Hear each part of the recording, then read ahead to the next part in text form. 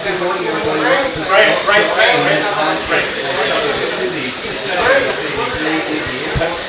we're here for this weekend for the Slot.it Nationals. There are two categories, Slot Group C and Slot MP. And next week is former two-time world champion, champion Jason Brooks,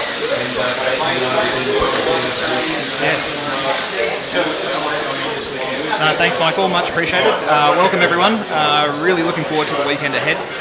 As we can see at the moment, everyone on the track is doing open practice for the Slot.it Group C racing at the moment. So we've got another hour before cars are ready to be handed into Scrutineering. But we're getting ready for the day, so yeah, really looking forward to it. Michael Starr's next to me, so you've got both of us to be trackside for the next 7 or 8 hours, having a bit of a chat in terms of all the racing and actually what we've got ahead. That's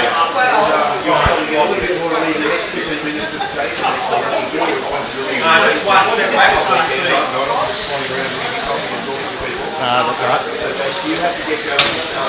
Pretty soon, yeah, that's the idea. So yeah, getting ready for my car, currently running things in, getting things all ready, but I've got to screw it all together and hand it into Scrutineering. So yeah.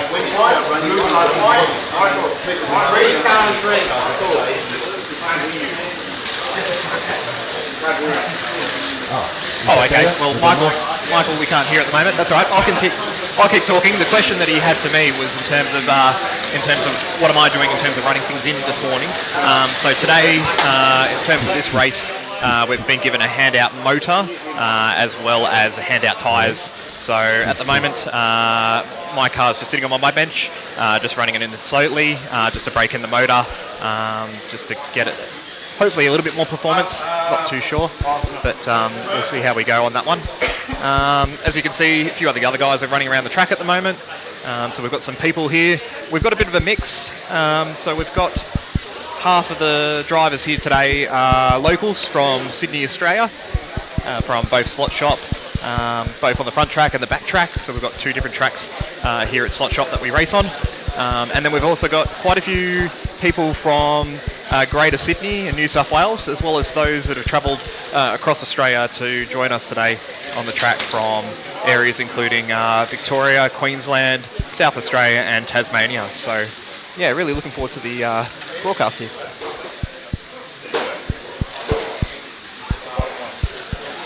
We're just sorting out some gremlins here just in terms of the microphone.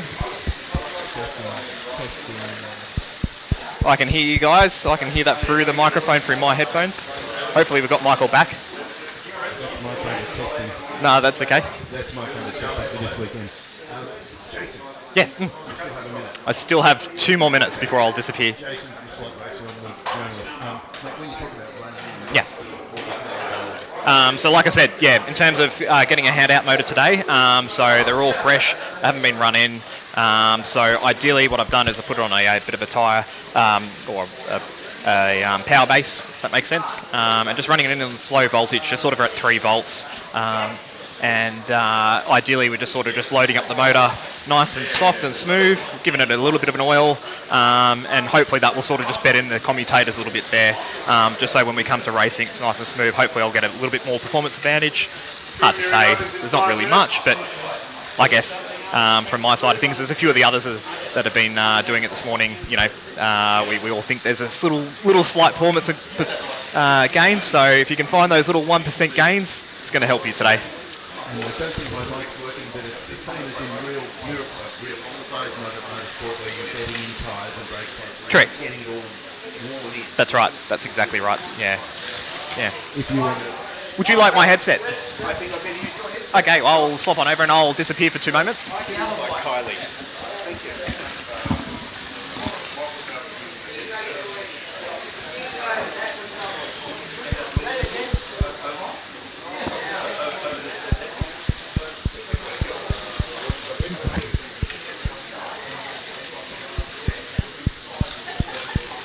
I'm being told I should look a little bit more wide world of sport to be doing this.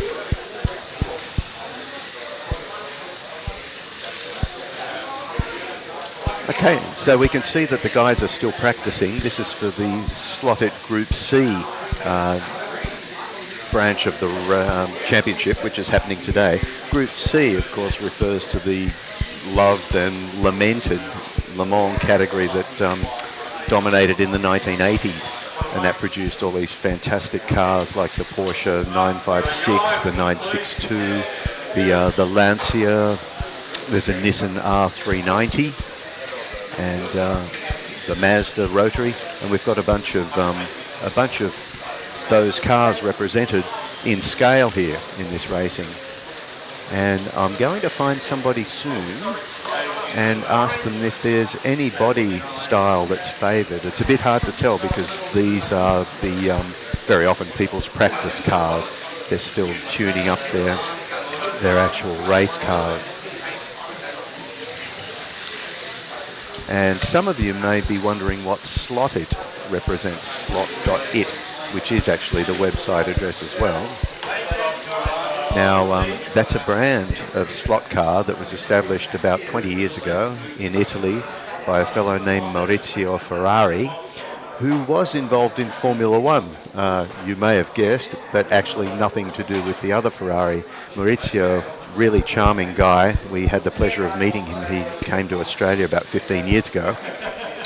And Maurizio was an engineer with a company in Italy called Life that made a V12 Formula One engine that they supplied to the Andrea Moda team, which competed in the 1992 Formula One World Championship. Well, competed, that was a really tough era where teams had to pre-qualify, and I think Andrea Moda managed to qualify like once for the 1992 Monaco Grand Prix. But they had drivers including Alex Caffey and Roberto Moreno, who was a very accomplished driver later in his career. Actually won the Australian Grand Prix here just a few years before the Australian Grand Prix was a Formula One event. And Perry McCarthy also drove for the team, Andrea Moda. And Perry McCarthy's probably better known to a lot of you for wearing a white Simpson helmet and a white racing overall and being referred to as the Stig. Right, gentlemen, scrutineering is now open. Okay, and so that was Maurizio's background. He had Formula One involvement through Life supplying engines to Andrea Moda. And there's a documentary just came out last year, which I haven't seen yet, on Andrea Moda called Last and Furious. It's probably worth checking out. I'm what, Stephen?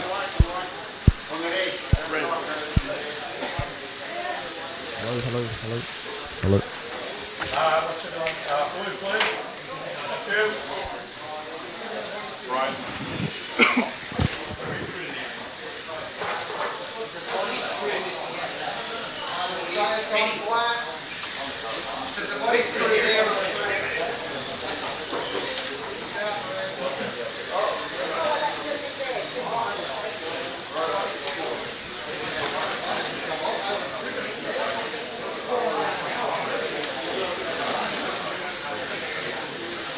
I hope you can see the scene here. There's probably, gosh, I'd guess 40, 50 people.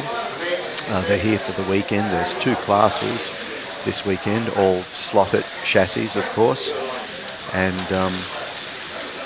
Group C today, and then LMP, Le Mans prototypes, tomorrow. So the cars are going to be very similar in terms of slot cars.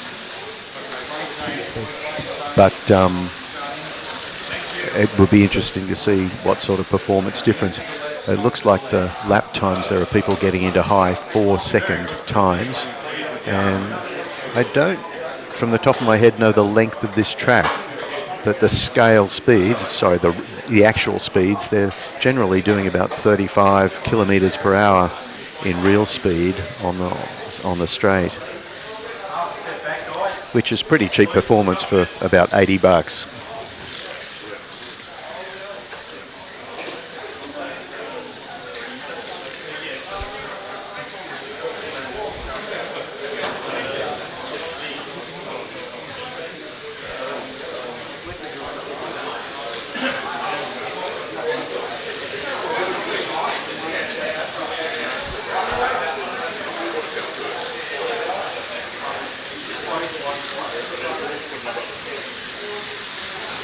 At the moment, everybody's practicing. As I mentioned, they're using practice chassis generally, so as not to risk damaging your race car. And this will be going on for a little bit longer, and then scrutineering starts. And scrutineering is where obviously the cars, the bodies come off, and measurements and components are checked that everything's according to the rules. And in fact, the Slot.it Nationals drivers are handed, it's what you call a control category, so drivers are all given the same, well, they're identical motors, and so the motors are handed out to drivers at the beginning of the day. Everyone's using exactly the same diameter wheels and the same compound of tyres, so there's really no conceivable advantage. It all gets down to driver skill.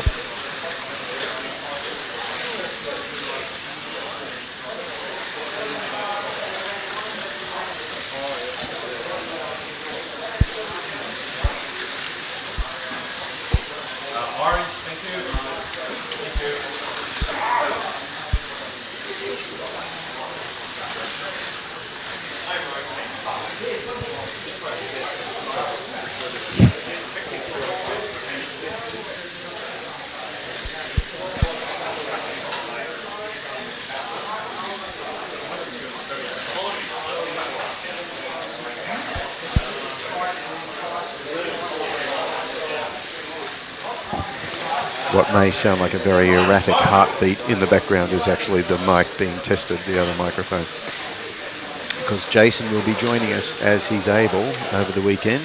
He, as I mentioned earlier, Jason Brooks, from Sydney in Australia, won the Scalextric World Championships in 2012 and 2013. And that was a similar thing where all over the world, an identical track and identical cars were used, and just the fastest driver of all was declared world champion, and that was our Jason, who in 1-to-1 scale works at Sydney Motorsport Park, which is our main motor racing circuit here in Sydney. And Jason formerly worked at Phillip Island, which even a lot of our international viewers would know of.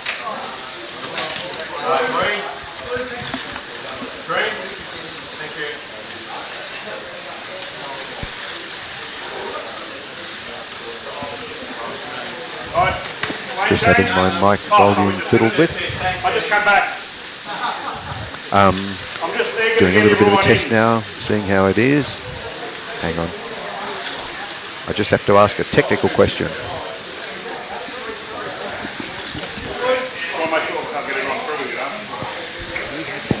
Volume adequate for you, with it a little bit less loud in my ears?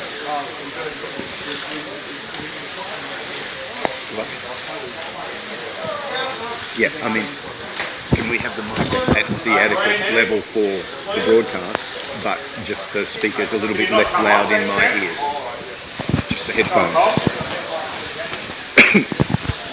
Headphone volume. Okay, just a quick test. That's good.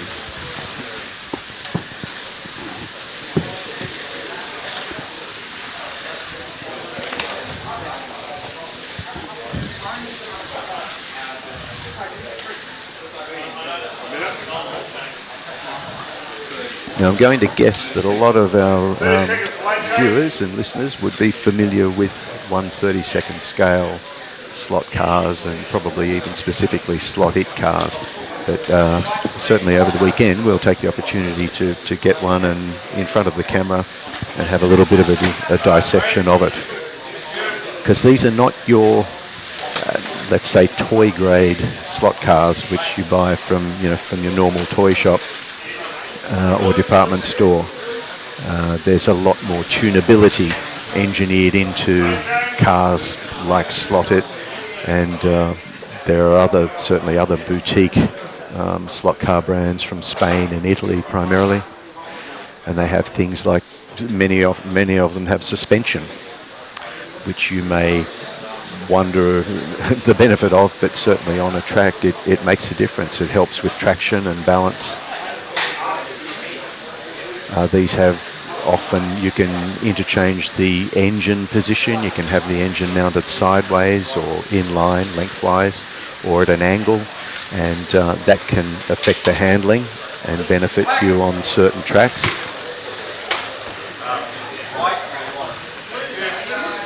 And there's also a very great range of accessory tyres and wheels and guides and braids that may be thinner or softer, conduct electricity better. As Jason touched on at our introduction, all of these things are not even tenths of a second, but when a lap constitutes less than 5 seconds, well then a hundredth can definitely make a difference, particularly over a race length.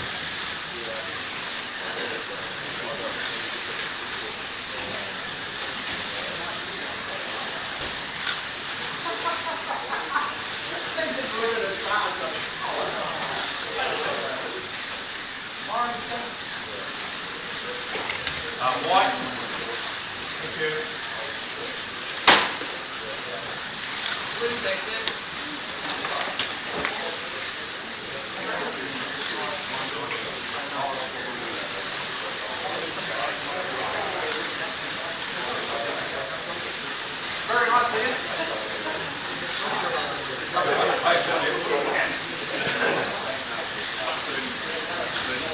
30 seconds for lane change.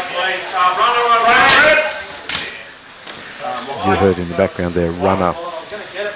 That's not a reference to the 1970s sci-fi film Logan's Run, but rather when a car slips out of its slot and into another lane, obviously another driver has control of it, usually unknowingly, and it generally results in an accident very quickly, but also results in the person whose car went onto the wrong lane missing out on a lap being recorded.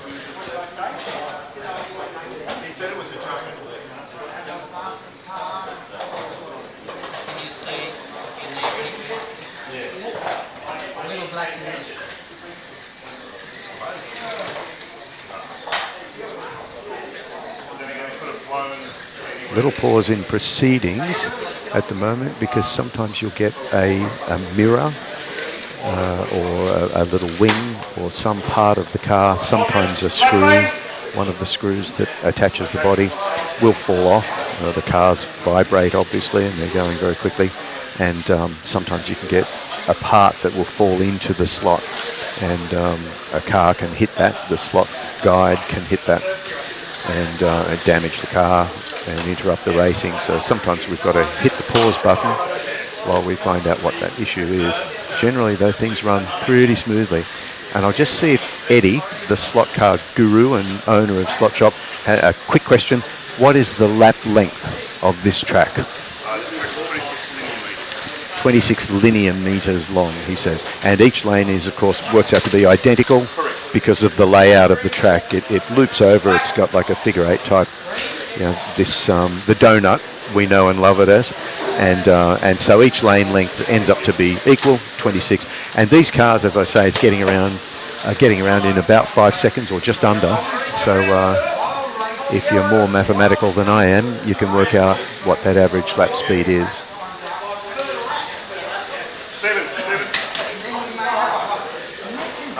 Yellow car's on black. No, I'm not volunteering to do it. Orange car. Green.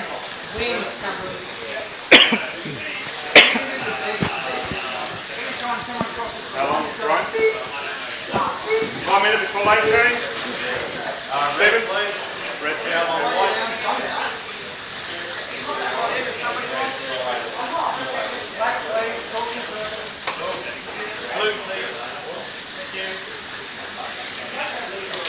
You knew that I would. 6 meters divided by 5. So 5.2 meters per second.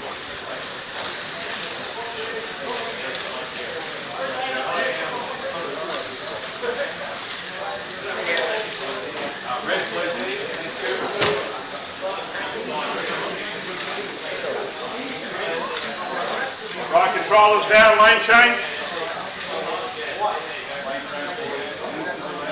Move to your left. Right now, as you can hear, the drivers have had a certain amount of time practicing on a particular lane, and then everybody moves to their left at the driver controller station, which is opposite where I'm standing now. And the object is, obviously everybody wants to get equal time practicing on each lane, because each lane, although they're all identical lengths, each lane has its own kind of subtleties and nuances. You know, the corners will be tighter or wider, depending on which lane you're on, and they can be quite different. This track is known, this track here at Slot Shop is known for being really very even on each lane. Sometimes the track will have like a real demon lane and you just have to endure it, and everybody hates going on that particular lane. But this track, as I say, each lane's pretty equal in terms of drivability.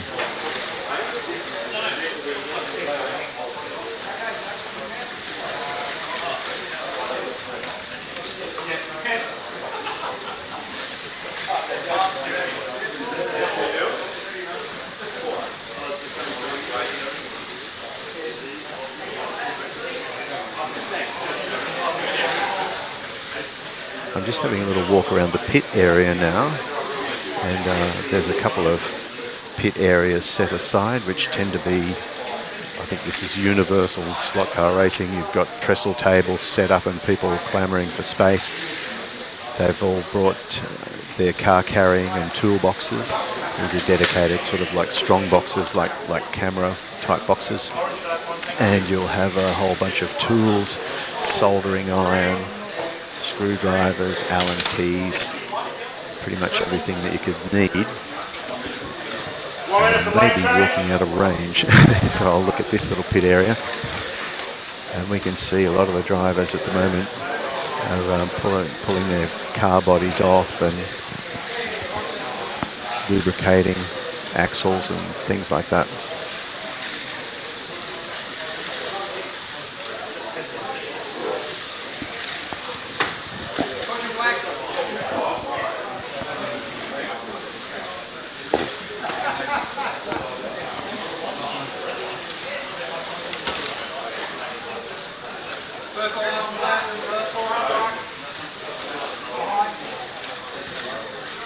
Jason Brooks mentioned earlier running in motors, and these are what's known as a Noguchi style motor, which is a fairly ubiquitous little electric motor. You literally find the same sort of specification motor in car exterior mirrors and all sorts of places, and these ones are a little more highly developed than that, higher RPM and torque output than those used in car mirrors, for example. But in terms of the size, they're the same, and they click in and out of the chassis. And that's where the tuning and the finer aspects of slot car racing at this level come into it, because you want to either tape or glue the motor into the chassis, because otherwise you get a tiny amount of torque twisting every time you accelerate. And that all costs you lap time. There's no end of tweaks like that, even screwing the body onto the chassis. Sometimes it's advantageous to leave the screws half a turn undone, because then the body interferes less with the chassis' ability to grab the track. So a lot of this comes down to experience, and likewise with the hand controller itself.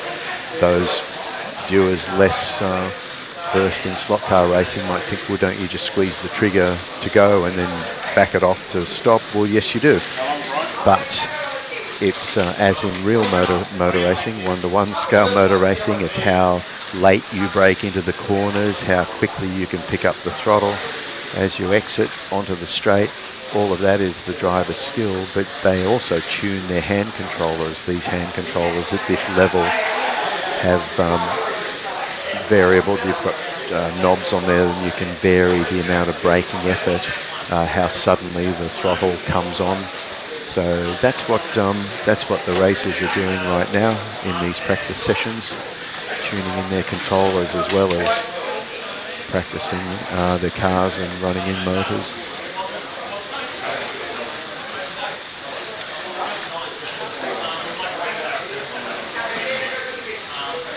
I'll be talking to various of the competitors over the weekend. I'm a little reluctant to do it now because some of them look pretty intense.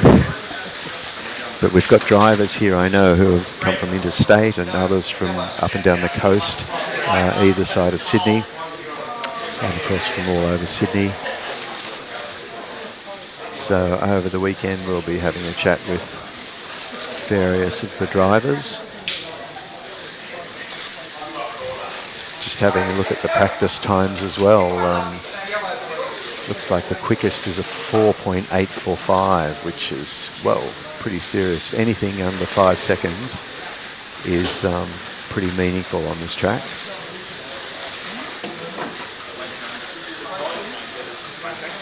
German light train.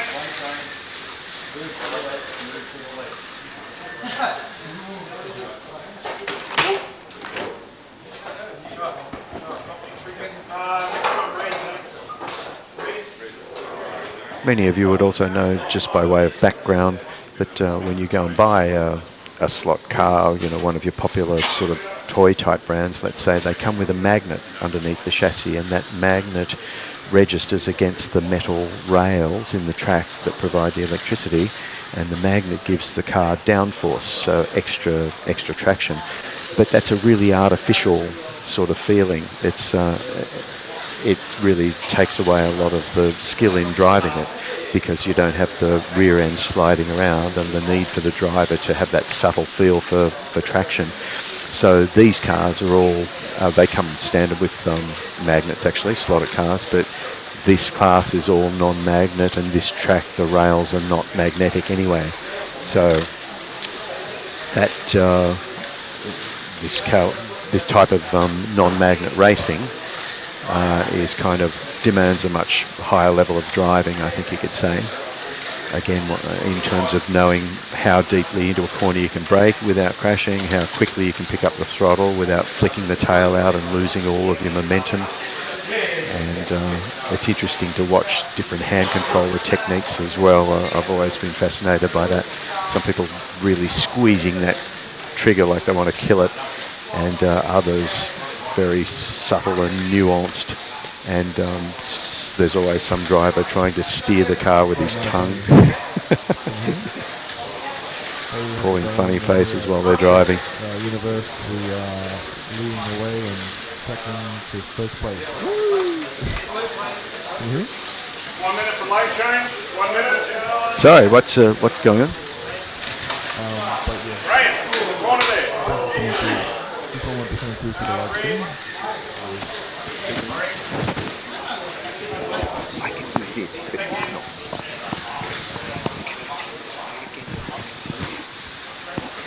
At least if you're going to crash it, make it a proper one. That's great, thank you.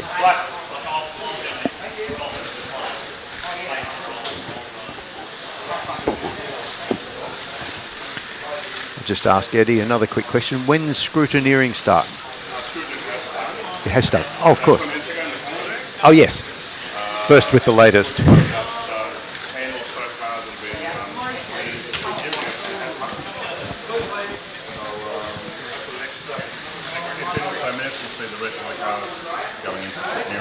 Thank you, mate. Oh, sorry, I didn't realise it was happening concurrently.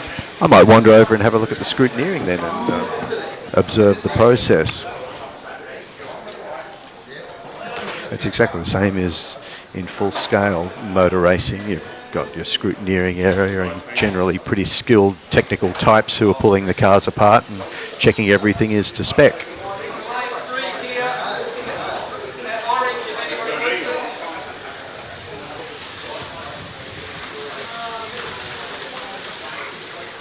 Okay, now I'm not sure if this is Glenn Head, who is the scrutineer, or Glenn, who is the head scrutineer.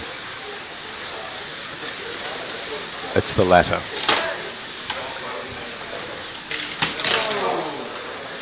And what I'm looking at is a perfectly flat marble block, which is a control plane surface, I think you call it, and what you call a setup block, which is a plastic pad with a slot, and the car can sit on that and they can measure ride heights. There's of course a little scale so they can measure the weight. And one of our drivers has literally just been offered a box like a lottery draw, and he's reached in and pulled out a motor, and that's going to be his motor for the racing. That's how we ensure everything's absolutely tickety-boo. And he's got a very clever little ride height measuring device there. Check that it's meets the minimum ride height rule. Also checking the track widths, front and rear. Make sure the axles aren't wider than they're allowed to be.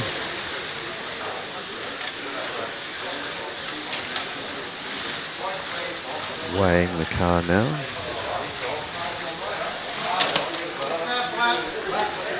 79.5 grams in case you're curious.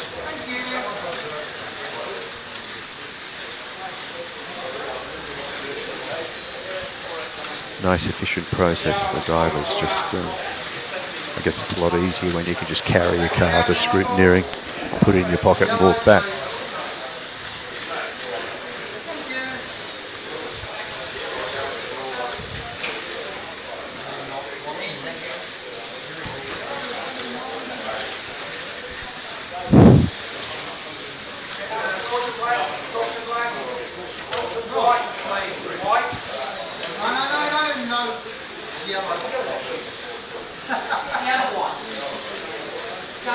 Right, 5 seconds for lane change. Orange, thank you, Doug.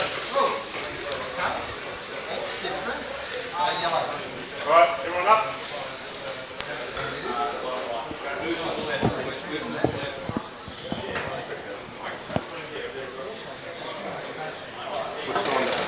Under time. That's the hardest part to do. At the end of the queue now. You may also be able to observe on the camera the between lane changes or during lane changes, the drivers have got what is exactly a delinting roller, the type that you use to run over your soot when you own a white ragdoll cat like we do. And these are super useful for cleaning tyres, because the tyres inevitably pick up dust from the track surface, and so when you're changing lanes, you just roll the tyres over the, it's like flypaper, you roll it over that delink roller and get them nice and clean for the next lane.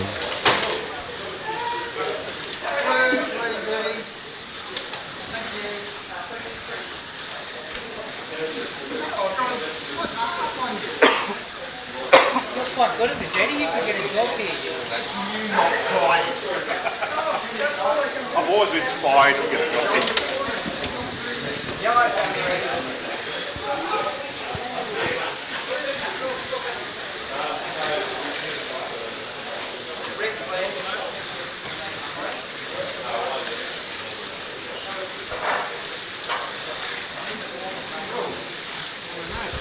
no. Oh, this way. Yes. Pardon.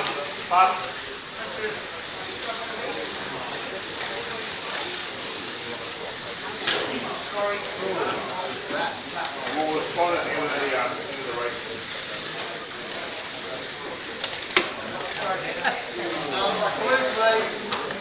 All must be going to runner. 1 minute for lane change.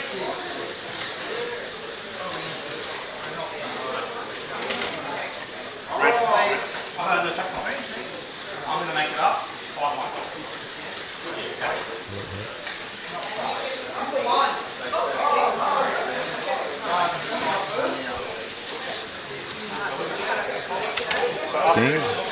Now we're back. Straight after this, we'll have the Concourse. Just test the mute button. Can you hear me now? Can you hear me now while I'm holding the mute button? So Brian, straight after this, we'll have the Concourse, which should take 5 minutes, I'm guessing. We'll do the boats, presentation. And I'm back. Thank you. Pretty sure we're back now. Are we? Yep. Okay, so I'll do that one more time. Okay, do that one more time. Lane change, gentlemen.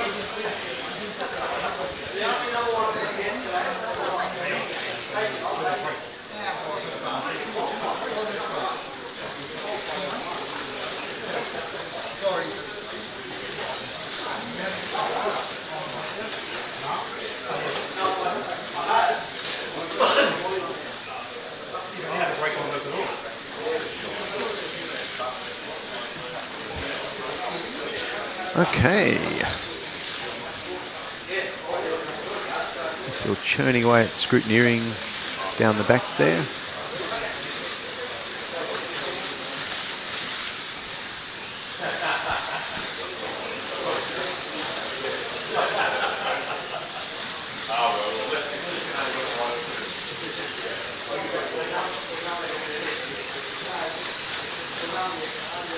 Might stroll over here and check out this frenetic activity in the pit area. We've got drivers setting up their cars on their setup blocks, which are variously plastic or aluminium, but the point is it's an absolutely smooth surface. These cars have plastic chassis, and the motor and rear axle are incorporated in a separate part. It's basically a two-part chassis because you want to have some freedom between the driving wheels and the rest of the chassis. And you want to, given that they're moulded plastic, you want to make sure that everything is absolutely square, because all of that's going to affect your handling. The more precise you are with this stuff, the better your performance is going to be. And as I said, hundredths of a second make a lot of difference when an entire lap takes less than 5 seconds. Which is also a good reason to not crash. If you have yourself a decent crash, you can lose a lap straight up.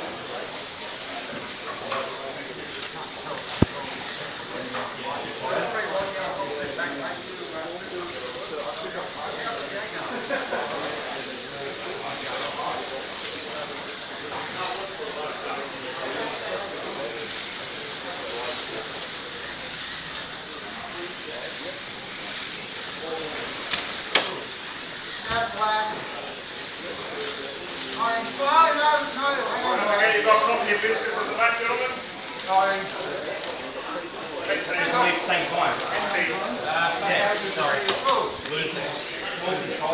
I'm actually just going to take a little break from observing and commentating because I just heard the magic word coffee.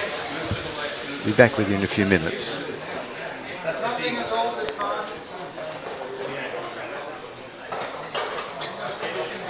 Thank you, mate. Thank you.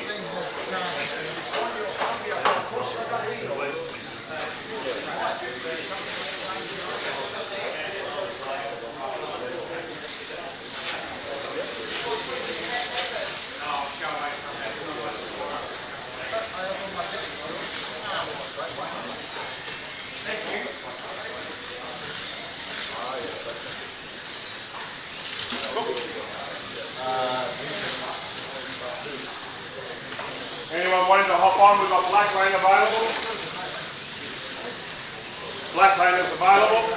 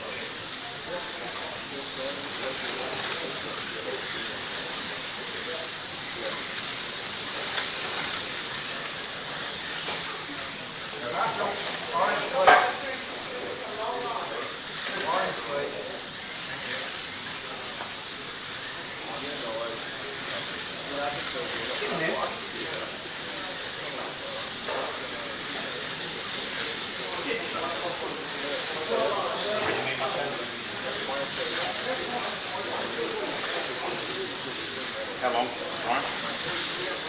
1 minute for lane change. Sorry.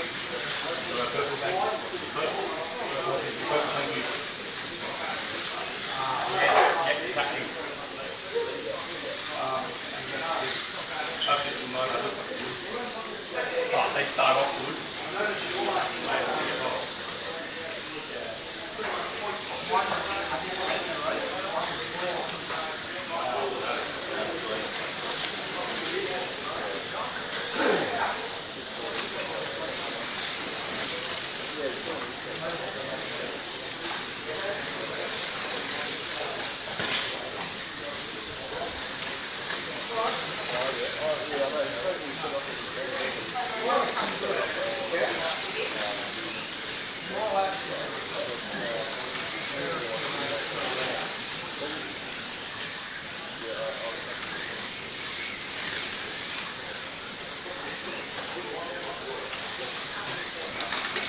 Under bridge. Watch out, purple. Purple, thanks for that car. Watch out, Michael. Purple.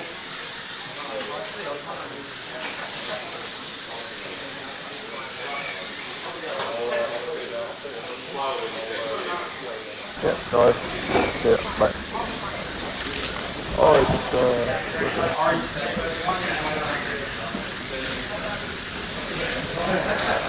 it's working. But it's working like he's gonna come. He's gonna come, and then he'll reply. Okay, Alright. so I can turn off for now then. Turn it off for now.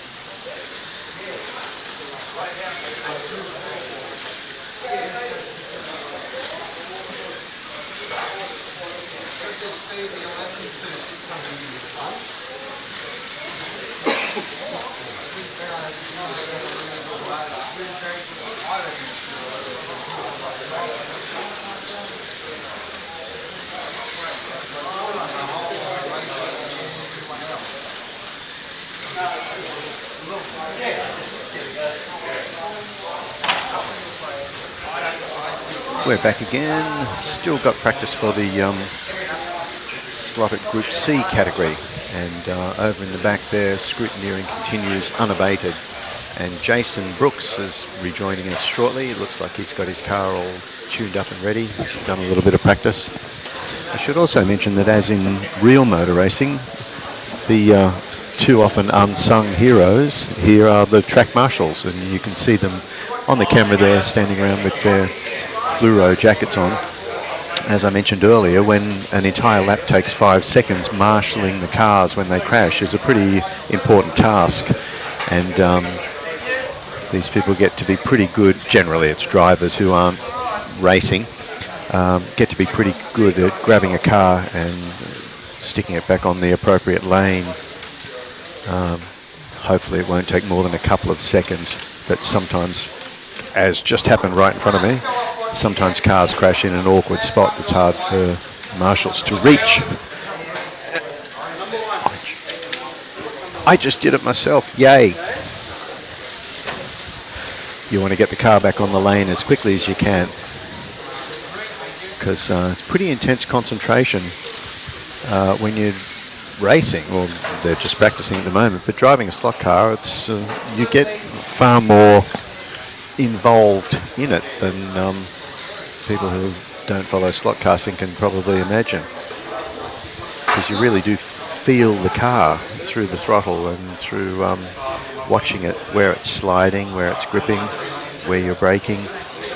And after a longish race, your eyes are almost as sore as your feet.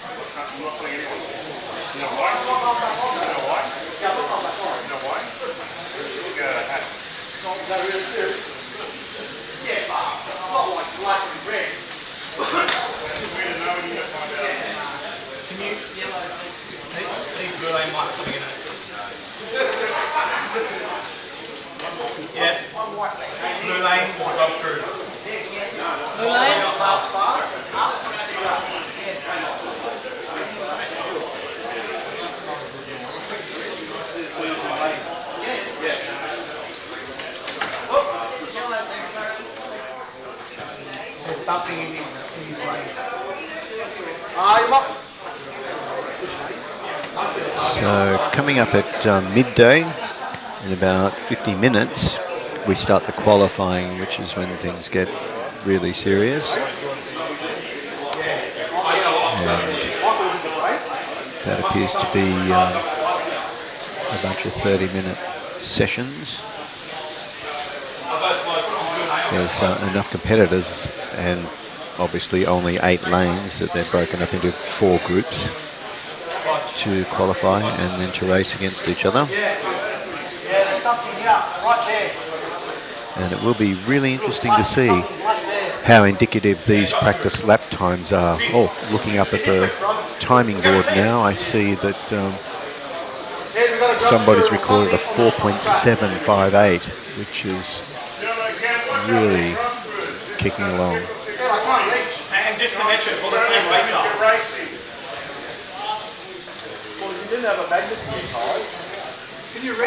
So Orange Lane has reeled off a succession of times in the first, in the high 4.8s.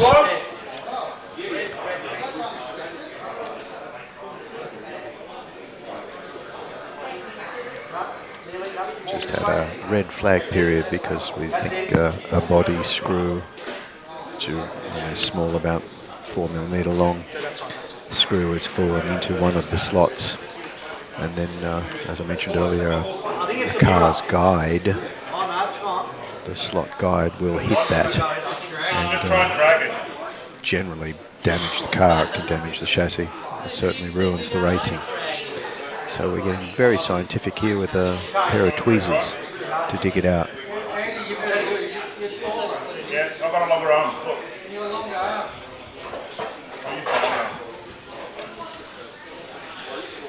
You see it? It's right there. Yeah, that's it.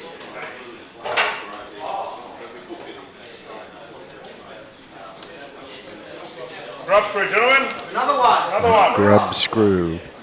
Yeah, that's to the same person. So we've talked about body screws, which are generally little 4mm long self-tapping screws that attach the plastic body to the chassis, and then grub screws. These wheels are aluminium, beautifully turned aluminium wheels they're attached to the axles with little grub screws that are only about 2 millimeters long, if that, but certainly enough to snag a car's guide flag if it gets stuck down in the slot. The Slot.it brand too, I should mention while we're talking about beautifully turned aluminium wheels and so on. That's the brand started by making accessory parts for slot cars, so you could buy your kind of toy level type cars, and if you wanted to race them non-magnet, in the event that the plastic wheels and tyres, standard tyres, weren't good enough quality, you could buy accessory wheels and tyres and gears, and so for about $30 or $40 on top of your $70 toy slot car, you could turn it into a pretty serious sort of weapon. And then thankfully Slot.it moved on to producing entire cars.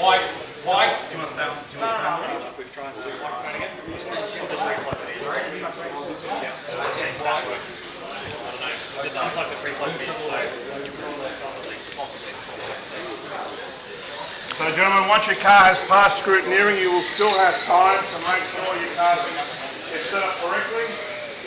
Go to the right hand. Right? You've got 1 minute to make sure your car is set up properly. Oh, green light. Looks like. Can you hear me, Michael? Yes, I can, Jason. Great. We're being rejoined by Jason. Microphone up and working. Wait to see. We're just checking out that his mic works.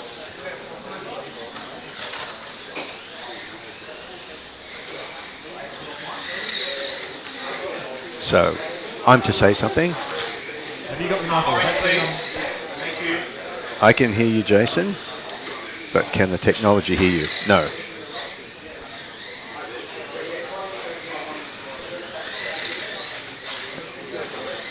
It's all right. Just for a break from my voice, do you want to have a?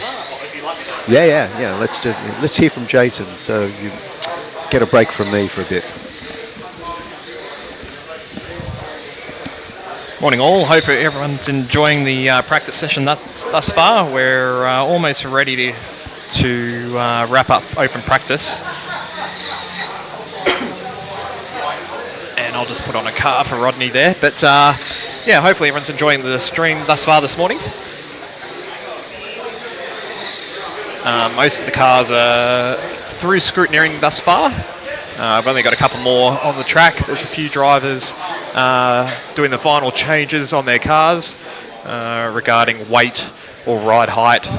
That's the main thing that's been coming up in scrutineering at the moment, just making sure that everyone's got the right ride height. There is a rule where the ride height of the car must be at least 1 millimetre off the from the chassis to the plate. So we're just waiting and seeing on that. And then also there's a few people that are overweight at the moment, so there is a rule today that we have where the maximum weight, including the body and the body screws, is 80 grams. So I know that a few cars are very close to the limit. Some are slightly over, so they're just making some changes and just taking some weight out, doing some more little checks, and hopefully they'll pass scrutineering.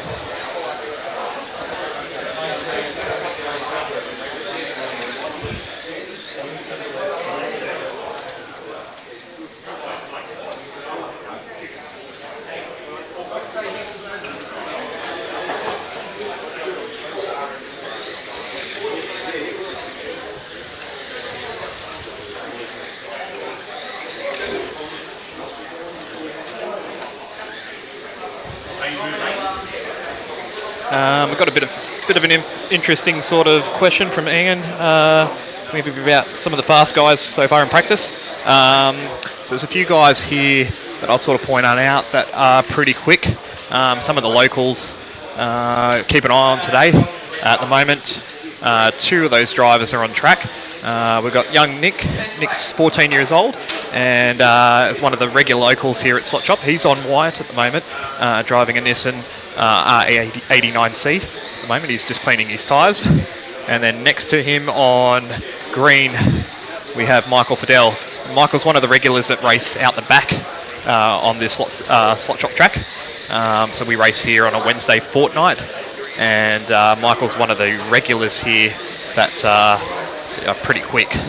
So keep an eye out for Michael. Michael's also decided to go with a Nissan R89C. Seems like that's one of the most popular cars here on the track today. There are a few other different models that are racing around today.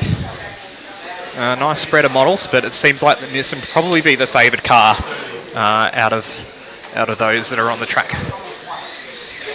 In addition to those who are quick around here, the other person to keep your eye on is just walking probably in frame just behind the drivers here at the moment.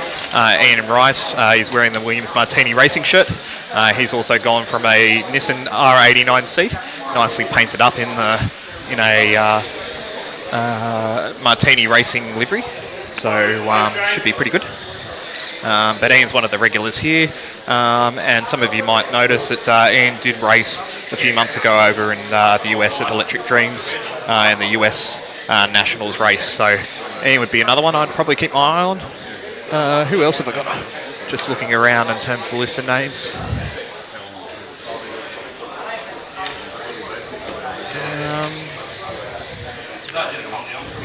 I'm not too sure, but I'll probably say those three will be probably near the pointy end at the end of the day. We've got a few other drivers that are around. I can sort of see in the background. We've got Mike Barlow, who's come from Victoria. So he's just, I think he lives in the northern sort of suburbs of Melbourne, or just in the regional part of upper Melbourne. And Michael's got a little 3-lane track that he's got. We'll have a bit of a chat to him later on.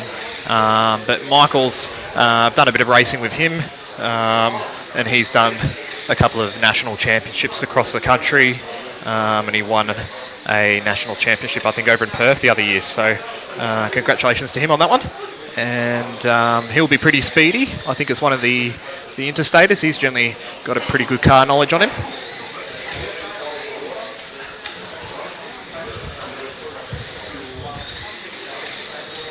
But as the guys are just doing their final laps, we're just sort of keeping an eye on things. Now, in terms of lap times, probably the fast guys will probably sort of be hovering around, definitely under the 5-second mark, probably in the low 4.9s, 4.8s. In practice, that's where we've sort of been seeing those fast lap times over the last sort of few weeks and months. So anyone under a 5 is doing fairly good. So I'd sort of expect them to sort of be in the sort of top half of qualifying this morning.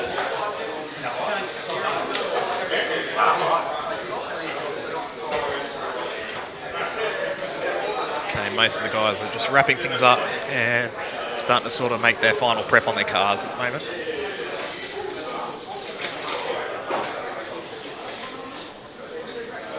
We've just got one left on the track at the moment. I believe it's one of the gentlemen from Victoria, and he's just sort of making sure that his Toyota 88C is all well and good. So looks like everyone's off the track at the moment and doing final prep before we finish up practice, and we head into the final stages of scrutineering, and then we'll do the concourse and on to qualifying shortly afterwards.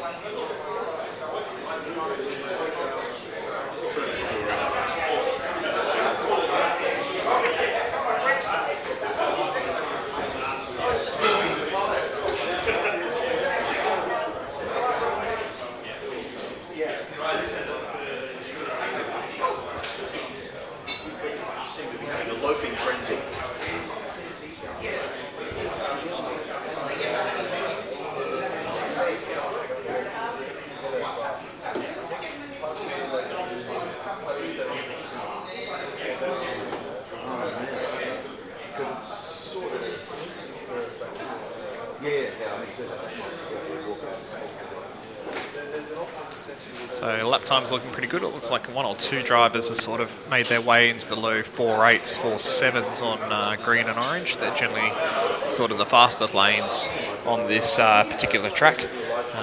Slower lanes are generally sort of purple and black. They're sort of maybe a couple of tenths off, so expect sort of the fastest drivers to sort of get down into the low 5s, but definitely sort of from yellow through to red. The 6 lanes are sort of up at the top end of the circuit. Expect the fast guys to be under the 5-second barrier.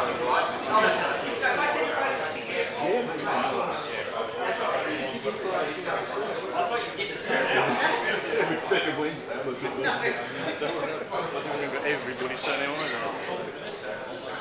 So you get US? Well, yeah, but just at some point. Not necessarily. Otherwise,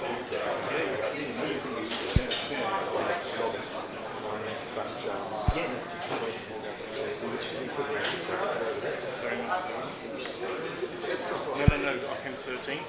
I missed the semi by 1 place.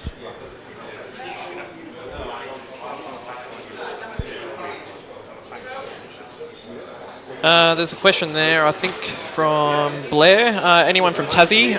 There is. I think Scott Wyman's our local Tasmanian that's here today, which is very exciting. So I think it's his first slot car nationals of any type. I was having a good chat with him on Thursday during the open practice session, and I believe he's just started to get slot car racing in the last sort of 12 months, which is really cool to see.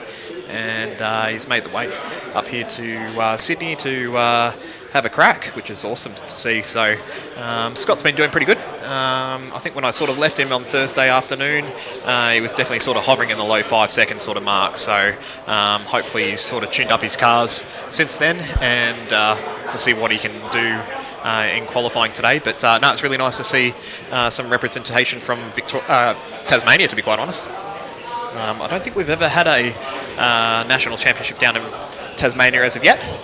But it'd be great to see if we could have an event down there one day. I'd be definitely keen on going down there, not just for the racing, but also for just the experience, I guess, more than anything else. It's really good to sort of travel across the country and race at all these different venues that we have nationwide. And it's been a lot of fun, I have to say. So you meet some really good people. You put names to faces, which is always nice. And yeah, no, it's a good race experience. And we generally go out and have something to eat thereafter. But yeah, it's nice making sort of more friends in the slot car community. I think the only sort of races that we haven't really had any national championships as of yet is probably Northern Territory and Tasmania. I think the only two we've had national race meets everywhere else across the country over the years gone by in different iterations. This is sort of like the first Slot.it national race meeting that we've had in quite a number of years. Previously, under the guys when I raced, we used to have the model car national titles, which sort of included Slot.it Group C, as well as other classes including NSR, Scale Auto, Scale Electric, Carrera, as well as 124 scale cars like Plathet as well. So there was a Slot.it race back in the past, but it's probably going back to 2016, I would have to say, would be the last time that we had a race of a Slot.it Group C national format.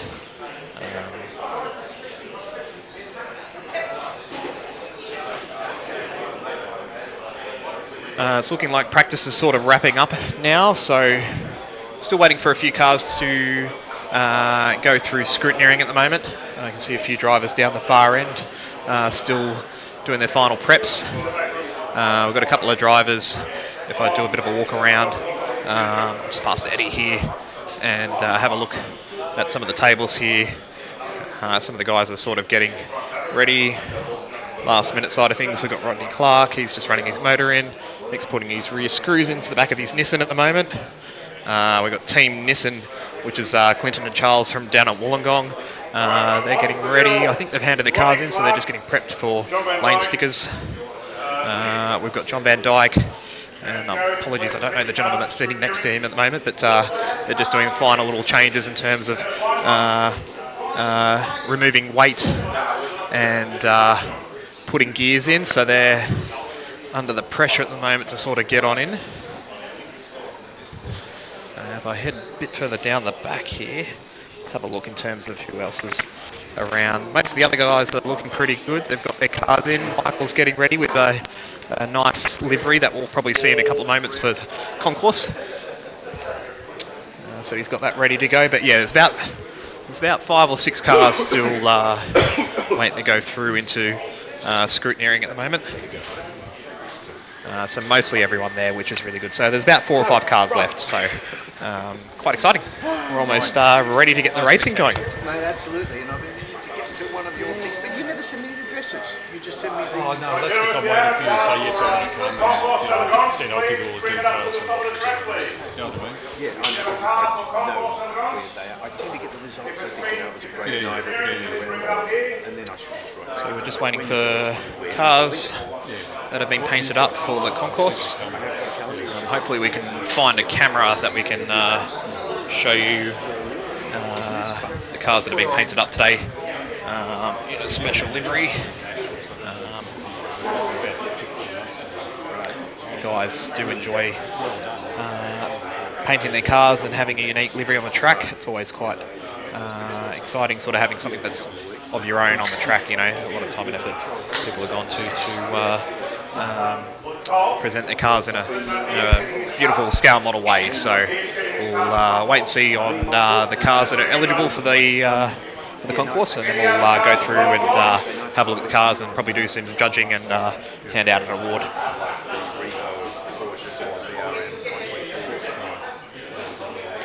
By all means, if you've got any questions of the day, by all means, drop us a like, put a comment in the chat. We're happy to answer your questions that you have today, and hopefully you'll enjoy the race coverage later on this afternoon in terms of qualifying and then the actual races as well. So we'll be commentating those races as the day goes on.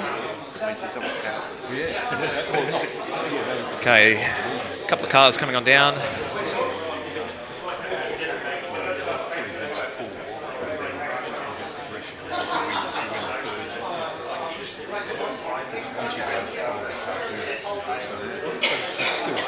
Just waiting for a couple of cars to come down on the grid here.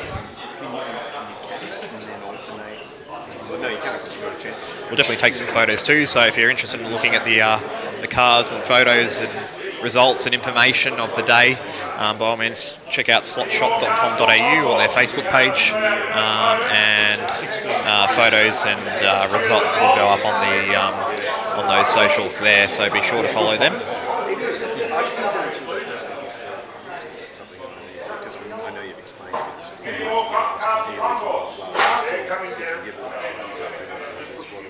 Okay, just waiting for a few more cars that's coming down for the concourse at the moment, so wait to see. Might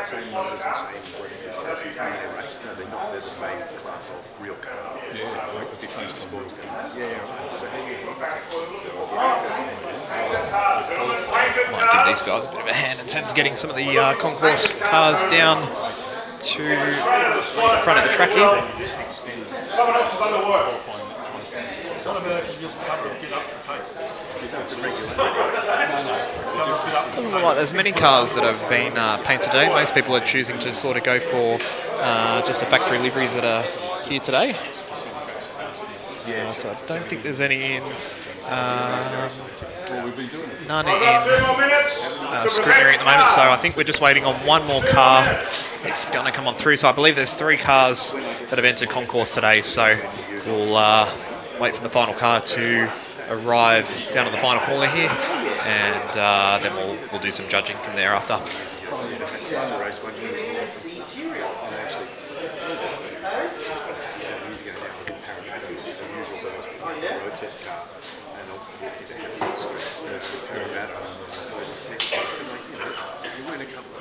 Car races in 1974 and they never screwed up.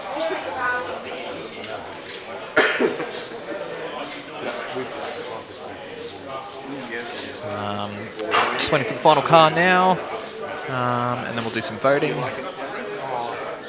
and then we'll get the qualifying up there shortly afterwards. So I might take the time to sort of leave you guys and girls on the stream at the moment, and I'll start setting up some of the races. So I might hand you back to Michael in a moment, but we'll get the concourse going, do the results, and then we'll get the qualifying order in place. We've qualifying order has been a sort of lucky dip, so everyone's picked a number out of a hat or a box, and we've all been given numbers in terms of the qualifying order that we're going to be in today. So it should be good, nice and fair, and then we'll get qualifying on shortly. Right, gentlemen.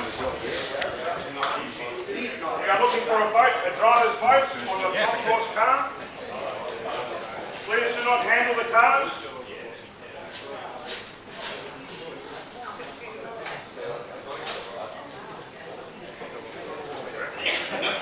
Are there any more cars?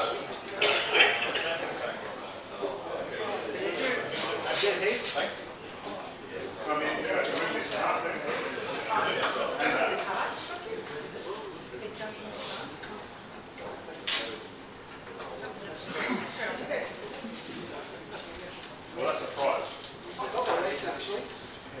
Oh, that's from your family.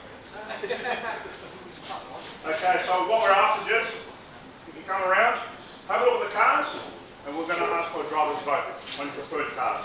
All right, there'll be a show of hands for drivers only. So drivers only, give me a vote for what you prefer. So what we'll do to make it simple, white car, stand on the left, yellow car in the middle, stand at the back, white and yellow car, sorry, again, blue and yellow car, please stand on the right. What about DCF? Sorry, drivers, selectors only. Obviously, if you've got anything to know yourself, you'll be standing in your position.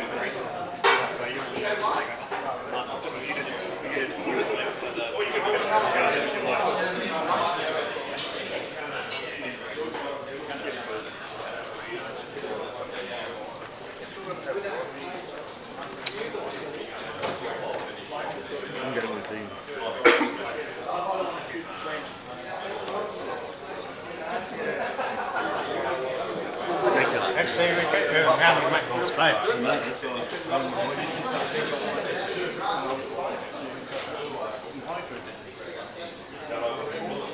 Michael Stahl back on the air, and we're actually at this moment having a driver's vote. You should be able to see in the foreground on the camera there are 3 cars and a trophy set up at this end of the track, and the drivers themselves are actually having a vote on these custom painted cars. We're looking at a Nissan R89C in martini colours, which these 3 cars never actually raced in these colours in real life, but drivers have done their own custom paint jobs. And in the middle we have a Toyota in yellow and blue and orange, and then next to that another Nissan that's been painted as a tribute to Valentino Rossi, the motorcycle and these days car racer. People haven't even moved. Yeah, some people are just standing there, wondering why we're standing around. This guy's over here.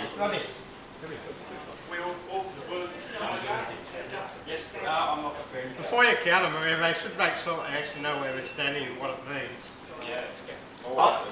Standing to vote. Yes. Martini, there's the yellow and blue, over here's the yellow. So, yellow and blue middle car down here, please. I'll give you separate. The middle car. You're ready for the middle car. The yellow over here.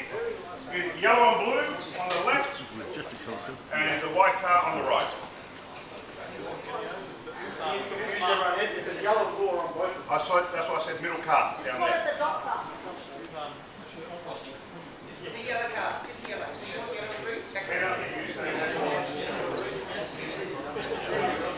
I should remember Peter for this. I should remember. Come on, what are you doing? Get him, mate. He's fixing his... And Dan's right. Okay, we've got a winner. Yes.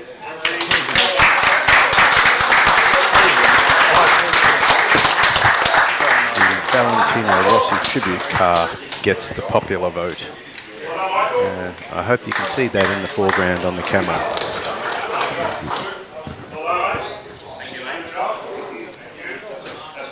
Just a brown cylinder. Just to keep your trophy in. Yeah. Hey.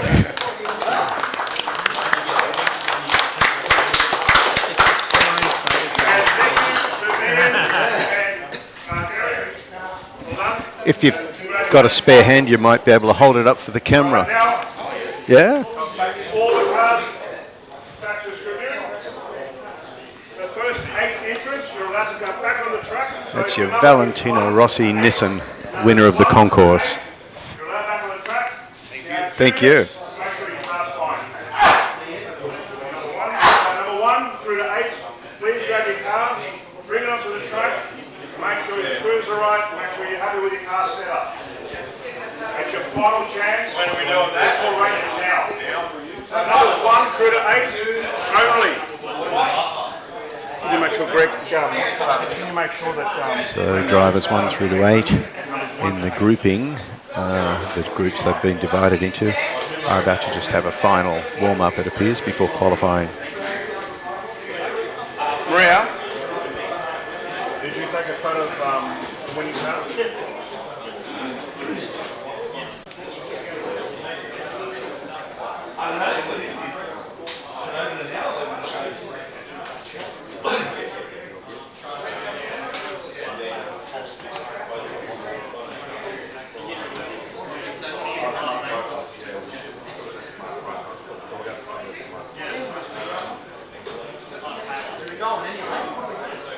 Eddie, are we going on any lane?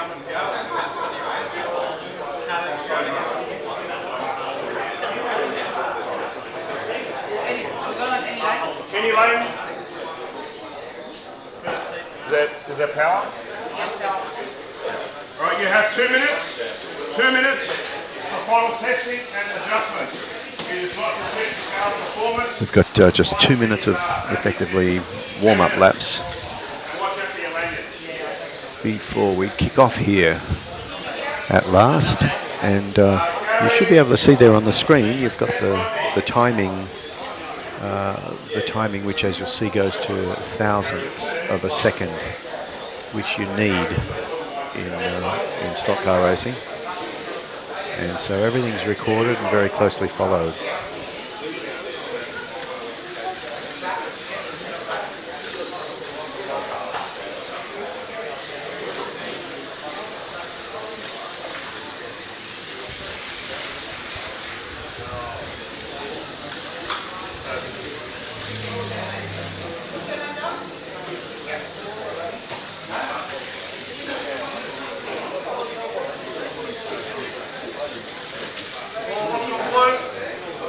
That's orange, thanks.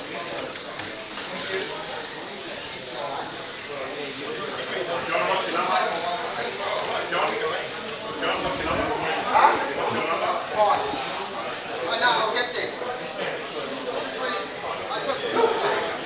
Alright, gentlemen, just make sure your screws are right, the body's right, and you're happy with your car setup.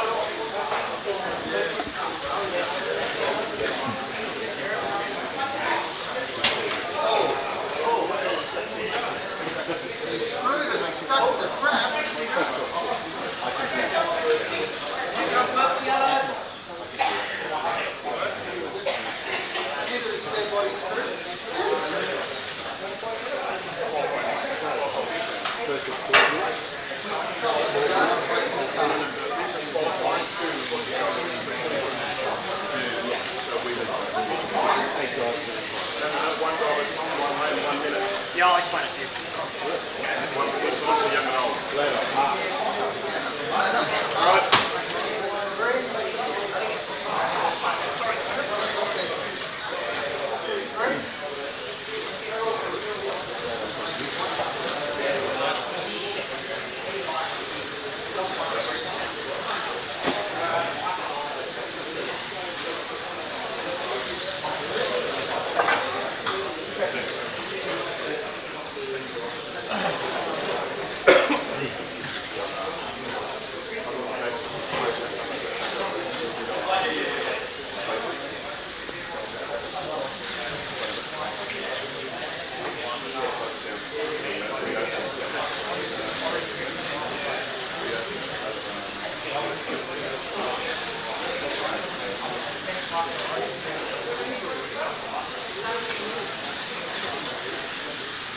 Alright, gentlemen, your time's up.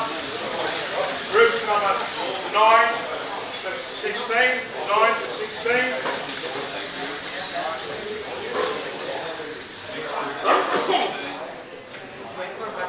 Back over there.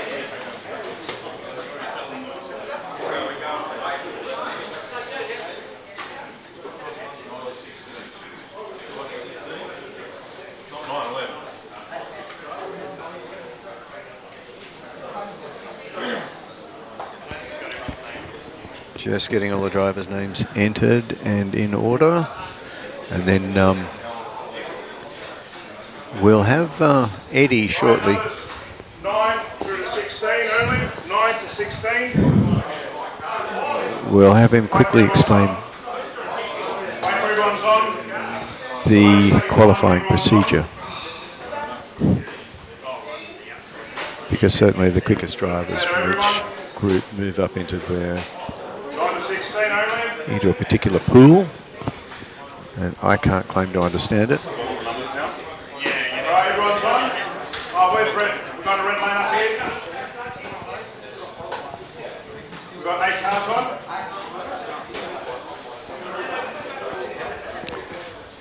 Right, also as a reminder, gentlemen, with loose screws, you will be penalised 5 laps.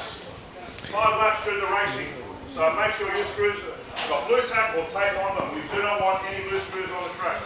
We've had a few incidents of that already this morning. All right. And the fix for that is just tape. So what's happening, Eddie? Have you got just a sec? So the drivers are just... Final prep, so that they've obviously had the bodies off and whatnot for scrutineering. So there's just an opportunity to make sure that they're actually happy with their car setup before we start racing.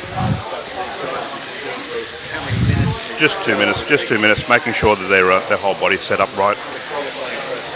Qualifying process will be next. Once all entrants have tested their cars and they're happy with their setup, we'll start qualifying one lane, which is yet to be determined, which will be drawn out of a hat.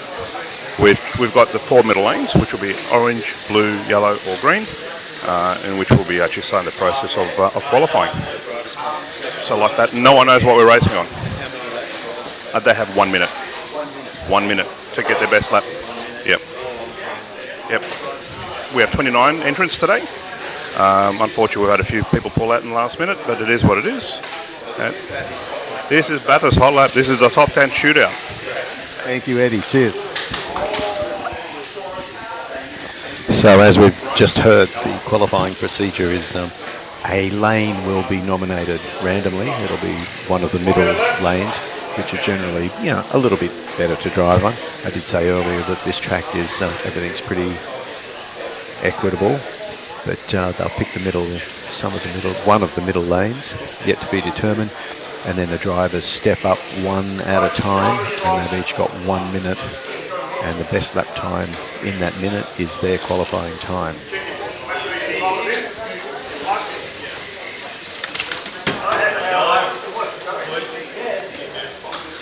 Try another lane.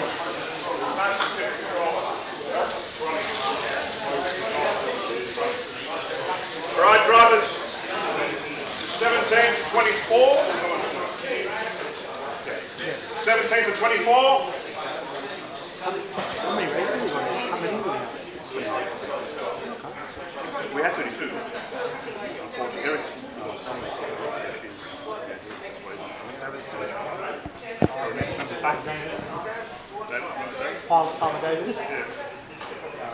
So there'll be 29 drivers taking part in this, as Eddie has just explained. And the pressure is real.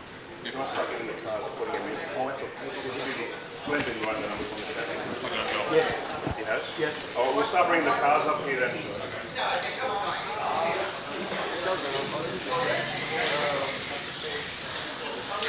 Stephen, is that dirty, the Bear with us for another sec while I just do a quick volume.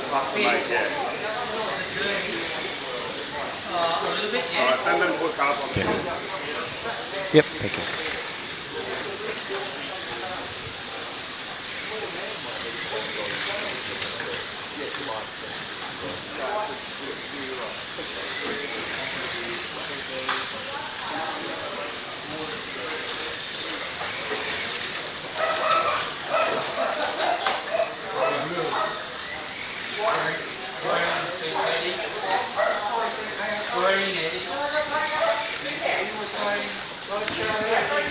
So what you're looking at now is another group of 8 drivers just having a warm-up final 2-minute sighting laps. And then there's, given that there's 29 drivers competing, there's just a handful of groups to step up and do this, and then they do their final little laps, and then their cars are in parc fermé, and then they step up one at a time and do their qualifying.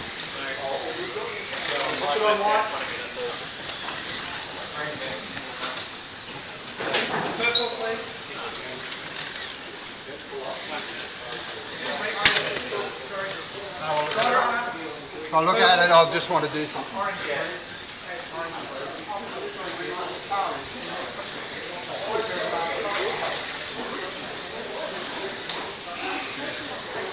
right, drivers, last group of drivers, what are we up to? 25 to 29. 25, 32. One of the drivers, John Van Dyke, just handed his car in early. He said, if I keep looking at it, I'll keep wanting to do things, so just get it away from me. The last group.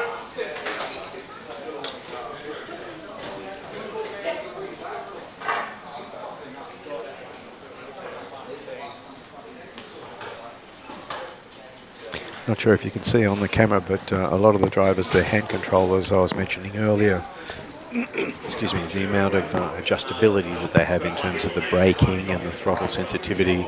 There's also a lot of them have a big heat sink on the cables, aluminium block that takes heat out from the electrical cables. And again, you would think tiny difference, but it all adds up.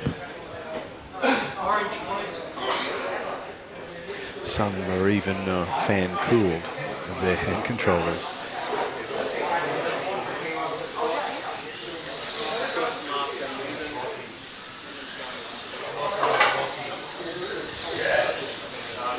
Number 11.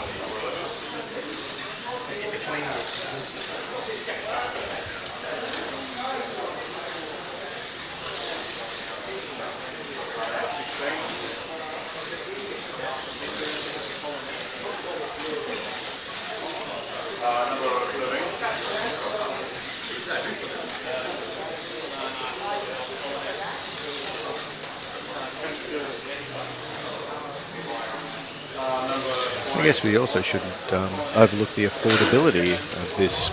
It's probably flattering to call it a sport, because you do spend most of your time standing there. But yeah, these slotted cars retail for about $80, and that's pretty much a race-ready car with all of the adjustability that comes within the design of a slotted car.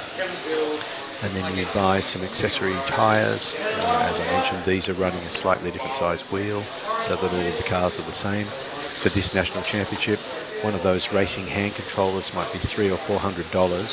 So if you bought yourself a couple of cars, a carry case, a professional grade, let's call it, hand controller, sort of $600-700, you can be racing at a national championship and maybe walk off with a national title.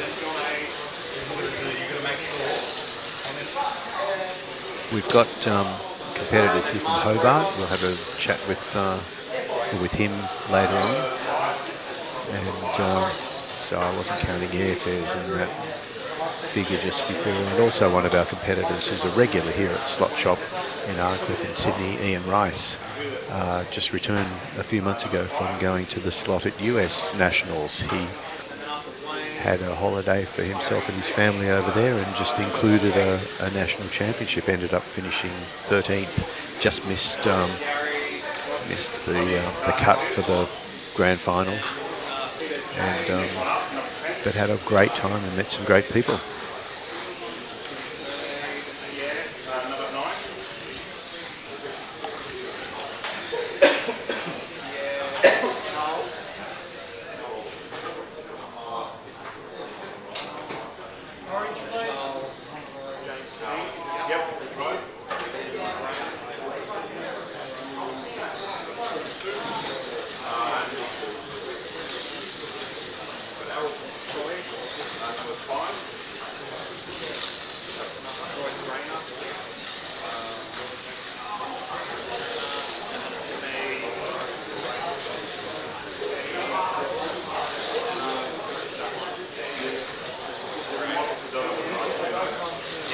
is on class, so if it goes top, it goes bottom. So that's why it's that's why I just wanted to give it a read.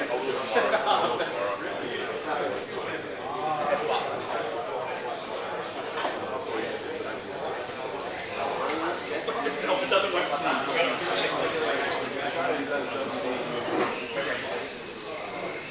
Right. Cars off the track.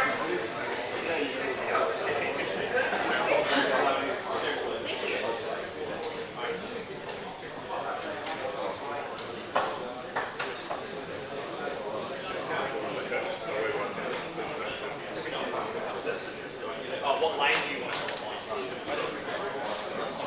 Right, drivers, we're going to pick the qualifying lane. As you can see here, we have the 4 middle lanes that we're going to qualify on.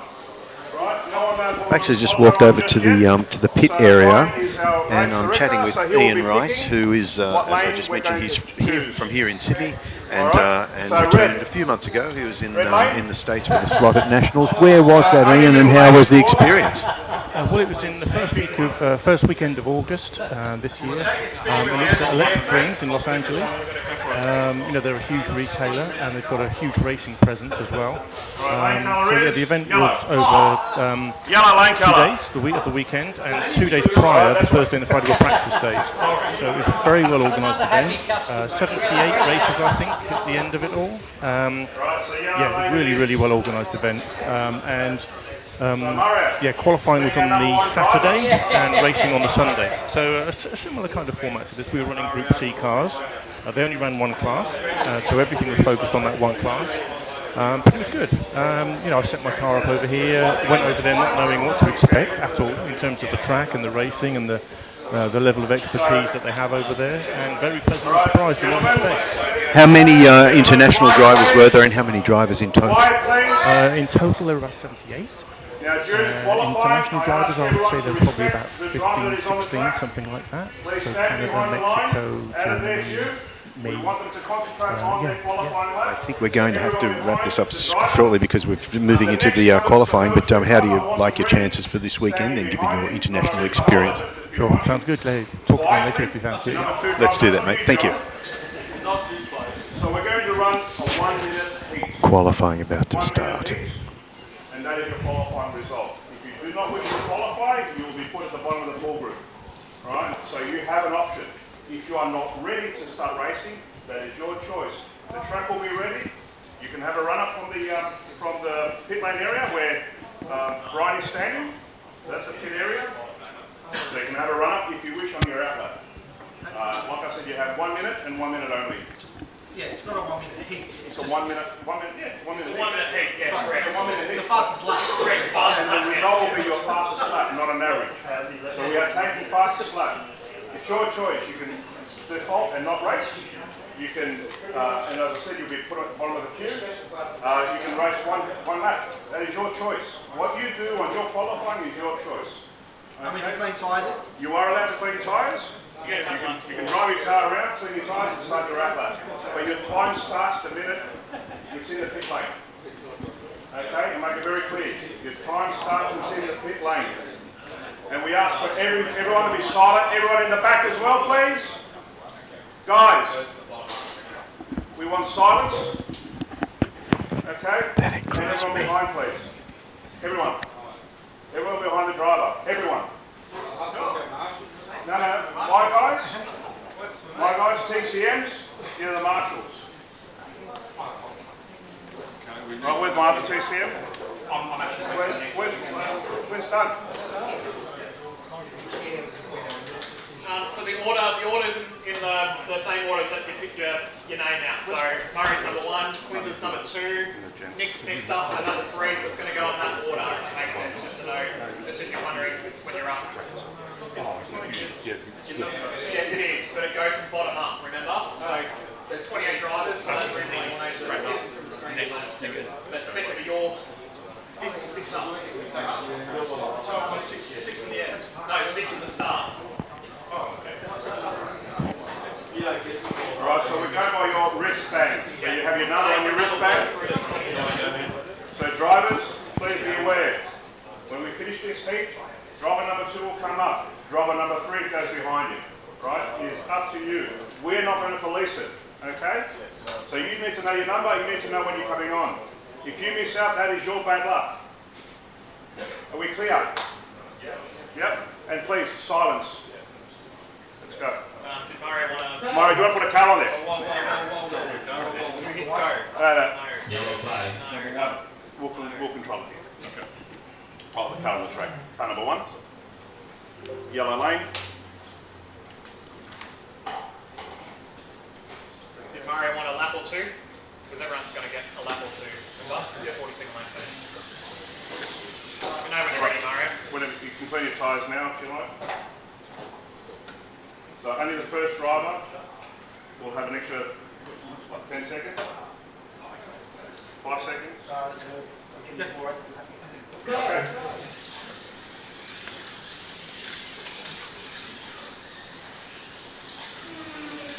.339. 5.133. 5.214. 5.263. 5.198. Halfway through the heat. 5.320. 5.266. 5.252. 5.221. 10 seconds left. Okay, well done, Mario. 5.133 for Mario. Clinton, no, Clinton, your wristband. You're number 29. Okay. I know your number better than you do. Can you put your hand under yellow? Sorry, I just don't have... Hand under yellow. Mario, hand under yellow. Oh, you're on that one. Okay, right. Lead number 328. Thank you. You can clean your tyres. Drive around.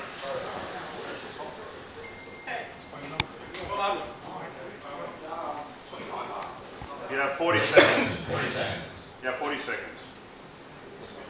That's fine. If we can start it early.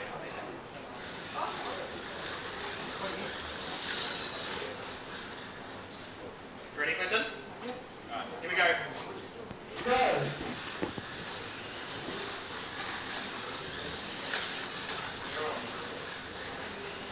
5.298.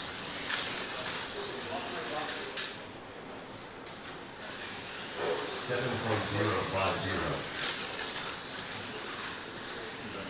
5.194.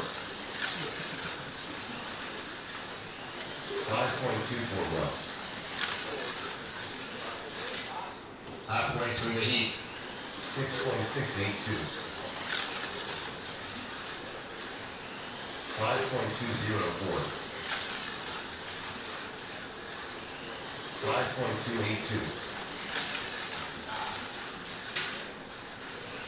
5.778. 10 seconds left. 5.251.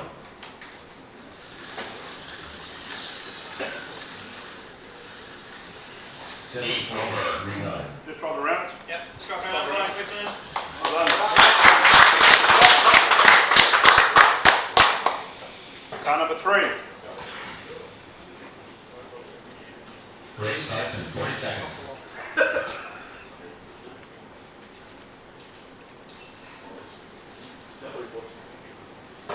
Ready, Nick? Another one now? Yeah. I'll drop it in this way, Nick, don't worry. Race starts in 20 seconds. Yep. Go!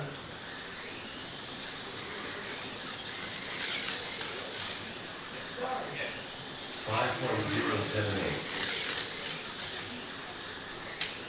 5.055. 5.032. 5.100. 5.106. Halfway through the heat. 5.081.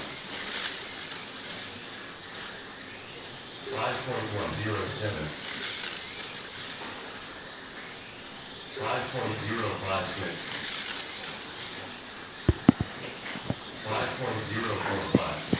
10 seconds left. 5.143. 5.076. 5.071.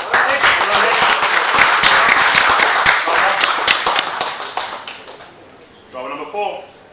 Okay, Phillips up next, then John Van Dyke, then Ian, then Farden, then Scott. Race starts in 40 seconds.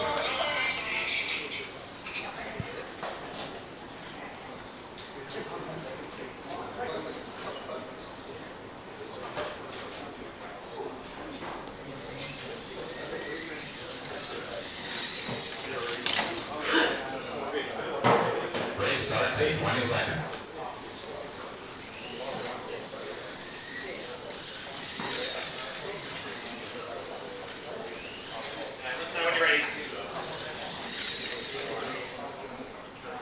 Race starts in 5 seconds. We go, ready, go.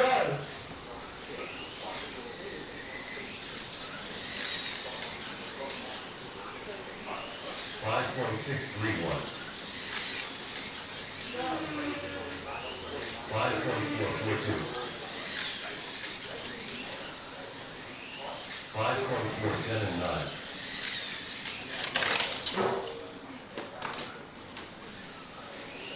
7.746. Halfway through the heat. 5.541. 5.494. 5.534. 5.478. 10 seconds left.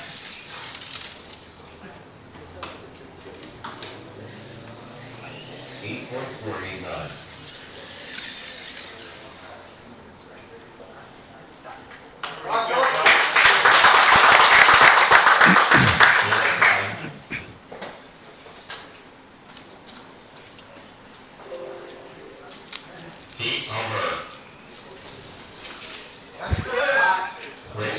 30 seconds. More of that, John. More of that, because you're going to get plenty of that. Don't get nervous. No. Just like Van Ackle, John. Is that less important? Yeah, it's not. Race starts in 20 seconds.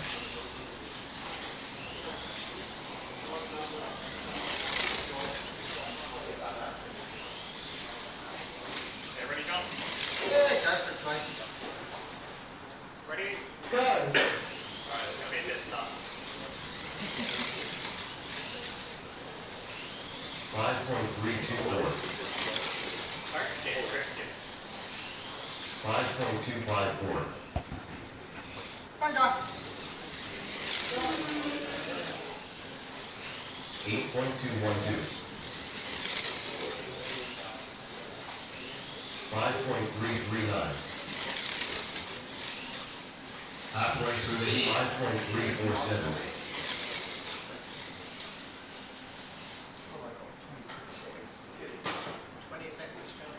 20 seconds, 19, 8. Yeah.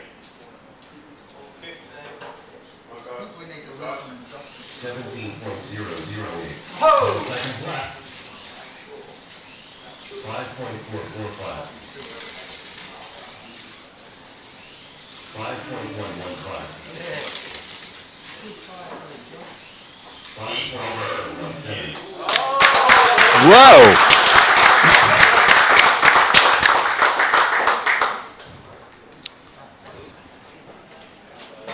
Okay, Ian's up next, then Farley, Scott, Mark, T, and Lyndon. Practice. You mate.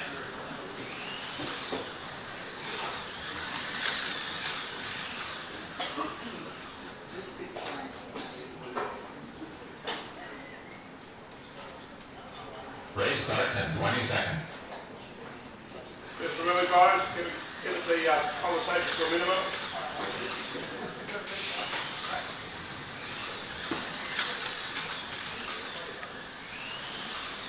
Race starts in 5 seconds. Yep. Go.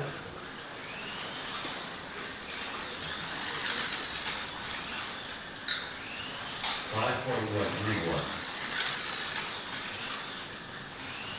5.080. 5.028.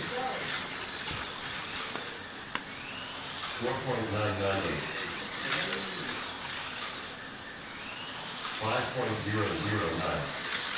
Halfway through the heat.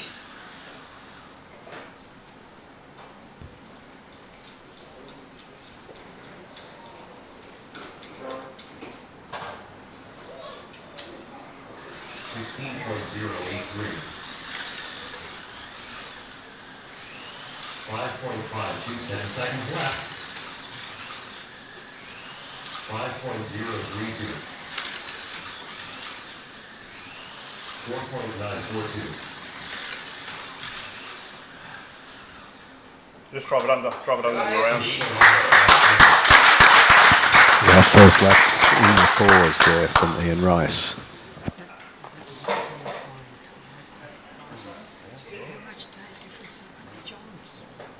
Race starts in 40 seconds.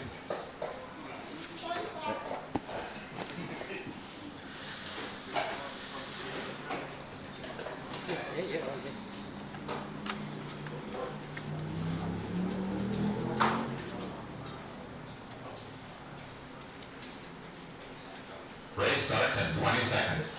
All right, silence, please.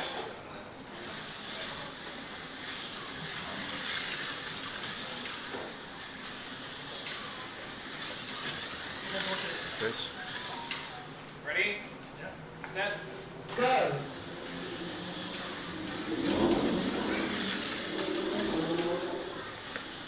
5.182. 5.196. 5.196. 5.217.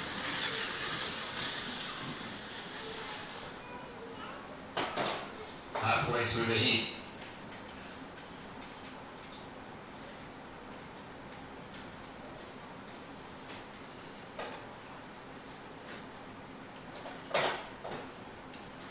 .094. 5.277 seconds left.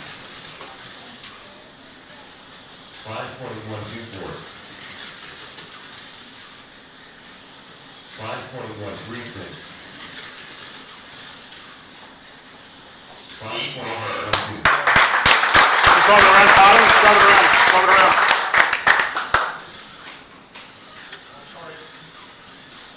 Okay, Scott's up next, then Mark, Lyndon, Colin S, Kevin F. Race starts in 40 seconds.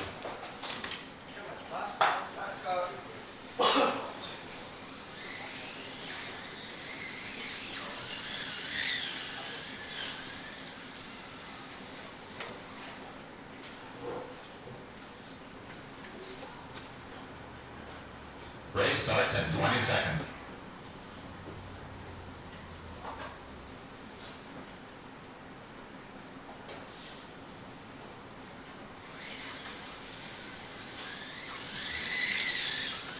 Race starts in 5 seconds.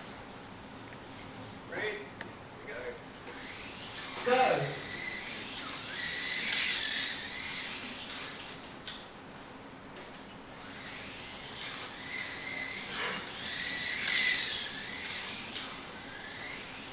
5.638. 5.564. 5.526.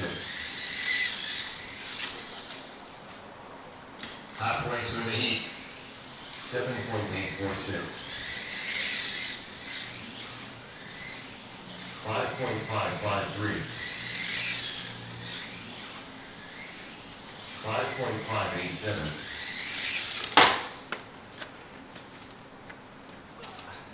10 seconds left.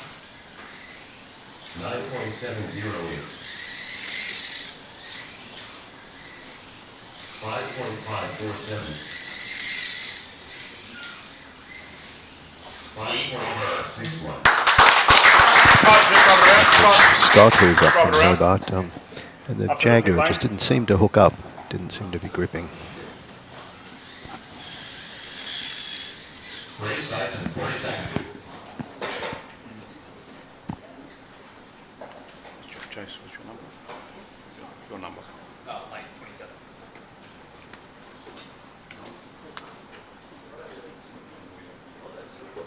What number are you? 9. Race starts in 20 seconds.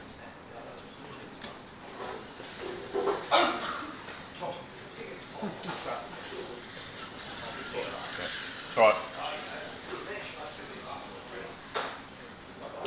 Race starts in 5 seconds. It's all right. We'll pause it. Oh, thank you.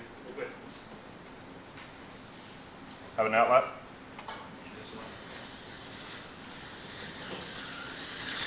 Number 10, isn't it? Yep. Okay, ready? Yep, set. Go.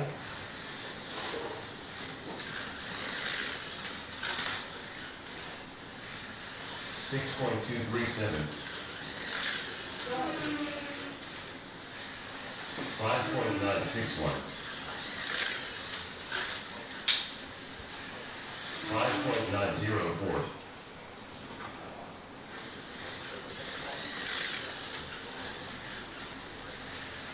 9.002. Halfway through the heat. 5.997. 5.777. 5.888. 10 seconds left. 5.794.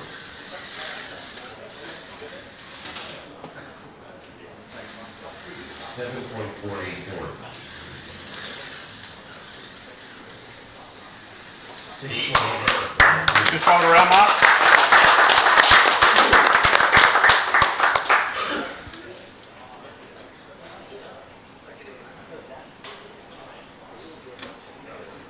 Race starts in 40 seconds.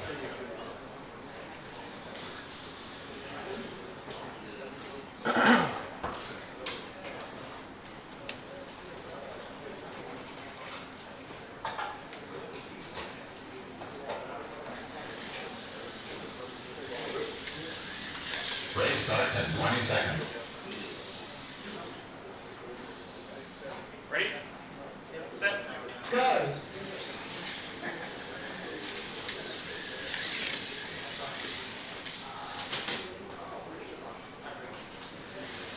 8.741. 6.151. 6.058.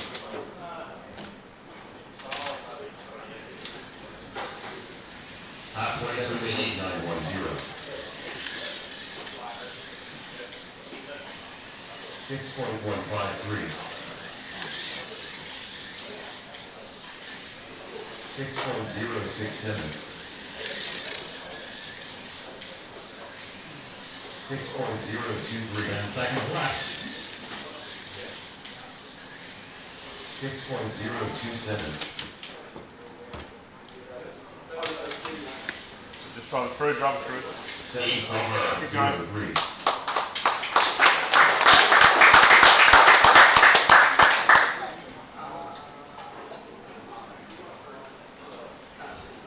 Okay, next up is Colin. Then we've got Kevin, Stephen Rowe, Michael, John A, Parker, then Wayne.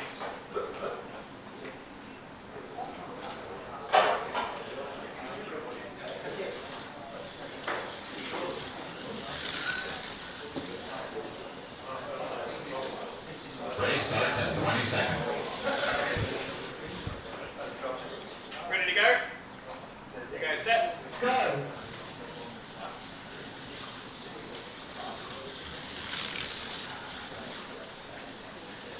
5.490. 5.348. 5.281. 5.298.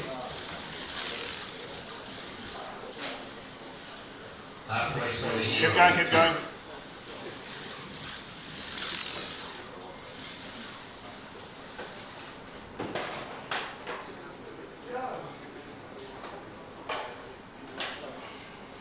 $14.467. 5.87. 5.270. 5.93.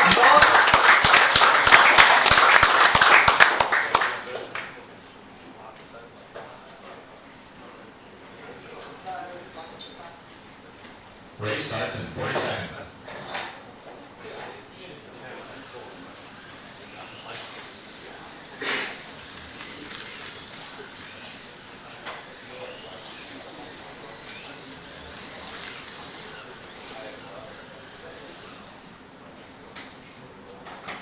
Race starts in 20 seconds.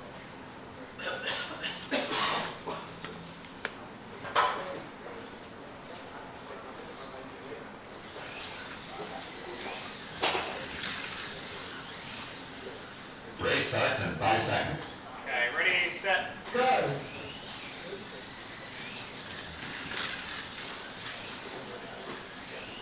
5.484. 5.595. 5.496. 5.500. 5.510. 5.442.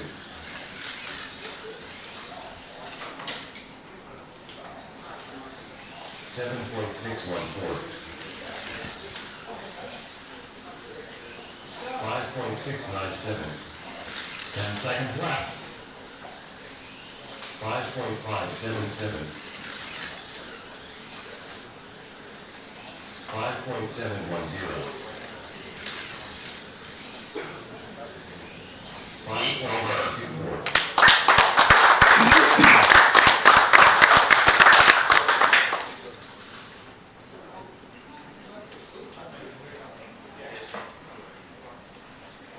Race starts in 40 seconds.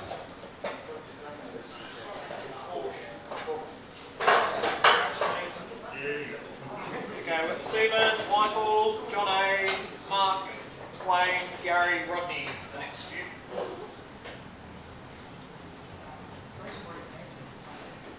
Race starts in 20 seconds. Want to check the grade? Check your controller. I think it was controller from here last time. Grade.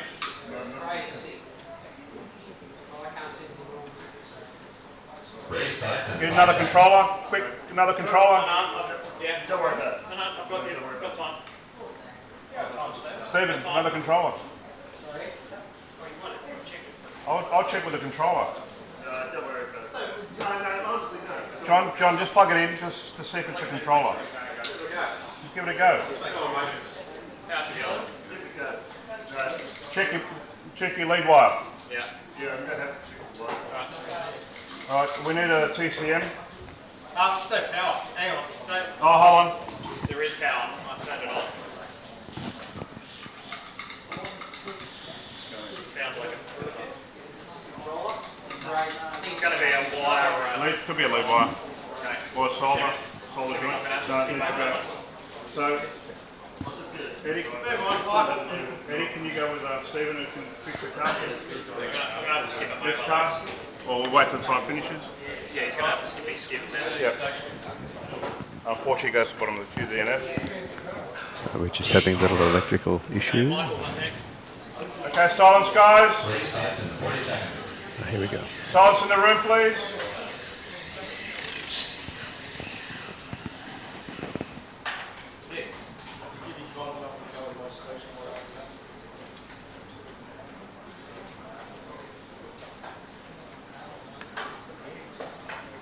Race Race starts in 20 seconds.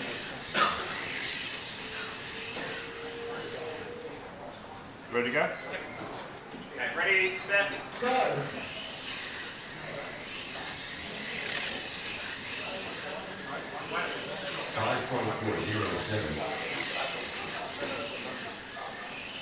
5.277. 5.232.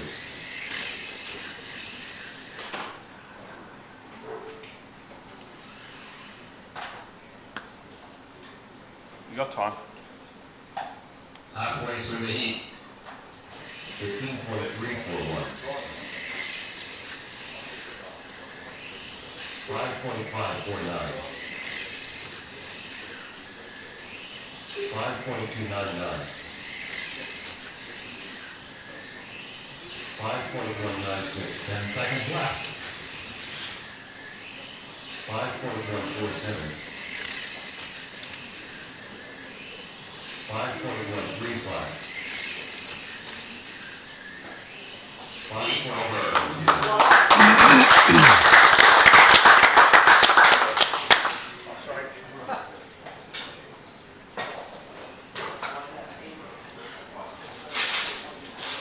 Race starts in 40 seconds.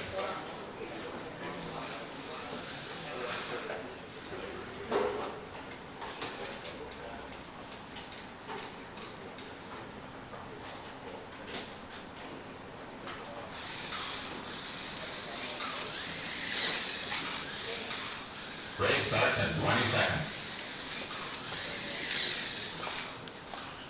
Ready? Go.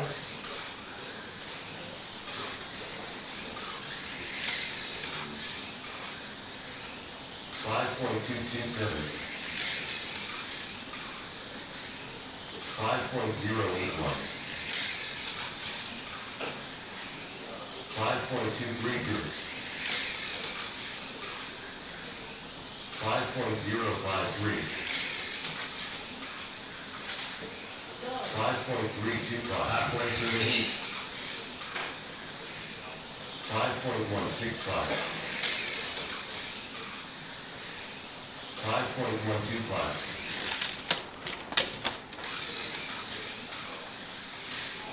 6.922. 10 seconds left. 5.249. 5.163.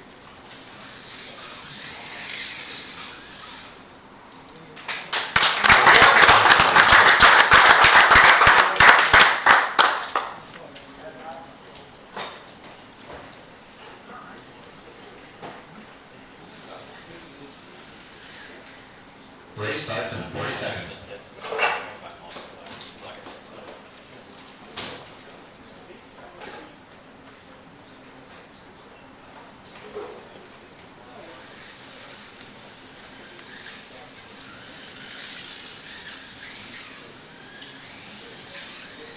Race starts in 20 seconds. Okay, you ready? Set, go.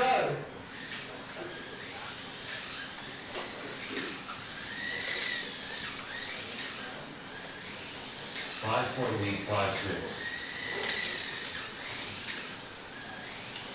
5.639. 5.644. 5.590. Halfway through the heat. Lead wire. Lead wire. Okay.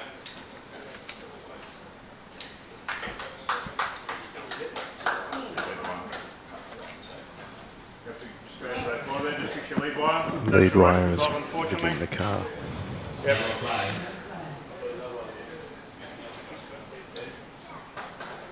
It's simply one of the wires that goes from the motor to the braids. Race starts in 40 seconds. So you've got to pull the car body off and reattach it.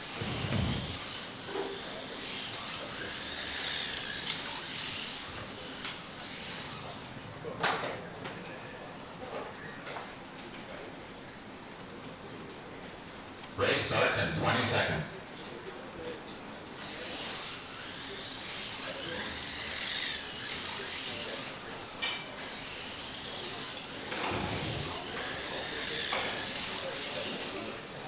Race starts in 5 seconds. Okay, ready, set, go.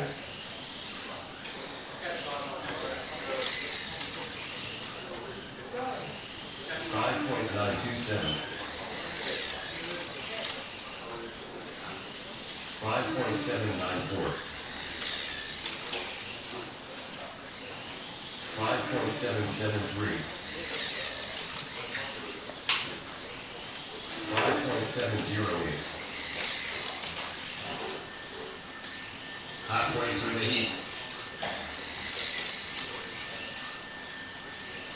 5.693. 5.632. 5.675. 10 seconds left. 5.691. 5.625. 5.651.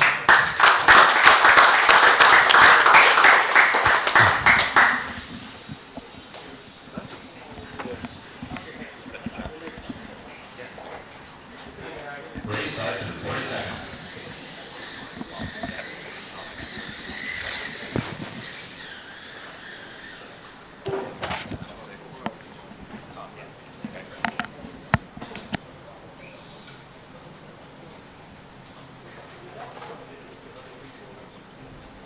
Race starts in 20 seconds. Okay, ready, Gary? Set, go.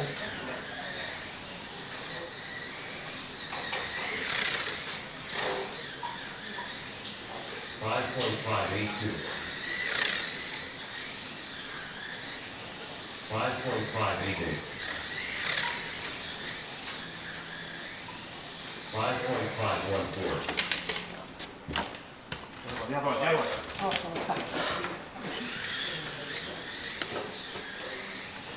10.323.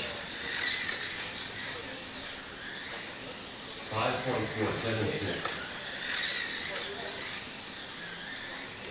5.616. 5.511.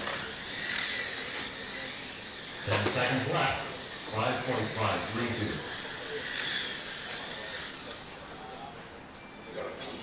Start, all good. 8.5.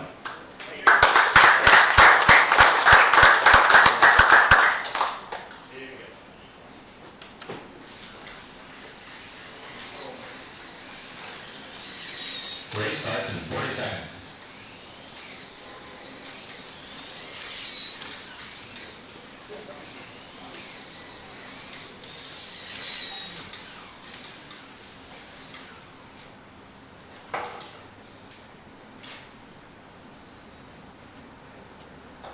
Race starts in 20 seconds.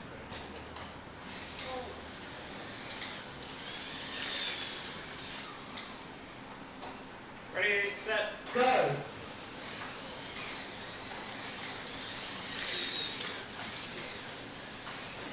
5.271. 5.186. 5.241. 5.183. 5.191. Halfway through the heat. 5.207.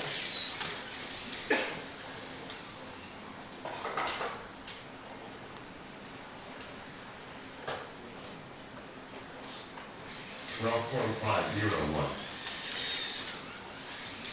10 seconds left. 5.629. 5.213.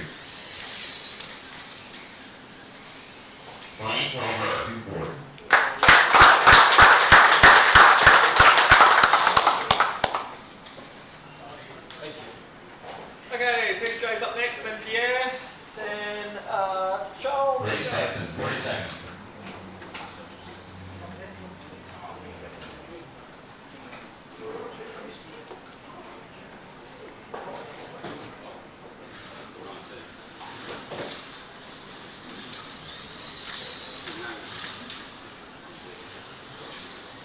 Race starts in 20 seconds.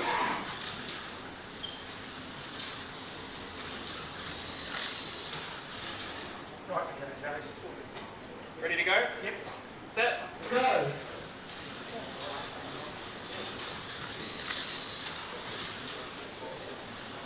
$5.333. $5.188. $5.056. $5.080. 5.161. Halfway through the heat. 5.093. 5.064. 5.015. 5.057. 10 seconds left. 5.099. 5.108. 5.0.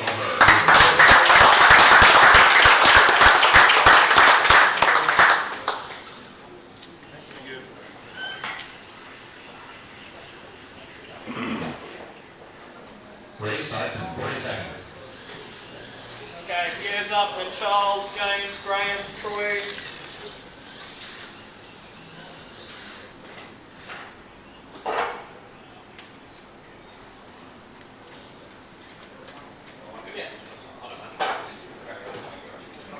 Race starts in 20 seconds.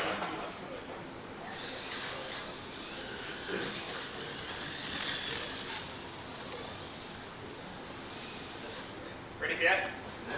Set. Go.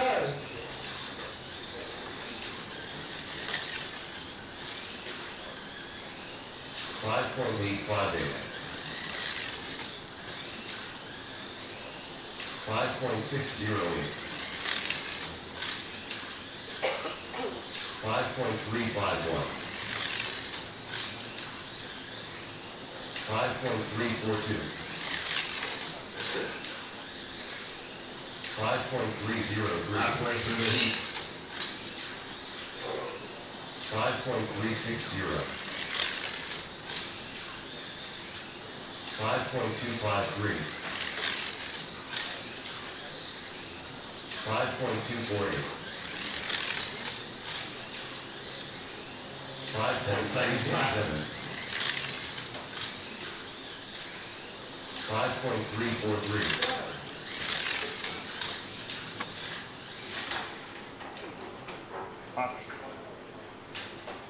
9.03. Keep going around. Just run around. Just run around there.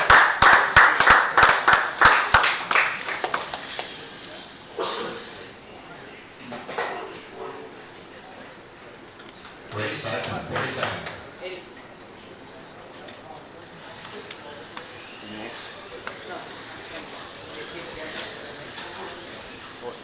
Cole's coming.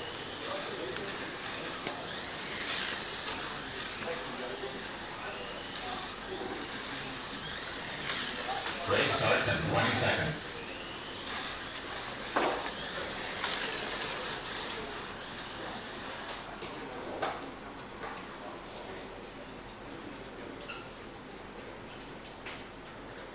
Race starts in 5 seconds.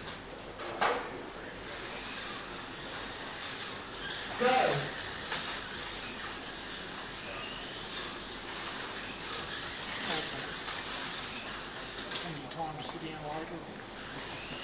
7.074.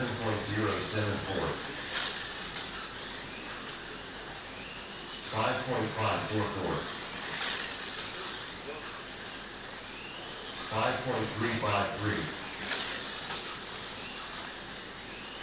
5.228. Halfway through the heat. 5.311.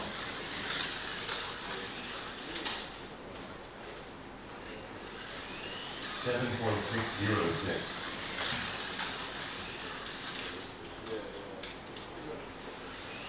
7.608. 10 seconds left. 5.564. 5.424. 5.26.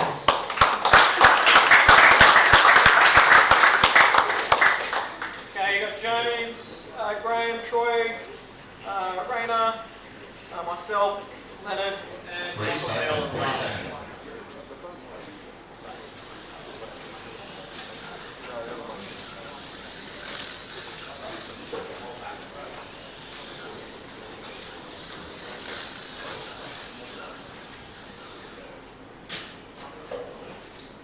Just near another box. Race starts in 20 seconds.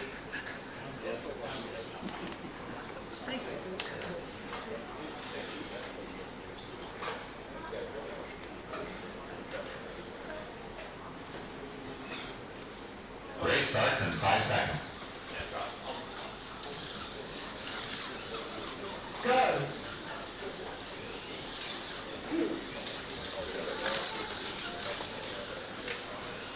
5.279. 5.229. 5.280. 5.315. 5.305. 5.275. 5.298. 5.306. 5.272. 5.267. 5.224.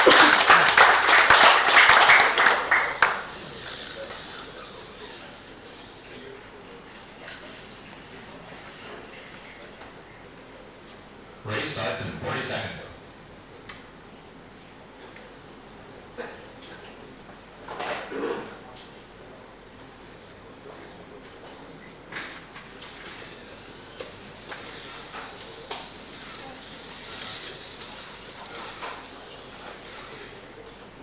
Race starts in 20 seconds.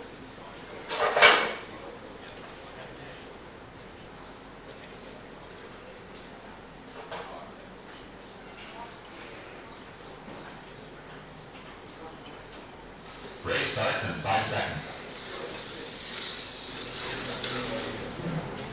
Go!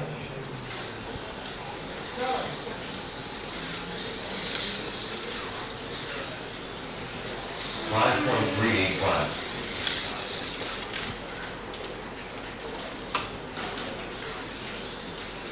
8.335. 5.325. 5.720. Halfway through the heat.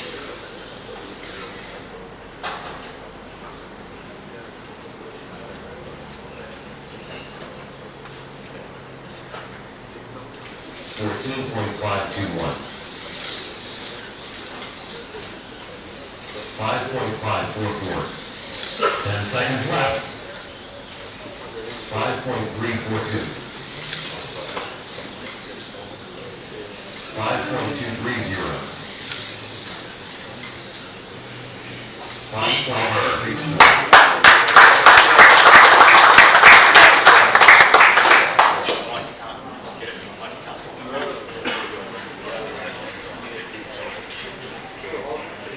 Race starts in 40 seconds.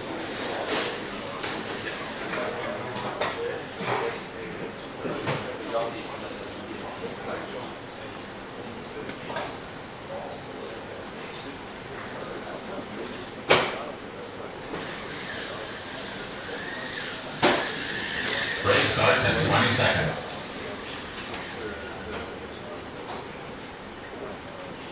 Ready? Yep. Go!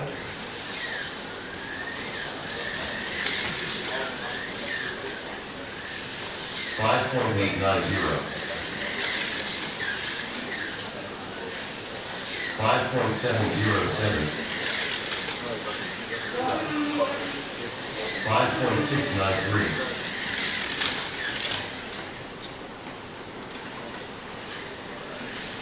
8.116. Halfway through the heat. 5.735. 5.754. 5.663. 5.764. 5.720.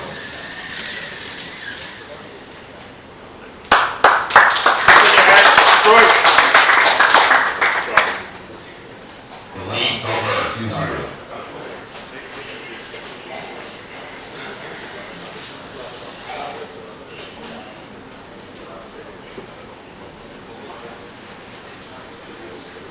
Race starts in 40 seconds.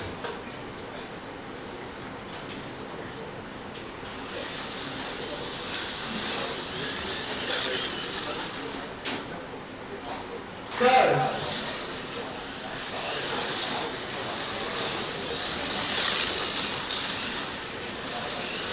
5.451. 5.222. 5.215. 5.382. 5.338. 5.274. 5.201. 5.135. 5.317. 5.327.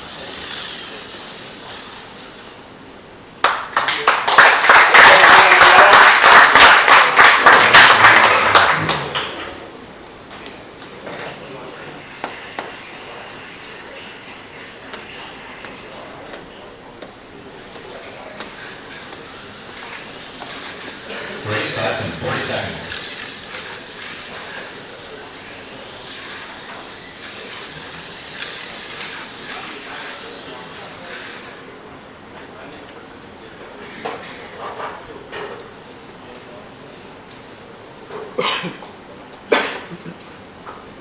Race starts in 20 seconds.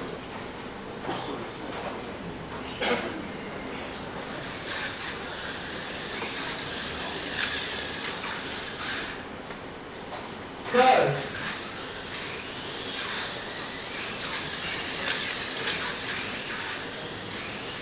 5.187. 5.072. 5.082. 5.038. 5.048. Halfway through the heat.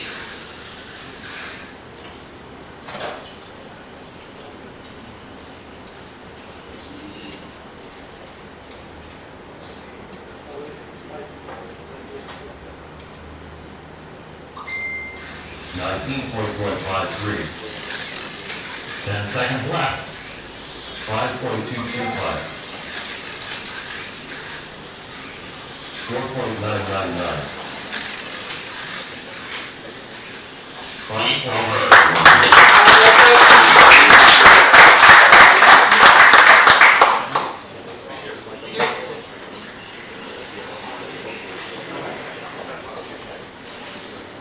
Race starts in 40 seconds.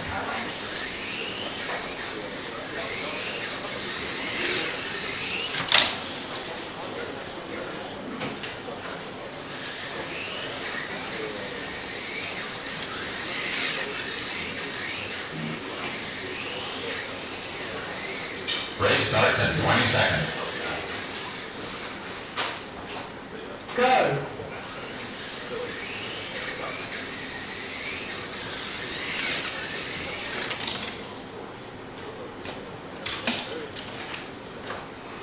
5.1 10.408.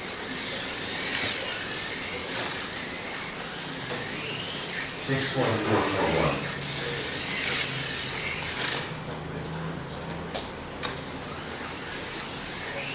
8.602. Halfway through the heat. 6.174. 6.189. 6.194.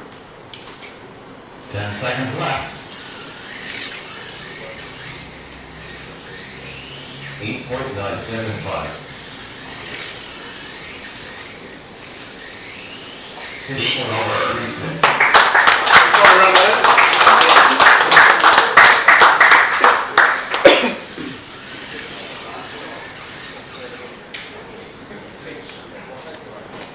Race starts in 40 seconds.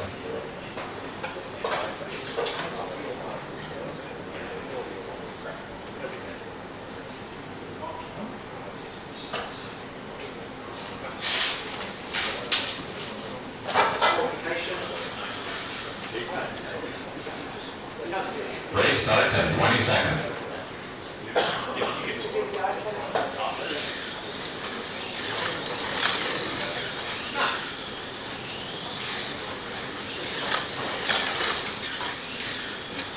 Race starts in 5 seconds.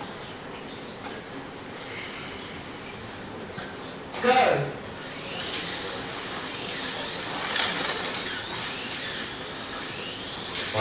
.096.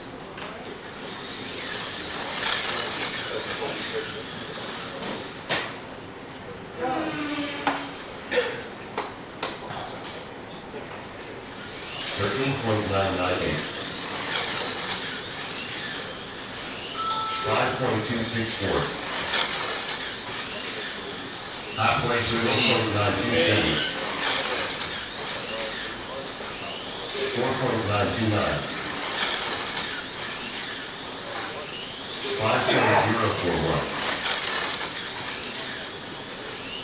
4.987.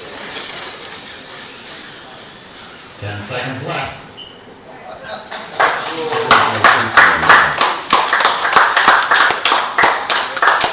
5.154. Okay, gentlemen, that's your right result.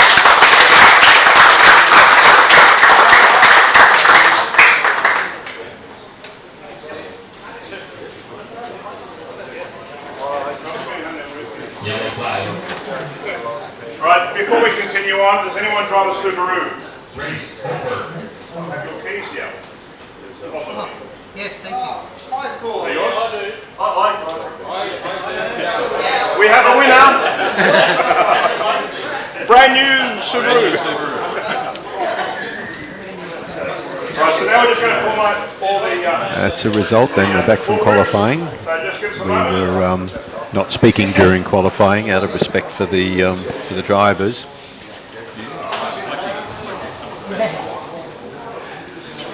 And we had top 3 qualifiers were all into the 4s. Michael F., Ian Rice, who we were talking to before, and Jason, my co-commentator.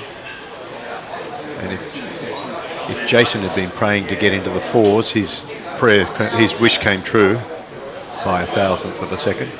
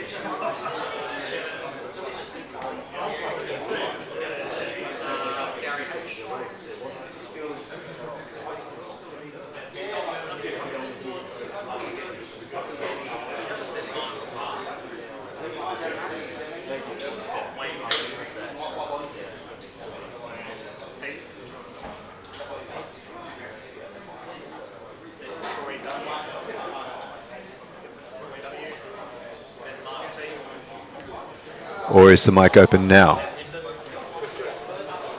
Mic's open now?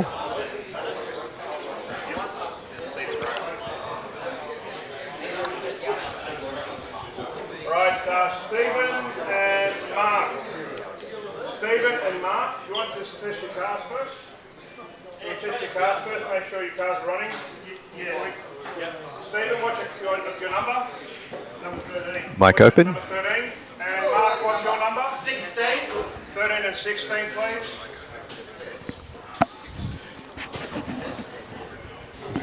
Right, so. Depends on what lane you're going to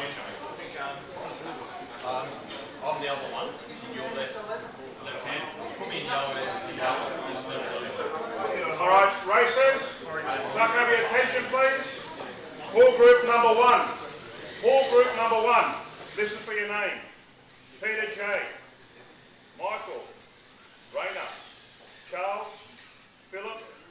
Wayne. And Leonard. That is pool group number 1. You'll notice there's 7 drivers there. That's just the fact that we only have 29 drivers. Alright, so pool group 1 will go again. Peter, Michael, Rayner, Charles, Philip, Wayne and Leonard. Okay, so that's number 1. Pool group number 2. Pool group number 2, you'll be marshals. Right? So pool group 2 is Jason, John A, Mario, Clinton, Kevin, Mark and Lyndon. I need one of my TCMs to be the 8th marshal, but that's pool group number 2. Okay? So I just call out pool group number 2, but you'll be marshals for pool group 1. Confused? Yes. Good. Pool group number 3. Pool group number 3, you are not needed, but not yet. You can't walk away yet, John. Ian, Nick, Farden, Colin, Pierre, Scott and Mark. That's pool group number 3. Right, remember your numbers, guys. Pool group number 4, we have Michael, John Van Dyke, Rodney, Graham, James, Gary, Troy, and Stephen. Is there one Michael or 2 Michael? That was Michael F. There's one more. I was already in pool 1. No, you're Michael F. Michael B. Michael B. So You're pool group 1. Michael F. Pool group 4. I'm 4. Group 4. Michael B. Pool group 1. There's 2 marks. Which was I? I'm Mark R.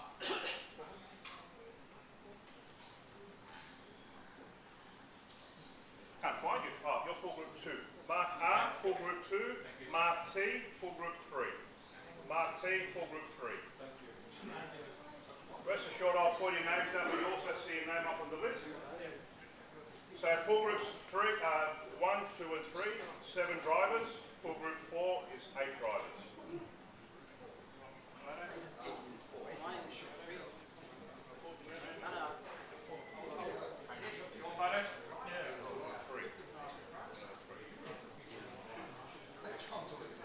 Pool group number 2, I'll leave with Martin, but we're going to go through driver briefing first.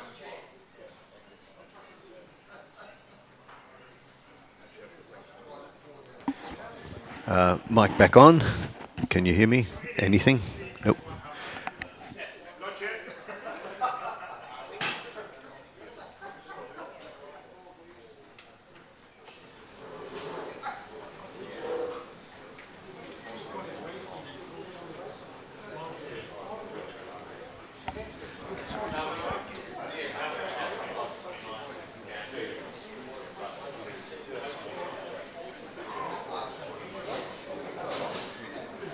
Alright, so guys, we're just going to go quickly through driver briefing and marshal briefing. So can we get back to that something? Mark, can you get Mark? It's okay until you plug it in. Alright, he misses out. Alright, so guys, first and foremost, thank you all for participating in today's event.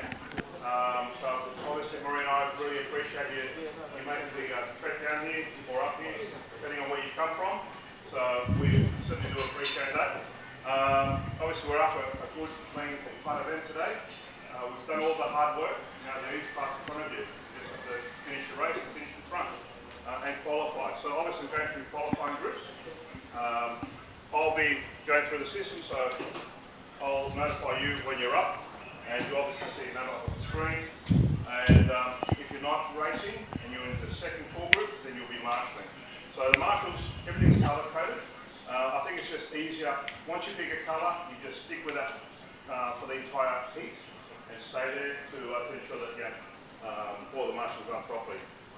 Now we have one driver that has a bad back, so he will be replaced with one of my guys. Graham, you already notified me. Anyone else with bad backs? And if everyone says me, I'll kill you all.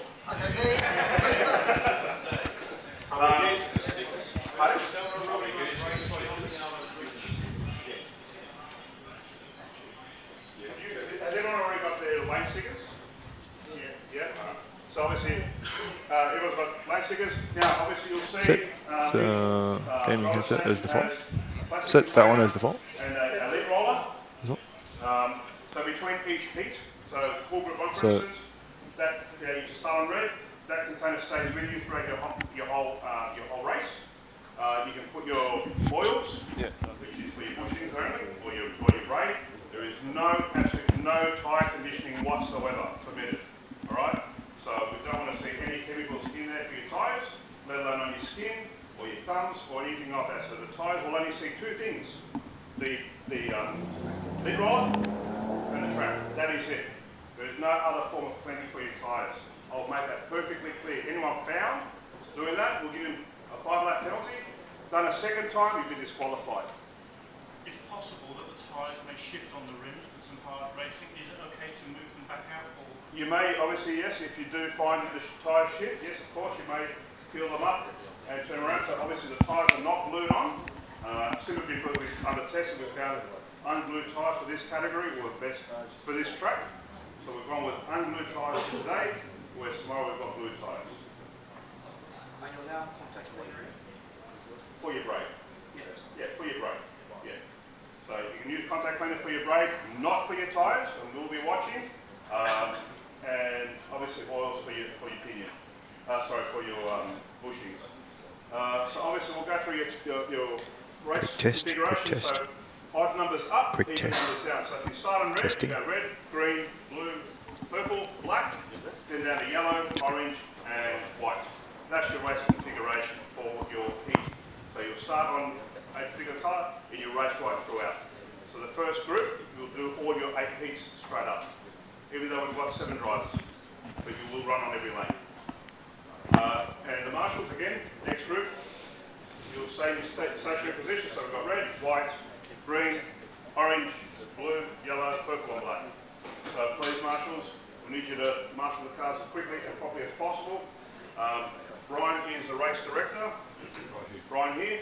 So Brian will, from here on in, run the event.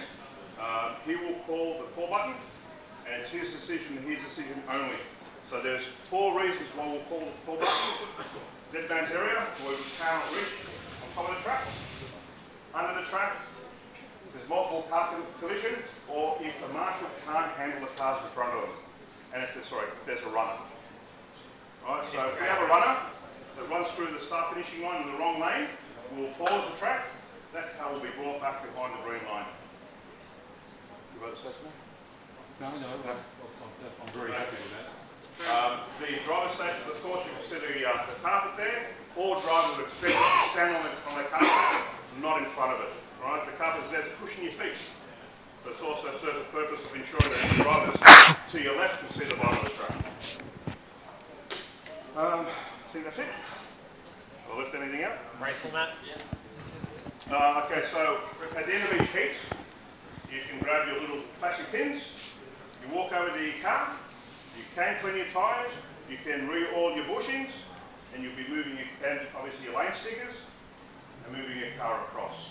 We have 90 seconds, plenty of time to be able to do that.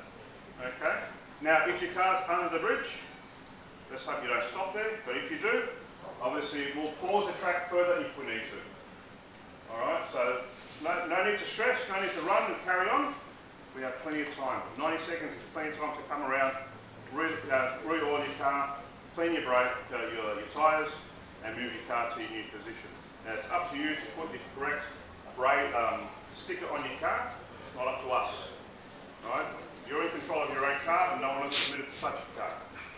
Yes, Nick? If a car comes onto the straight, will the button be pressed or the marshal will come together? If the car comes around straight, Yeah, like a runner. That's what I called that. I've said that before. So if we have a runner and it goes through the start finishing line. No, not a runner, just on the scratch off. It just comes off. And that's there's marshals around the track. Now, if the car is out of reach out of the marshal, Brian will make that call. And Brian alone. Alright? And normally it would be. Yeah. So Brian will, like I said, Brian will make that call. I do not expect drivers or people to carry on to pull the button. Brian has eyes, Brian can see it. Alright? If there's a problem with the track, like the grade comes up, naturally, or John. a screw falls into the track. Naturally, they're uncontrollable circumstances, so yes, of course, we will stop if there is a fault. So we ask now, if we do find... sit there and say problem with the track, or? Pardon? We ask the race director and say there's a problem with the track. Absolutely, yeah. We need your eyes and ears to help us with our situations. Obviously, the track has been re-glued in certain areas, so we expect it to hold out. Any further questions? Yes. Where can you pick up a car? Only from the... Okay, good point, so I did forget that. Now, at your driver's station, no driver at any circumstance can pick up your car under green light. Right, so you cannot reach over and pick up your cars. Right, I'll make that very clear, especially to the fact that you are going to hinder the view of the drivers to your left. So if you have a problem with your car, call it, we'll stop the race, then you can pick up your car because the car can no longer race under normal conditions. If you need to pick up your car for whatever reason and it is running, there's a pit area where Brian will be standing, right, where you can stop your car and we can pick up the car for you out of everyone's view. Right, so that it doesn't impede anyone's view of the track. Yeah? So can you just run through what happens if you actually have a failure like a strip gear or something like that and the car stops and you're sitting here and you're halfway through the heat? What actually is the... Yes, so if you have a strip gear in it and stop right in the middle of the track there and you can't move, you cannot go under normal load, we'll stop the track, keep your car, under green light you're allowed to repair your car. So do I need to take my controller with me to... No, your controller stays there. But if I'm not then back in time, it's taking too long for me to fix it. So the controller thing I'll be able to play while I'm over here. If you want to take your controller with you, by all means. If you don't think you can get your car fixed in time, especially towards the end of the heat, yeah, absolutely, you can take it with you. But obviously, if there is a call where you leave your controller there and we're moving to the next seat, we'll deal with it and you have time to remove your controller. And if you don't feel comfortable with someone else lifting it and removing it, then we'll pull you across. Any questions, guys? Any further questions? One last question. Yes. When you change lanes, do you stay in the same area on track when you new lane, or do you go back to start? No. So that's what I mentioned before. So you'll take your little tin with you, right? You've got your lane stickers, you've got your lint roller and your oils. You're allowed to work on your car in the sense of re-oiling, cleaning your brake, cleaning your tyres, change your lane sticker, and reposition your car straight across. It's only under the bridge that we'll have to deal with it, but obviously with the supervision of the TCS, you're putting it in literally the same location in front of you. Sorry.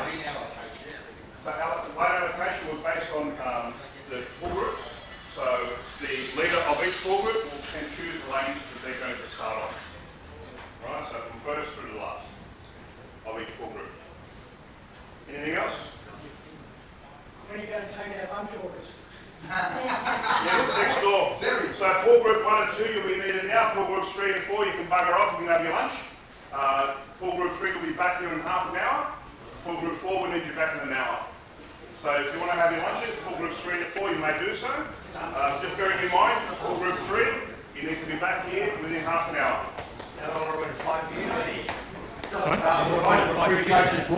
Okay, I think we're almost done with the driver briefing at the moment. Welcome back.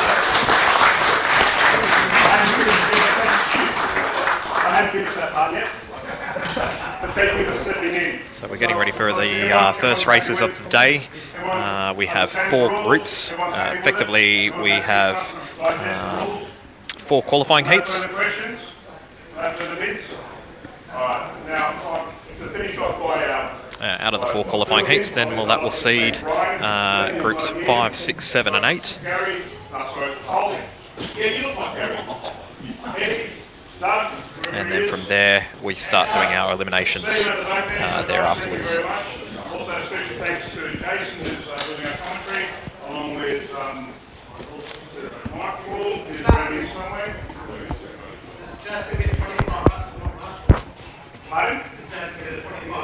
So to give you a heads up, so the first race that we've got on today is Group 1, which qualifies 4, 8, 12, 16, 20, 24 and 28.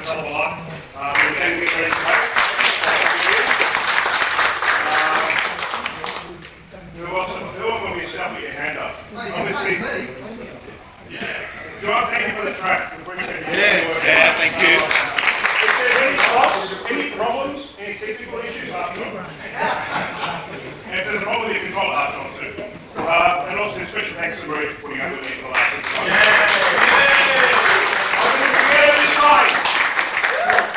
So thank you, team. Thank you, everyone. And let's hope we have a great event, a great race, and we all enjoy it. And make sure you screws the cake in. Especially a grub.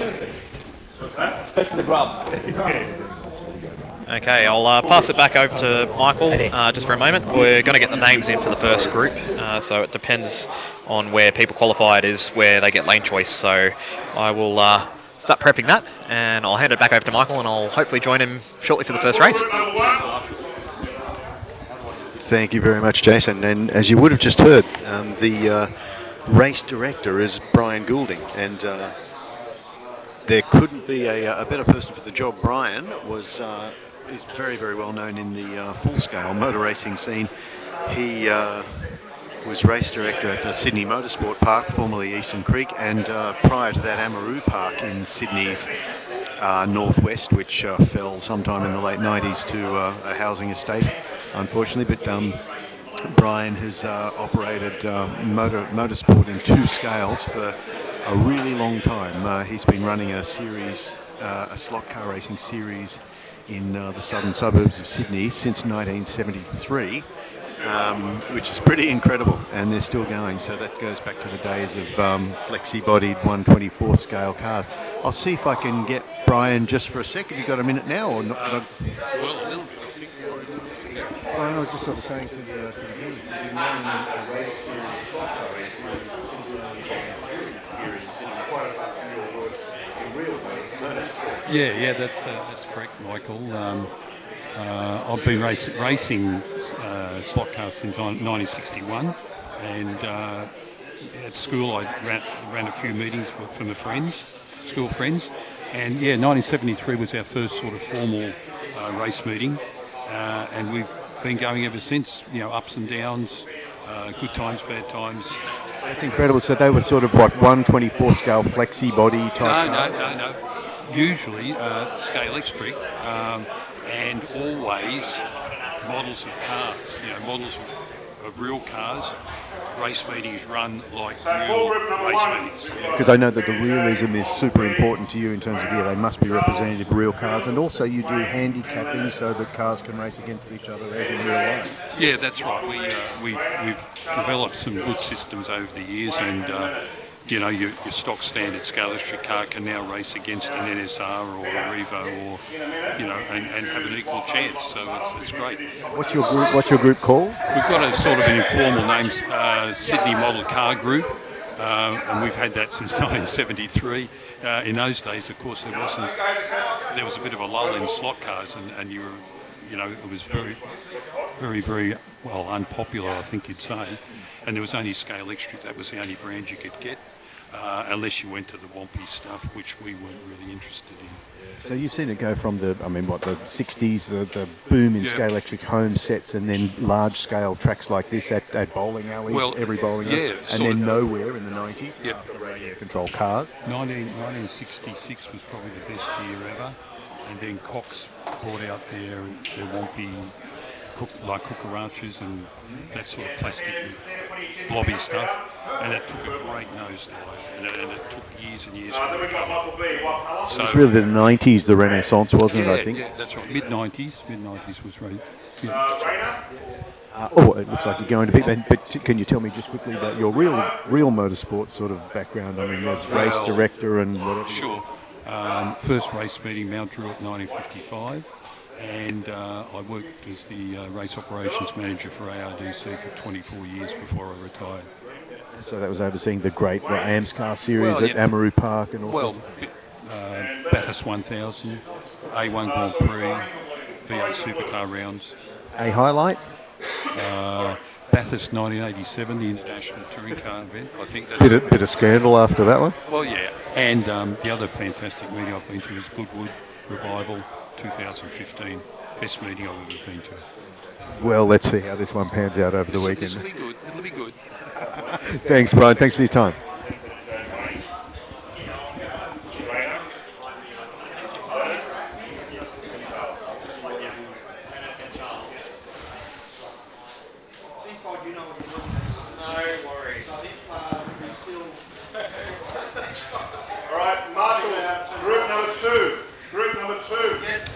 Brian just mentioned Bathurst 1987, which was a round of the short-lived World Touring Car Championship under Group A rules, and it was a very controversial race because the Eggenberger Ford Sierras were cancelled. What's the word? Excluded, disqualified afterwards for technical infringements. It was a dark day, but a memorable day in our Bathurst 1000 history here in Australia.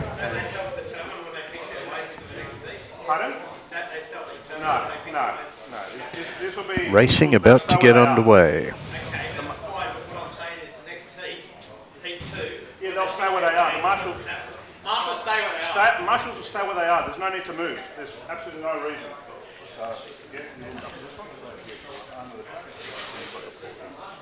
I need an orange marshal here. Who's Stephen? Are you in group 2? No. No, only one group 2. I'll do it. Yep. I need another marshal here. Lyndon?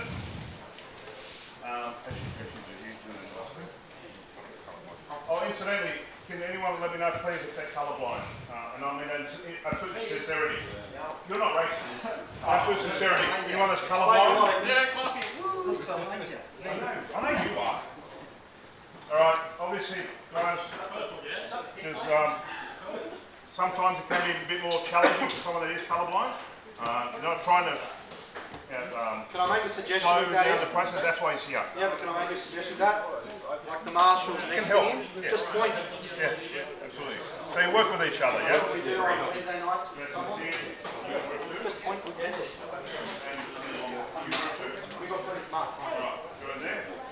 Kevin, your job, you've literally got nothing to do up there. I need you at the start finishing line, at the commencement of each heat, to ensure that any cars popped out, you push them back in. Pardon? Only the start of the heat. Start of each heat, I need you here. Once they've started racing, you go there. That's a good point. So only the first heat. See if you're on your toes, mate. Mate, you're switched. Mate, I don't care what they say about you. All right. So everyone knows. What I might do is, should I just move a bit this way, or? Yeah, just for the time being. Just the commencement of the heat.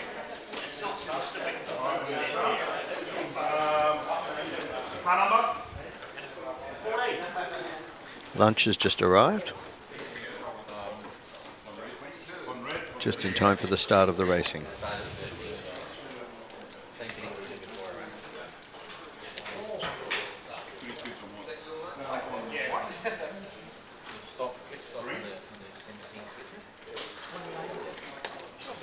Sorry.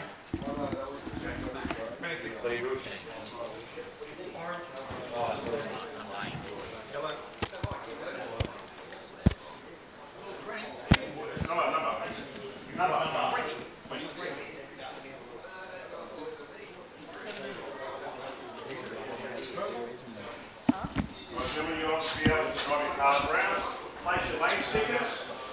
Don't forget your lane stickers. This is my, yep, my car's around. There's on green. You can clean your tyres, place your lane stickers on, but from this point onwards, you will not be allowed to touch your cars on the street. Remember, you cannot touch your cars from the driver's station.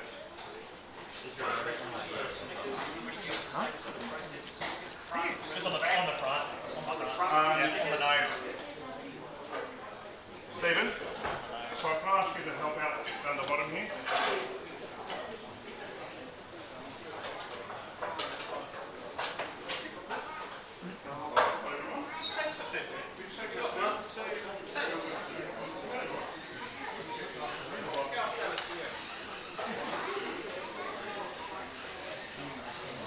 Yeah, I'm sort of, I'll go over the first part as well. No, I'm sorry, all good. You can do a couple of laps, yeah, and then it will be a dead start.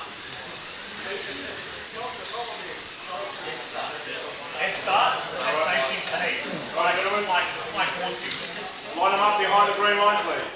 Line them up behind the green line.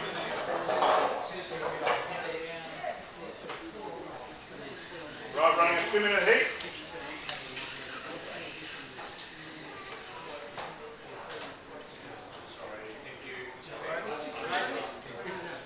Okay, so just a reminder, we're running 8 consecutive races, okay? I'll turn the power off first. Alt 0.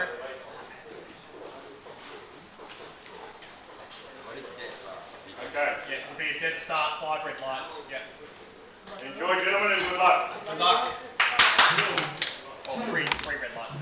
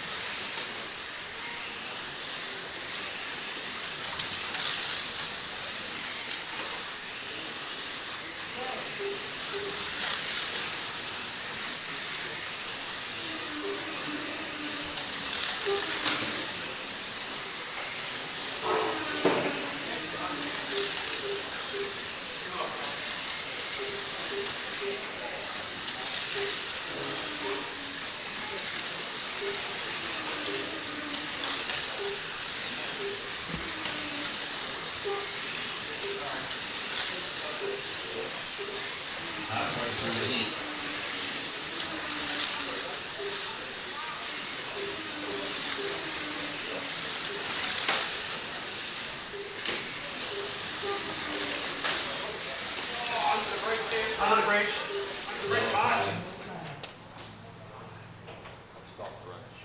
You're on. You're on. Okay. Ready, set.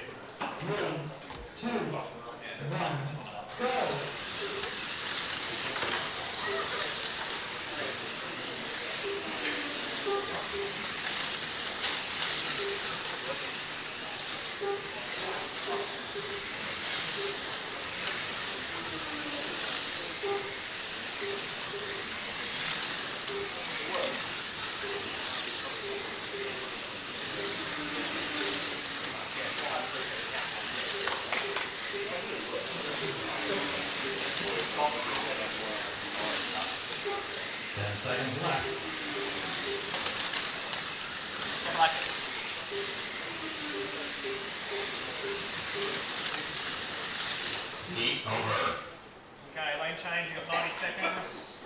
Right, lane change, grab your boxes. Next seat's over here. Plug your controllers in. Bring it. Don't forget your boxes. Charles on red, Leonard on white, Michael on Right, plenty of time, guys, plenty of time. on blue. Can we pick up that card? We need to come over and change the start on the car. We don't get them? We don't hand them? We do not touch your cards. So, Pierre, you can get Pierre's card.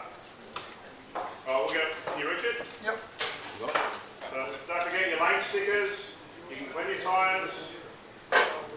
There's 40 seconds to go, still plenty of time. Restart in 40 seconds. Track position, don't go back to the starts. Ready, stop.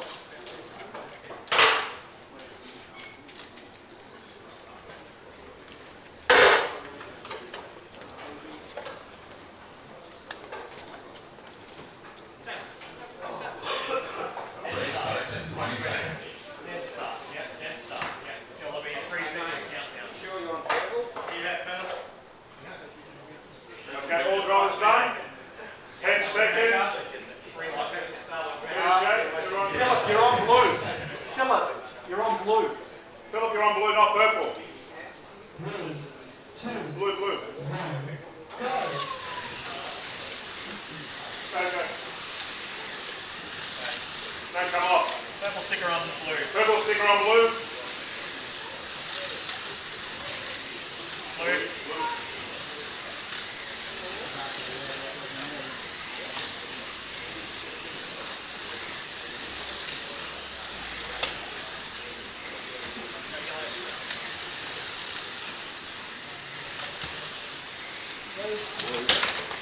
Purple car on blue.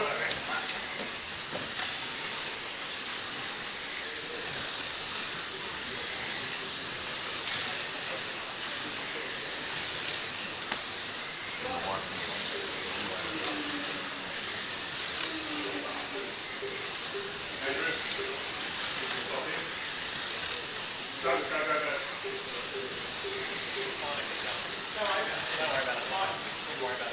Halfway through the heat.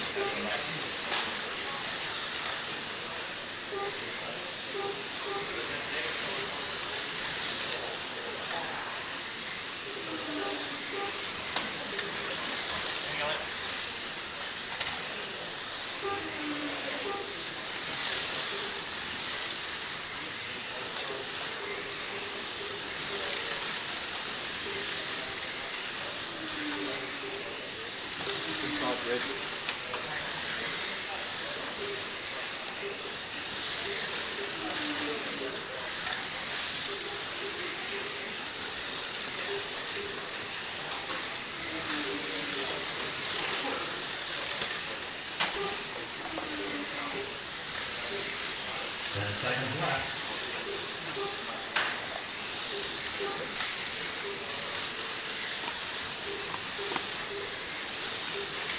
Heat over.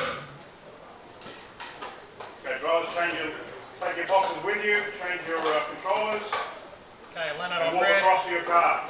Rainer white, Charles green, Wayne orange, Michael on blue, Peter on yellow, Philip on purple. Now you're on purple, Phil. You're a step ahead.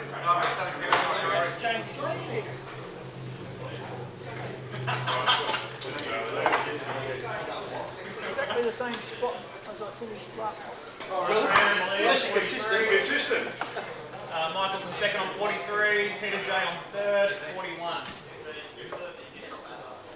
Okay, 45 seconds to go, gentlemen. Restarts in 40 seconds.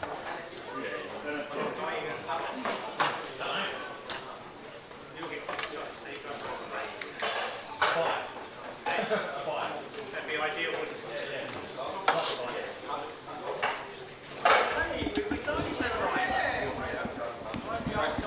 Restarts in 20 seconds.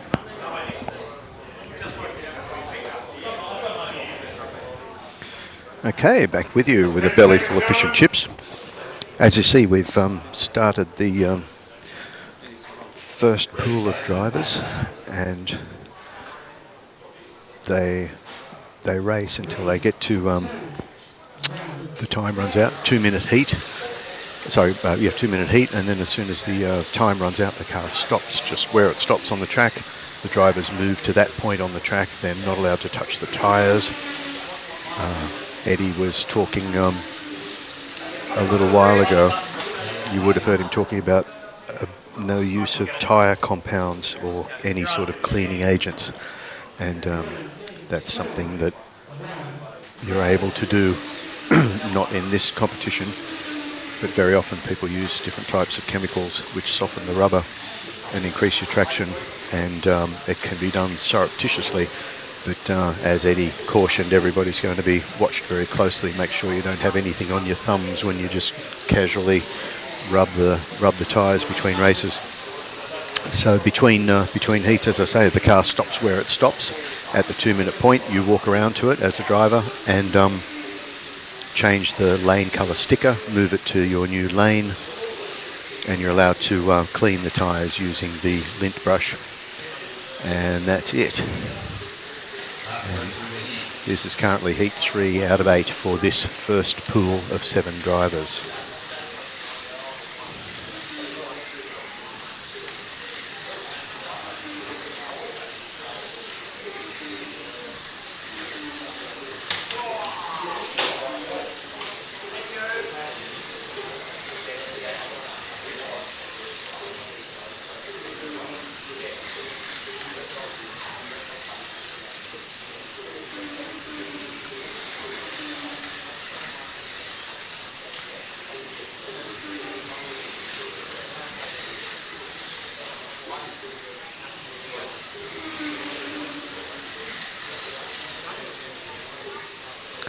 Seeing in this race currently lap times a couple of tenths slower than the best in qualifying, but 5.176 the fastest lap in this race, which is pretty consistent with slightly better than the average out of the qualifying.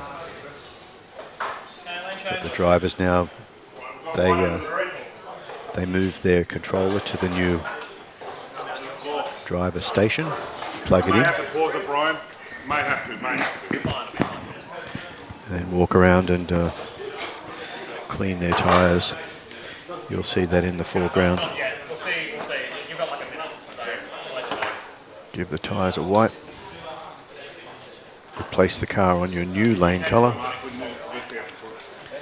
Put a lane colour sticker on the windscreen, which aids the marshals.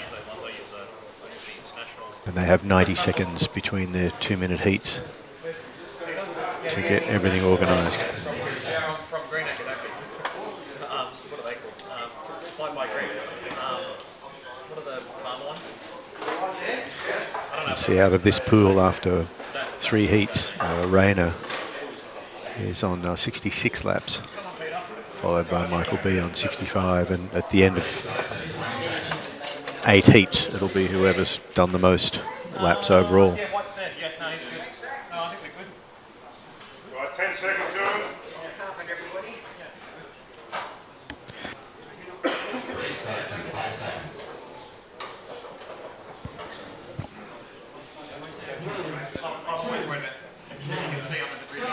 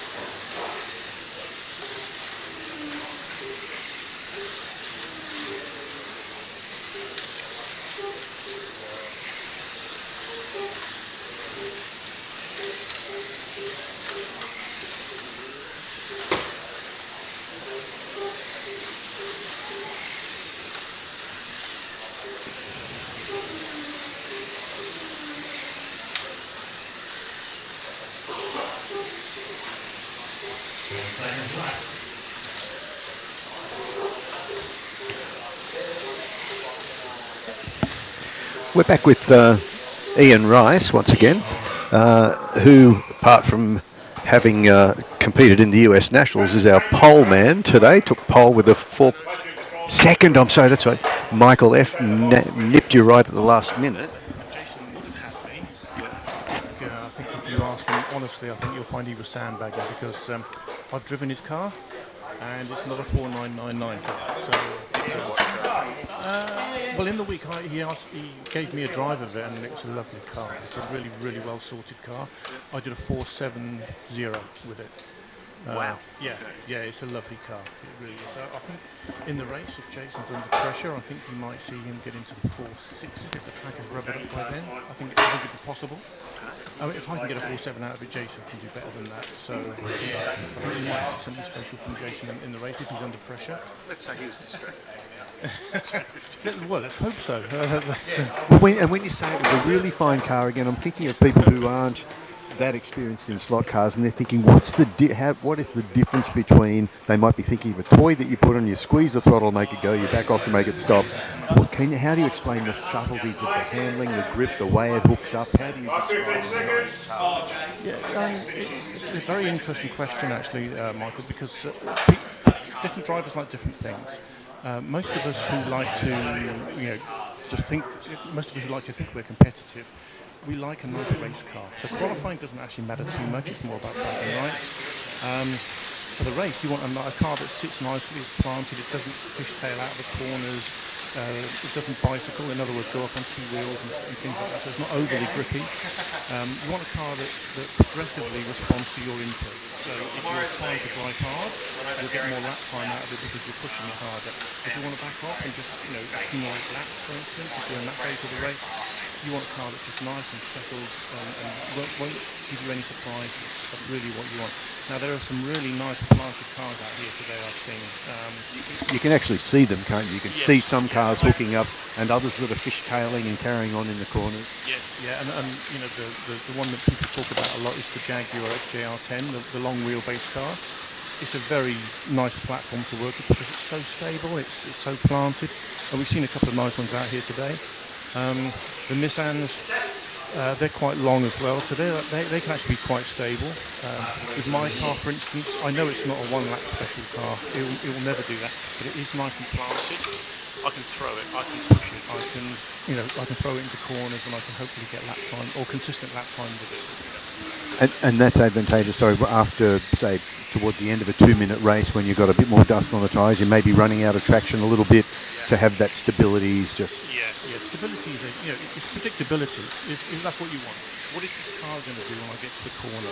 That's really what it is. And so we put a lot of time into preparation. It's things like make sure the tyres are round, make sure they're slick, make sure that the corners are knocked off so that you've got a radius on the outside edge and things like that. The slot guide is nice and smooth, the brakes are flat, the front tyres are nice and round. Equally important for stability going into a corner. And then there's a question of, do I loosen off the motor pod? Do I loosen off the body?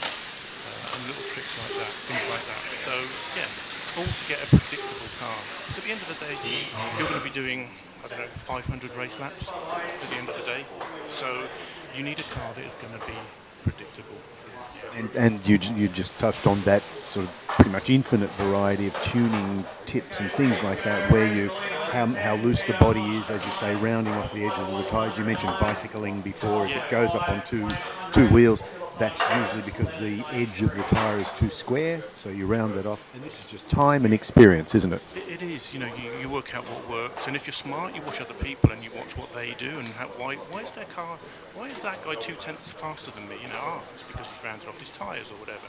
I'll never show you that or tell you that, will I? Some do, some don't. So you mentioned my trip over to the US recently, and the guys over there, they were so friendly, so helpful. We weren't running sponge tyres as we are today.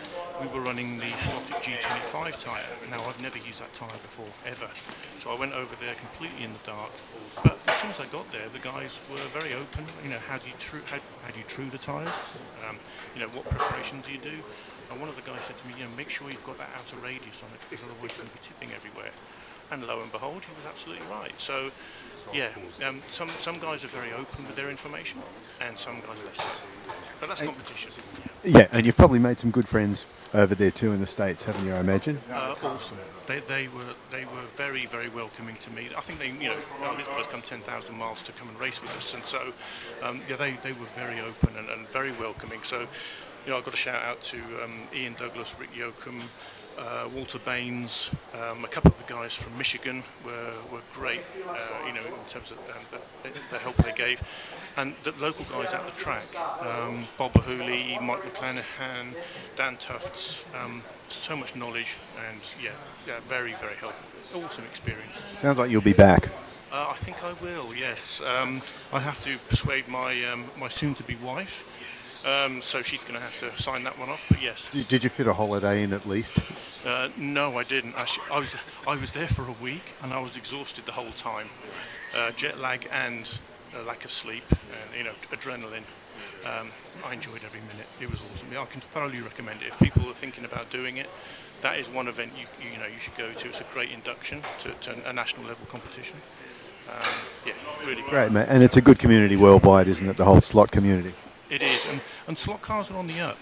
You see the work that Electric Dreams are doing with their Slot Cars Are Back campaign. The work that Eddie is doing here at Slot Shop to try and promote slot car racing in general. Great work, and it's yielding results. What we need is the young guys coming through. That's what we need. Well, I said earlier, for probably two cars, $80 each, plus a bunch of accessories, plus a controller, maybe $300-400. Let's say $800 or something all up. Yeah. You can be racing at a national level. Yeah, and it's physical and it's visceral and it's a real experience. You can contrast that figure that you just put together. You contrast that with radio control, or drone racing, or even sim racing. If you've got a sim racing rig, you could be looking easily at $2,000. Easily. If you include the PC in that, you're probably looking at $4,000. So it's a great way to get. And you're going to be here with a bunch of like-minded guys, all talking a lot of rubbish about their favourite cars and what have you, but at the end of the day, having a good time. And for the youngsters, it's good for hand-eye coordination. Good way for dad and son to bond. Mechanical skills too. It's not just a computer screen. It's actually removing tyres, changing wheels, clicking them. Yeah, so if I change the tyres, what impact is it going to have on my car? Yeah, if I change the gearing, what impact is it going to have on my car? So you're having to, form these analytical skills and these investigative skills. Yeah, really. I love the way you're selling it, Ian. Thank you. Thanks for your time, mate. And hey, good luck today too. Thank you very much. Thank you.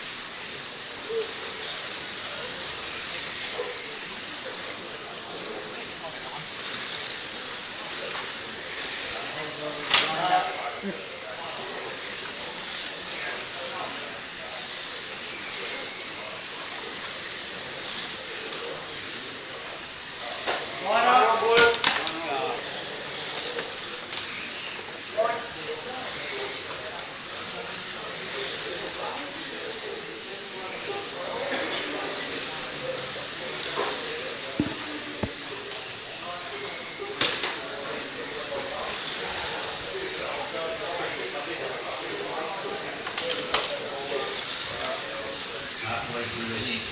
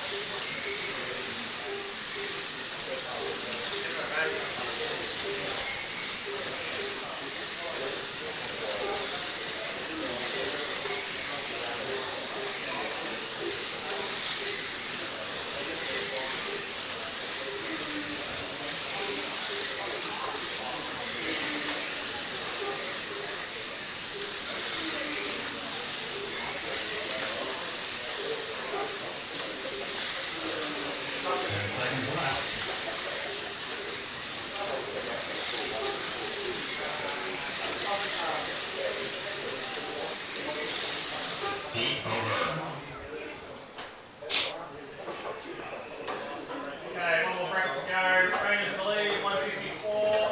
Peter J, 1 second behind, 154. Michael B, 2.7 seconds behind the leader, 154. Charles in fourth on 148. Wayne on 142. Philip on 140. Leonard on 127.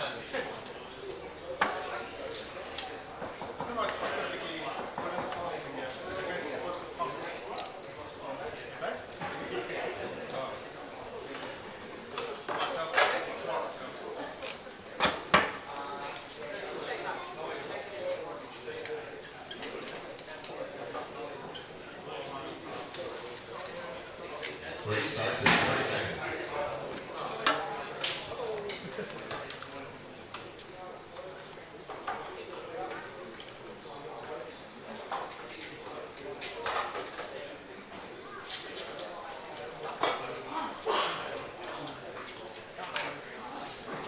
Chase another.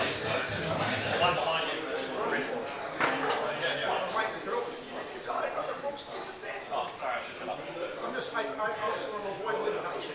You're on that colour too, aren't you? Sorry, I can't help you. I'll shut up. Race starts in 5 seconds.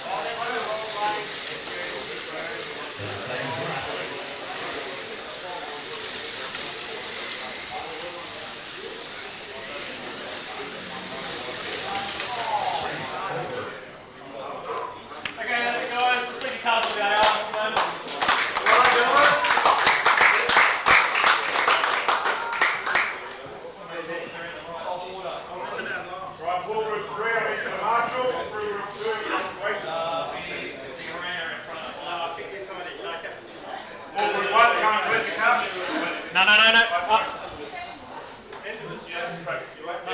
you got to work out who's in front.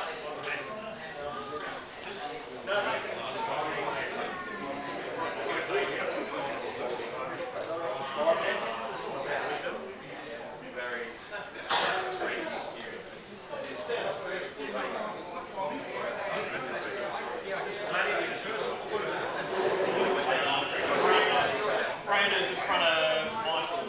So that's going to be...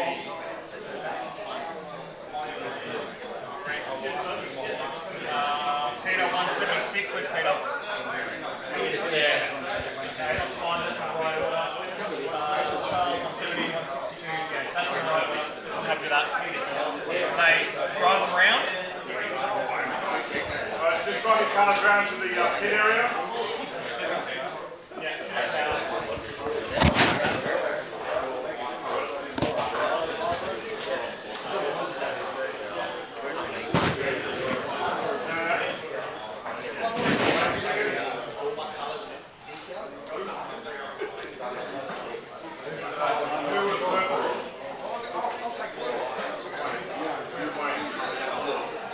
No matter whether you're marshalling. No. Doesn't matter.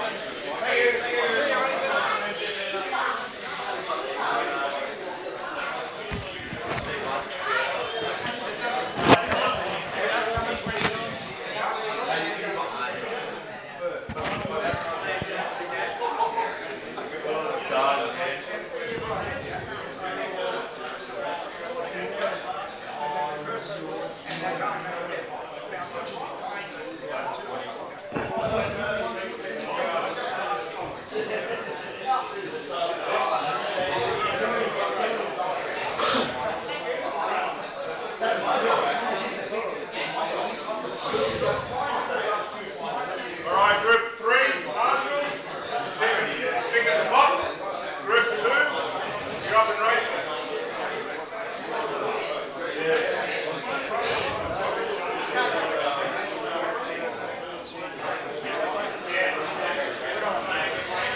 Alright. Gentlemen. Alright. For group 2, winner is Jason, lane colour. John A, lane colour. Not hard. White? Mario?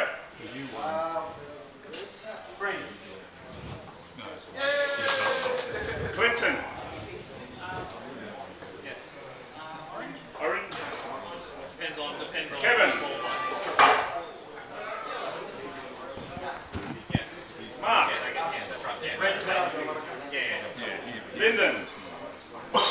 Any colour you like as long as it's purple or black.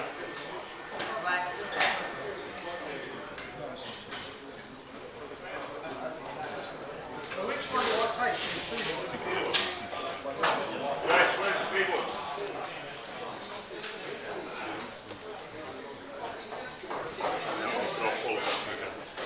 On the chair up there.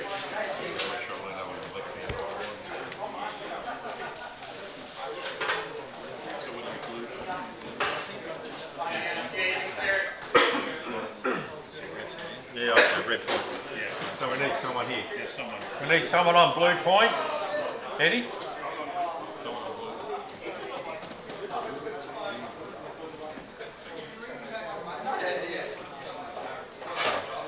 Where's Nick?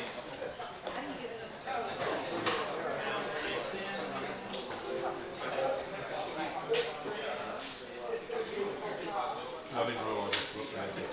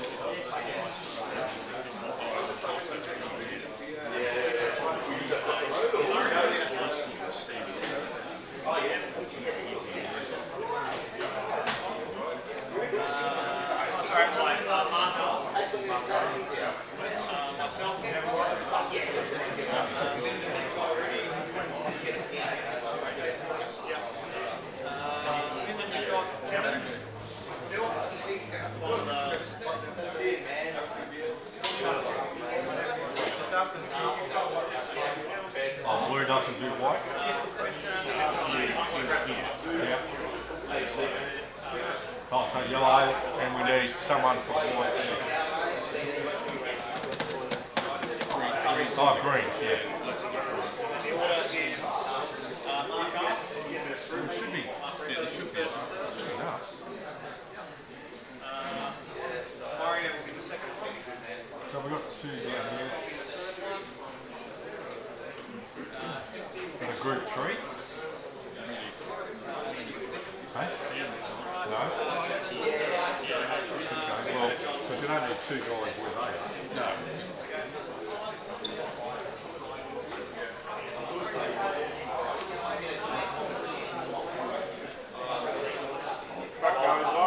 Andy, we're short a couple of marshals.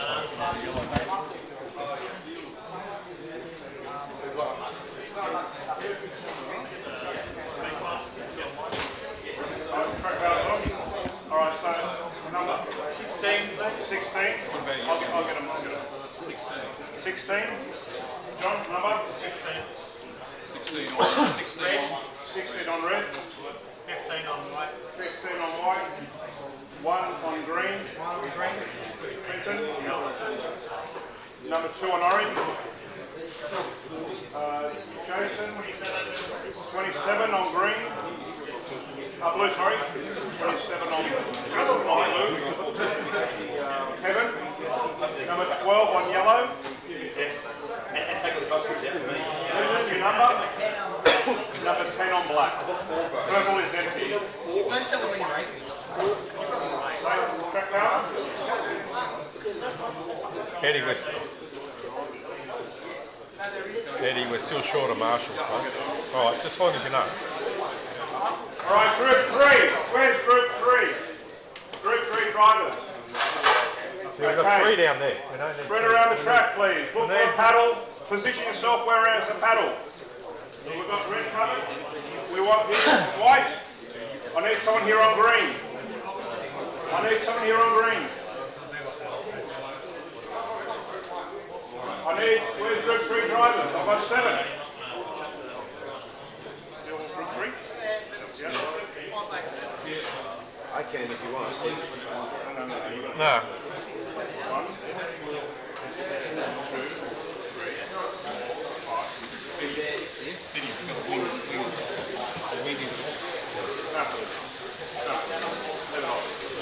Alright gentlemen, there's been a rule change just due to the difficulty of placing the wings on these group 3 cars. If the wing comes off during the race, leave it off. It's just too hard to put on. Unless you put something in to keep your track on and your wings on, stone, it's actually too difficult to put it back on. And we're still short of marshal here. 1, 2, 3. Now? Stephen, are you group 3? Okay, I want you. Right, who's group 3? Put your hand up, group 3. Yes. They don't need one bit. Nick, you come over here. No, start there.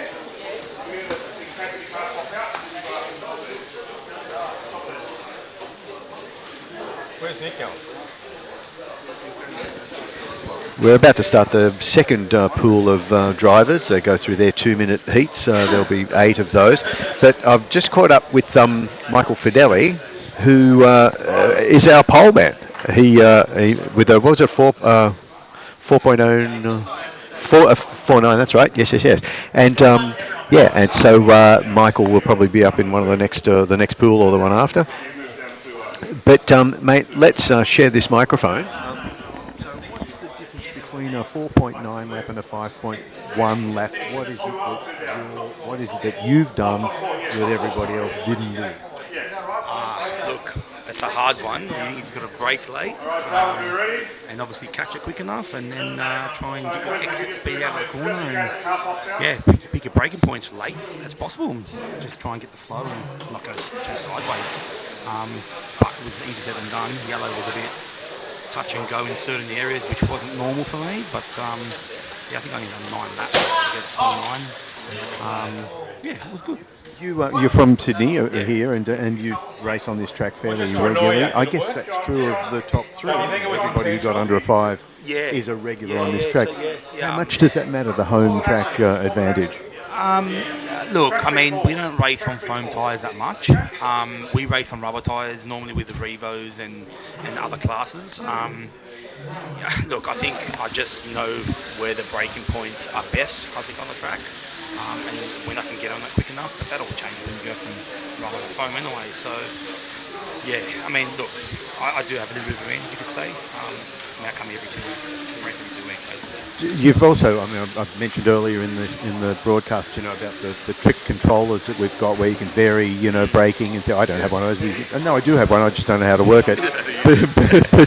But and vary the throttle trace and things like that. How important is that? I mean, or as you say, you don't race on these foam compound tyres, which are a sponge kind of thing rather than rubber. So that probably all does go out the window. It does change. So look, foamies or sponge, whatever you want to call them, they allow you to be more aggressive as a driver to a certain point. They hold, and if you just push them too hard, they'll just let go and you're off.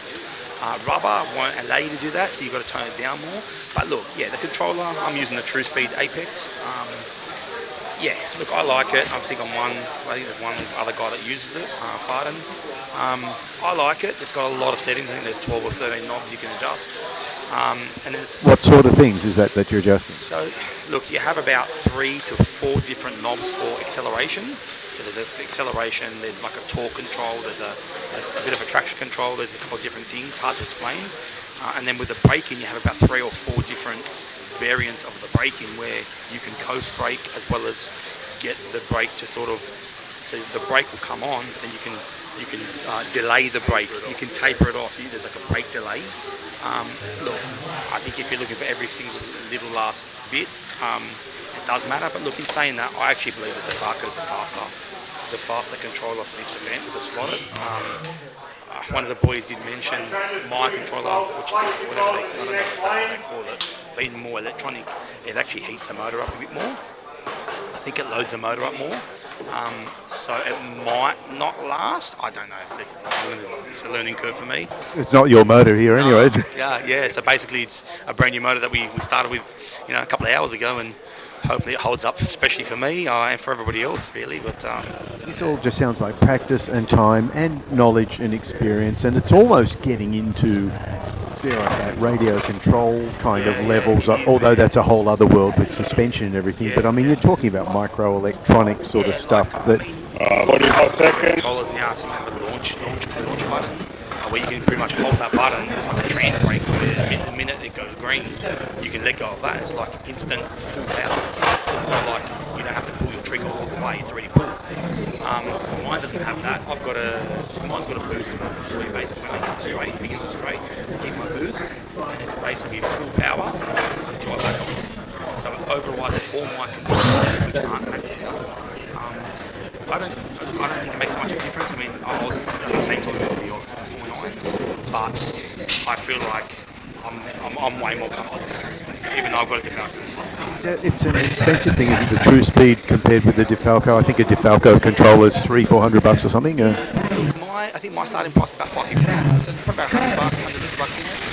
Well, I think the point I'd probably want to make for people, particularly who are just having a look at slot car racing or whatever, you could buy, as I mentioned earlier, a DeFalco for $300-400 or something, a couple of cars, a few spare parts, and you'd be here and possibly be running 5 cores, Honestly, it's like young having as much fun. Yeah, like young Nick here, he's running one of the base model car scenes, which I don't know if they're available anymore. But his controller's like $300, and his controller's actually faster. So, but look, he's a racer, he's very, very good. Like, do the qualifying thing. It all depends on what you're comfortable with. Give out in the car, my first controller. So, and that was like $380 back then. I've still got it, I still use it, but now I'm coming to a point where, I'm looking for the brakes to have a lot more adjustment, the throttles have a lot more adjustment, top speed, start speed. There's a couple of different functionalities in there that I can play with, and look, I haven't played with every single one because I don't know what I'm doing, but I'm get in there. There's a heck of a lot more to it than meets the eye, but then the guy in 28th is probably having as much fun as you are, you know? Just driving as hard as he can. You just drive to the best you can drive to, and it's not about how fast you go, it's more just being consistent, like you're just trying to accumulate laps. Because if you crash, that's like half a second or, you know, a few seconds, sorry. And congrats, by the way, on the winning the Concourse d'Elegance, you know, with your Valentino Rossi. Tell us, what is it about the doctor that gets you? I love his, whoever's doing his design, like I just love the whole cartoon concept behind it, you know, like how did they come up with the name Doctor, and even though there's like a dog, a cartoon dog that's on his logo, and it's like, I just liked it, and for me it was like different. I didn't really know what else to paint in this in because there was only about 4 or 5 liveries to start off with. There was none, they didn't last, like, which is a shame. Yeah, they're actually nice. Did you follow Rossi's motorcycle career, and you're following his GT racing career now? Not even, just love the personality. Yeah, I love the personality. I like him as a person. Obviously, he's semi-retired now, you could say. Yeah, I just like his sort of the whole thing that he done. Like, he sort of made it famous again. You know? You ought to throw that car on eBay and see if he puts in a bid on it. Good on you, Michael. Thank you very much, mate. Cheers, and good racing today, buddy. Cheers. Thanks. Yeah. You got it?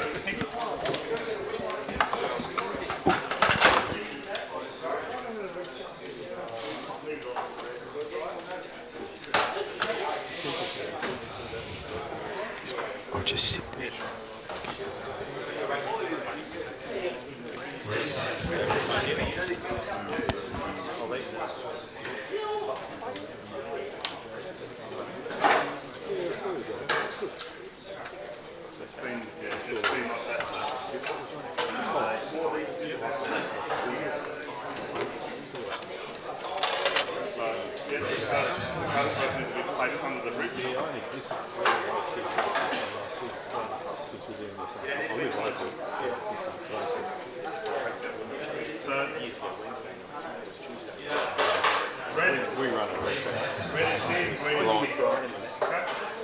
Yeah. So gentle on the throttle.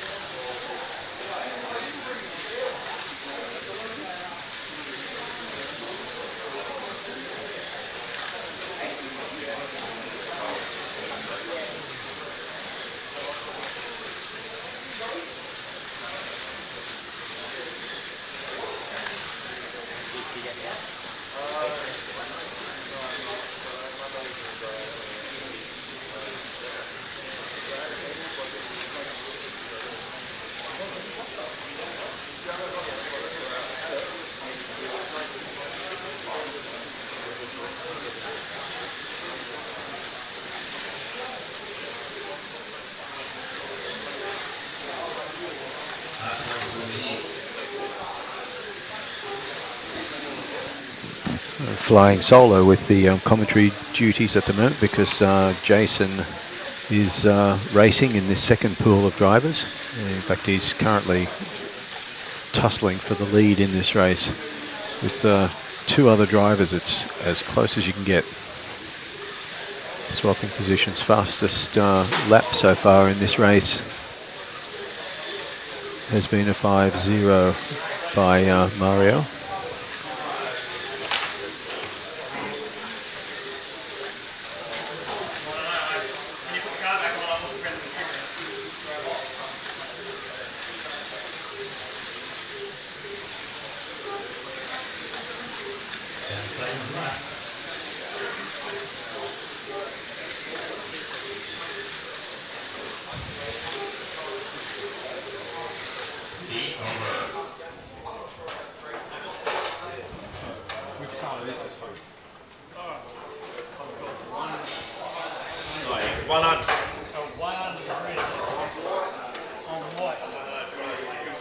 A beautiful little Lancia Group C cars just stopped in front of me. I wish you could see the detail here. These are It's another of the great features of Slot.it is they are really lovely little models, and they look just as great on the shelf as any static model. And the great thing is you can throw it on the track and laugh your brains out and just have a ball. Quite apart from tuning and swapping motors and racing with your mates. Just while the drivers are really quickly changing their lane stickers and changing lanes. These slot cars were a product of a renaissance that started in the mid-90s, as Brian Goulding touched on earlier. They don't look like the slot cars of the 60s and 70s when the hobby really first took off. Basically what happened in the 90s was that all sorts of printing, tempo printing technologies were adapted from static models and applied to slot cars.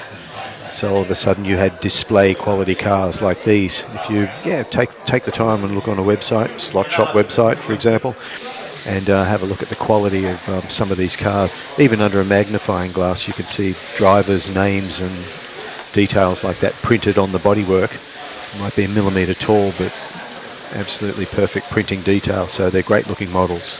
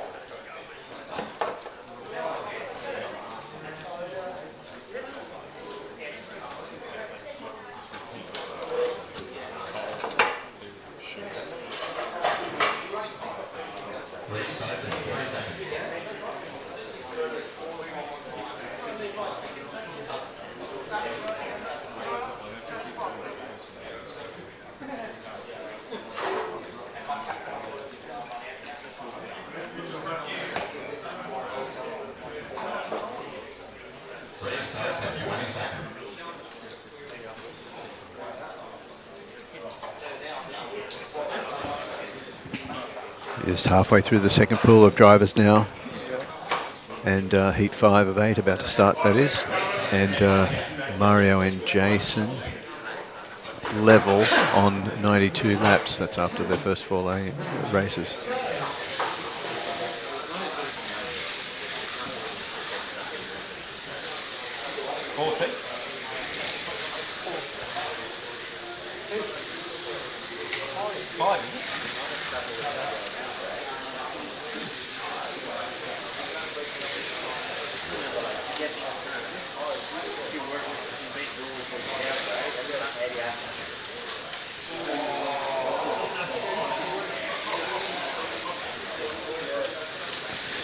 Oh, Jason on the orange lane this time, first to crack the fives in this pool.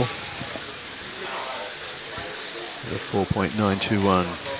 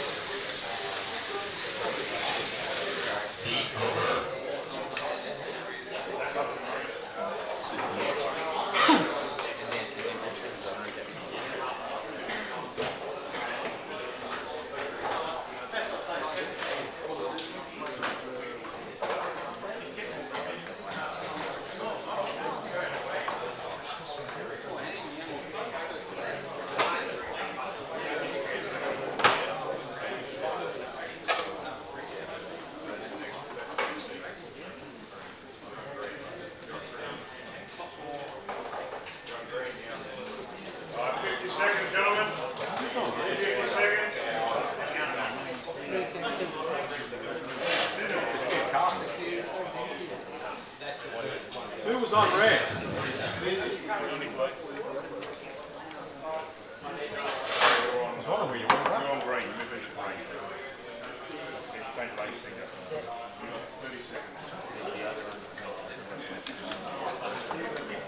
Seconds, gents.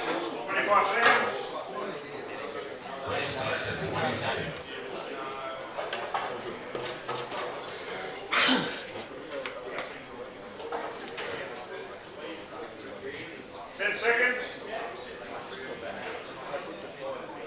Please start to 5 seconds.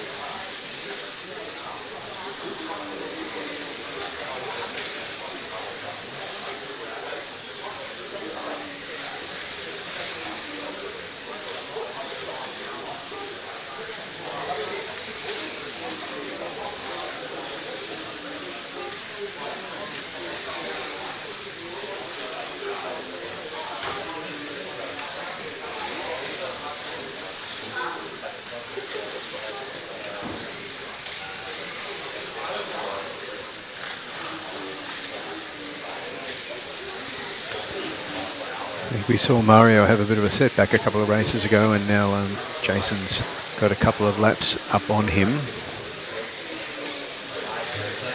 And you can just see the concentration in these drivers' faces.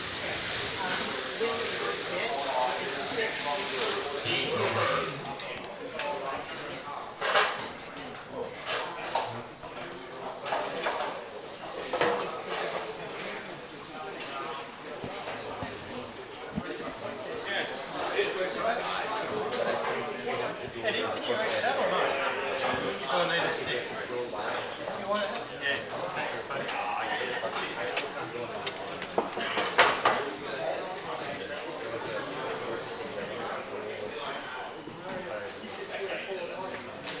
We had a bit of a conversation earlier with Ian Rice about different controllers, and Michael Fideli, and people are using different brands of controllers. One thing they'd all have in common right at this point is they would be sweaty.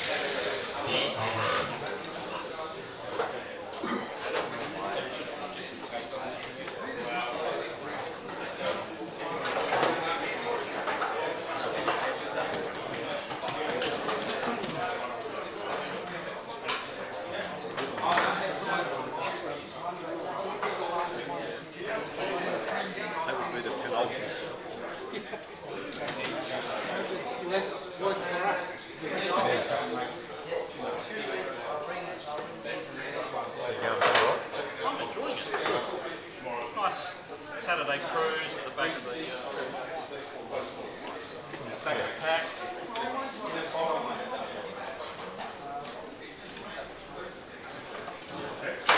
Please start in 40 seconds.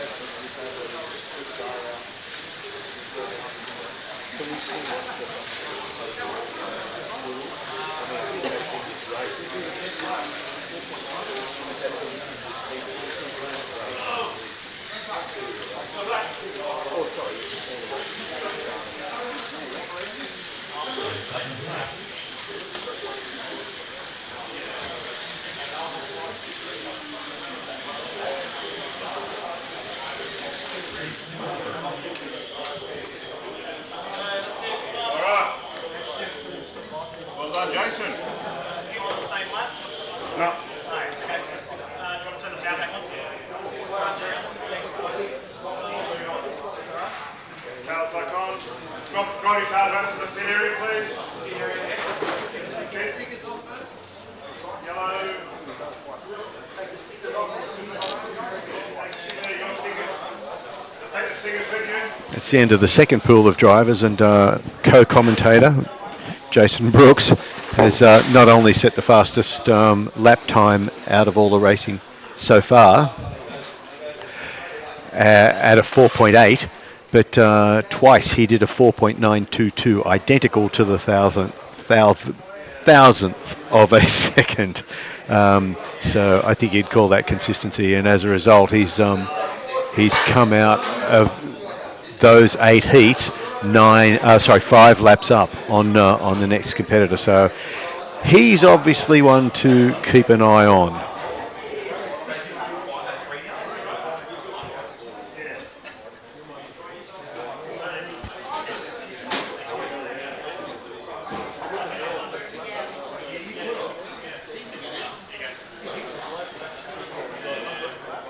On the back swing.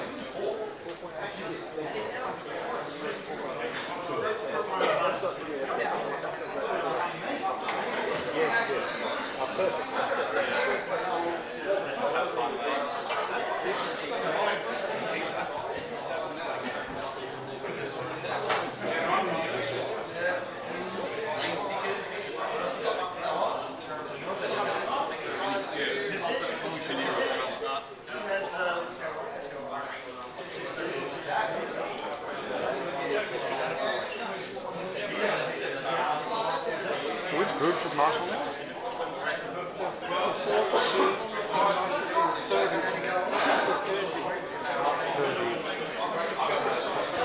Just getting the drivers organised for the third pool, and as you may be able to see on your screen,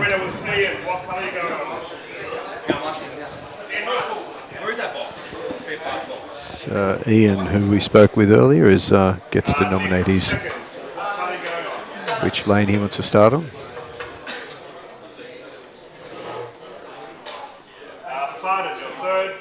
3.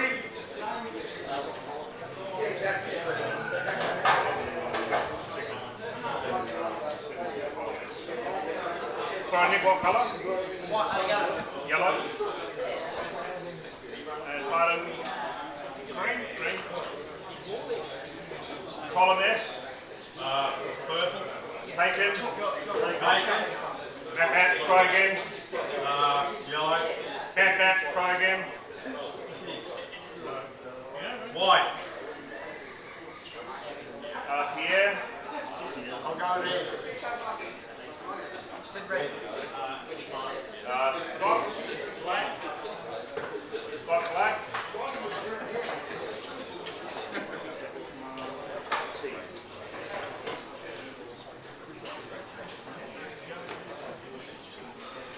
Mark,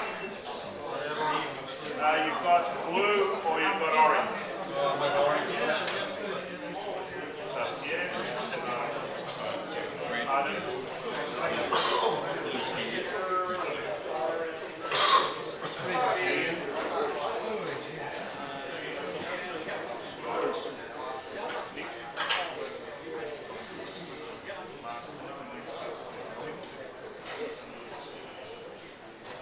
Make sure you're on the right colour, gentlemen. Thumbs out, I think. Yeah, what's your number? 21.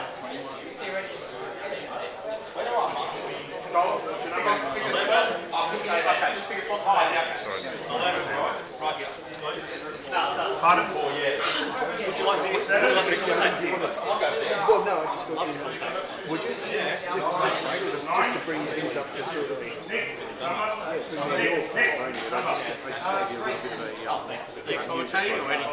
just gave you a bit of a broad and sort of said, you're the fastest lap thus far, I'll commentate. I know, I'd like to eat, but I know you guys are going to... That's your chance. No, I'm happy to commentate. No.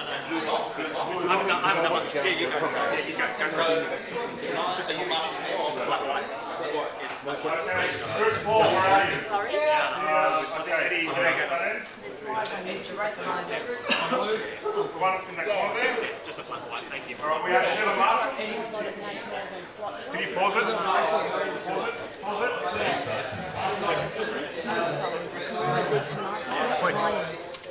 No, not now.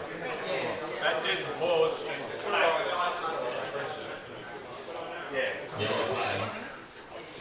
I heard, mate. I hate that bloody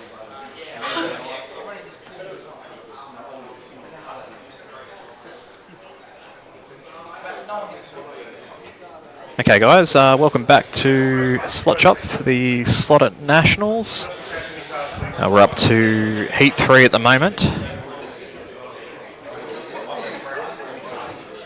This race contains Pierre Brevin, Farden, Ian Rice, Scott Wiseman, Nick, Mark and Colin.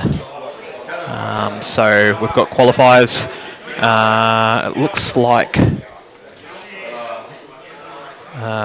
position 2, position 6, position 10, 14, 18, 22 and 26 on the track.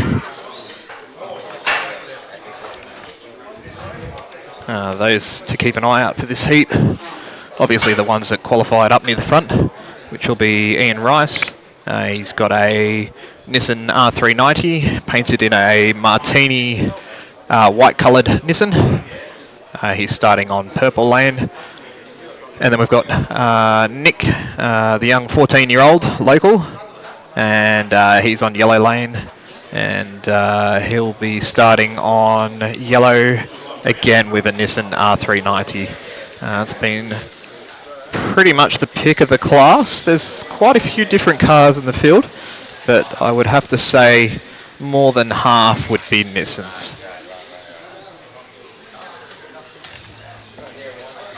So the drivers are just doing some warm-up laps, cleaning their tyres and getting ready for their first heat.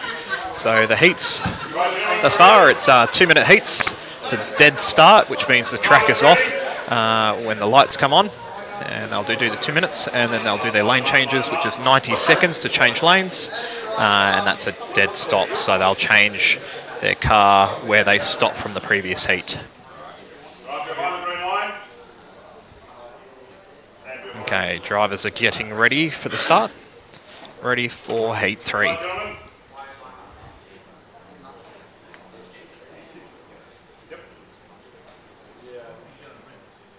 Okay, we're in race director hands.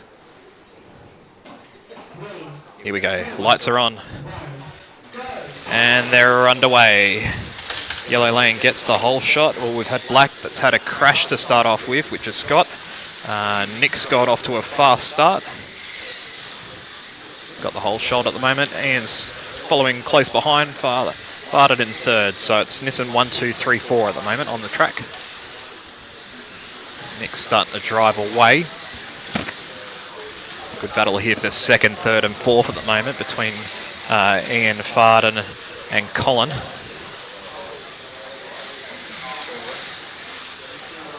Starting to spread themselves out a little bit as they find their ground. Oh, we've got a car that's off down on the last corner. That was orange. That was Mark T.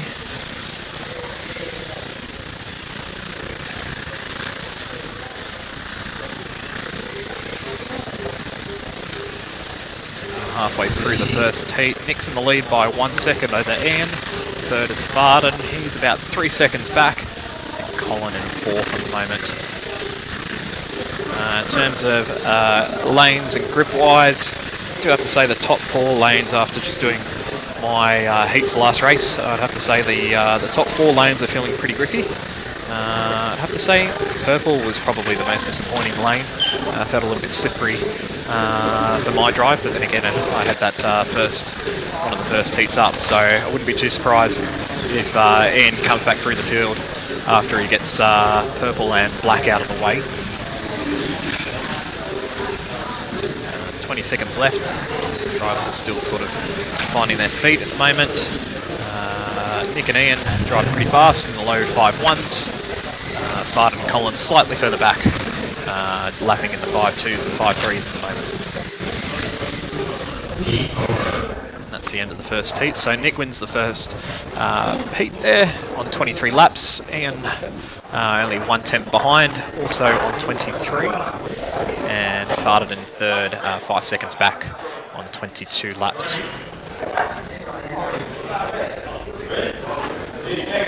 So now we've got the first of the lane changes.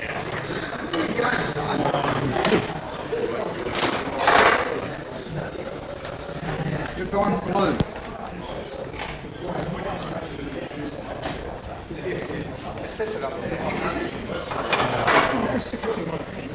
Blue. Because they're in your thing. Oh, there it is.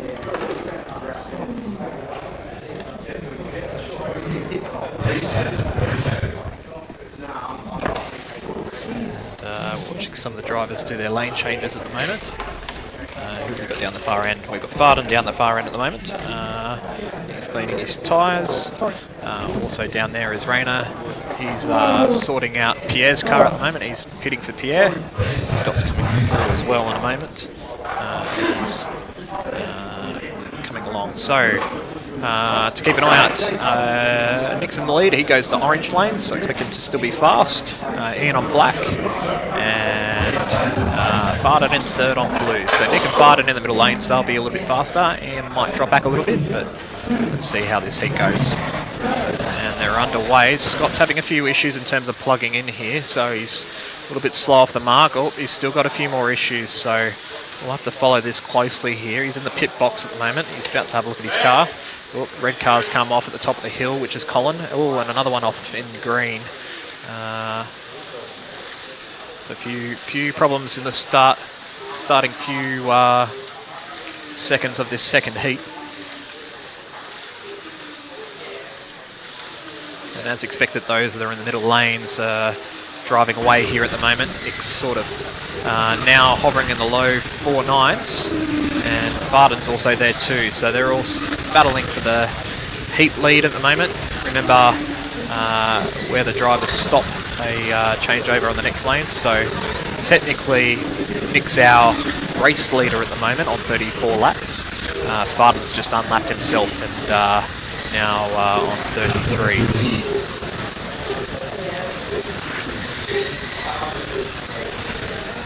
Okay, halfway through the heat. Oh, Blue's had a crash, so Farden's had a bit of a crash, so that pushes him a bit further down. It's just also all that lap time that he's just made up on Ian there, so he's about 10 seconds down on the leader now.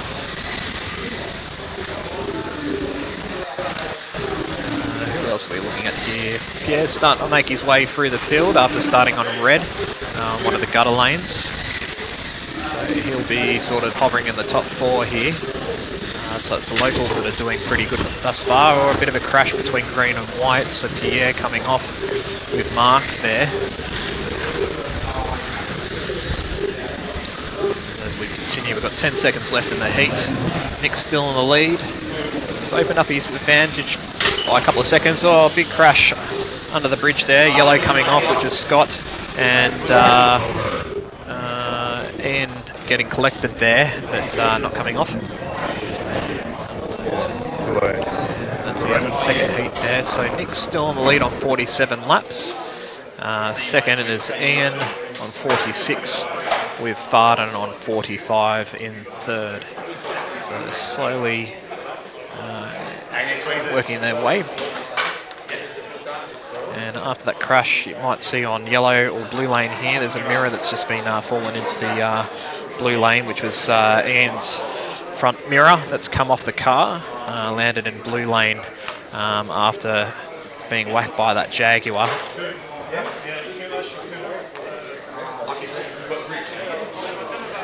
So the guys are cleaning their tyres, putting some brake juice in the front of their car. Also, some people are oiling their car as well. This race here, we're just using the standard sort of Slot.it bronze bushings that are in the back of the car, so some are choosing to oil them up a little bit. chose to do mine at the last bracket for the last heat there, just to sort of give it a bit of an oil and a bit of love and care, ready for the next race. 10 seconds left. I'm not too sure if Ian's going to get back here. He's a bit slow off the mark here. Here comes the lights. Is he going to get back in time? Or he just gets back in time. And they're away. He's just lost a little bit of time just picking up his hand controller there. So effectively Nick's got a lap on Ian now. So as we watch them, they come down the main straight and up through the donut. And then heading back down to the last corner, and that's a lap. It's a pretty quick lap. It's all about keeping your momentum up on this track. It's not really challenging in terms of the corners that we have on here. It's pretty fast and flowing. So it's all about keeping that momentum up. As soon as you lose that momentum, you lose lap time here. So probably the critical corner to get things right is through the donut, especially on the inside lanes. I'd have to say, red, white, and green can be particularly tricky, especially on the exit of the turn. Some of the cars like to sort of two-wheel or lift up as you accelerate out of the corner there, and you've got the track joint at the top of the corner there, so can create, some cars can get a little bit unsettled and de-slot straight out and over the top of the bridge. Watching the race here, most people are keeping it clean. Red just had an off.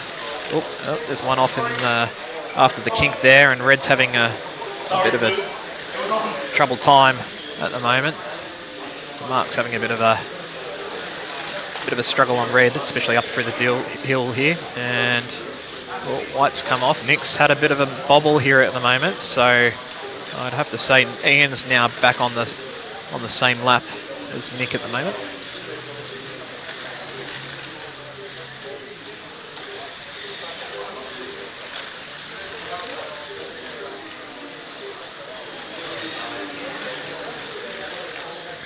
Uh, 10 seconds left. Wait to see on where things are at. Colin and Pierre are having a bit of a battle at the moment for position 4. And the heat is over. So we're after heat 3. Nick's still in the lead on 70 laps. Ian in second, also on 70 laps, 3.7 seconds behind at the moment. And Farden in third on 68, 10.58 seconds behind the leader. So most of the cars are down on the last corner at the moment, so there's a bit of jockeying to see who can squeeze in and service these cars.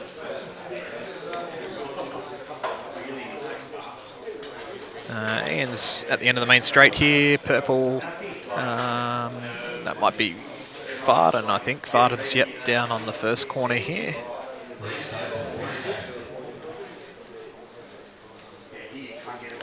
So looking pretty fast here. Let's have a look at lap times as I look at the leaderboard here at the moment. Nick's got the fastest lap of this heat at the moment at 4.968, and that's on orange lane at the moment.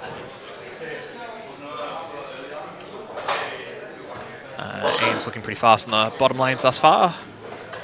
Nick's looking fast in the top lanes. However, they'll be crossing over, so Ian's starting to head up towards the top lanes here.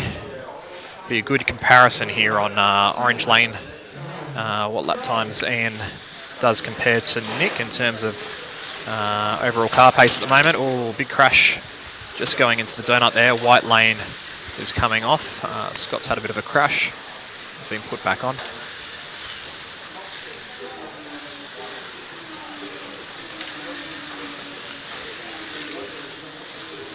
To watch here, probably a bit further back, probably keeping an eye on Colin Pierre at the moment. This will sort of determine on what bracket that they'll sit in for the next race. So the top 4 sort of get a bit of a buffer, I'd have to say, in terms of the next sort of rounds that take place. The top 4 will go through into heats. Let me have a look at the book here. They'll go into groups 5 and 6, and effectively results that everyone continues on regardless of their position after the next sort of groups, if you're in the top 4 of these races. and then effectively the bottom from 17th down to 27th will start feeling the pressure a little bit more in terms of being on the round of knockouts. So these races are just qualifying races at the moment, so this will determine the next group of races and then our knockout formula from there on. Okay, we're having a look here. Nick's on red, doing pretty good. He's doing 5.0s, 4.9s, so pretty quick here. Ian's set a faster lap though on orange, so he's done a 4.924, so he's definitely motoring along at the moment, so you can say he's got some good car pace at the moment.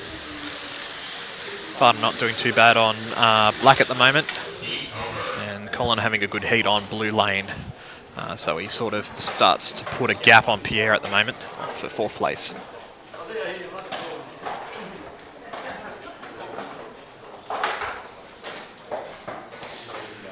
Okay, halfway through, so Nick's in the lead still with 94 laps next to his name. Ian Rice in second on 93, but about to head on to 94. So he's about 3/4 of a lap behind at the moment. So Nick's just at the top of the donut here. Ian's down just at the start of the last corner.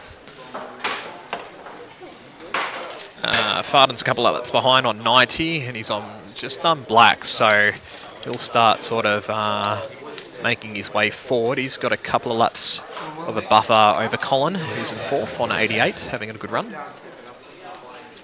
Pierre on 86.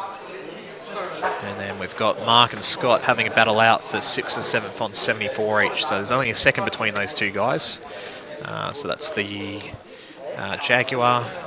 That's now heading onto red lane. And Mark. Let's see what car Mark's got. I think Mark's got a Nissan as well. There's a lot of Nissans in this race, I have to say. Yes, correct. Yep.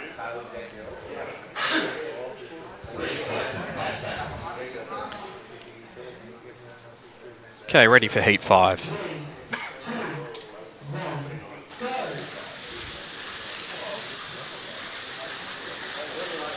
Okay, cars are underway.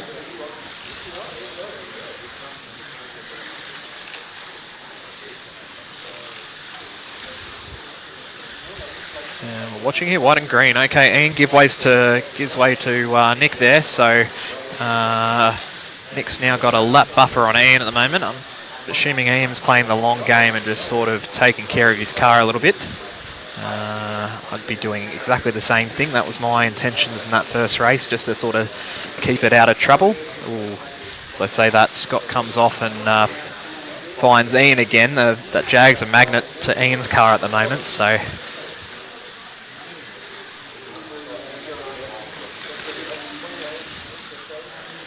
lap times wise, Nick's running in the 4.9, so having a good run on green at the moment.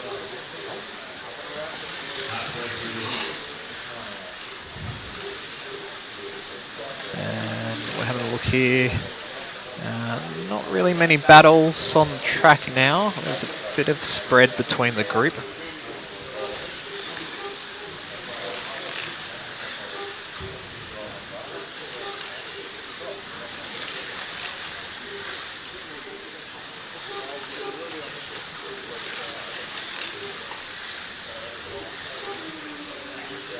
Driving hard with his Nissan at the moment.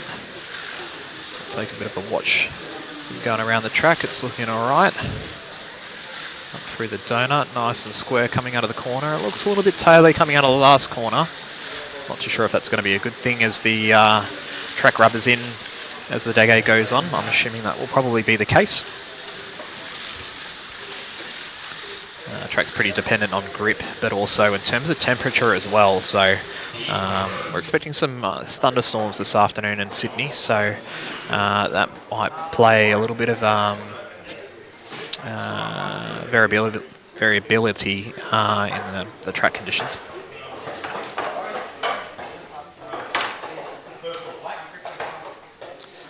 So we'll wait and see as the afternoon continues on. Okay, up to heat 6, sorry. Nick's still in the lead 118 at the moment, so driving well. Ian in second on 117. Farden in third, 113. So those guys have got a bit of a gap on the rest of the field. Collins in fourth on 110. Pierre slightly behind on 108. However, Pierre's going to finish on yellow and orange, so they're going to be pretty quick groups. And where's Scott at the moment? Scott's on... sorry, no, apologies. Colin is on black, so he's following Pierre. So I'd expect Pierre to sort of claw back a bit of time here, but it will come down to how these guys race. No mistakes. That's going to be the big thing today, I think, too. I think the cars are very closely matched. It's going to come down to the driver and how they perform under pressure, especially in the semi-finals and the finals. When it starts, when the eliminations sort of start to take place.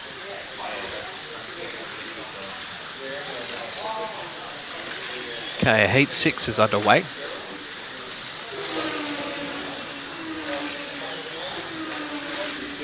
And Nick's already in the 4.9, so he's driving away at the moment. Farden's also sort of in the low 5.0s.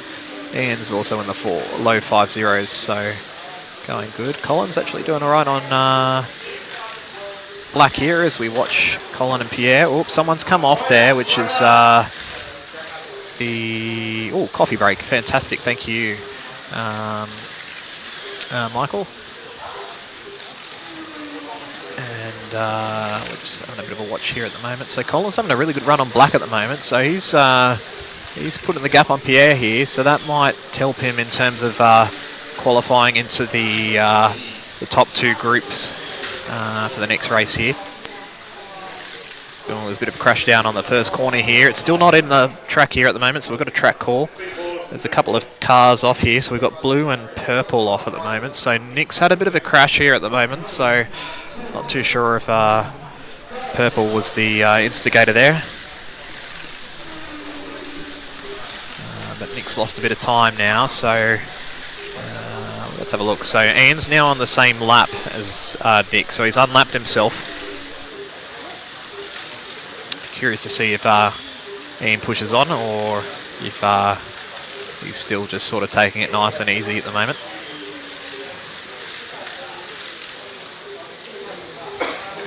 Okay, Mark and Scott are having a good battle for 6th place here. They're on 111 laps each at the moment. So we're watching them on green and purple at the moment.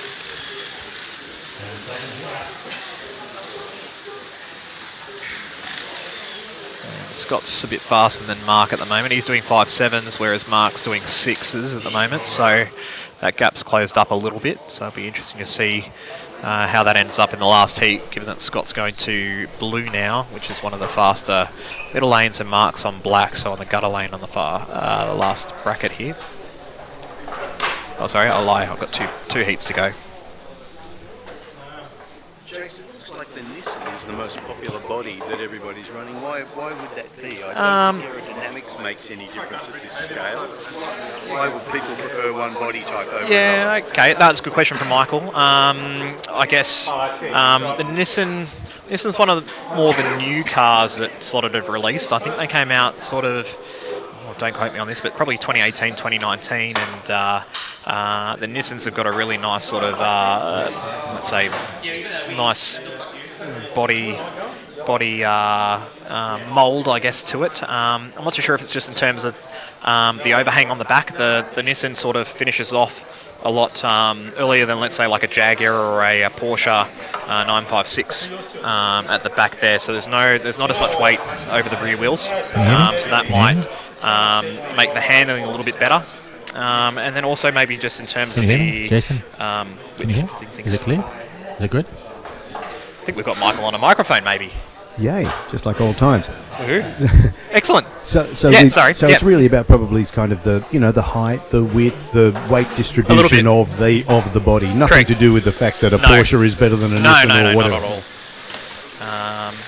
So yeah, the Nissans have always driven quite well on most tracks. They're probably the most forgiving car out of the Group C cars that Slot.it have made thus far. So hence why they're sort of a popular choice, because they're they're a little bit more easy to set up and drive, and they're quick too. So you also tend to notice them more on track because that car in the real world wasn't around for as long, so there's only a couple of liveries really that it raced in. Correct. Unlike 956 and 962 Porsches, which were racing for 10 years. There's so many different liveries on that. So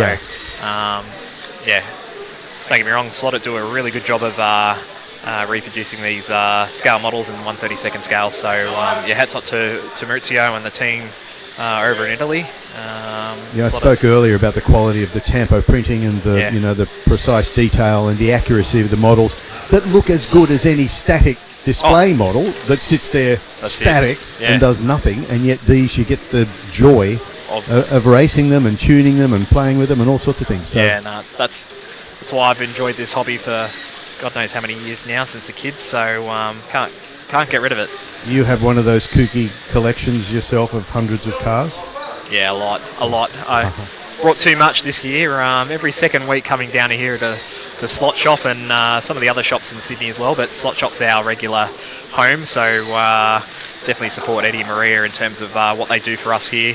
Not only from a service point of view in terms of the latest cars and gears and bits and pieces that we can buy here, but also having us here on a regular basis for racing as well. So it's really nice to sort of have an outlet that's close in Sydney that we can all gather and have a really nice social gathering and a bit of a race and a bit of fun with all your mates. So yes, indeed. I wonder, does your collection of slot cars, though, does it reflect your personal preference in types of cars like muscle cars or Bathurst or whatever? Exactly right. Rather than what races best as a slot car? A bit of both, but mostly my collection is based on what I like.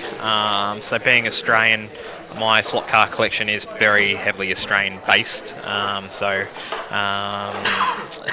Most of my cars are Scalatric, given that to be my upbringing. And I guess it's probably one of the most popular sort of manufacturers here in Australia. But a lot of the Australian cars, but just anything that sort of fancies me at the moment. So these days now I'm sort of buying and wheeling and dealing a little bit. So you sort of go, oh, what's a popular model? I'll buy a few of those. One for the collection, and maybe one to sell at a later stage at a swap meet or on eBay or things like that. But you can do that because there's some crazy collectors out there, aren't there? And you can there is put something away for 3 years and know that you're going to get 20% back on it. So. No, that's true. So I'm one of those passionate sort of people. But in terms of collection, there's got last count that I probably did at least 500, 600 cars at home that I've got at the moment. So they're all in. I have to confess to having about the same. Same thing as well. Yeah, I know. We're just running out of space. That's my thing. I look in the cupboard and go, oh crap! I haven't got any more space. Where am I going to put this car? So when one of my daughters moved out, I went, oh, that's really sad. Then thought, more space. Oh yeah, more space. That's a win. So that's it. So. But in terms of Slot.it, I've got a few Slot.its in my collection. So in terms of what they've done, mainly the Australian cars, like I was saying before. So I think Slot.it have made a Porsche 956, which is in the Peter Brock and Larry Perkins livery. Yeah, the Bob Jane livery. Yeah. So it's one of those. What else have I got in my collection? An Audi R8. I think that race in the race of 1,000 years at Adelaide in 2000. Adelaide, yes, the crocodile livery. Yep, that's exactly looking one. car. Yeah, no, really good. I'm not too sure if that won that race too, but it was one-off sort of race in Adelaide, wasn't it? Yeah. I think maybe the year that they lost the Formula One or something, the year after that they had it as a consolation prize. Yeah. So you can actually follow. That's what a lot of us do. Follow real motorsport history with your collection. I mean, for me, I'm older than you are, and for me, the film Le Mans, the Steve McQueen film, it was a terrible movie, but it was also an awesome movie for anybody who was into motorsport. And those were the iconic cars of my childhood, the 917 Porsche, the 512 Ferraris, and so I have many of those in the slot car collection. And these companies like Slot.it, they're not silly. No. They know who the buyers are. Anything in certain liveries, Martini or Golf or whatever, the Golf you're just going to lap it up because that was the stuff that the heroes of your childhood. So, all right. I'll focus attention back on the race because I've only got 30 seconds left on the race here, and it's close between Ian and Nick at the moment. It's only 2 seconds, and they're battling out for the lead. Ian's on blue lane and Nick's on black, so Ian's going to come home very strong here, and he's sort of doing 4.8s as his fastest lap time here. So the gap is 2 seconds.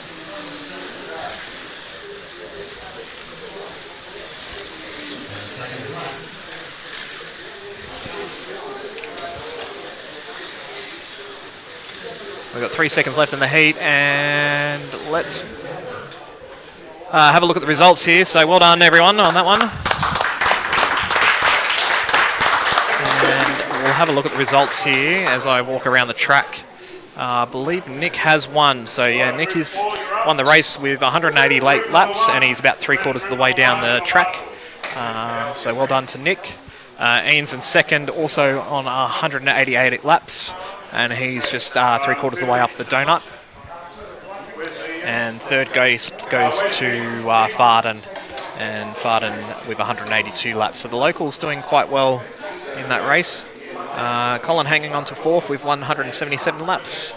Pierre in fifth, 175, and then a bit of a gap back to Scott and Mark with 155 and 154 respectively. So we'll grab the cars, we'll bring them back into Parc Ferme, which is just behind our donut here. Slot Shop officials doing a great job here today, led by Brian Goulding. Donated their time over the next couple of days to help out make sure everything's running nice and smooth.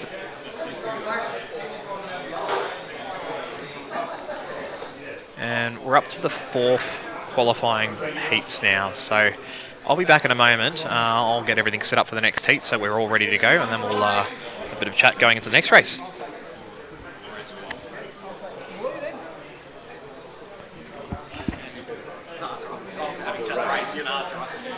I sort of follow the races, but okay, we'll have a watch, you know.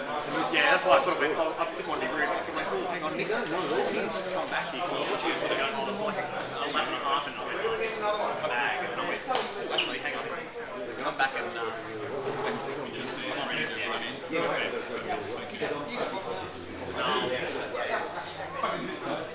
Okay, winner of this group, number 4, was Michael.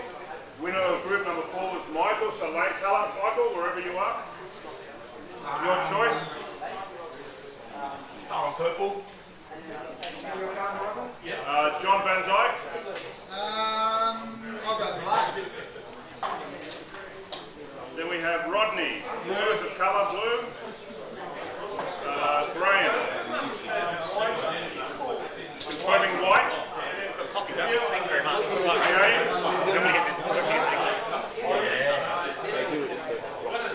Gary.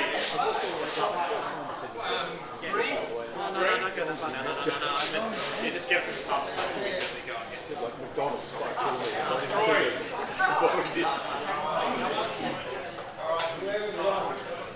And Stephen. Choice of colour, Stephen. Red. How about red? Yep. Sorry, great choice. Right, Stephen, what's your number? Nick started on yellow. Nick started on yellow. Who's on yellow now? 13? No. 13 on red. 13. Number 13? Where's car number 8? Yeah. Where's car number 8? Correct, so, no. Where's car number 8? Gets first lane pick, so... Right, where's car number 8, He gentlemen? wants to get rid of the gutter lanes first, so he gets the slow lanes out of the way and then comes over strong. Under the track. Personal preference. Where's car number 8? Car number 24, please. 1, 2, 1. About that in the next race. 18. Car number 18 to green. Personal preference, but there's a bit of 20, I guess you don't want to 23 to orange. Rodney. 19. Number 19 to blue. Crash mostly Troy. in the first heats. Number 25 to orange, to yellow. Michael. Car number 29. Yeah, 29. 3 on. And John. Car number 5. Midfield something? No, it's not.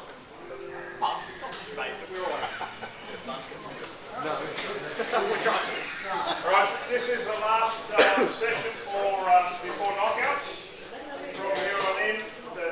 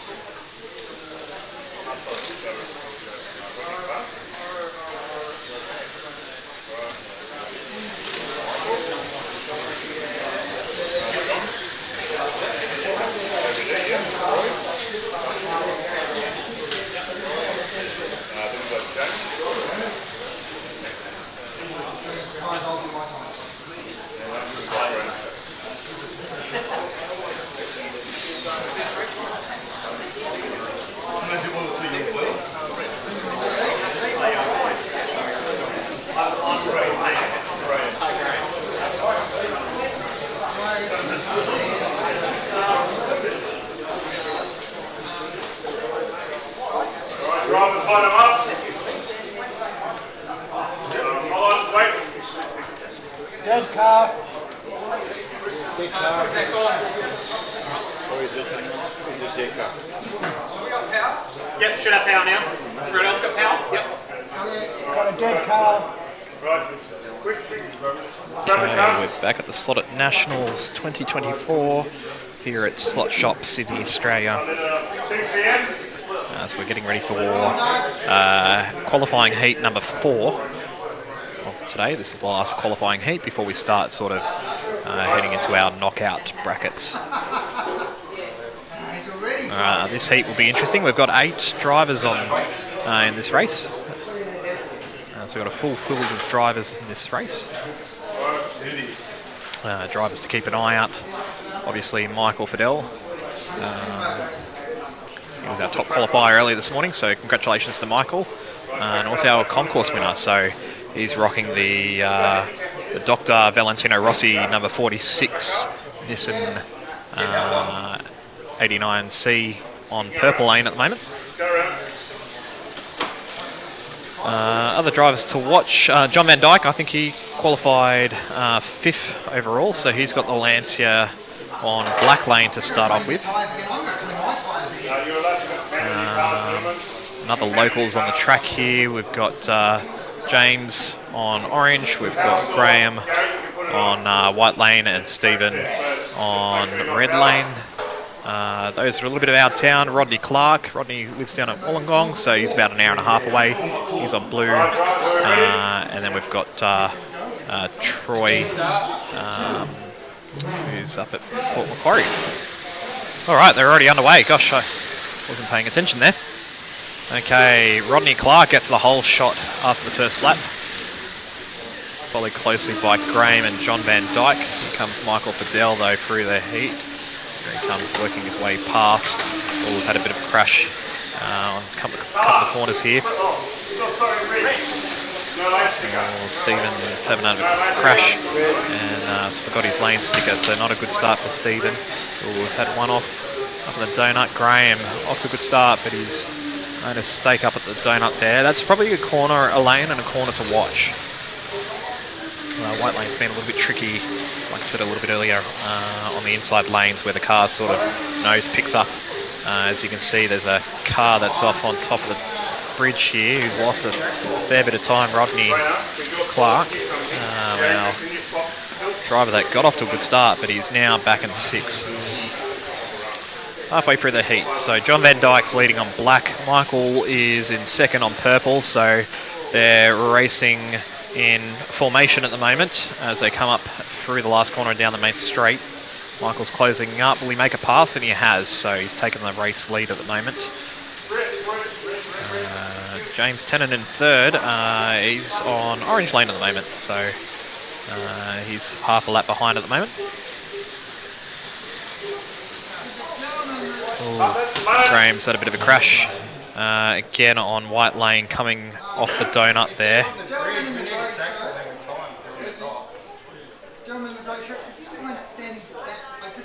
Yeah, there's a blind spot there. Thanks, mate. Thank you. Okay. And back underway under green flag conditions. Oh, and there's a car that's had a rider there. That was yellow. Troy. He's driving the Toyota 88C.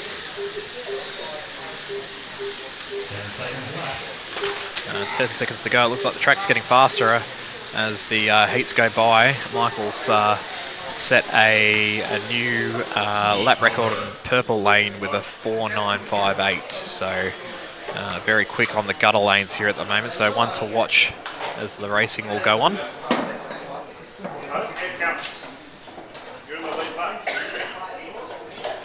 Second at the moment, I believe, is John Van Dyke, but I'll have to confirm that with James also in the top group there on 22. Others that I've spoken to have talked about the track rubbering up Correct. Which you and I both know means, these tyres do actually leave. They do. Although they're sponge tyres. Yeah. Can you see any evidence of that in lap times?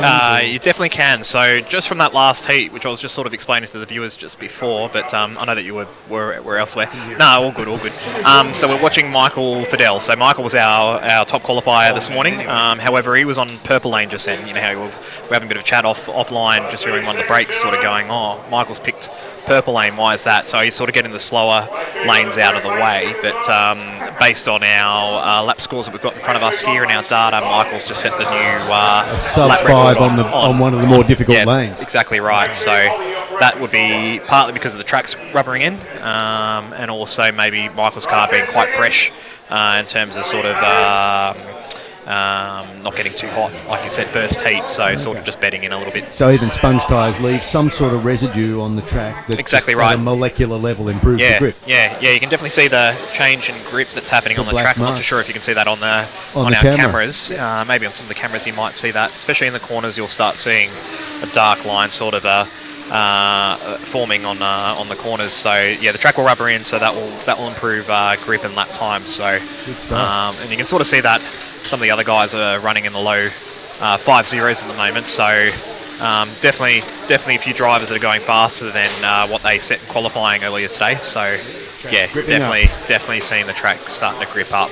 Good one. And that might make things interesting, depending if people have sort of opted for a grippy car and then the track grips up too much, they might start to tip. So it'll be interesting to see who's compensated for the track evolution. A bit of a crash on top of the bridge here. So as we have you can see that there. So I think that might have come off Rodney Clark's car. He was the one that was involved with Graham Shea there. I thought it came off the concourse, meaning... no, I don't think so. No, I think Michael escaped that, so... it'll buff out, Michael. Yeah, I hope so. Yeah. No, we don't want to see that one bruised up as the day goes on, so... all good. We've got someone off just on top of the hill here, so...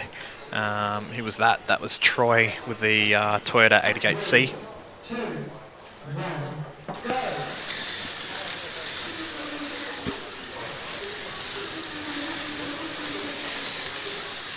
So halfway through this second heat at the moment, John Van Dyke's leading this bracket on 15 laps, with Michael Fidel in second on black, and James, another local, in third on white at the moment. So it's just finding their feet at the moment. It's neck and neck overall at the moment between John and Michael here, as we watch them sort of go around up through the donut at the moment. So John's starting to catch Michael here. It'll be interesting to see if he overtakes him, which he does. But Michael gets it back on the last corner here. So they're racing side by side. Oh, John has a huge moment going through the kink at the top of the hill there. He's lucky to stay on there, but he's lost a bit of time there. He's lost about 10 car lengths. Oh, Michael just got held up by Troy there. The Toyota coming off again. So effectively, John Van Dyke is now the leader. He's now going to orange lanes, so he's one of the middle lanes. Michael in second, also on 46 laps. He's just at the top of the kink, so he starts to make his way up towards the top lanes, so on yellow next. So expect Michael to be quick from here on out. James having a really good run. Third at the moment. Also on 46 laps, so he's just at the end of the main straight, so on the lead lap, having a good drive. So James came in the other day to do some testing on Thursday, so they were picking up brains in terms of sorting things out. He had a few issues on Thursday. We had a bit of an issue with a pinion, so I think James started out with an 11 tooth pinion and 23 tooth geared car, but noted his motor was getting very hot, so that's what we've noticed running these cars is with that particular gear ratio. Yeah, the motors get really hot given it's really short rollout, if that makes sense, and and that was sort of losing a bit of performance there. And then we went to a 10-tooth pinion, and then the 10-tooth pinion, I think, that came out of the box wasn't too happy on the motor shaft, so we had to swap that around a little bit. Oh gosh, as we start back up on heat 3, and Graham's had another huge crash in the donut, and there's been a bit of debris that's been left. As you can see that Troy's come off. I'm not too sure if that was because of the debris, but don't see on that. But oh, John Van Dyke's come off on top of the hill there. He's just been slammed into the back by Gary from down in Victoria. So hopefully not too much damage, but yeah, there's a bit of debris on the track there, so the marshals clean that up. Looks like another wing mirror. And with that crash, Michael Fidel will take the lead of the race.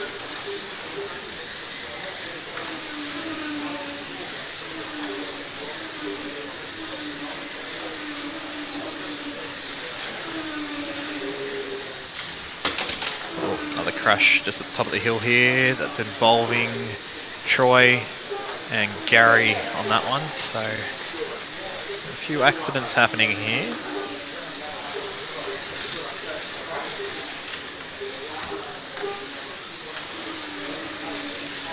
Okay, at the moment there's a bit of a battle between Stephen Rowe and Gary at the moment. Stephen's now moved his way up to 6th place. Stephen unfortunately had a loose lead wire in his car, so he did not actually qualify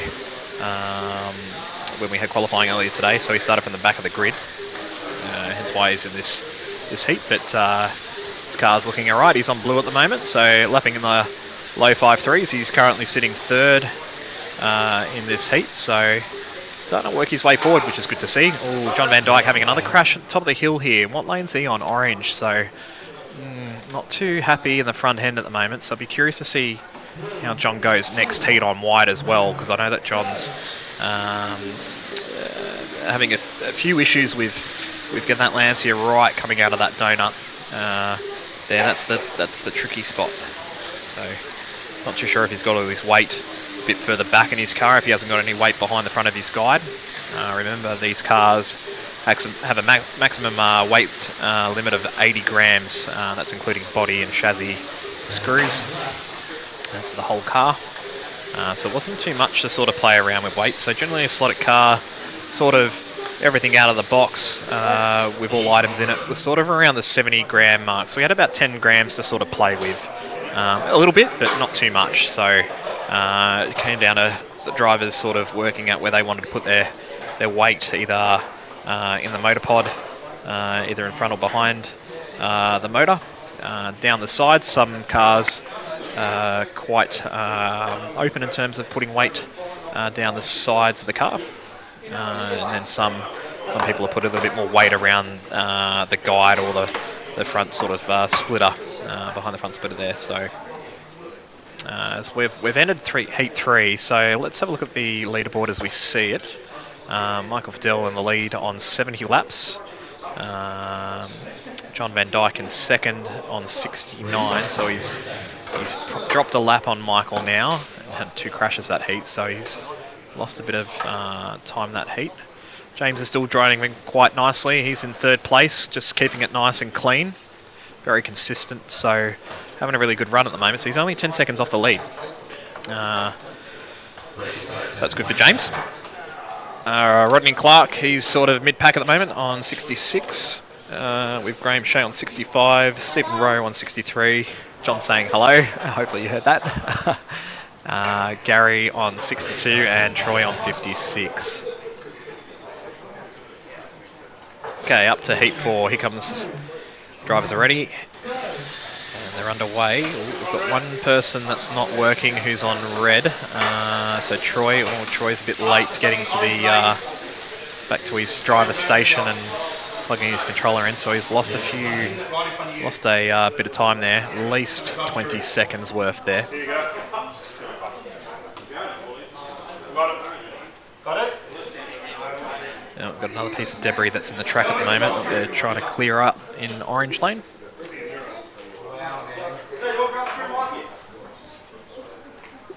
It is now.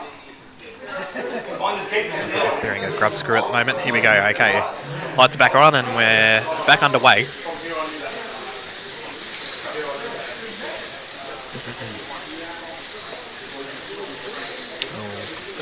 Car off on red, so Troy's on red.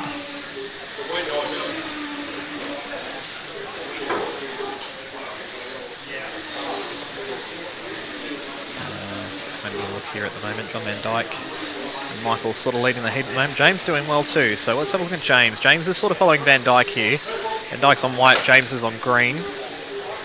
Nice and consistent at the moment, so he's sort of lapping in the low 5.2s at the moment. He sets his personal best on green with a 5.21 and 5.29. So lapping nicely at the moment. This is looking really good, so looking nice and solid. Just planted on the track. I reckon James might be a bit of an underdog as the races go on. He's keeping it clean. That's what you need to do in terms of racing, especially in the pressure races when it comes to knockouts. You know, if you can keep your car clean and out of trouble, you might pick up a promotion in terms of moving up to the next round.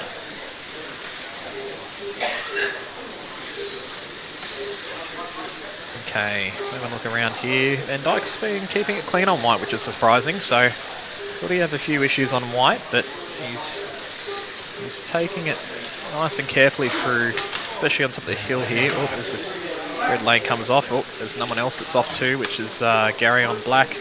Graham's off on blue through the donut. So a few drivers making a few mistakes here as certain names go up and down the leaderboard. And we're halfway through the race now, so Michael's still in the lead on 94, John Van Dyke in second on 93, James in third on 91, Rodney Clark moving up to fourth place now, after Graham having a few crashes in the donut, so he's on 89, Graham back on 88, Stephen Rowe settling into a nice rhythm on 84.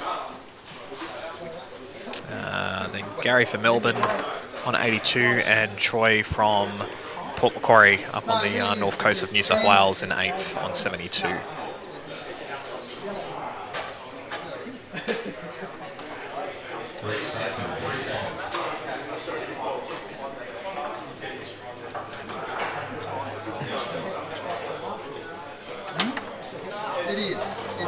If you're watching, be sure to drop us a like, drop us a comment in the feed. Happy to answer your questions or say good day to those that are reaching on out, wherever you are.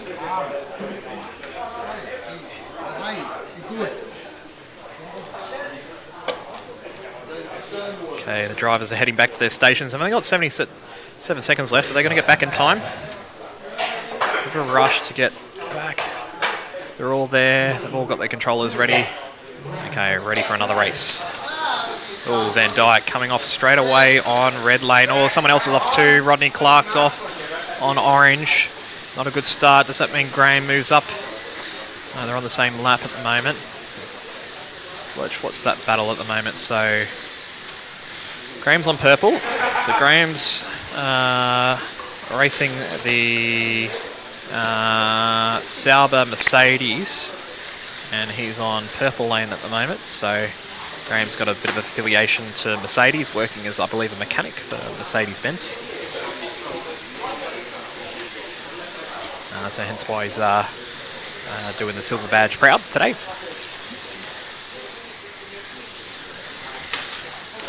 Oh, there's a few cars off the top of the bridge there, so white, blue and red were all involved there.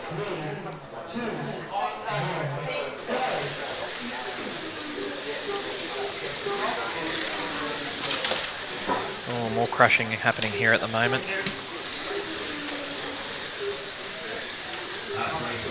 Hasn't been a clean heat.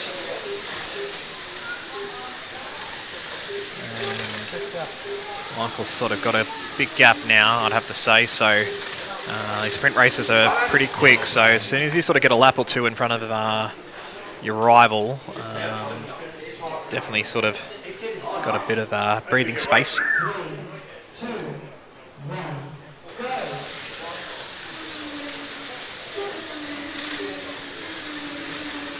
Looks like Michael's sort of got about 2.5 lap lead on John Van Dyke at the moment.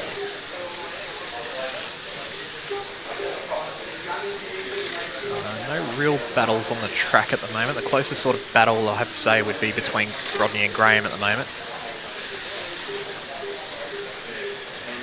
So Rodney's on orange lane at the moment, so one of the middle lanes, so it'd be probably one of the faster lanes at the moment. So Rodney's gone for the Jaguar XJR, I think it's 10, which is the latest Slot.it car that has been produced by Slot.it. So it's got a really long wheelbase on it. So as they finish off the heat, Michael wins the heat with 24 laps, James with 23. So rolling into the next brackets here. Looking at fastest lap times here at the moment. Michael's gone very fast. 4.824 is the fastest at the moment that he's set on orange lane, so a couple of heats back. Fastest lap times overall. Looking at the moment, Jason's got the fastest lane on red with a 4.987, and Dyke's looking fast on white with a 4.92. Jason's got the fastest lap on green at the moment.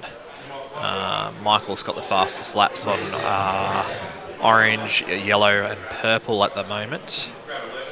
With Ian the fastest lap on blue and Nick having a fastest lap on black at the moment. So that's sort of giving you a bit of an indication in terms of who's doing well and who's going fast, and who to look out for as the heats go on. 15 seconds. Okay, drivers putting their cars on the track, getting ready for the next heat. Heat 6 of 8, so we've got 3 more heats to go before the end of this race.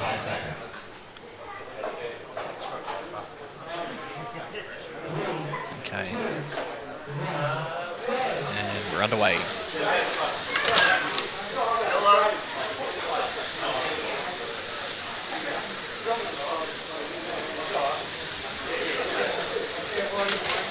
A few crashes at the moment. Who's on red? Oh, the leader's crashed here at the moment. Michael's had a bit of a moment through red in the donut.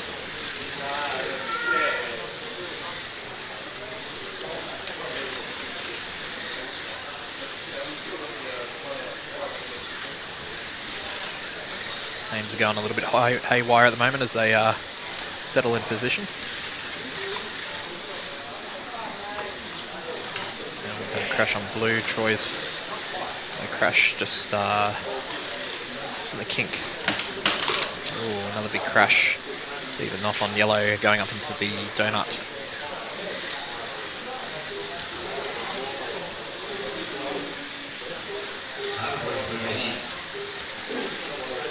So halfway through, the overall leaderboard still remaining stagnant at the moment. Everyone's sort of got a couple of laps on the next person.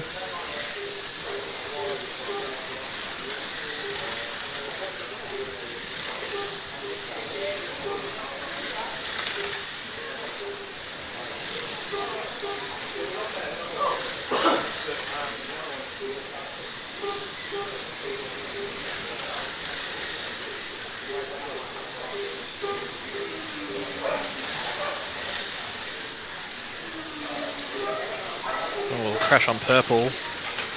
James coming off. That's his first crash, I think, of the race. He was having a good run. I've put the mockers on him now. But still sitting in third at the moment. He's on 134. Rodney Clark chasing him in fourth on 132. So there's still a couple laps there. So about 10 seconds up the road from Rodney at the moment. So it's the end of heat 6. John Van Dyke winning the heat on 24, so having a good run. Rodney Clark second on 22, and Michael third on 22 on red.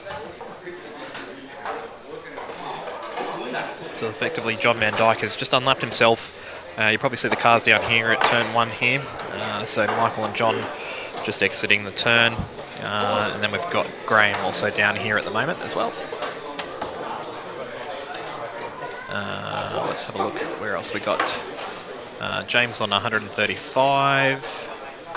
Third, and Rodney's sort of about a lap and a half behind, so we'll keep an eye on that a little bit too. With Graham 1 lap back on 132, because that's also going to play out in terms of what heat they will eventually sort of sit in going forward.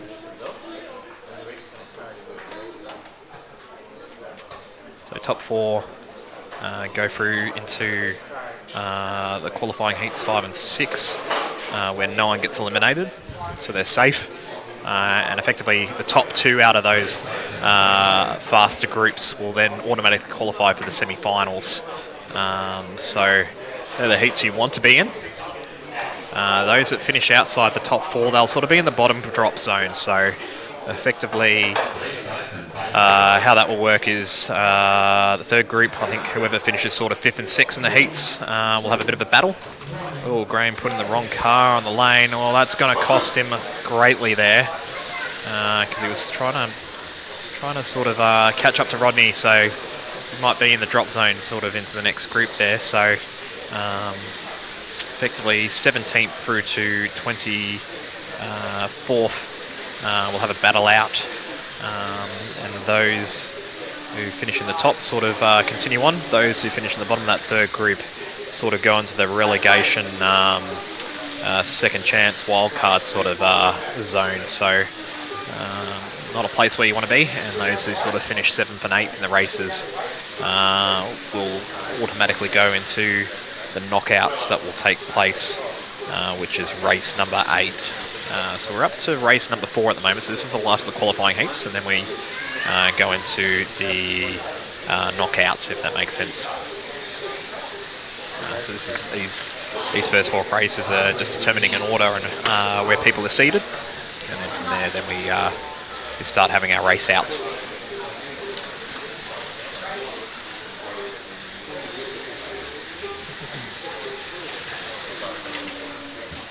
Another crash for white lane Gary. Gary's not having a good time on white there. He's driving a painted up Toyota 88C. Gary coming from Melbourne, so one of our interstaters, so fantastic to have him here at Slot Shop today in Sydney.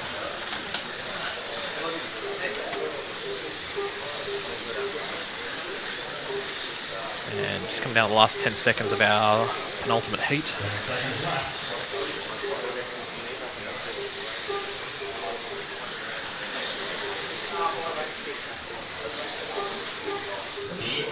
And drivers are finished, so Michael wins the heat with 24. John Van Dyke second on 23, with Rodney also on 23. So overall, heading into the final heat here, Michael's in the lead on 164. He's going pretty fast. Like I said, fastest lap with a 4.824, so it's the fastest time that we've seen on the track today thus far on orange.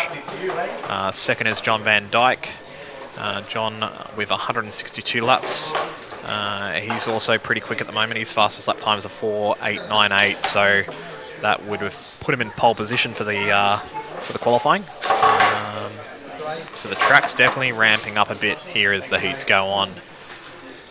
So the time's starting to sort of head towards the 4.7s, which will probably be the outright pace of these Slot.it cars. I haven't seen anyone during practice over the last few months do any quicker than a 4.70, so I'll be shocked if anyone is faster than that today as the races progress. But yeah, if you're down under 5 seconds, you're definitely having a good run. You've got a good car underneath yourself. Okay, drivers heading back to their driver stations. We've got 10 seconds left. Yeah, lifts out of the track. Heading into the final bracket, so ideally top 4 look pretty settled. There's 3 lap gap between Rodney and Graham.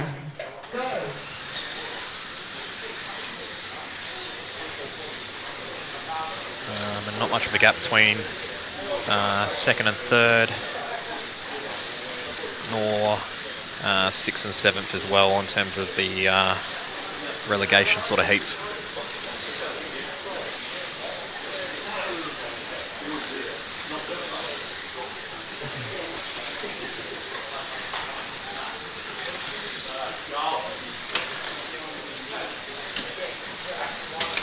Oh, bit of a bad marshal there.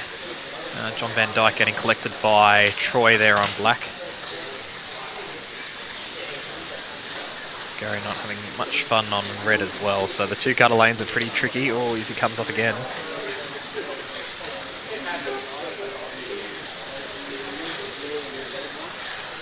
A minute to go.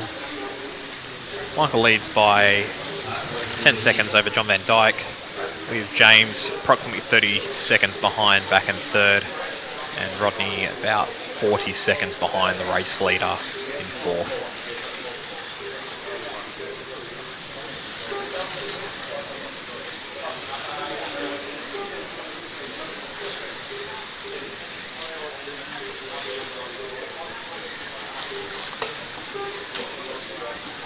Ooh, there's a wing off. Graham's lost his wing on orange lane. I'm not too sure what repercussions that might mean. I'm not too sure if there's been a rule change in terms of wings being glued back on during the heats or between brackets. We'll have to find that out, but there's another Group C without a wing, so I've already lost about 4 wings in today's race. There was one wing in my heat that lost a wing. I think he lost it in the warm-up.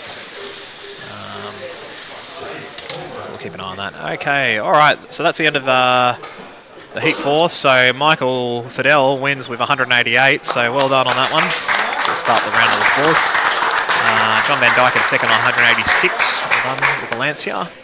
And James in third with 181, nice and solid there, so well done to James, rounding out the podium. Rodney Clark in fourth with 179, so he moves up into the promotion legs.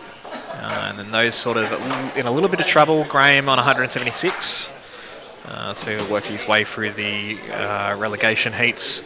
Stephen on 171, good to see his car up and running after dramas in qualifying, so 6th place there. And Gary, one of the interstaters, 166, and Troy rounding up the field with 151. So we've done our qualifying heats, so we'll be back in a moment, and then we'll work out our next race. I believe our next 2 races are groups 5 and 6, so next race will be a pretty fast group,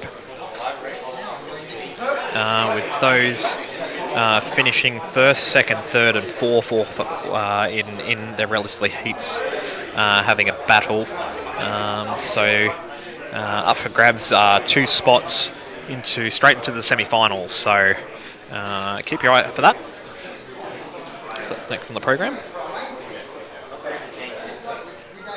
And then those who finished 5th and 6th in their respective heats just then will go into race number 7, where the top 4 will progress. The person that finishes in 5th will go through to the wild card round, and those who are in 6th, 7th and 8th in that 3rd group will then go into the Southern Deaf group. And then it goes in Group 8, so those who finish 7th or 8th in those races will be straight in the Southern Deaf group. So there'll be eliminations there, where I believe the bottom 3 will be knocked out. So we'll keep an eye on that. But Dilly, we've got the fast guys next on the race. Mario. We're back in a moment. Clinton, Nick, Farden, John Van Dyke, and Rodney. Okay, you've all got an opportunity to finish in the top 2 to qualify into the semis. I would want to be there, just FYI. Pool Group 6. You also, top 2, will qualify into the semis. First one is Michael B, Charles, Jason, John A, Ian, Colin S, Michael F, and James. So top 2 again will go through to the semis. Group 7 is a knockout. The bottom 2 will be knocked out. Wayne P, Philip, Kevin, Mark R, Pierre, Scott, Graham, and Stephen. So the bottom 2 will be knocked out. Group 8. Again, the bottom 2 will be knocked out. We have Leonard, Lyndon,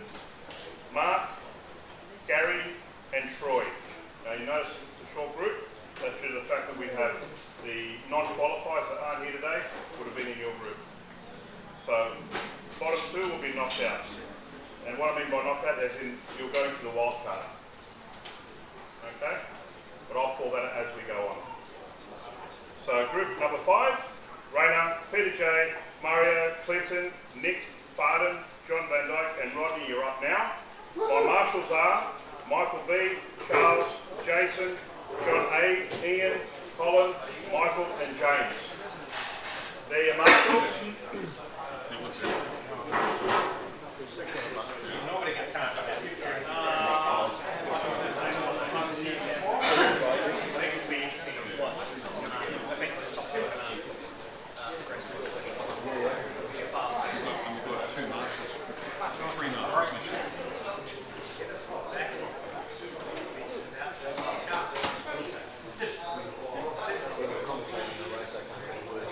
Sorry.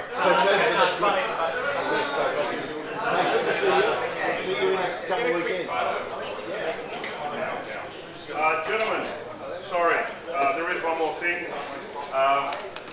Call it a protest, call what you will, but it was, gentlemen, the race is correct. The rear wing of your Group C car must be attached. I have a hot glue gun if you want it. You can use blue tack, sticky tape, what you will, but your wing must be on the car, whether it be on the body or in its correct position. Nevertheless, it must be on the car itself. And that's for the start of every 2-minute. For the start of every heat. So if you break From here on in, you must have your wing attached to your car. If it comes off during the race, you have the opportunity to put it on whilst you're racing. Once you're cleaning your tyres. So between heats. Okay?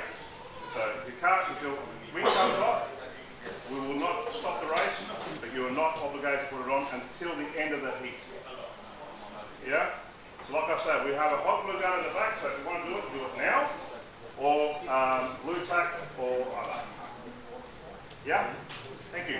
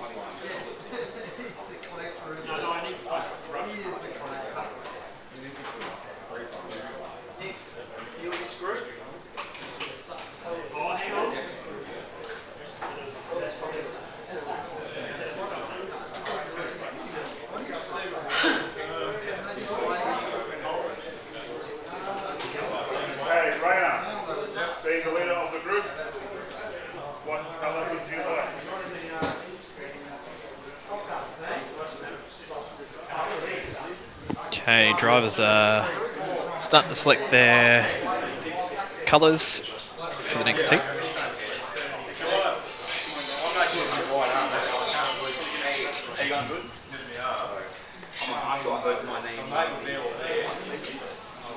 So names are going into the computer as we speak.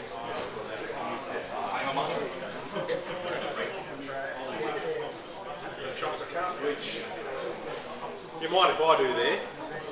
Only reason is I can't, with right arm weighing straight and I can't reach out. I have a medical condition. No, I'm here under the NDIS. Thanks very much. Okay, responsive, hello. Support worker. This will be an interesting heat in terms of qualifications into the semi-finals. So first and second of this race will automatically qualify into the semi-finals. So they effectively skip a qualification bracket. So they sort of go from the second group of races to the fourth group of races, the final being the fifth. final sort of bracket, or let's say the triangle, if that makes sense. So effectively your jumper qualification, which might be a good thing. Depends on what people are doing. It might be tyres that might be wearing out, motors getting hot. Interesting, one of the drivers in this heat is Nick, who qualified 6th. One of the quicker drivers. He's 14 years old. He's been racing here since he was 11. Nick's a quick gun. Keep an eye on him. He'll be... I've got my money on him being in the final this afternoon. So Nick's done well in the past in terms of participating in a couple of national competitions previously. I think he did very well here last year when we had the NSR national titles, finishing on the podium. Don't know if he got a win, but definitely know that he was on the podium for both races. So definitely a quick gentleman. So yeah.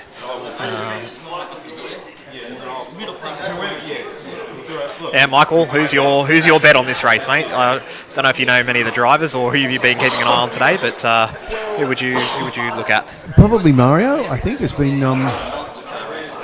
sort of pretty hot form. He was right up against you. No, I definitely had Mario in my first heat. So Mario was keeping it nice and clean, and he was having a good run.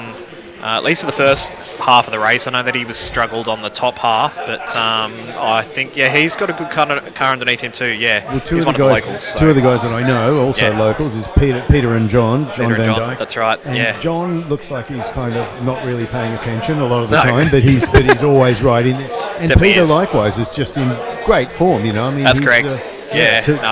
Today he's been really on fire. I don't want to knock Peter because he's I'm going to say every time I say Peter's going good, generally bad luck happens, and that's what happened last race. I think he was leading that first race, and then the curse of blue happened. We've got a joke sort of at another racetrack where Blue Lane always gives us dramas in terms of us de-slotting, and you got the curse of blue, and I think there was a wing mirror in the slot. And I think he went from first back to third. I think he finished second in his race. I can't recall now. It's gone back a couple of hours, but he would have finished second because he's in this group. But I'm also, speaking of local talent, though, I'm also thinking about Farden, who I was talking to earlier today. He's a regular here, Slot Shop, and he knows the track obviously like the back of his hand. And he was saying he didn't do any practice, any training. No, not really at all. No, Farden's one of our quick guys here at Slot Shop. So he's been racing with our race group for quite a number of years now. He's definitely prepared a few cars for me over the years, and they've been quick, and have definitely won some national races. As well as a great driver, though. He's a real car whisperer, isn't he? And a lot of people who are racing here regularly buy cars off Farden because he's just so good at Farden's cars are fast. Farden's cars are the cars to have. But interesting enough, I think this is Farden's first national championships. I don't think he's ever actually raced in a national titles yet. So stepped into the spotlight. Yeah, he has. Yeah. So Spartan says hello. He's hello, Spartan. Because we're talking about him. But he's preparing his car at the moment, so he's got his Nissan R89C. He was a little bit disappointed with it during qualifying. He sort of thought his car was a little bit slow, but I think it's opened up a little bit, and it's starting to free up. And he's one to watch. He had a pretty good heat in his qualifying race, hence why he's in this qualification group here. So it's going to be fast. It's going to be a fast group. So it is, and a lot of local people who half the field is really familiar with the track. Pretty much. It's all New South. It's a New South Wales group. So what we've got Nick and Mario. They generally race on the front track here at Slot Shop. We've got Barden, Peter, and John. They generally race on the back track here. So this is their home turf. And then who else have we got? We've got Rodney and Clinton, two locals from Wollongong. So they've been coming up each week for the last sort of 4 or 5 weeks, getting a bit of practice. Because there's no local track in Wollongong anymore, is there? Not in terms of commercial anymore. There's a few private tracks. So Rodney's one of the few that has got a private track up at Robertson in the Southern Highlands. Wooden track, like a wooden track, correct. Yep, a 4-lane track. Yeah, absolutely fantastic. Absolutely love going to his place when I get the opportunity to go down there. But we've got two other guys. They've got a tracks down there. Then Page, hopefully Glenn Page as well, but he's got a 8-lane track at Shell Harbour, and Cam Nielsen, who's sort of in Wollongong. Anyway, I'll shut up. Here comes the race. So, Here we go. Good on you. Okay, here we go. We're underway. Who's got the whole shot as we lead off? And it's Nick that's leading at the moment on green, with Rodney in second and Mario in third place. They're all staying on the track. Oh, first crash, and Rodney's had a crash again, replicating what he did in his qualification heat. Off to a good start, and then having a crash at the top of the hill there. So he's just dropped from second last there. And Nick's already pulled a gap on the field here at the moment. He's disappeared. He's already half a lap in front of the field at the moment. So Nick's in the lead. Clinton's moved up to second at the moment. So Wollongong based driver, Team Nissan, in second here. There's a good battle here. Third and fourth, we've got John Van Dyke on black with his Lancia, and Farden sort of also shadowing as well on white lane. So Rodney had a bit of a crash at the start there. Same thing with Mario. Mario had a bit of a crash a couple laps ago, so he's sort of at the back of the field at the moment. So it's all about who's going to be clean, and there's a bit to play for in this heat. Remember, the top two in this heat automatically qualify for the semi-finals, so there's a bit to play for. So you jump a. I see Nick's the only one with a sub 5 second lap so far. No, he's running off. He's running off into the distance, which might be a good thing. So might calm the nerves a little bit for the young racer here. So yeah, very quick. Oh, we've had a crash. Barden off on white. Oh, also taking Nick the leader off. Oh, bad marshal there. So just got collected by the fingers there. So that lead by Nick's just yeah. Nick's lead sort of been cut in half there. So only 2 seconds back. Clinton having a good run on orange to start off with. Okay, as they come up towards the checkered flag. Oh, another one off. Rayner's off on red. And that's it for the first bracket. So Nick in the lead on 23 laps. Farden ending up second on 23, and Clinton also crossing the line with 23 laps.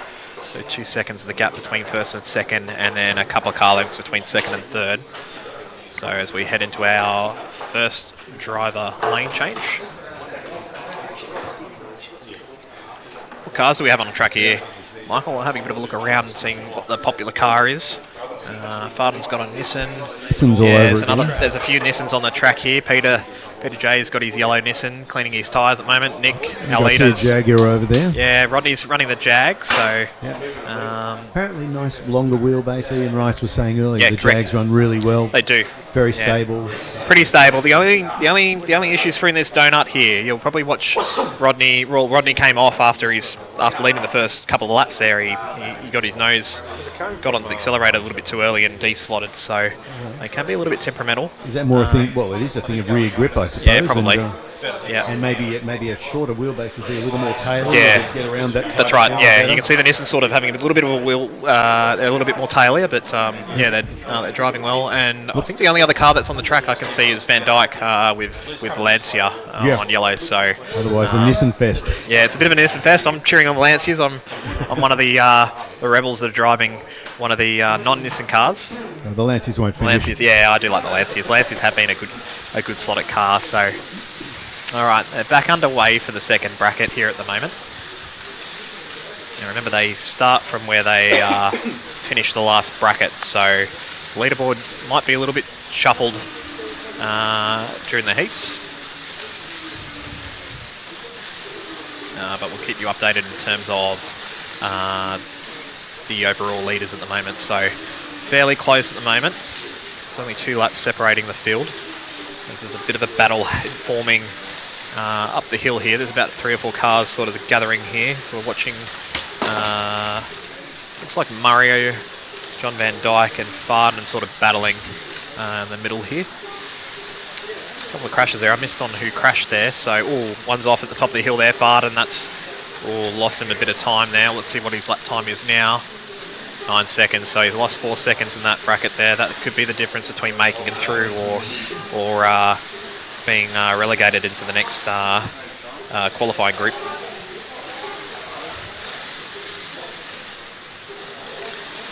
Mario is now on an orange. He's moved up from effectively he was last place in that last bracket. Now he's in second on orange, and on the leaderboard he's showing second overall at the moment. So he's slightly just in front of John Van Dyke at the moment.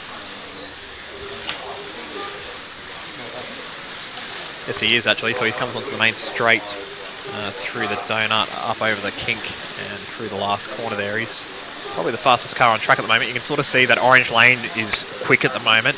Look at that, Murray's in the 4.889s now, so it's another car that's going very quick at the moment. And even quicker than Nick, to be quite honest. So overall best last time, yeah, Mario, here comes Mario, so we'll keep an eye out for that one. Okay, end of bracket 2. So Mario wins with 25 laps. Really strong heat on orange there. Nick on 24, and I think John Van Dyke was third also with 24. We just saw with Farden's example there where he lost 4 seconds, which is, 80% of a lap. Correct, yeah, in terms that's of it. Seconds. And you can see him on the leaderboard now. He dropped from third to 6 overall, so yeah. he's on 45 laps, which is only 2 laps behind the leader, but given Crashing that hurts. yeah, it's going to be close racing. So yeah, one small mistake will definitely drop you down the leaderboard. Yep. Same thing with Clinton. Clinton didn't really have a good heat. He was third, that second or third, I think, after that first bracket. But obviously he might have been the one that had the crash on in the donut there. So Clinton's dropped from third back to last at the moment. But it's probably fair to say if you've crashed, then you're reliant on others crashing. Correct. Because you will never catch up. No, you generally don't make it up. Yeah, unless you've got a really fast car, but you've got to keep it on.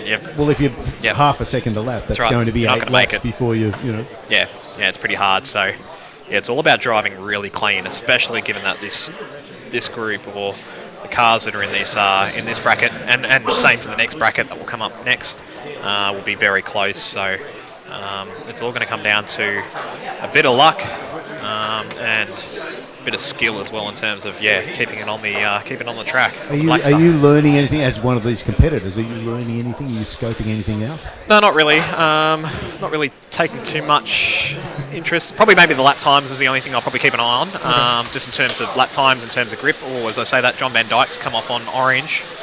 So he's just gone from third. He still sits in third at the moment, but there's a lot of drivers on the same lap here, so that might be costly, especially on a fast lane like orange. But we'll keep an eye on the lap times. It sort of gives you a pretty good idea in terms of what lanes are gripping up, and also the drivers in terms of how the cars are performing as well. So Nick's now into the 4.9s on purple. So purple's a lot more. I hope purple's a lot more grippier than what it was. I was sort of commenting a bit earlier in the race as Farden comes off on green, so he's lost a bit of time again. Purple lane I found I struggled the most in my qualifying race. Just felt like it didn't have much grip. I think my best at the time was probably a low 5.1. So to see them sort of doing mid 4.9s now gives me some promise. Yeah, either consciously or subconsciously probably going harder from lap 1 on purple. Yep. That's right, lap times are starting to come down, so okay, as we've had a bit of a button. What's your car doing now? Just sitting in Parc Ferme? Yeah, just sitting in Parc Ferme at the moment. So, our scrutineers and race director, we've got all the cars in Parc Ferme, which is sort of behind the donut there. So they cannot be touched between races. Yeah. You can't have it sitting on top of a computer monitor. No, warming not the at all. tyres or anything. No, not at all. So they all live in the box over there, and when it comes to our race, they come out of the box and we put them on the track. But in terms of working on them, you've got to work on them under the green. So effectively, what your car set up at now is pretty much as is. Otherwise, you're going to lose a bit of time. Maybe in these qualifying races, maybe if you do have a bit of an incident or you're not too happy with the car setup, because the fact that you move on to the next groups in these top heats, you've got that luxury if you do need to make a change. But yeah, from here on out, it's pretty much a sprint race. So if your car's not running too good, you're going to be in a bit of trouble. Okay, how are we looking now? So heat 4, so Nick's in the lead on 71. Mario's only 4 seconds back, also on 71. as Mario and Nick sort of hit the gutter lanes now, so they're sort of crossing over in the middle. So we'll see how they come at the end of the race. I think they'll be on green and yellow, I think, as they finish off the race. So that'll be one to watch. John Van Dyke's in third on 70, so he's 5 seconds down. So that's probably the thing that I guess what we want to watch is who's going to be the top two at the end of this race. So John Van Dyke on 70. Then there's a bit of a gap to the rest of the field at the moment. So Peter J on 68 in fourth, then Rodney on 68, Rayner on 68, Barton on 67, and Clinton on 66. So they're a bit behind. Moving to the more challenging lanes. Yeah, a little and I bit, love the optimistic term gutter lanes. It's like gutter lanes, yeah. Oh, sorry, pessimistic bowling, 10-pin bowling image. Oh god, yeah. Who's gonna bowl me out? So yeah, you got to be a little bit get careful on the gutter lanes, especially in the first heats. That's why I think in terms of qualifying higher up, you get lane choice. So that's pretty crucial in terms of where you want to start. So for me, I'm happy to sort of give away my sort of secrets. I generally like sort of starting sort of semi in the middle. So at the moment, I don't mind starting on blue. It's one of the middle lanes, and then you sort of head to purple and black, which is generally the slower lanes. So you start off with a good first heat, and then move to the challenging lanes, and then sort of come home strong, sort of going yellow back to red, and then you sort of finish on green. So green's one of our faster lanes. That makes sense. And Peter J's had a crash there at the moment, so he's just dropped down a couple of positions after that crash there. So there's not much in it. But the top three are sort of running away, so it'll be interesting to see who out of the top three will qualify for the semi-final here. As Nick's the first person to do a sub 5 second lap on black, so yeah, as you can see, the track's starting to come on in very, very quick. Up 4.946 pretty quickly. Yeah, as well on white. So yeah, John likes the top lanes, so he'll be quick, and his car's behaving. As we say that, Peter's had a crash, or someone else has had another crash down the far end. We've lost a bit of parts here. What have we? Oh, no, it's just a lane sticker, so that's okay. Lucky. Yep, well, Farden's lost a sticker, so we'll put Farden's lane sticker back on the car.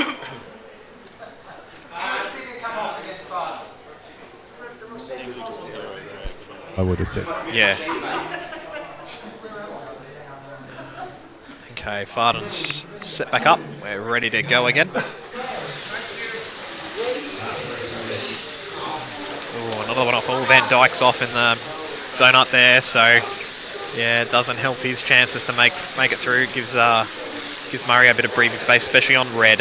So John Van Dyke's shadowing Mario here at the moment, but Mario's almost put a lap on Van Dyke as we watch him go around the track. There's a group of 6 sort of all together, but Van Dyke's leading this group with Mario and Peter J sort of shadowing with Rodney and Nick.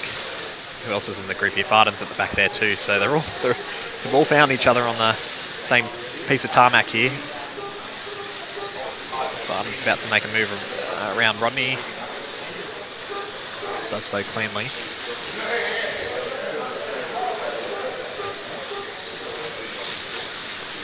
And, about to finish the heat here, or someone's had a crash. Rayner's had another crash on purple, so he's not having the best of runs at the moment, so he's a couple laps down at the moment at 7th. Okay, so we're halfway through this race at the moment, so Nick's in the lead on 95, so he's still got a 5 second lead, so he's technically got a lap over Mario, so he's got a bit of breathing space. And then Mario's in second. Where's he? He's just after the kink here, and John Van Dyke sort of made a little bit of time back after his crash, but he's about 3/4 of a lap behind Mario, so that's for the second semi-final position up for grabs there. Looking further back, Rodney Clark in 4th on 91, ahead of Peter J in 5th on 90. Also Farden and Rayner also on 90, with Clinton rounding out the field on 89. So it's close. It's not anyone can still win it by any means or qualify through. It's only, like I said, looking at the leaderboard up the back here, it's only 32 seconds between first and last on the track, so it's not much. And that's after 4 heats. Like I said, a crash costs you 5 or 6 seconds, so that leaderboard can change. Yeah, it'll seesaw. Yeah, and so I was just distracted by a shiny thing. I noticed that Rayner's car has got tail lights on it. And yes. Is that a doesn't draw any extra power? He's just done that because it looks cool. I think it looks good, and then he knows which car he's got. So yeah. There's quite a few liveries, especially the Nissans. Most people are running the factory Nissan liveries. So there's a few people that have done little tweaks to their cars, have put little, let's say, stickers or something, or vinyl on the cars just to sort of differentiate theirs from the others. Because tail lights is a good idea too. If it costs you nothing in terms of energy, you just have a capacitor or something in there. Who came off there? Green's off. Oh, Mario's had a crash. Oh, okay. So this race heats up now. John Van Dyke battling it out. Oh, yes. Be back in a sec. Sorry, I've got to attend to something else.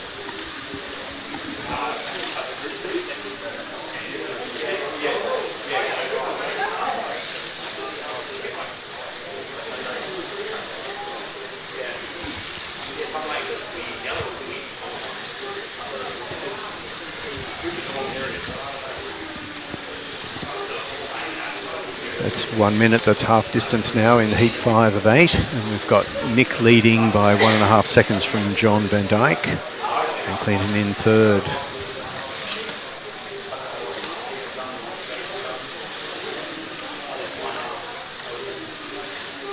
There's top 3. We've got a little bit of a gap. Whoops, another crash coming out of the donut or the loop.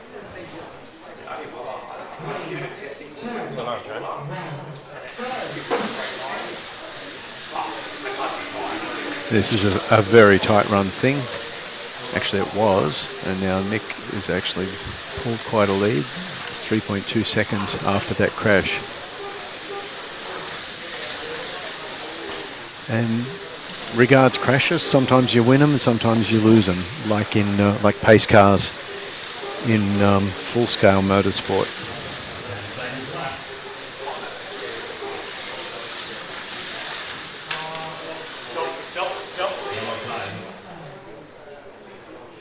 Is a tricky spot coming out of the loop, which I'm sure you can see on the overhead shot.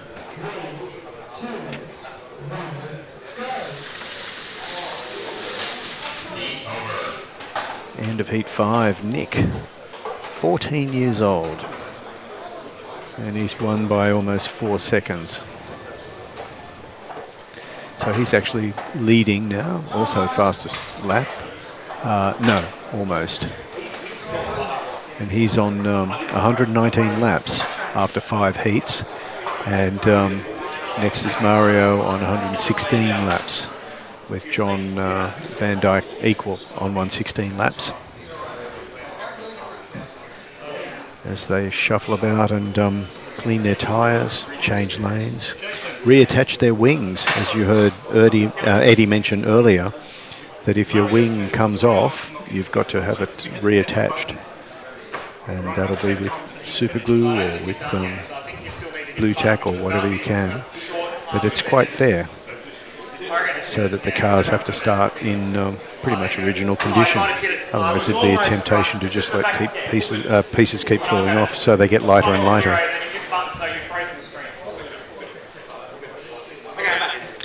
Jason's back.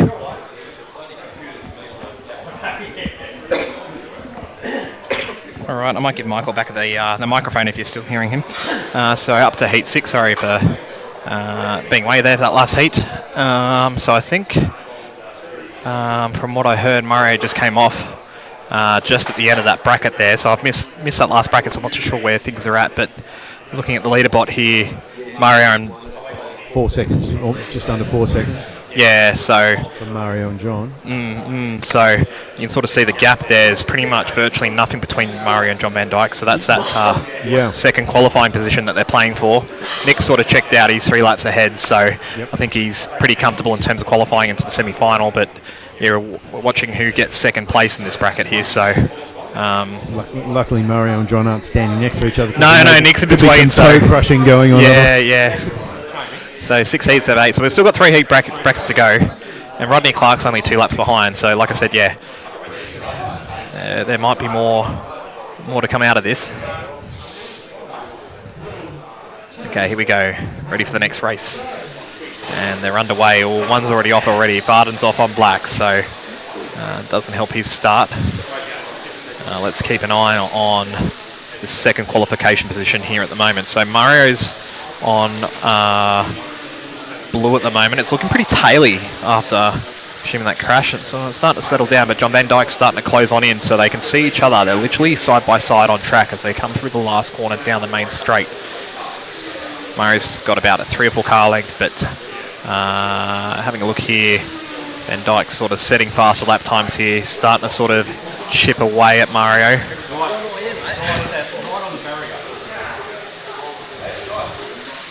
Who will blink first? Who will come off? Or will they both stay on? Oh, John's experiencing some traffic there, getting past Rodney Clark, who's in 4th place at the moment, so gives him a bit of breathing space there.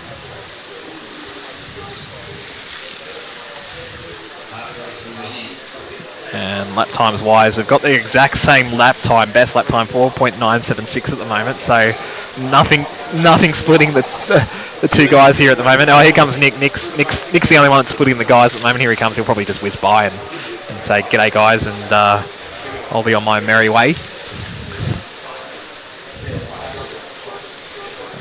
But the gap's still remaining the same between Mario and John Van Dyke here at the moment. Looks like Mario's a bit stronger coming through the donut. Looks a little bit more settled. John Van Dyke looks a little bit more faster in the straight line. But not much in it at the moment. They're just trading lap times at the moment. 4.989 for Van Dyke, 4.999 for Mario. So there's not much in it. Lot to play for.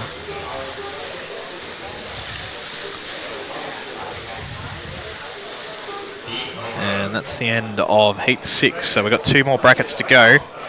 Let's look where they finished up in the end. So John Van Dyke's here at the top of the donut here, and Mario's about 3/4 of the way down, heading in towards the last corner there. So it looks like Mario probably gained a little bit of time there at the moment.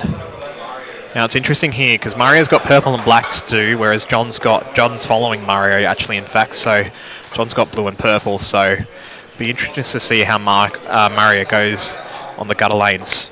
I'm in the way here at the moment. I'll move out of the way, but yeah, be interesting to see. Be interested in seeing how Mario can go, because he's probably got the harder lanes to do here. So he's got the one to defend. John's on the attack at the moment. So are you on the attack, John? You're on the attack. I'm always on the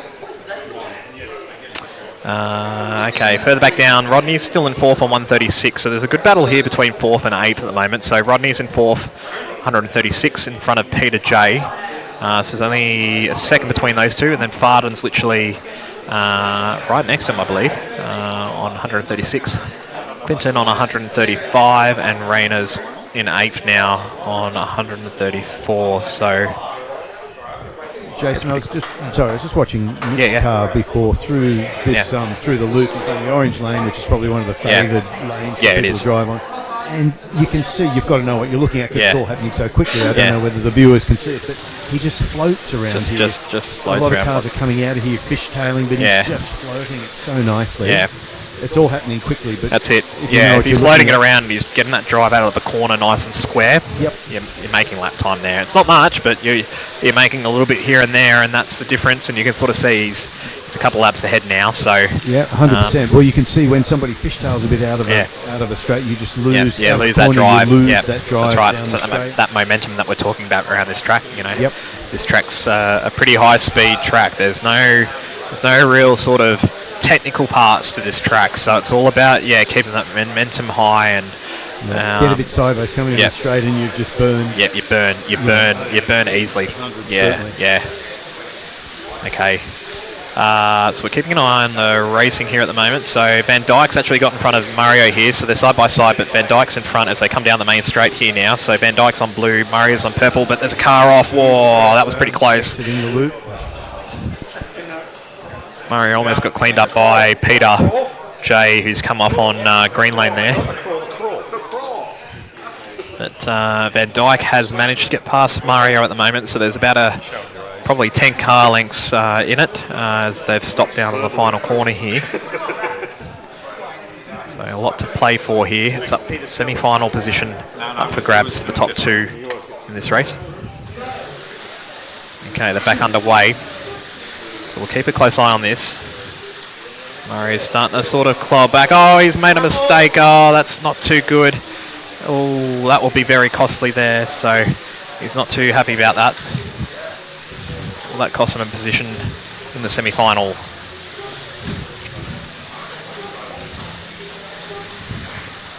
So John gets a little bit of breathing space here at the moment. So the gap between Van Dijk and Mario is around, if I can find Mario, I can't see him on the track there, so it's about 3/4 of a lap now between the two. Nick still in front, he's doing fast lap times. Yeah, Van Dijk's doing fast lap times too in the 5:4.93, so yeah, you can see those ones, you can see the guys that are really ringing their cars at the moment. I'd call 0.4 of a second gasping space, not, not breathing space. Yeah.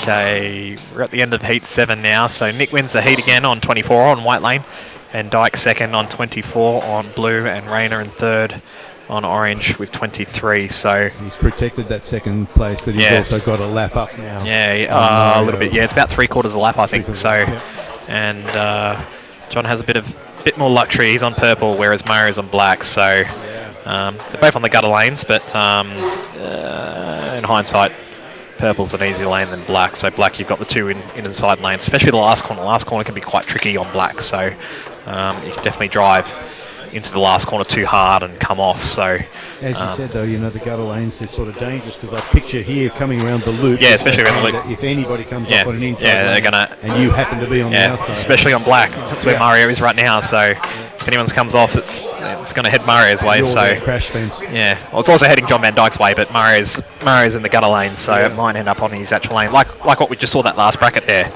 with Peter J coming off at the top of the hill there. Mario was lucky to miss that one, but if he was on black, he would have hit Peter's car there. Yeah, so if there's a car come to rest against the fence, let's see. You're going to hit it. Okay, we're almost ready to start the final bracket. We've got 10 seconds before the drivers are back at the stations, ready to go. So let's see who qualifies through into the semi-finals. Here we go, last race. And we're underway. So the race that we're looking at is between John Van Dijk and Mario. So they're both on the main straight. So John's almost got a lap on Mario here at the moment. So watch him go down the main straight and up through the donut. Van Dijk's about to make a move on Mario. Will Mario get the elbows out? That's the question here. He's right next to Clinton too, so there's 3 wide wards. Looking a bit sketchy here. John's trying to make a pass. Oh, he's made a clean pass. Mario fight it back. Oh, no, I think he's starting to pull away, so... That's right. Further back for 4th, it's a battle here. Barton's come back up to 4th somehow after being down near the bottom, so let's have a look at that. Yeah, 168 between Barton, Peter, Rodney, Clinton and Rainey. There's jockeying positions here. This will also determine in terms of lane choice next as well, so if you finish higher up, you got lane choice, so that might also have a factor in it. Ooh. So a minute to go.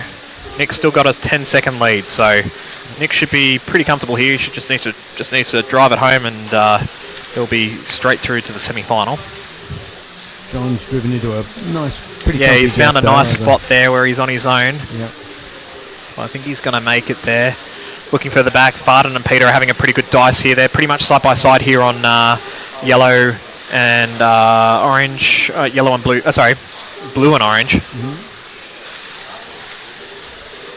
And Rodney Clark's in the mix too here, so bit to play for. Let's see how we go. We've got 10 seconds to go. Oh, someone's off. Oh, Van Dijk's off. Oh, but he gets a lucky button. Oh. Know that he's lap in front of Mario, but he's still in front of him, but not. Yeah, I know, but he's a couple of meters. He's got a lap in front of him, so yeah. And if it wasn't a button, it would have been a little bit closer, but yeah, he was very lucky on that call there. So that's it. Well done. So Nick and John Van Dijk make it through to the semi-finals. They get a express pass to semi-final 1 and 2. I think they get split up, but they're the ones that qualify straight through. So they skip a next round of qualifications. Murray went third on 186. Varden finishing fourth on 183. 182 for Peter J. Rodney Clark on 181, and we've just got to check between Rayner and Clinton on where they finish. So that's all that we've got to work out. So Clinton's there, and Rayner's, I believe, in front of him at the moment. So yeah, that's correct. So the order is correct as you see it on the screen.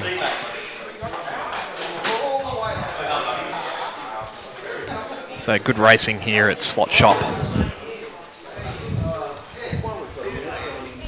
There were it's open gearing, I understand, for this race. Yes, correct. This championship. And so, what's the? I would have presumed that pretty much everybody would be using the same gearing, but I understand. Well, everyone's sort of gone. What drives your decision? Yeah. To go tall or low? Yeah, we've sort of gone long, if that makes sense. So ideally, we've sort of gone for a large pinion and the smaller spur gear, just in terms of sort of making that gear ratio nice and short.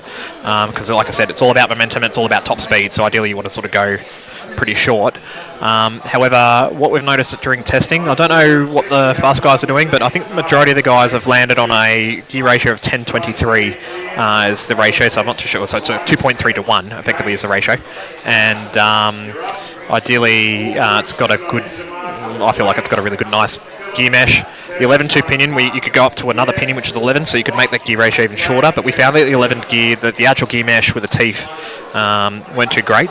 And also we found that running the 11 tooth overheated the motors. They were working too hard, so, and then that lost performance in the motor. So you could definitely feel down the straight. You as much as you could keep the momentum up in the small sections, but down the straight you were losing time because the motor was just getting too hot and too much. So revving too hard. Yeah, too hard. Yeah, it's pushing too hard. So. Yeah, I think everyone's around that sort of 10:23 sort of mark. I'd be curious to sort of see what the top three are, but I can confirm that I'm 10:23. You look at most of the cars in terms of the coloured gears that are underneath the bottom of the cars. Most of the guys have got either the purple 23 tooth gear or the green 24 tooth crown gears. So and for the less technical, what we're really talking about is you can either have the car so that it jumps out of corners faster but runs out of legs on the straight. Correct. Or you can have it so that it takes a bit longer to build up, but to a higher top speed. Correct. And are you thinking about things like the grip level of the track as the day progresses? Yeah, that plays a part into it as well. So, like I said, motors hand out tyres, so that sort of.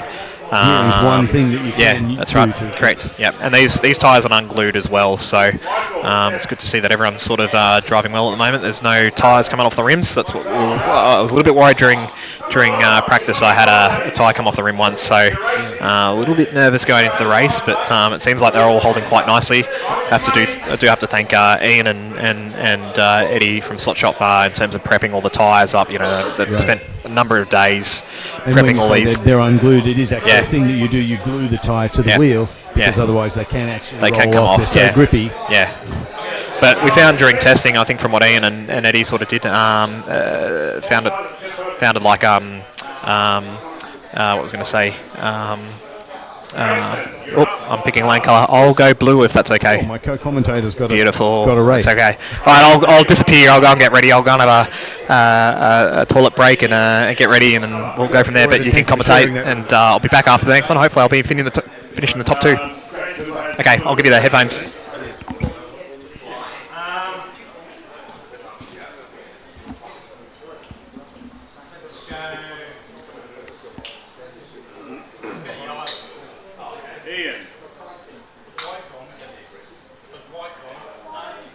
White has gone. You have orange, black, green or red.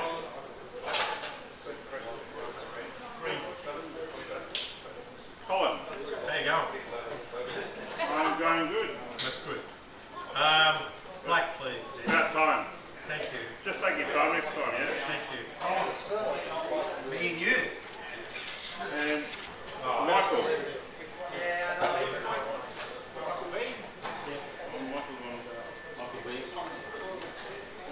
James T. Still easily. James. Orange. Track sticker. I finished 4. Sorry guys. We've got blue tack 180. All right?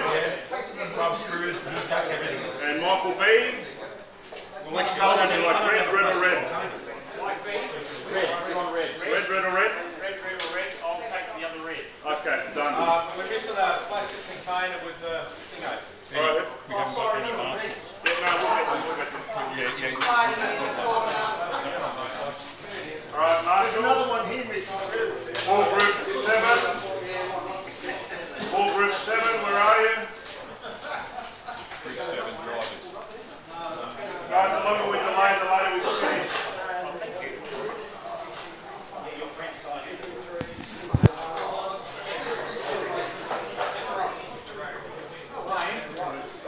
Where are you marshalling, mate?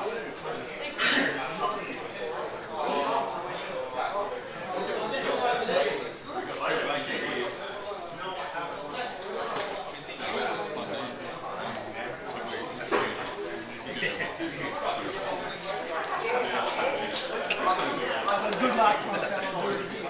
You've still got a red, you want a red? Red marshal. Thanks.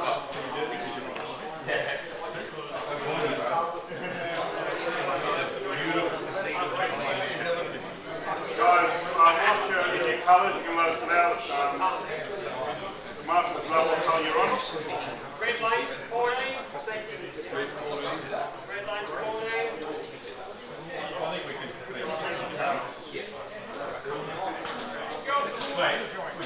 Put our stickers on there.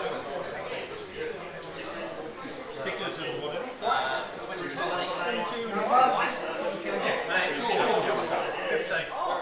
Ice bar.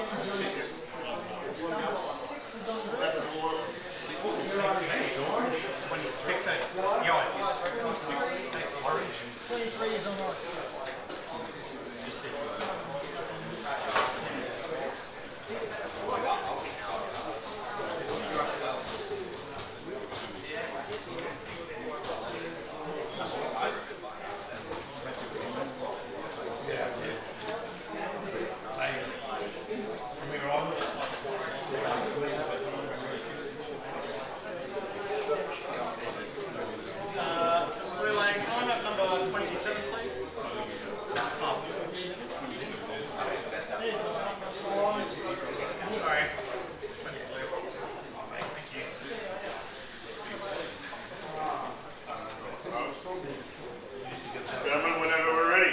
Do we have all the group 7 marshals?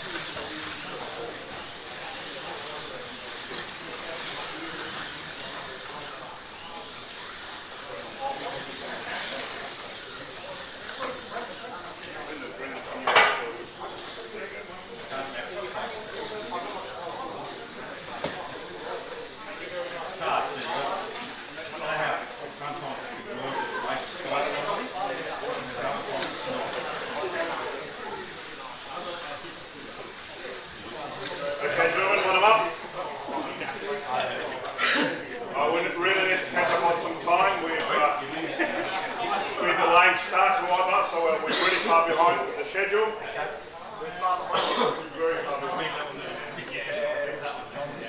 I've managed to tackle that. Ready?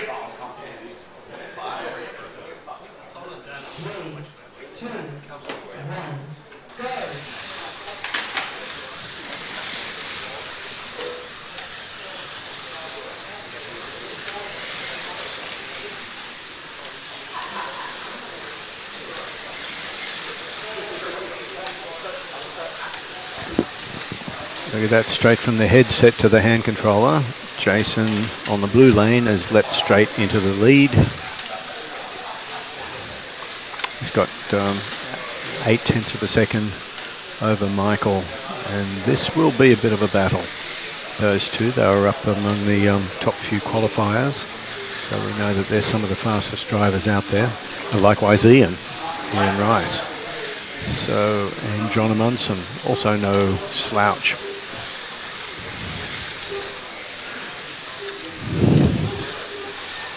So we've got those top three all on the same lap, of course. In fact, the top 5 on the same lap. And less than 3.5 seconds covering them.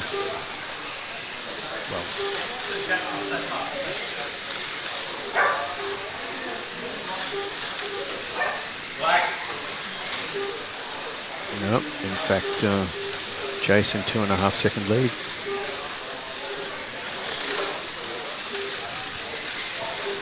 Lots of door handle to door handle racing, which is always nerve-wracking.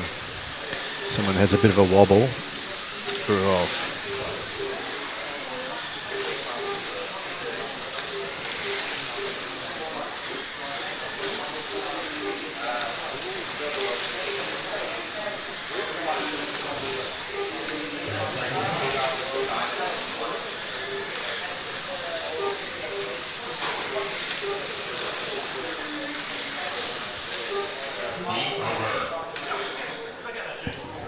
End of heat 1, Jason from Ian and Michael.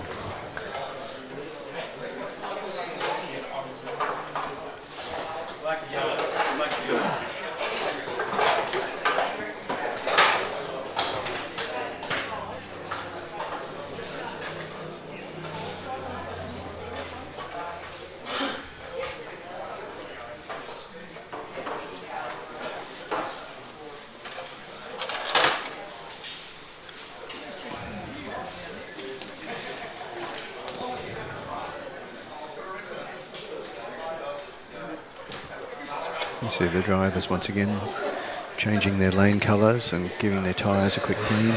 Doesn't look like anybody's having to reattach wings.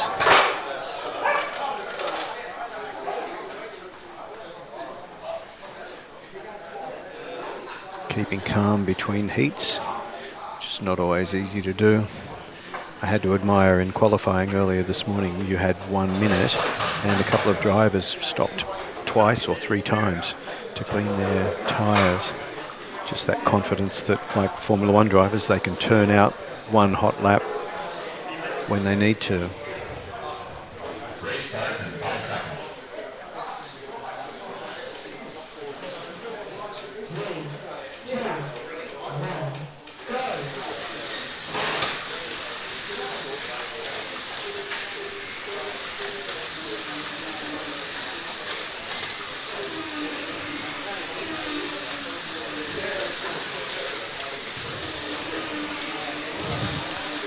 It's a big battle now between Jason and Michael. They are on the purple and black lanes, black being the gutter lane.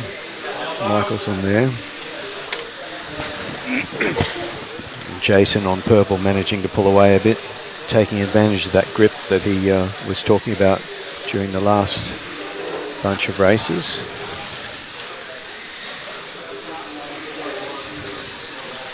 He's pulled out a gap of about 1.5 seconds.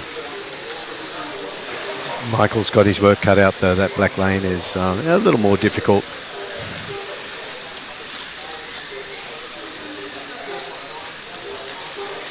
All it takes though is one stumble and it all gets upended. So Jason actually leading on the purple lane, although Ian on the blue lane has just taken second place.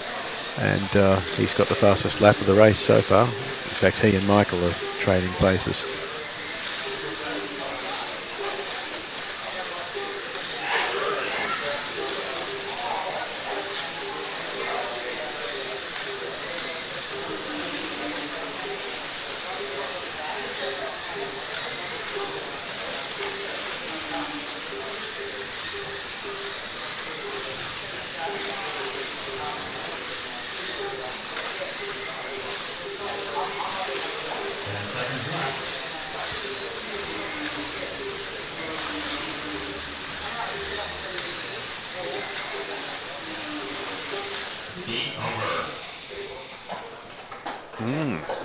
Jason gets there over Ian and Michael, and James in fourth.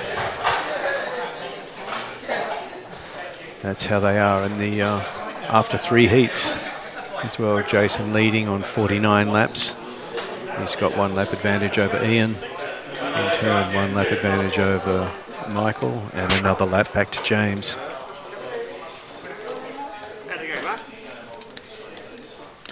And fastest lap so far to Jason on a 4.81.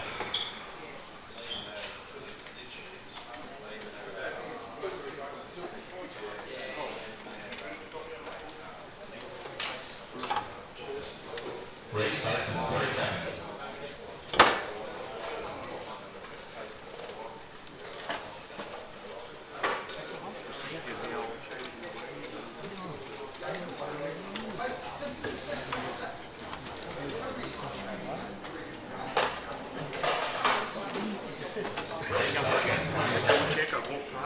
Yeah, a double check.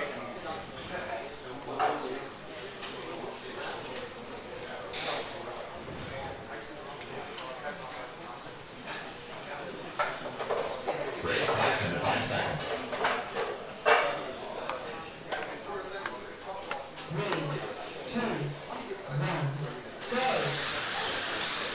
Go for heat 3.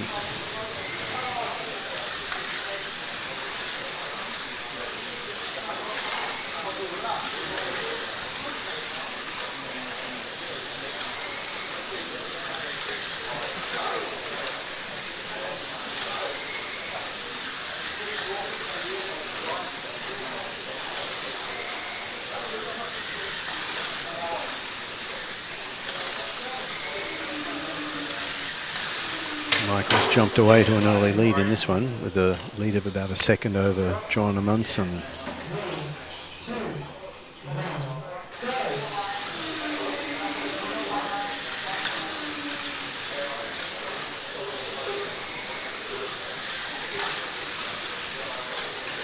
Jason's got to tough it out on that black lane.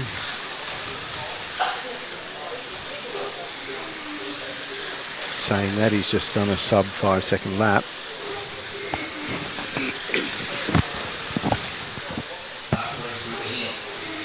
And moved up into second place.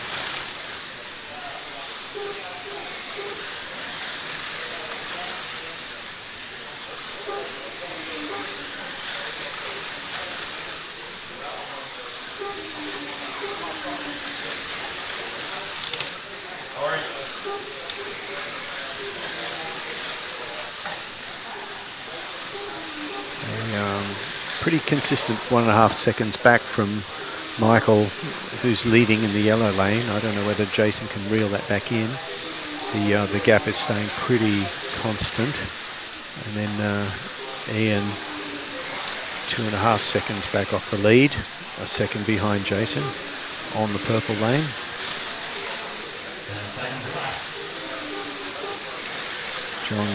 John Amundsen's taken a hit, back to 4. Yeah, 3.2 seconds back from the lead, which was it was won by Michael. And they get ready now for heat 4.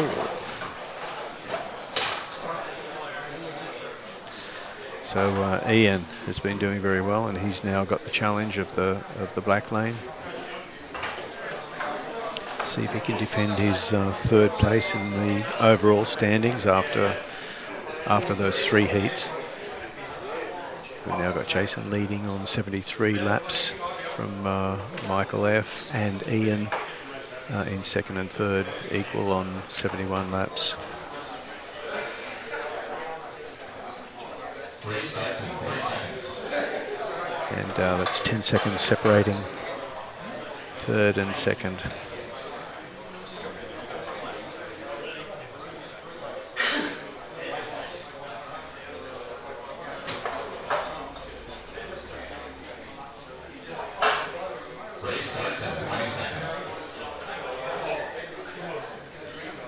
certainly a lot of consistency in the performances. The cream seems to rise to the top. Race start to 5 seconds.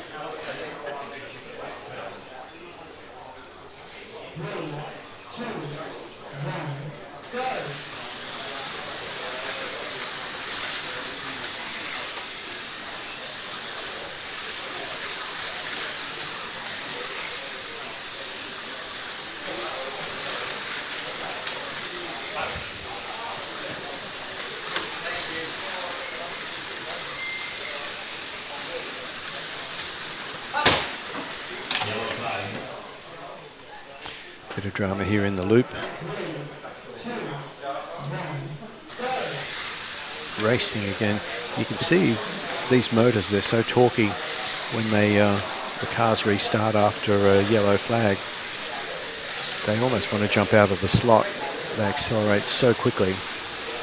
We keep hearing about EVs accelerate so quickly because electric motors develop maximum torque from 0 RPM. It's like instant. And so mate that with a slot car that weighs about 80 grams, and you can imagine how quickly they accelerate.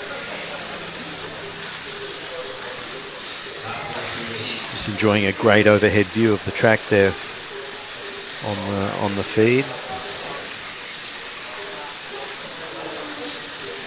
Our leader Jason is in the yellow lane. There he goes.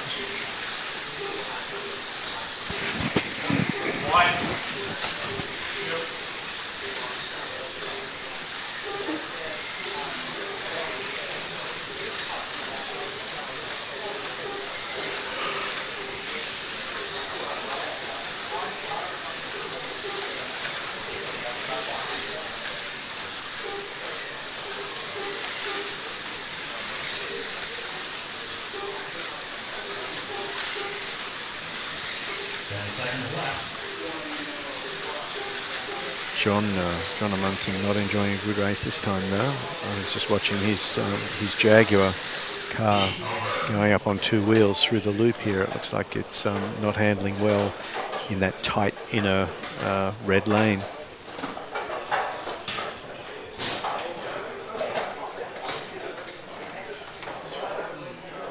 Lap after heat 4 of 8. We've still got the same lap differences overall. Jason still leading by a lap from second and third. Michael and Ian on 95 laps. Yes.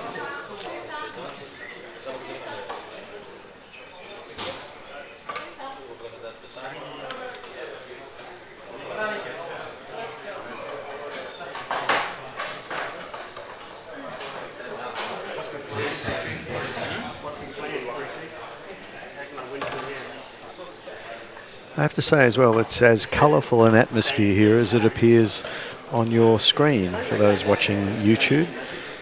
Quite apart from having, 8 different lane colours, there's all the different coloured cars and the signage, and it's a great vibe here, as always in slot car racing.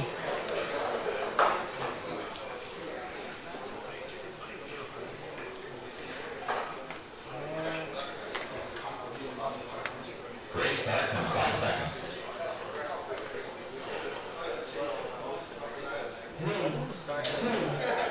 Here we go.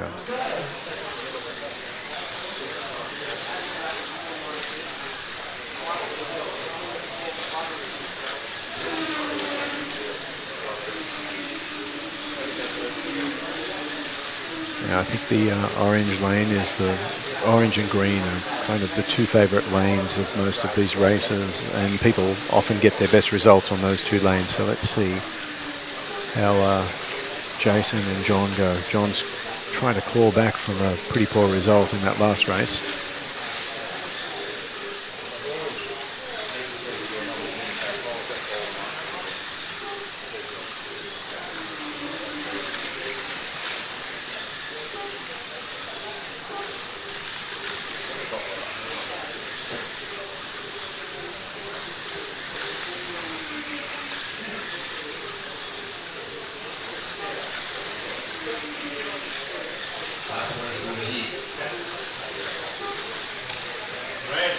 Yep, Ian's not hanging around, but Jason's pulling out an advantage. Seems to be picking up 1 or 2 tenths every lap over Ian.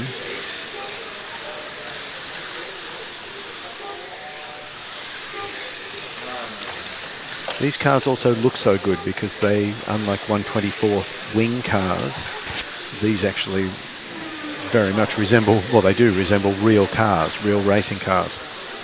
Or even in custom liveries, they are very accurate scale models of real racing cars. Unlike the 124th wing cars, it's all about pure slot car performance. They don't really have to look like a real car.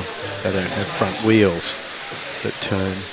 So these are, as we were saying earlier, they look just as good on your shelf as they do on the track.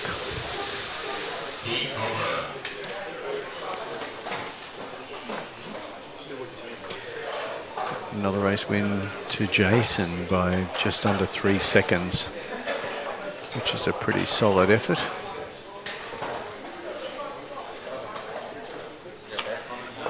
And there's an extra lap now appeared between second and third place overall, and Jason's still 2 laps in front. Ian on 120, and then Michael 1 lap behind, and then a gap of 4 laps back to James.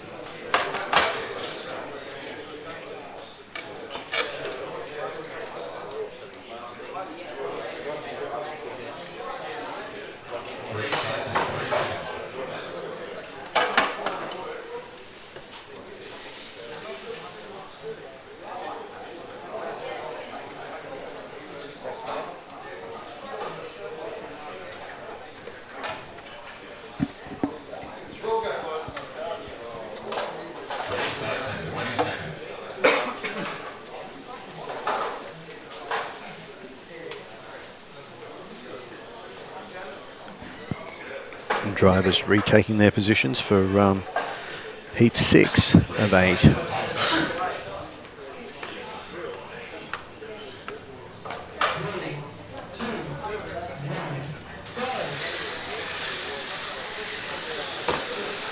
think Ian on the orange lane will be one to watch in this race. But it does appear that Jason is in pretty good form. This is White Lancia on the white lane.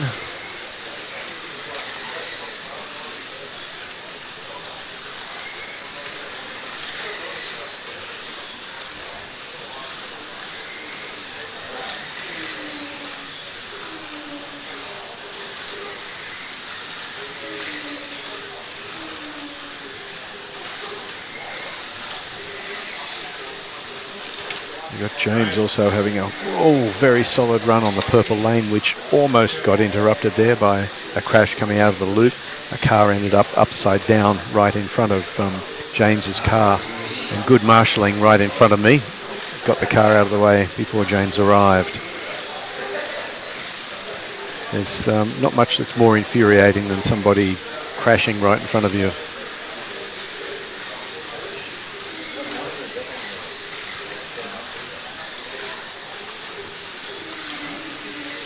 Of course, it's different when you crash in front of somebody else. That's quite forgivable. Okay, as predicted, Ian is very much on the case.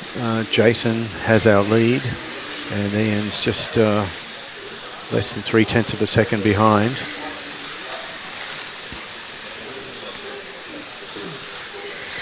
And John Amundsen having a much stronger race here on the blue lane,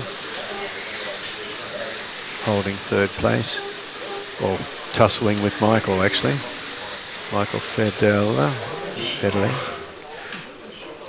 And that's how they finished. Jason takes the win by just under a lap. To extend his lead overall now to 147 laps over Ian on 144 and Michael on 143.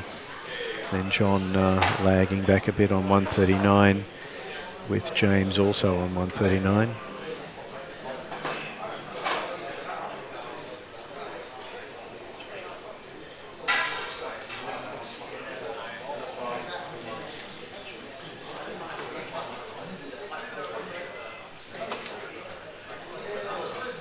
Restart in 30 seconds.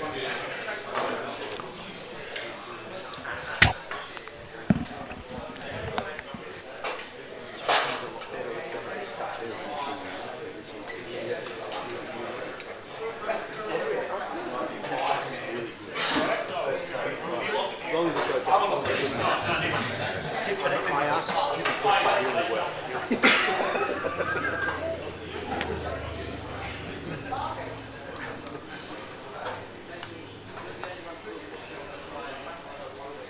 Restart in 5 seconds.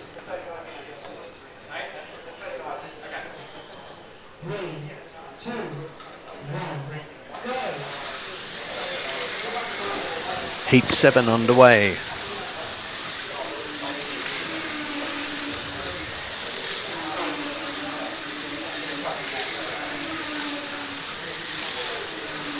And Ian romping off to a solid start in that white lane. Jason in red, which is not as easy. It's the red lane on this particular track. It's pretty tricky through this loop section, the donut, because you don't have great vision of it. You're trying to brake underneath the bridge, and then the car's in a very, very tight corner. But these guys have got enough experience of this track, they should be able to master it. Ian though, 5-second lead, almost a full lap over Michael. And Michael is no slouch, as we know, and the green lane is also a good lane, so I expect him to be really putting Ian under pressure.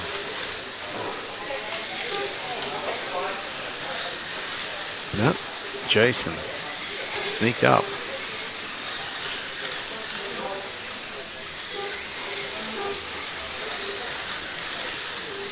Ian though still with about 0.4 of a second, although Jason's whittling that down at the moment. John Amundsen on the purple lane seems to be finding his centre of gravity around fourth and fifth place.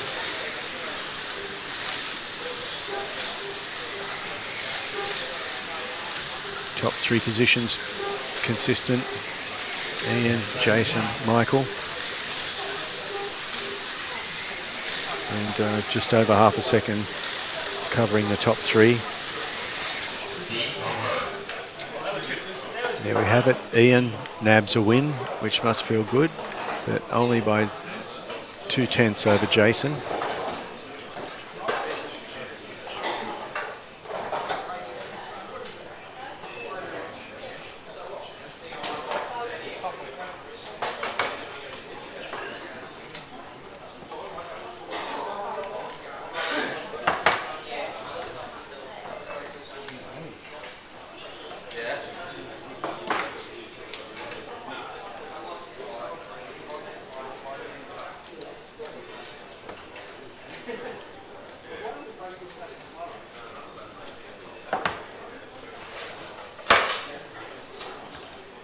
Restart in 40 seconds.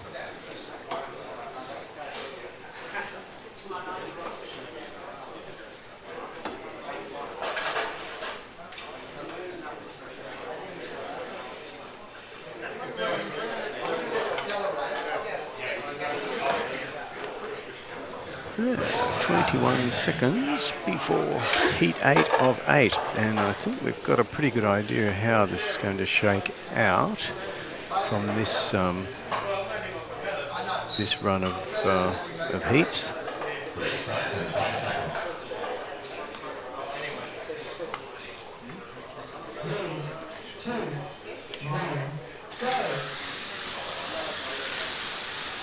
Here we go.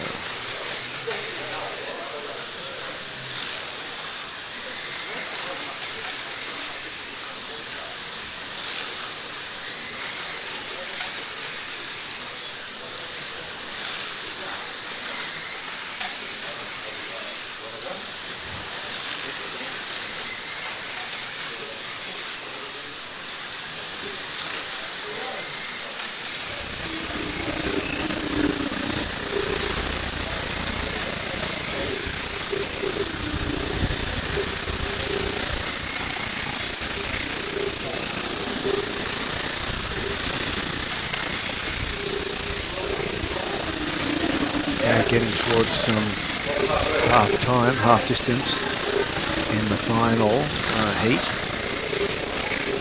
And Jason got a 4/10 second lead over Michael, who is not hanging around on that blue lane. Green lane though, I think Jason's going to be pretty hard to catch. Ian on the red lane is going great guns. That's once again not the easiest of these lanes. Charles having a great run too on orange, one of the favoured centre lanes.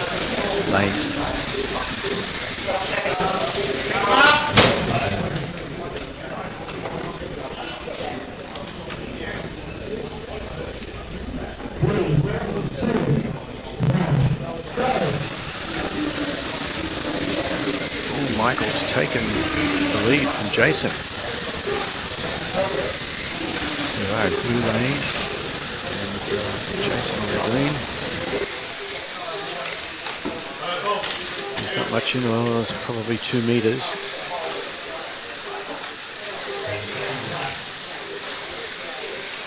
Looks like Jason's trying to reclaim it though. Trying to reel him back in. I think he's run out of time. Nope. Big win there from Michael. Nice one. And that leaves us, after those 8 heats, with Jason coming out on top, 196 laps, Ian on 193, Michael on 192, and John on Munson 185, equal with James on 185, Michael B 180, Charles 177, and Colin 176.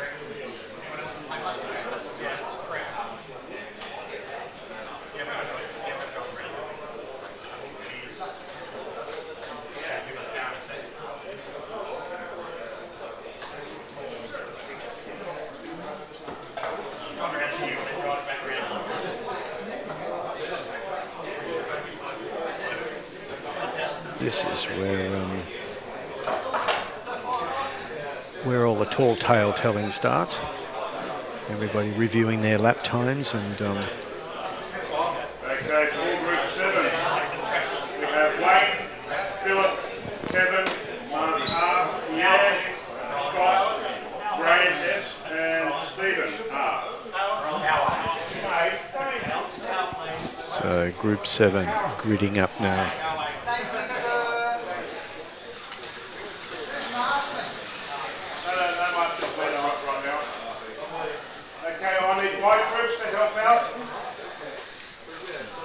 For group 8, Leonard, Lyndon, Mark T, and Gary H. Marshall.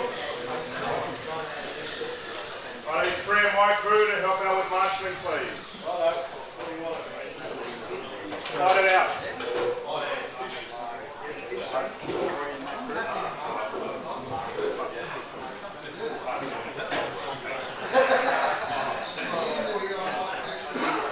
Colourblind spot. You got the colourblind spot there.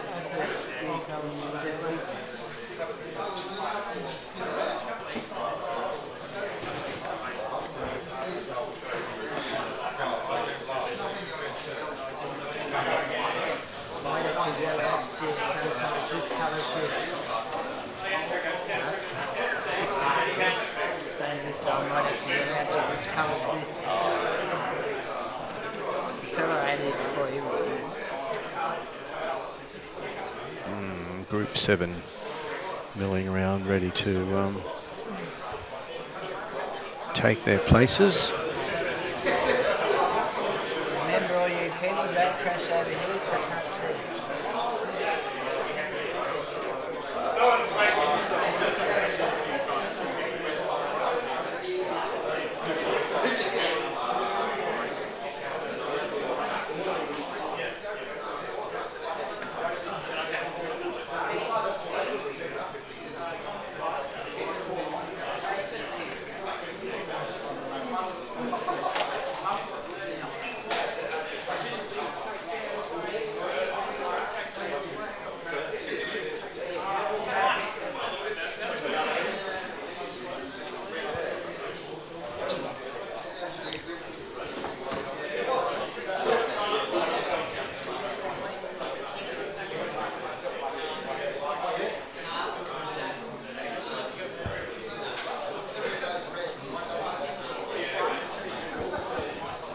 One of our drivers in this next group is Colin, who has made the trip from Hobart, and I intend to catch up with him a little bit later on. We'll have a chat. It's a big effort, flying up with his partner and to take part in this national championship. Let's see how he goes. At least the weather's been nice to him. I hope the racing is as well.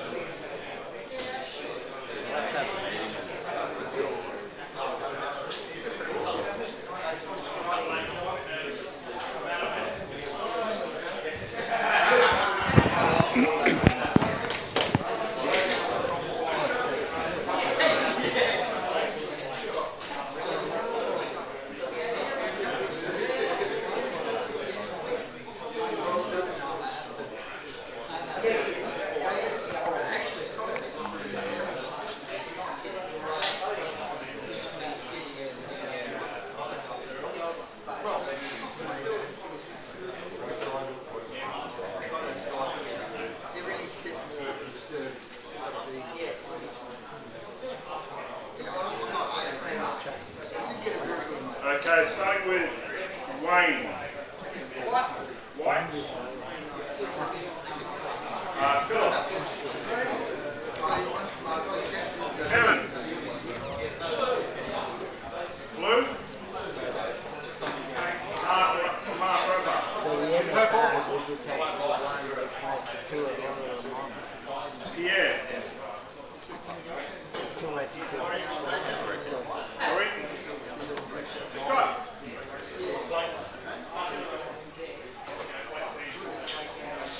Graham. Red. Stephen, you have the lovely yellow. You're on yellow, Stephen.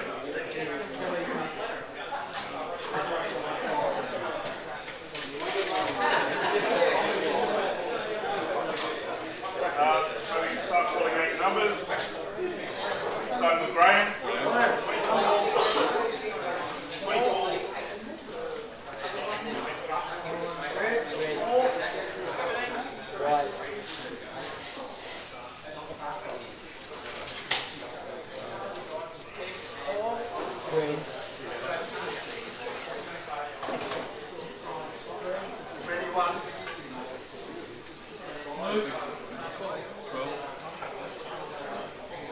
Yeah, what number are you?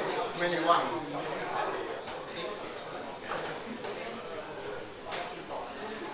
Purple, number 16, please. Yellow, what colour? Number 13. 13. It's yellow.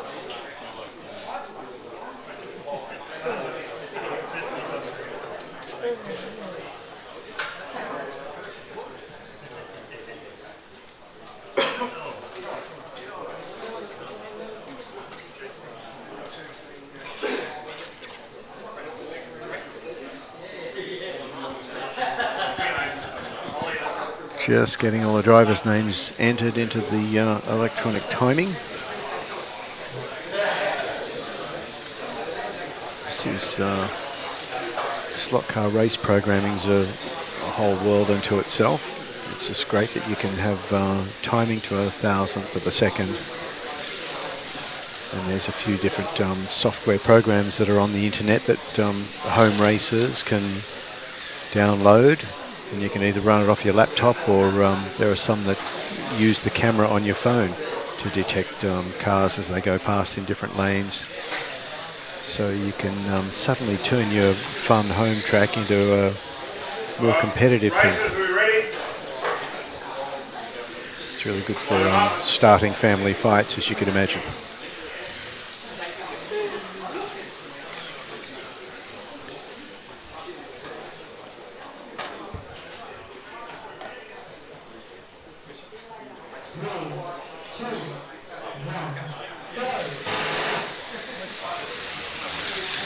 Great sight as the cars come through the first corner, but they don't make a clean first lap. That was Wayne on the white lane came off exiting the loop, and look how much time he's lost. He's about to get lapped already. Who's that? Scott from Hobart has just fallen off the black lane.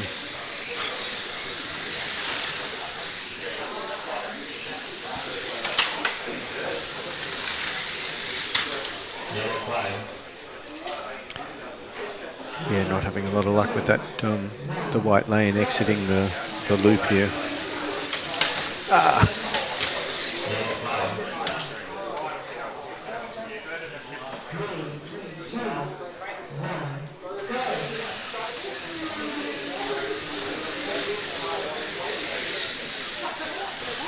Good pass there. Kevin and Stephen, yellow and blue lanes, were neck and neck.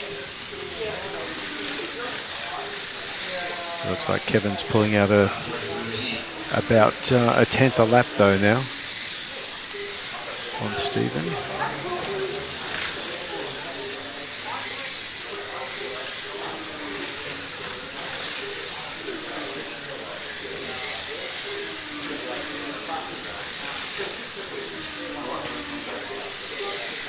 Kevin's holding about a 1 second lead. And it's a very close tussle for second place. We've just had another off, exiting the loop.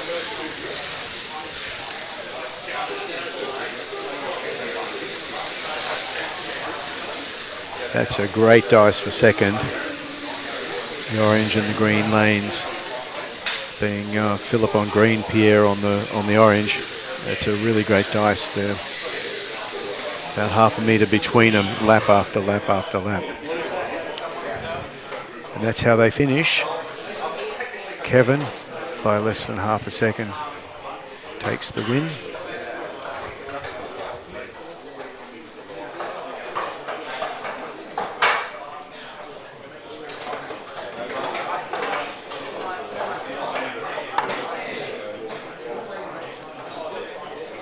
Kevin now moves to the purple lane, so let's see if that's a little extra challenge for him.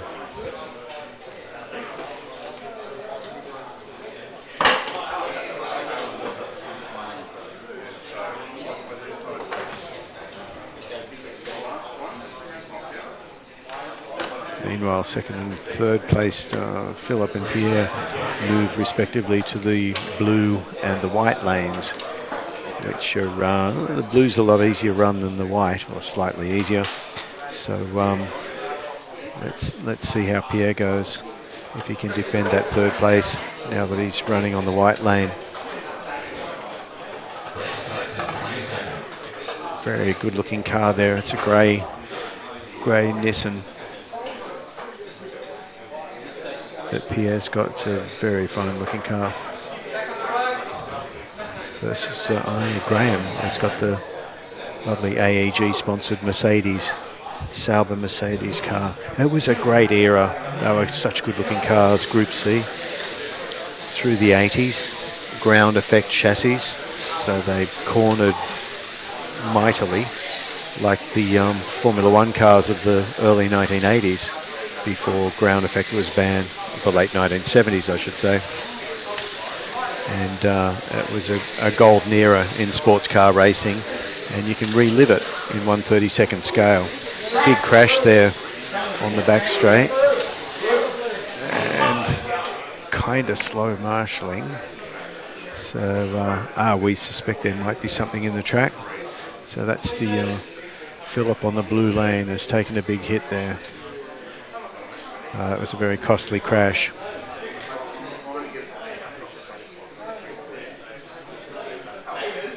Yeah, we think there's a piece of something in the track, and as we know, you get heavily penalised if we can determine whose body part or body screw or grub screw it is. Let's see if anything comes of this.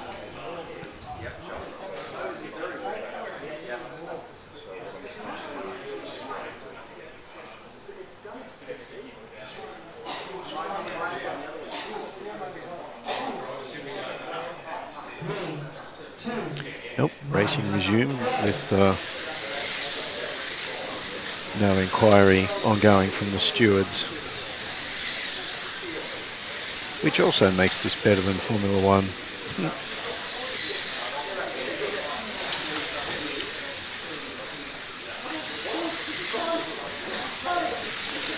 Pierre's not letting that white lane slow him any. Graham's got the lead, but Pierre and Stephen are neck and neck for second.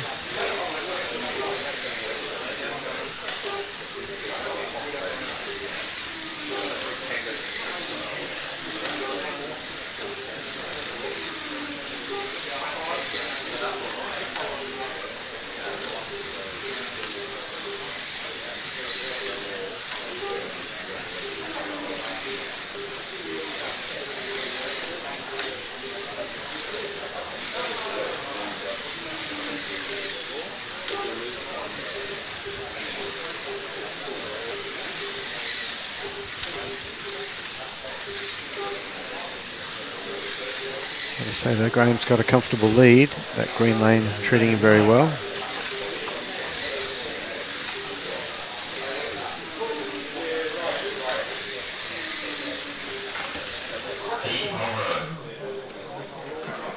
There we go, last lap crash for Wayne on the red lane, but Graham takes it from Pierre and Stephen.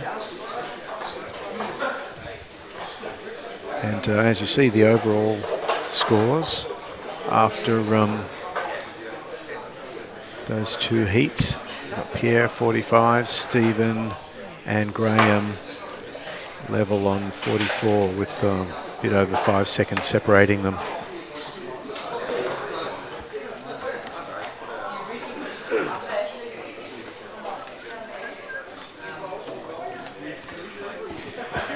I'm just looking at Graham's AEG Sauber Mercedes, and it's clearly one of the cars that's had a wing fall off, because the rear wing is stuck on with magic tape, which they didn't use back in the day.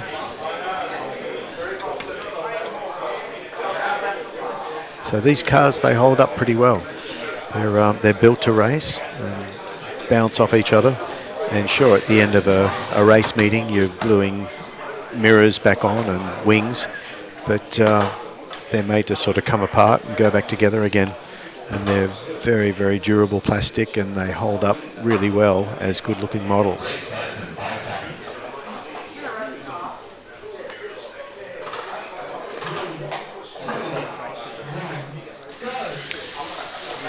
Underway, heat 3.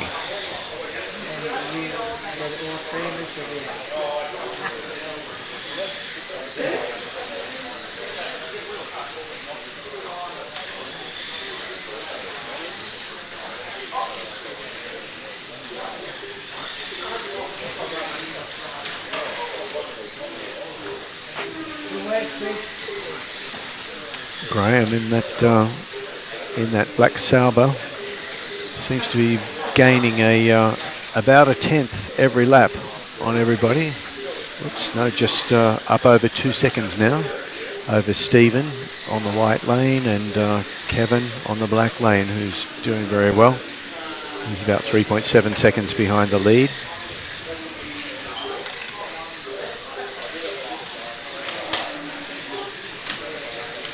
Scott from who's come up from Hobart, who's just had an off on the loop, and he's back down in third last.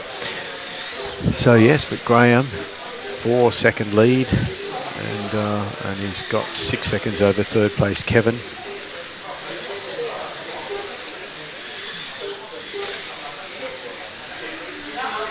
Lap times, nobody under the 4s at the moment, which may be a surprise. We thought the track would be rubbering up a bit, but most of the times drivers' best laps around 5.4. We've just had a yellow flag.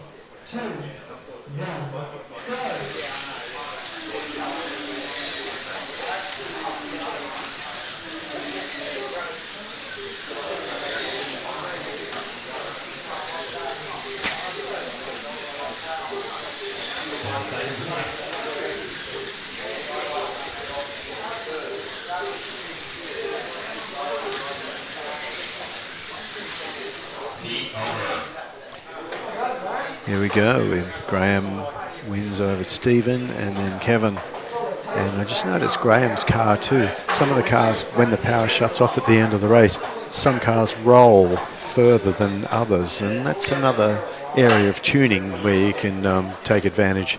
You make sure that your axles are perfectly aligned in the bearings, and it may sound minuscule, but it makes a real difference. Each time a race finishes, if your car rolls half a metre further than somebody else's, that all adds up, particularly over 8 races, 8 heats. It all adds up, and that's the sort of fine-tuning in your attic workshop late at night kind of stuff. This is where it pays dividends.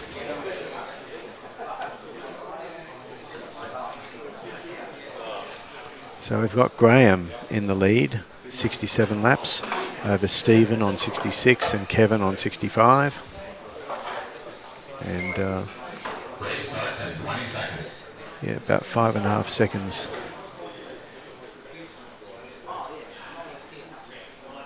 So just a reminder, gentlemen, the bottom 2 are knocked out, so you don't want to be there. Push. Eddie's just reminding, currently Mark and Scott, who are in the last 2 places, and they get bumped out of the racing if they stay in those last 2 places. Let's see what they can pull out of the bag.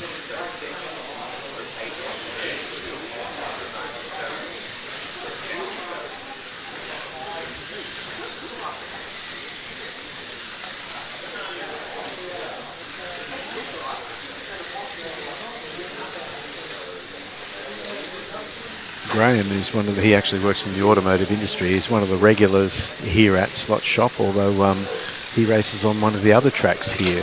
There's 3 giant tracks here at Slot Shop, and there's this track in the back part of the building, but there's another track in the front part, and Graham's one of the racers who races there, I think every Friday night. And so he knows this shop well, and he certainly knows how to tune and race cars, and that's being reflected in how well he's performing in this Group 7 set of races, which is just paused, and at about the halfway point, Graham's holding that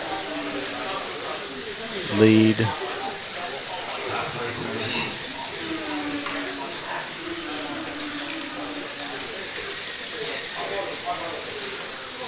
And that's from the purple lane.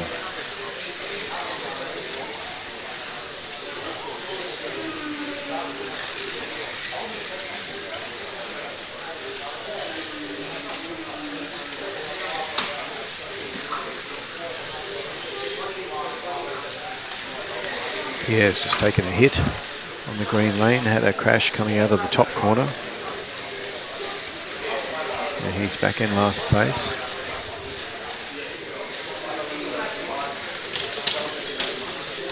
Graham still a comfortable space ahead of second, about 4-second lead.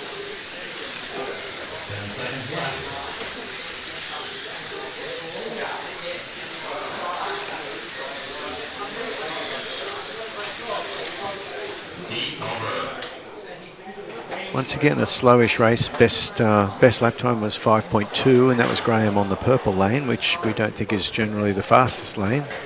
And he's now enjoying a 2-lap advantage in the overall count over Stephen, and then Kevin 1 lap behind on 87. At the moment, Scott and Mark in the danger zone, being the final 2 who will drop out.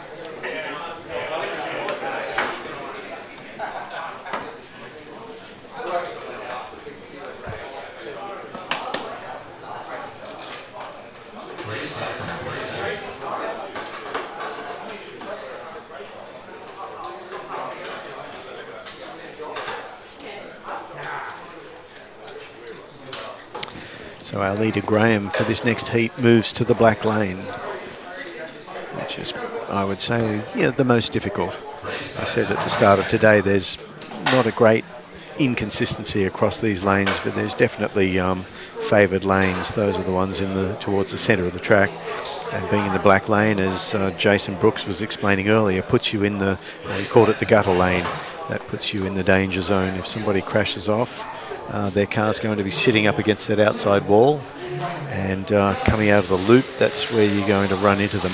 Likewise, the red lane is the other gutter lane, and at the bottom end of the track, that's where you don't want to be if somebody's resting against the fence.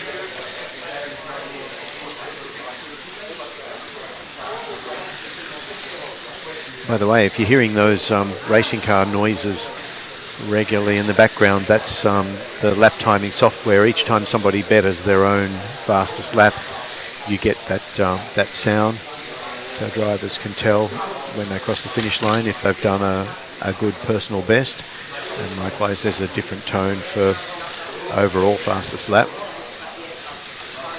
and you can sense it as a driver when you on a good lap. You know it, you can feel it, and it's very reassuring to get that little racing car noise to confirm that yes, you've just done your best lap. Speaking of best laps, we've got Kevin in the orange lane who's leading with a 5.2, and I saw Graham with a 5.256, slightly quicker, about a hundredth of a second quicker. Kevin's just done a 5.259, so they are neck and neck, those two. And Graham putting in a really good showing on that black lane. Let's hope no one crashes in front of him. Kevin on orange should be having an easier time of it. That's one of the centre lanes. His car's looking very, very solid too. Graham just missed getting taken out by somebody coming into the loop here. Look at how that car rolls when the power shuts off. So yet another win to Graham. He's pretty much on fire here. Now up to 3 laps advantage over second and third place. So Graham's doing really, really well. Meanwhile, we've got still Pierre and Scott. No, it was Mark last time, yeah, so now Pierre and Scott in the danger dropout zone. There's 3 there. Yeah. Make sure you put the cover backwards, It should be. The columns there. Don't forget, there's only 5. There's only 5 of them. We're 3 down. So 1, 2, 3.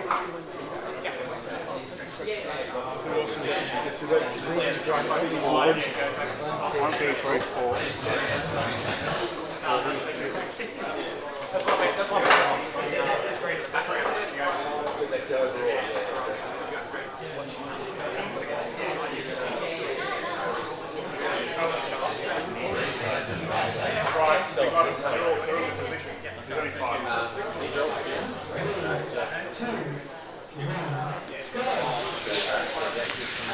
Underway, heat 6 of 8.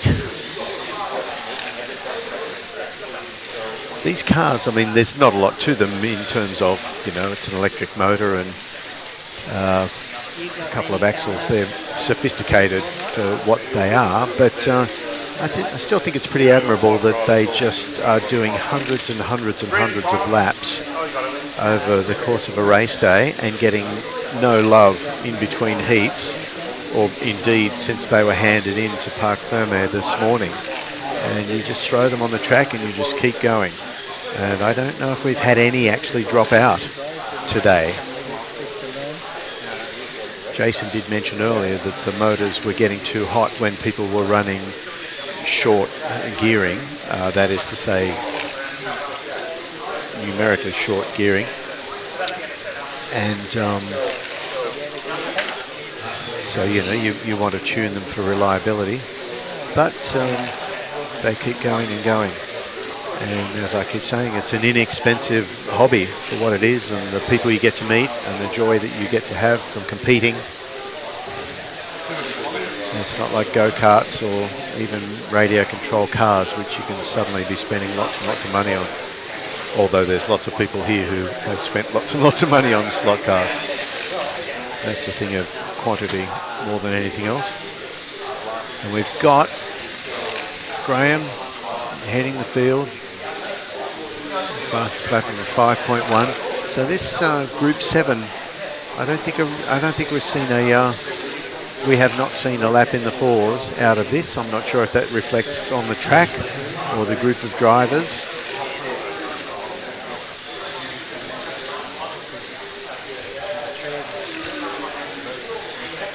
But we've got a red flag. Oops.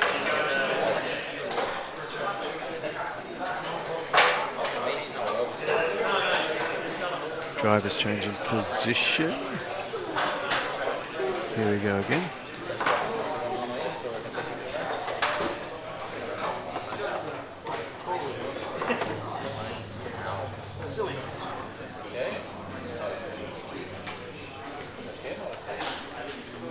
And our leader of this bracket, Graham, goes onto the orange, and I think he'll be pretty hard to catch in this next heat.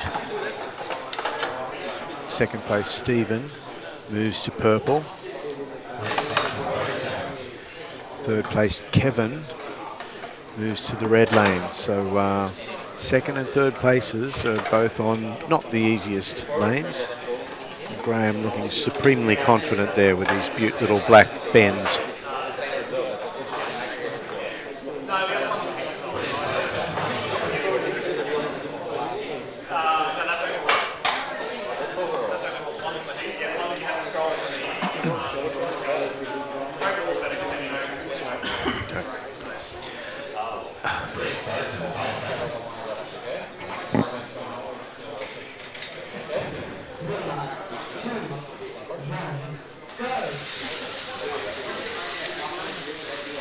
Heat 7 underway now.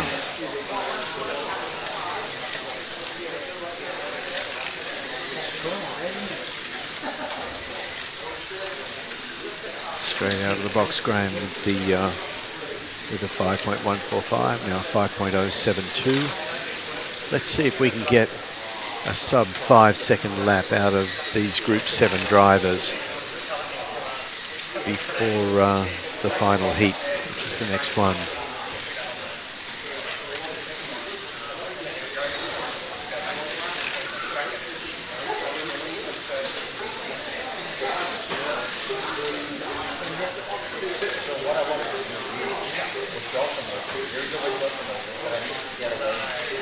Currently we're looking at Mark and Pierre are in the dropout zone in the overall standings.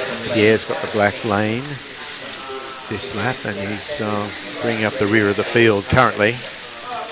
And whereas Mark is running pretty well on the green lane. We've just had a crash there. Graham's just fallen off on the orange. Let's see if that's hurt him. He's just dumped about 2 seconds on that lap as a result of that crash. Yes, but in coming back, he's got himself a sub 5-second lap, the first we've seen in this bracket.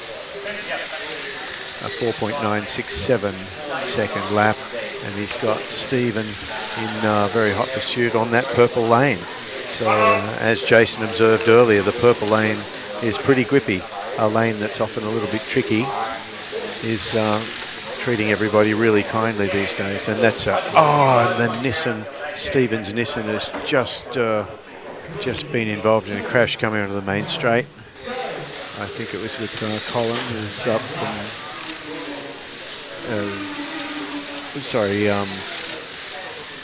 Wayne, who's up from Hobart. Scott, sorry, he's up from Hobart. And that lane's finished, and that heat's finished, and yeah, Scott, that's hurt him, and he's just finished last in that race. And it's now he and Pierre who brought up the rear of that last heat, who in the drop zone.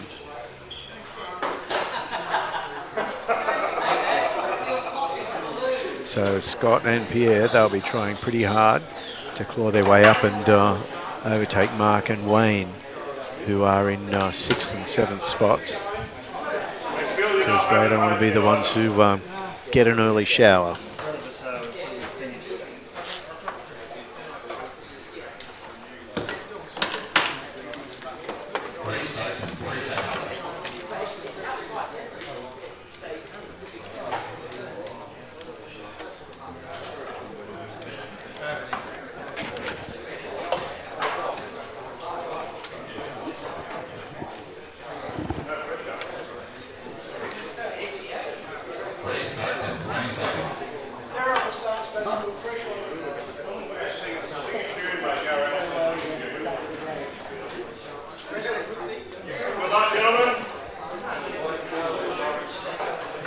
For the final heat in this Group 7 bracket.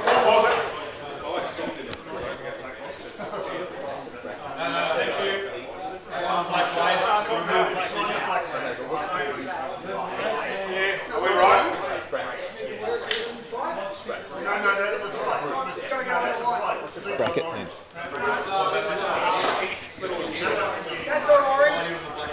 Oh.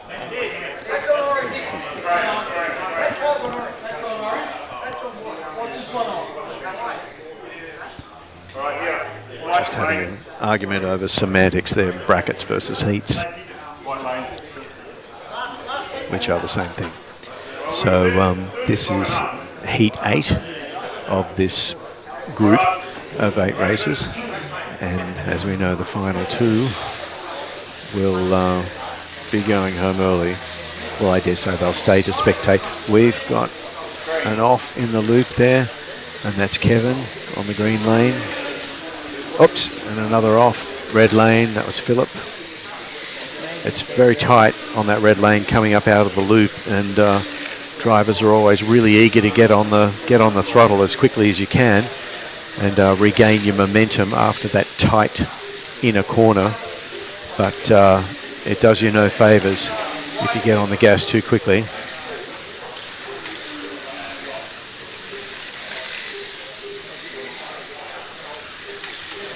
Graham's done a 5 dead that lap, but he's just lost it and slid down. So Wayne is our leader on 11 laps, and Graham's got a whole second to make up. And he's just had another off in the loop. So he's now 2.5 seconds behind. This white lane, it was giving somebody else trouble earlier, same as we were just describing about the red lane coming up out of the loop. It's too easy to de-slot when you get too eager on the throttle.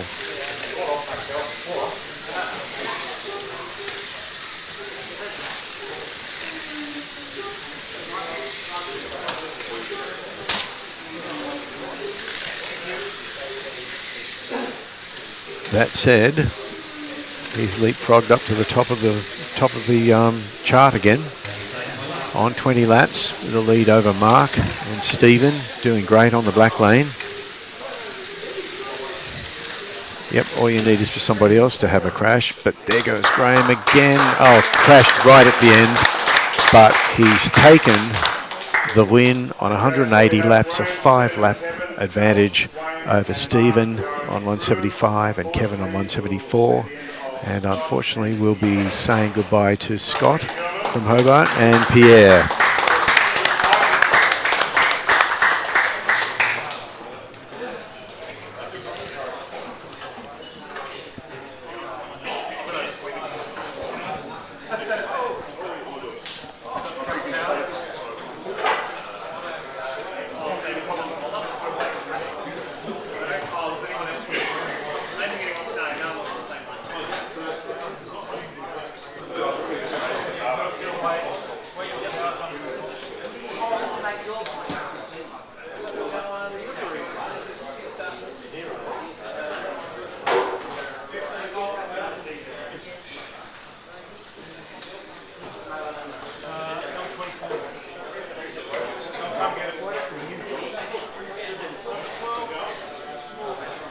to look like that.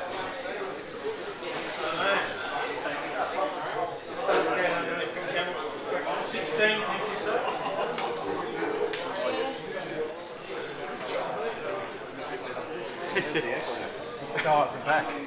Oh, it's the back. Alright, the final races of this next group, Group 8, we have Leonard, Lyndon, Mark, T, and Gary and Troy. Missing number. Leonard, Lyndon, Mark T, Gary and Troy. So what, gentlemen, we're going to run the 5 lanes. 5 lanes. The bottom three will be knocked out. Top 2 go through to the wild card. Number 8. We're missing number 8. Number 8. Car number 8. Who was number 8? How close out? Gone. He's outside. Pierre as well. You also have Pierre. Oh, yeah, stuck on that, sorry.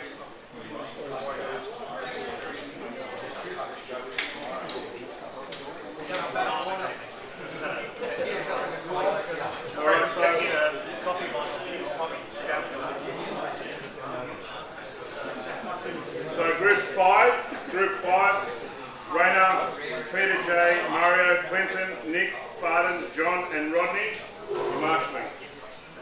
Please. Marshall.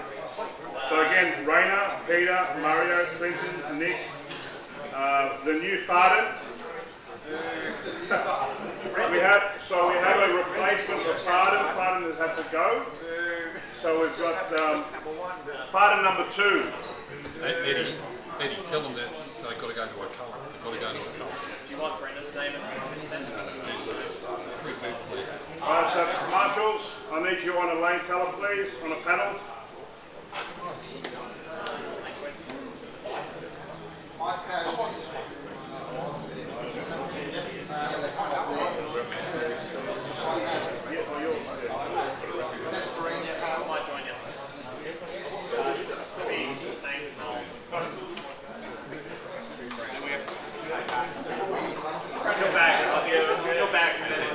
I'll put your thing out so it's on the track. So you can get a penalty for putting on the track.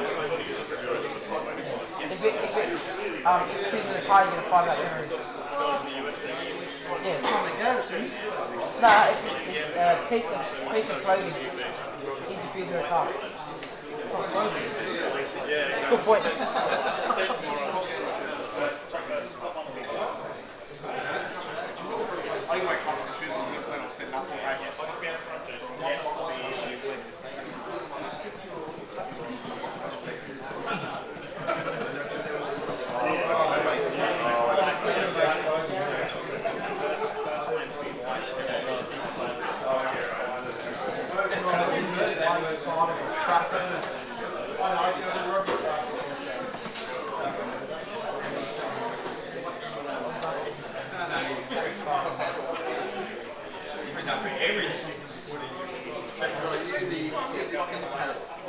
Orange, thanks.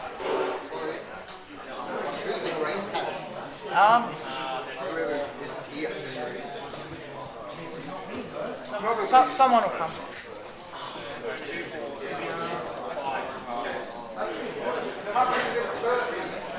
But there should be one more marshal.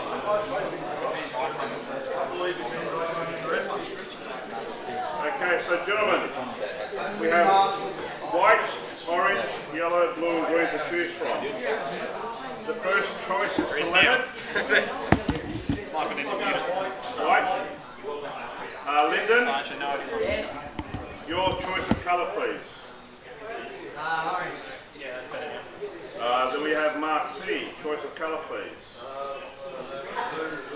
Blue. Gary H. Yellow? Yep. And Troy, you can choose green, green or green. Good choice. Oh, great choice. You want to go to yellow to white? Okay. Lane colours. So Leonard, number? 28. Car number 28 to white.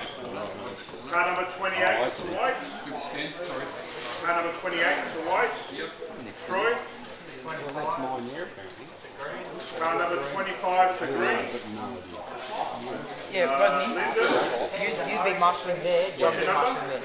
Number 10 to I orange. worked it out. I thought that was your spot. Mark, your number? 9, please. Number 9 to blue. And Gary. 18.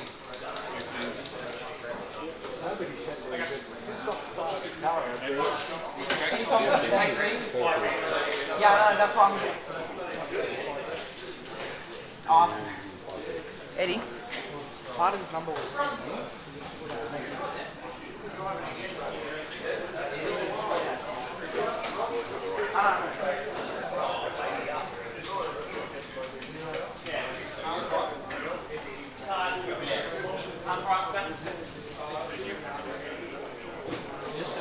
Right, when it comes around.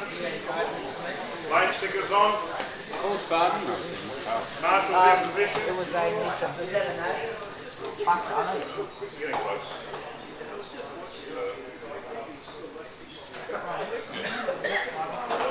Serious from here on in, kids. Okay. Getting serious now.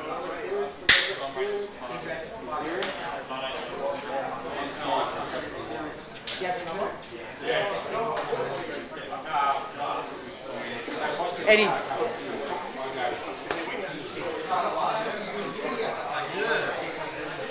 Eddie. Okay, drivers, are we ready? Marshals in place. Line them up. That's my line of buttons. Usually the buttons here. My theory is because past that line, Good luck, gentlemen. White car behind the relay. 3, 2, 1, go!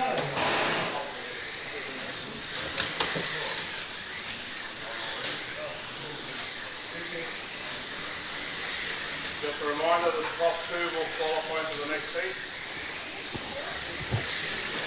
So the top 2 shaking out of these 5 heats will qualify for the final.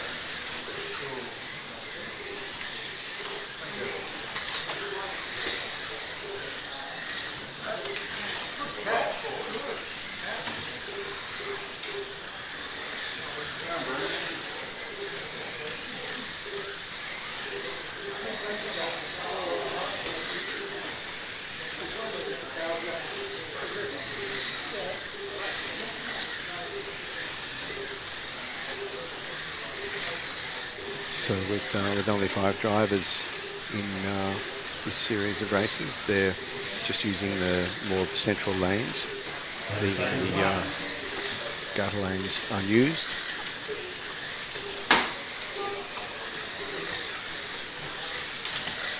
Currently Gary on the yellow lane So I go to green now.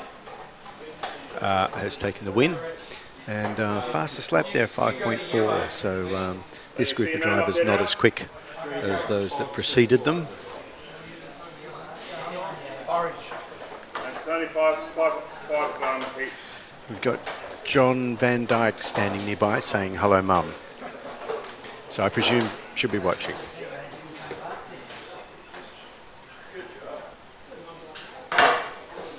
And no John, I'm not doing requests.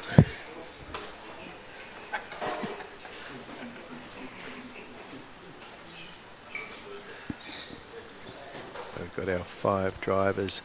I think we have Troy, I think it's from Port Macquarie.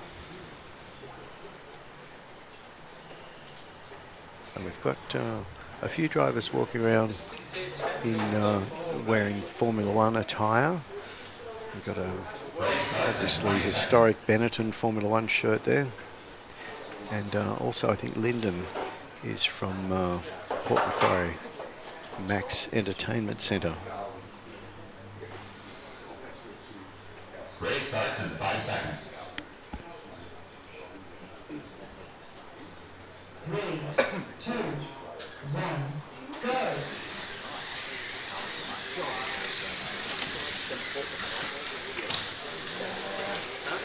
Lyndon.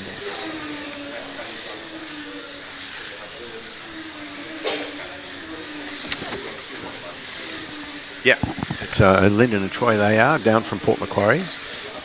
The Max Family Fun Centre, Max with 2 X's, which is a, and there's actually a real, I know for a fact there's a history of slot car people in Port Macquarie, and the Max Family Fun Centre is a great venue if you're up that way. Hastings River Drive in Port Macquarie. There are is there a pool there and a swimming pool and things like that? It's not just a slot car thing.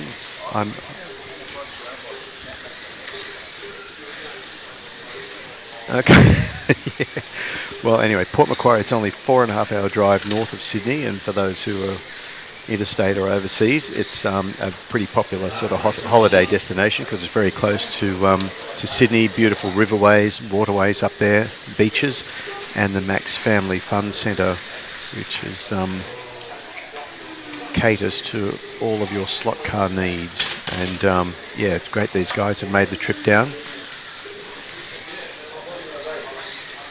And maybe racing again tomorrow in the LMP class. We're expecting those cars to be a little bit quicker than these ones. They're just a different configuration chassis.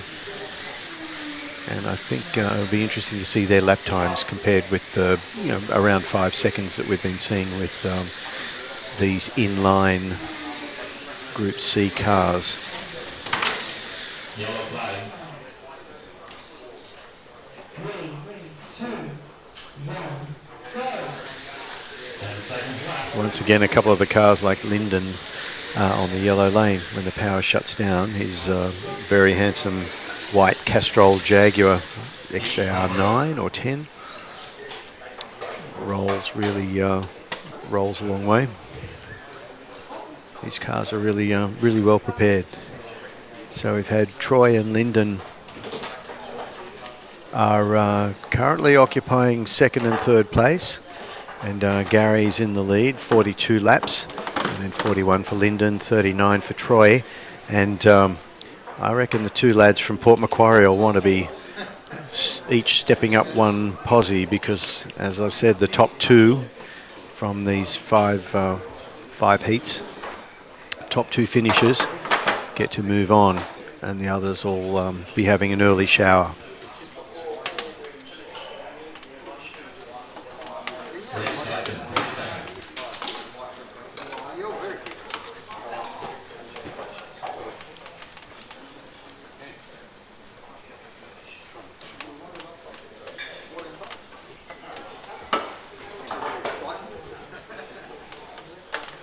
Furious tyre cleaning going on there by Leonard with his very good looking Porsche. Fat Turbo was the sponsor of that Porsche, I think it was a 962 variant of the car that raced in the late 1980s.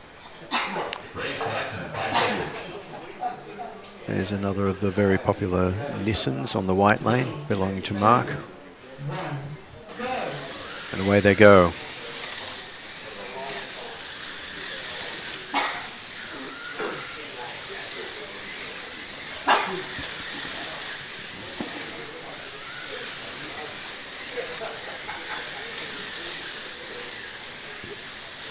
Gary does seem to be all over it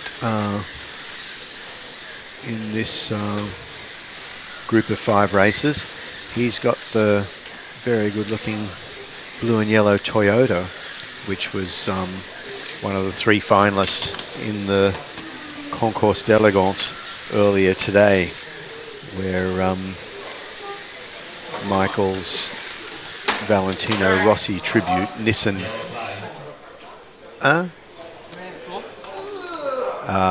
was voted by all the drivers as the best turned out car. So yeah, there's a few cars with custom livery, although the majority of them represent the real race car equivalent. So you've got Castrol Jaguars and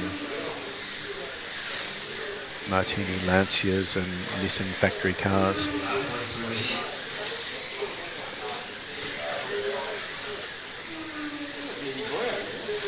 Gary's still in the lead, about 3.6 seconds over Lyndon and Troy. So our 2 Port Macquarie guys revelling in the Sydney sunshine for a change. But they can't quite catch Gary and that gorgeous Jag. Sorry, Gary is in the Toyota, which is hand painted, and probably gives you some indication of the level of preparation as well.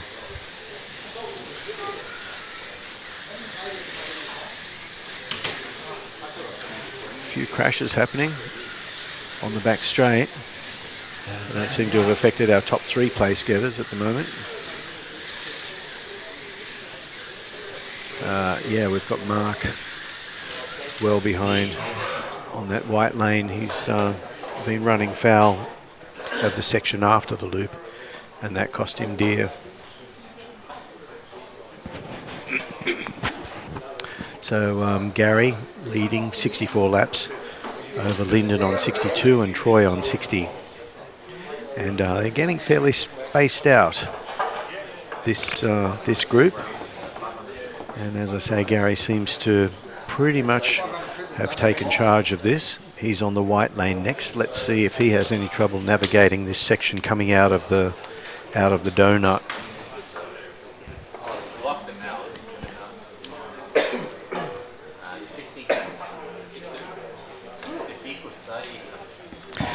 Pretty good chance if we were at the Max Family Fun Centre in Port Macquarie at the moment, those guys would be even harder to beat.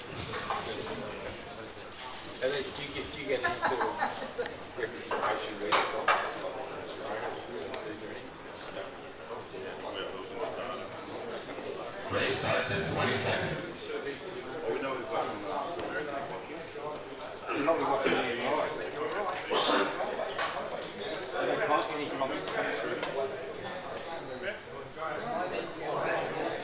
Race starts in 5 seconds.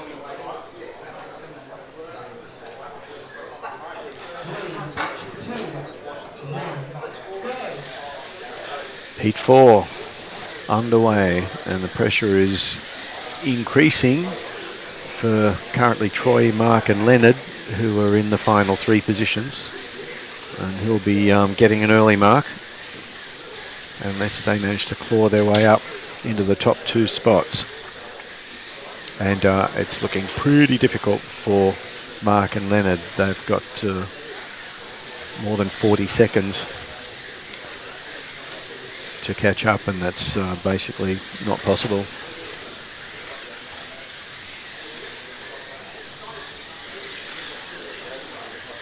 And Gary's having no issues at all with the white lane, 5.3 second lap being the quickest, and pretty consistent lap times in the 5.3s. Oh, blue lane, no, Leonard's having a devil of a time there. Not going well at all.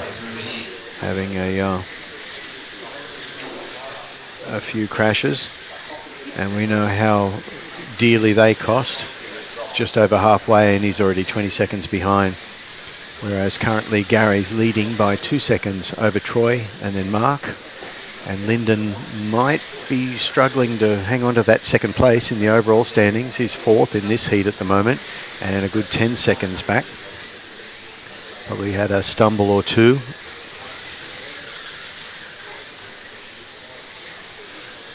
That Jaguar looks beautiful though on the green lane. He's just been passed by Gary, and we can see how Gary really sprints away. Oh, big crash there for Leonard in the loop. Couple of seconds left. It's going to be Gary from Troy and Mark, and comfortable 4.7 second gap between first and second, and that now means Gary's 5 laps ahead as we head into the final heat, 5 of 5. Gary's on 86 laps against Lyndon 81 and Troy on 81, and there's nearly 30 seconds between them. So that's probably going to be a hard result to overturn. Let's just see. We've currently, Troy, Mark and Leonard will probably be going home early. Well, they won't. They will stay and watch because it's fun.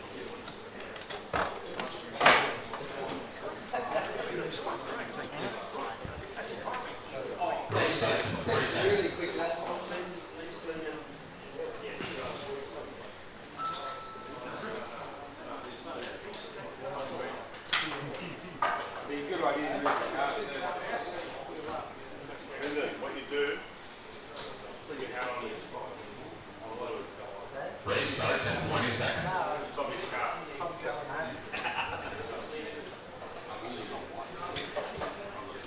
No pressure. I only like 3 laps, so I know I needed to. No pressure. Just charge him double. Race starts in 5 seconds. Good luck, gentlemen. Yeah, Lyndon and Troy it's going to be for second.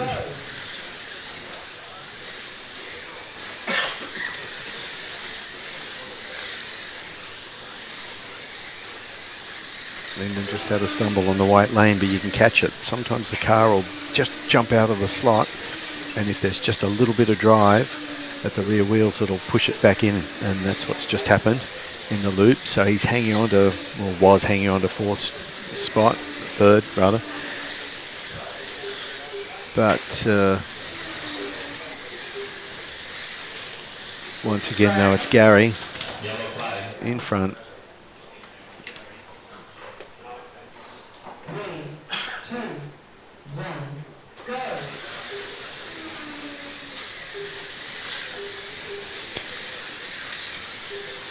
Yep, and a gap of 2 seconds back to Mark in second place, and then Leonard is doing okay. Troy is not having a great run at the moment.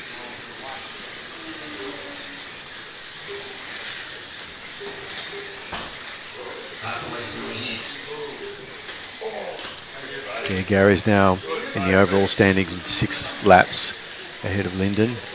But Lyndon's got a 1 lap advantage over Troy. So one of the Port Macquarie lads may be staying.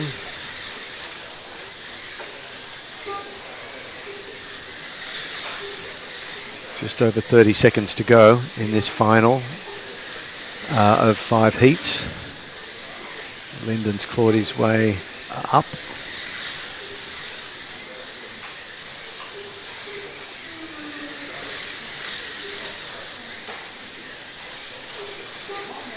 With 15 seconds to go, though, Gary's pretty much been the class of this group, I'd have to say.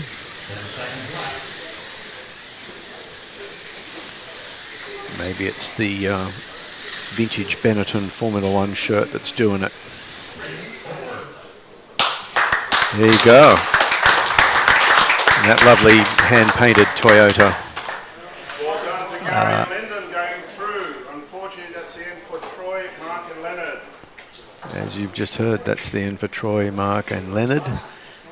So Troy will be staying only if he shared a lift with Lyndon.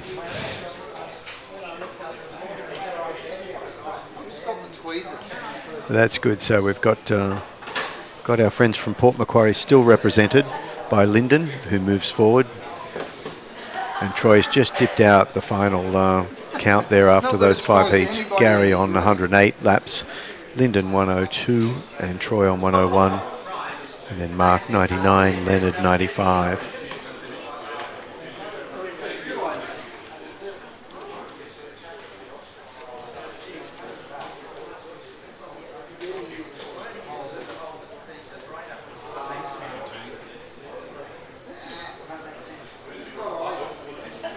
and drivers now retreating to their pit areas variously to prepare cars or maybe lick their wounds. Pool group number 9.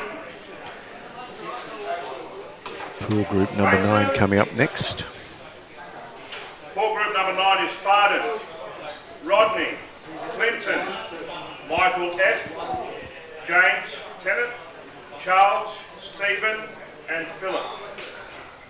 Farden, Rodney, Clinton, Michael F, James, Charles, Stephen and Philip. Group 10. Yeah, have a go. Yeah, I've got a few races. You've been Group 10 we have Mario. I'll give you a break.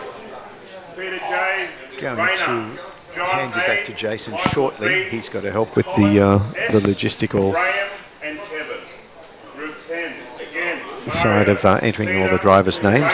So he'll go ahead and do that, and then we'll hand you back to Jason for commentary on Pool 9. The top 5 will go into the preliminary finals. Top 5 from this group move into the preliminary finals.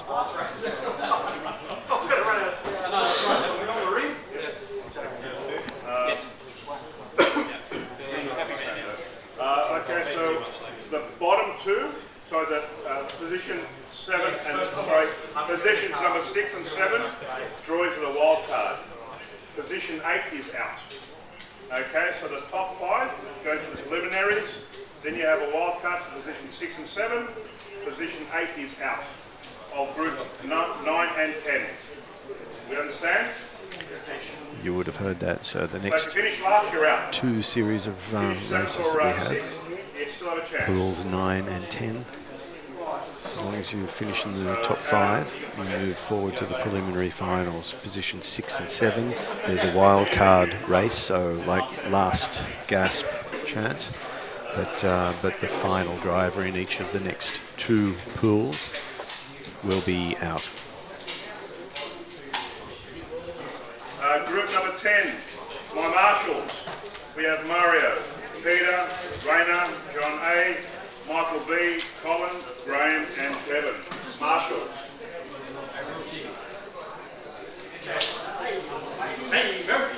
And as you see, when you're not driving, you are helping out with the marshalling, and it is always that way in slot car racing, whether it's with your friends or if you're at a shop like Slot Shop here. When you're not driving, you jump onto a corner and get ready to replace crashed cars, even those crashed by people you don't like, because that's sportsmanship.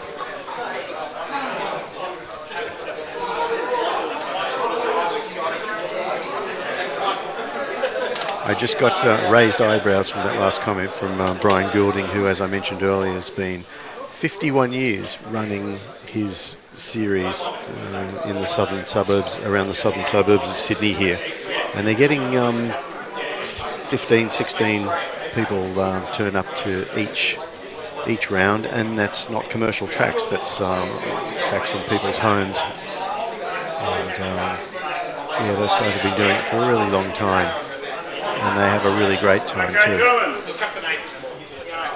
Choice of colour. Farden. Farden. Yes. The new Farden.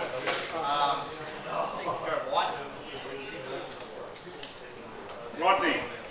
Blue. Clinton.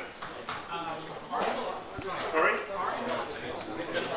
Drivers now choosing the colour lane they want to start on. As we heard earlier from Jason Brooks, my co-commentator and 2012-2013 Scale Electric World Champion, who is competing here tonight, who will take over commentary shortly from me. Sometimes you want to start on one of the most difficult lanes, but and get it out of the way, but Jason said his rationale is he likes to start on a middling difficult lane and get his eye in, have an encouraging result, and then move on to the next lane. There is a set sequence which is international at slot car tracks, the order of lanes on which you race, and so you can choose the lane that you choose first. Just depends that determines where you start in that cycle. And so seems like a good thought to me to have a good result first, or an easier lane, and then a more challenging one, and then progressively more easy again. So, and again, that said, there's not a great deal of difference between the lanes on this particular track here at Slot Shop in Arncliffe in Sydney, southern suburbs of Sydney, Australia. Or I shouldn't say southern suburbs, but just south of the CBD, only probably 3 or 4 k's, and quite near to Sydney Airport as well. And Slot Shop's been here for, I'm not sure, probably 8 years or something. Most recently, of course, under the care and guidance of Eddie and Maria, who are very well known and very much liked characters in the Sydney slot car scene.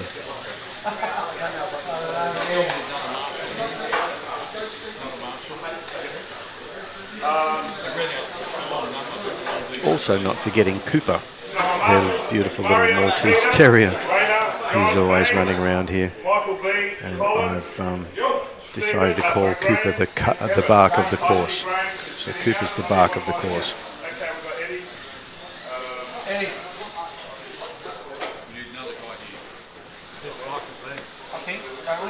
Nobody there. Oh, but there's no one there.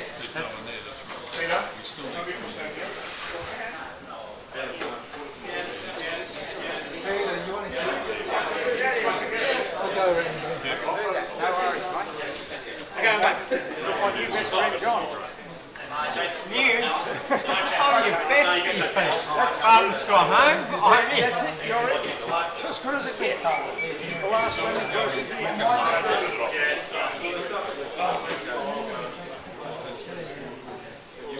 Just remember, if you do a good job, it's not helping me at all. Just getting prepared now for So I point that out. this next pool of drivers. So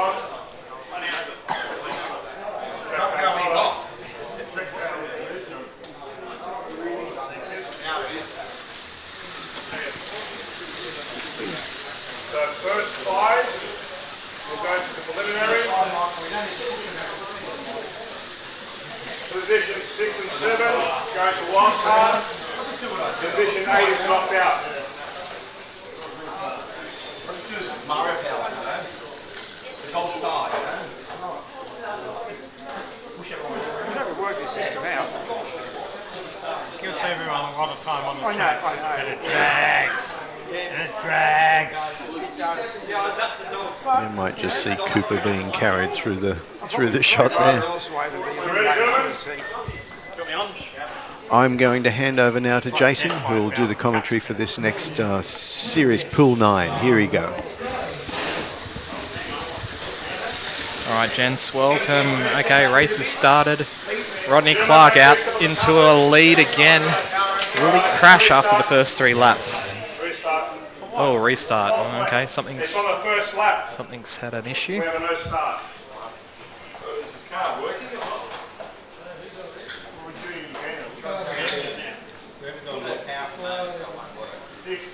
You got power? Okay, we're having a restart.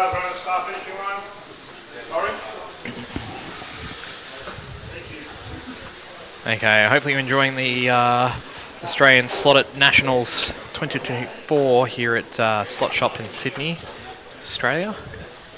We're up to, I believe, Heat 9, which effectively is sort of like your quarterfinals. Out of this, the top 5 will make it through to the semi-final. 6th and 7th will go through to a relegation wildcard heat, and whoever finishes last is out. Okay, they're underway. Rodney Clark leads again. The others are closely matched right behind, but Michael gets the whole shot. And he's quickly checking out. Already in the low 4.9s.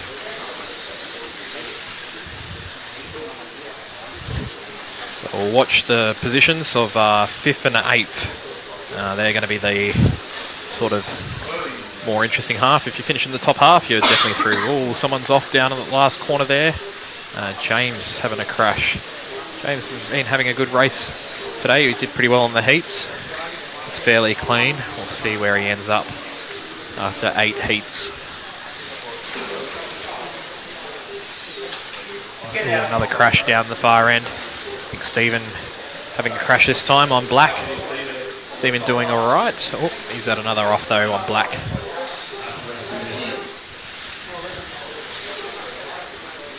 So halfway through the heat, Michael's in the lead, Clinton second, Rodney in third.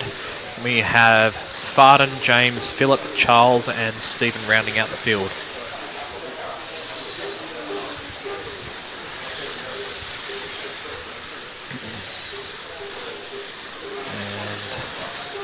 Michael's in the lead by half a lap. Second and third are having a good battle here. Clinton and Rodney, the two gents from down at Wollongong, having a good battle here. Clinton's in front.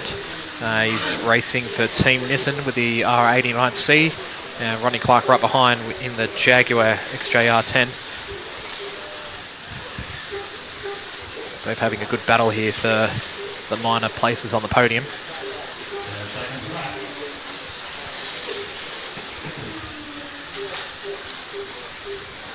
Okay, coming up to the last few seconds of the first heat. And first heat is done. Michael F. takes out the first heat with a 23 lap score. Clinton in second on 23 and Rodney also on 23. In terms of lap time wise, Michael F. fastest driver on track at the moment with a 4.953 on purple, so looking quick. Anyone under 5 seconds is going well.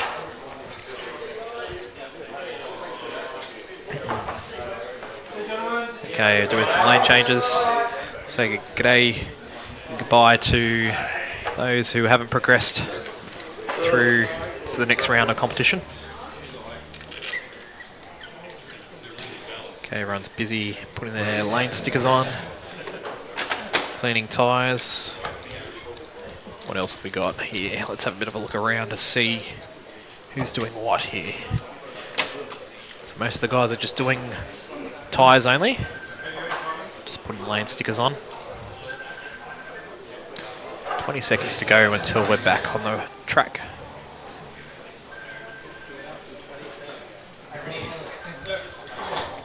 Keep pumping into the cabinet here, which is no good.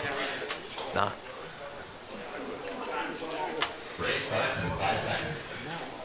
Okay, getting ready for the second heat. Let's see how we go.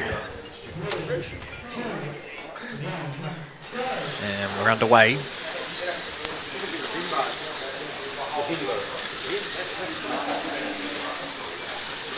Okay, our leader is on black lane at the moment. Clinton, second place at the moment on white, and Rodney is on purple. So they're heading towards the gutter lanes, the leaders. We might see change in some of the positions at the end of this bracket.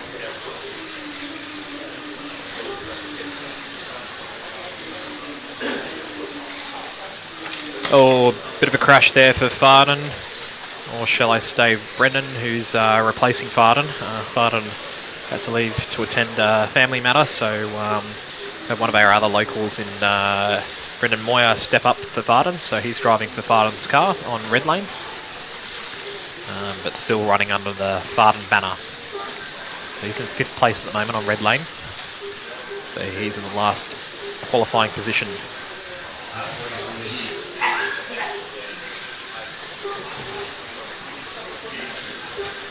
Halfway through, mostly everyone's in the 5-second mark. No one into the 4.9s yet, so Michael's very close with a 5.01. Oh, another crash.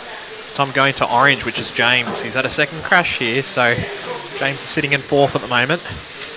Oh, and red's off again as well, so that's another crash for Brendan. And that might promote Philip into 5th, which it actually has. So Philip moves up, and effectively Brendan or Farden is now in the relegation zone.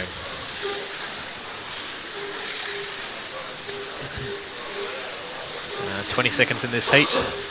Philip's had a good run on blue. That Porsche is definitely smartened up as the races are going on. So Philip's one of our instators that has come along, and you're driving well. Repsol Porsche 962C is having a good run at the moment. So That's looking a lot more smarter than what it was earlier in the day. So he's had a pretty good heat there. So overall, Michael's still in the lead. So Michael's on black. He's got the Valentino Rossi Doctor number 46 Nissan 89C, which won Concourse earlier today. It looks absolutely fantastic. So in Rossi's bright yellow, and it looks like it's a metallic sort of blue as well on the car. So it looks awesome. So Doctor's on track, leading at the moment. Rodney Clarkson's second at the moment, so he's on 45. So he's sort of down on our last corner at the moment. Clinton's in third, who's standing right next to me in the donut here. He's changing his lane sticker, so he's going from white to red. And then we've got James, Philip, both on 44.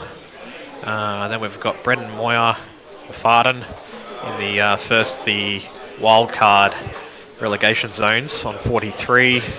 Charles also in the relegation zone on 43.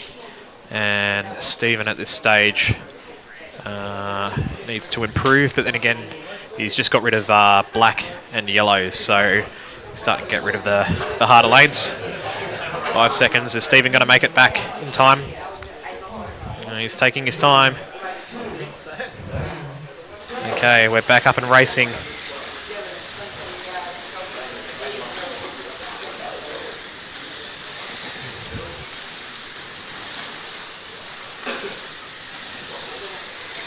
All the cars are looking a bit more planted through the donut as the day's gone on. There's a lot of rubber build-up taking place.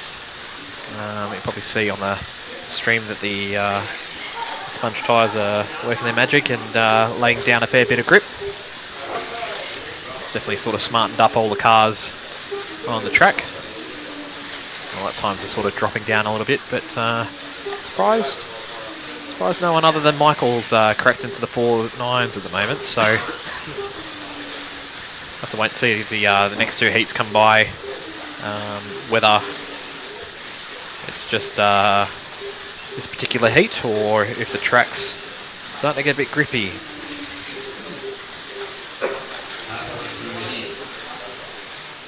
Oh, someone's off down at purple on the first corner.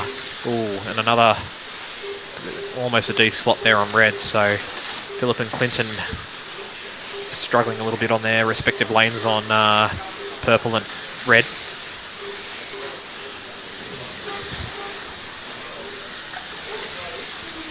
Okay, there's a bit of a pass there between red and white. The two Nissans having a good battle here, but with James and Clinton having a good run. Neck and neck. Who else have we got?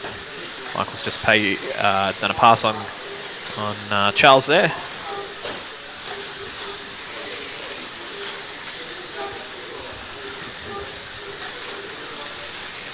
And we're almost at the end of this bracket. Okay, there's a bit of a race happening between, I believe, we've got a crash here at the top of the hill. That's Clinton. So father and son are in this race. So we've got Clinton and Charles. They're representing Team Wollongong at the moment. The boys race down there on a weekly basis. I believe there's 3 private trucks that are currently racing down there. I haven't been down there for myself for a little while, but got 3 track owners down there, and Clinton and Charles generally race down there. They mainly race 124 scale cars, so generally your scale auto 124s, generally mainly your Plathets, so metal chassis cars, so Mini Z, Kosho Mini Z bodies on top of Plathet cars. They also race Slot.it, fantastic product that's been made in Australia thanks to Cameron Nielsen, and then now currently Gary Johnson's looking after that, but we race, I think they race down there the Slot.it V8 supercars and the Porsche GT3 Cup. I think there's some Ute bodies as well floating around, but I haven't seen them for a while. So hopefully those guys are good, but yeah, Clinton and Charles, yeah, they're Team Nissan. Anything that they race, it's always Nissan, so they've got Dad's wearing the Team Nissan Nismo shirts, so which is good. Clinton doesn't have any Nissan memorabilia on him at the moment, so I'm quite surprised on that. Anyway, all right, we're back to the race. Okay, underway for Heat 4. Ooh, another crash. Oh, James is off on red, so that won't help him. He's currently in third. There's a lot of people battling for those top 5 positions at the moment. It's getting pretty tight there, so all to play for all. Someone's gone into the wall. That was Philip on black there, so being a little bit greedy underneath the tunnel there. Bit hard to judge because it's a malign corner as you drive on in, especially sort of purple and black. You sort of, I guess because they're on the outer lanes, you want to sort of try and maximise the speed that you carry through, but the corner sort of starts 3/4 way underneath the bridge, so you sort of got to brake a little bit blindly, so it's all on feel, so sometimes it can catch you out. Time seem to be sort of slowing down a little bit Yeah. in the evening. I mean, we've obviously got Michael, Flying blitzing around, it with but, a 4.8. Oh, and not Farden. Yeah, Brendan Moyer. Yes, Yeah, has just gone into the sub-5s as well. But in general, they seem to be a couple of tenths slower Yeah, a than little earlier bit. today. Yeah, the Would afternoon. That be motors or drivers getting tired, or Yeah, possibly. A range of factors. Like I said, yeah, the afternoon. I think earlier in the day we were sort of saying it's looking really sunny outside, but we're going to have some thunderstorms, which definitely affects the sort of track a little bit. We've got the aircon on with the fans, so I'm not sure if that's in terms of dust or bits and pieces, as well as the track is definitely gripping up as well. So you can see those black lines around the track. you would think gripping up would make it faster, or does that create to a more certain drag? point, and then it gets a bit too sticky. So then it starts to become a bit of a bit draggy, if that makes sense. Yeah, So a bit of a liability. So yeah, it's a too much bit more of a load. Yeah, that's right. Slows it down. Okay. Yeah, so it depends if, and that'll be interesting because certain cars are smartened up because they looked a bit squirrely at the start of the day, but as the grips come on in, the cars are looking a little bit nicer. They sure are, just sitting a lot firmer. Yeah. Like I sort of said, watching Philip's car go around, I know that he didn't have a good black lane just then, but watching Philip's car in those last couple of heats, his car looks like it's smartened up a little bit more, and he's been progressing through the bottom races at the moment. So hopefully he'll improve and make it through to the next round. But and we touched on gearing earlier as well. Does that make a difference? Some people might have taken into account possibly that later in the night the track will be grippier. And some have. Speaking on myself, no, I haven't. I'm just let's go fast and flat out. But well, let's make sure that we're here. We survived that's right. this long. Correct. Yeah. So we'll wait and see. But yeah, like I said, the track's gripping up a little bit. So those who have sort of loosened off their motor pods a little bit, so you can back the screws off in your motor pod a little bit to sort of make it flex a bit more. So then you get a bit more grip if it's a bit slippery on the track. So maybe because the grip's coming up a bit more, these cars will start to be a little bit more tippy. Right. So they might tighten it up a bit, possibly, and then it's more inclined to slide rather That's than correct. tip. Yeah. The only downside is that you've got to stop over in the pit stop zone, which is on the other side of the track. So you're going to lose a bit of time by doing that. You probably lose about a minute. So that would, unless you got a big gap. Yeah. Don't think you want to stop. But we've only got 90 seconds between that's right. heats to do anything. Especially when the last place finisher is going to get knocked out. So wait and see. But yeah, some people have taken that into consideration. I guess in my heat that I had the other race just before, I was a little bit worried about that sort of going, I want to make it through to the semi-final without having to run through these heats, just in terms of sort of putting more load on the car, and then also tyres wearing out a bit more. I don't know what the tyre wear is like, but like you said, you can see the track gripping up a fair bit. So I just don't know how bad the tyre wear is at the moment. I haven't really looked at my car, but I've got that in the back of my mind, sort of going, hopefully I don't run out of tyre because I've loosened off my motor pod a little bit. So generally for me, I've backed off my motor pod sort of in the front and the back by about 2 full turns. So there's a bit of flex in there, and I noticed at the end of the last race, especially on red and black, the inner and outer lanes, I felt like in the tighter corners it was gripping up quite a lot. It started to feel like it was going to tip a little bit. So you might quarter of a turn or half a turn. Maybe. Yeah. So maybe you just got to drive around it. But maybe you don't want other drivers to hear. No, that's do. okay. No, I'm happy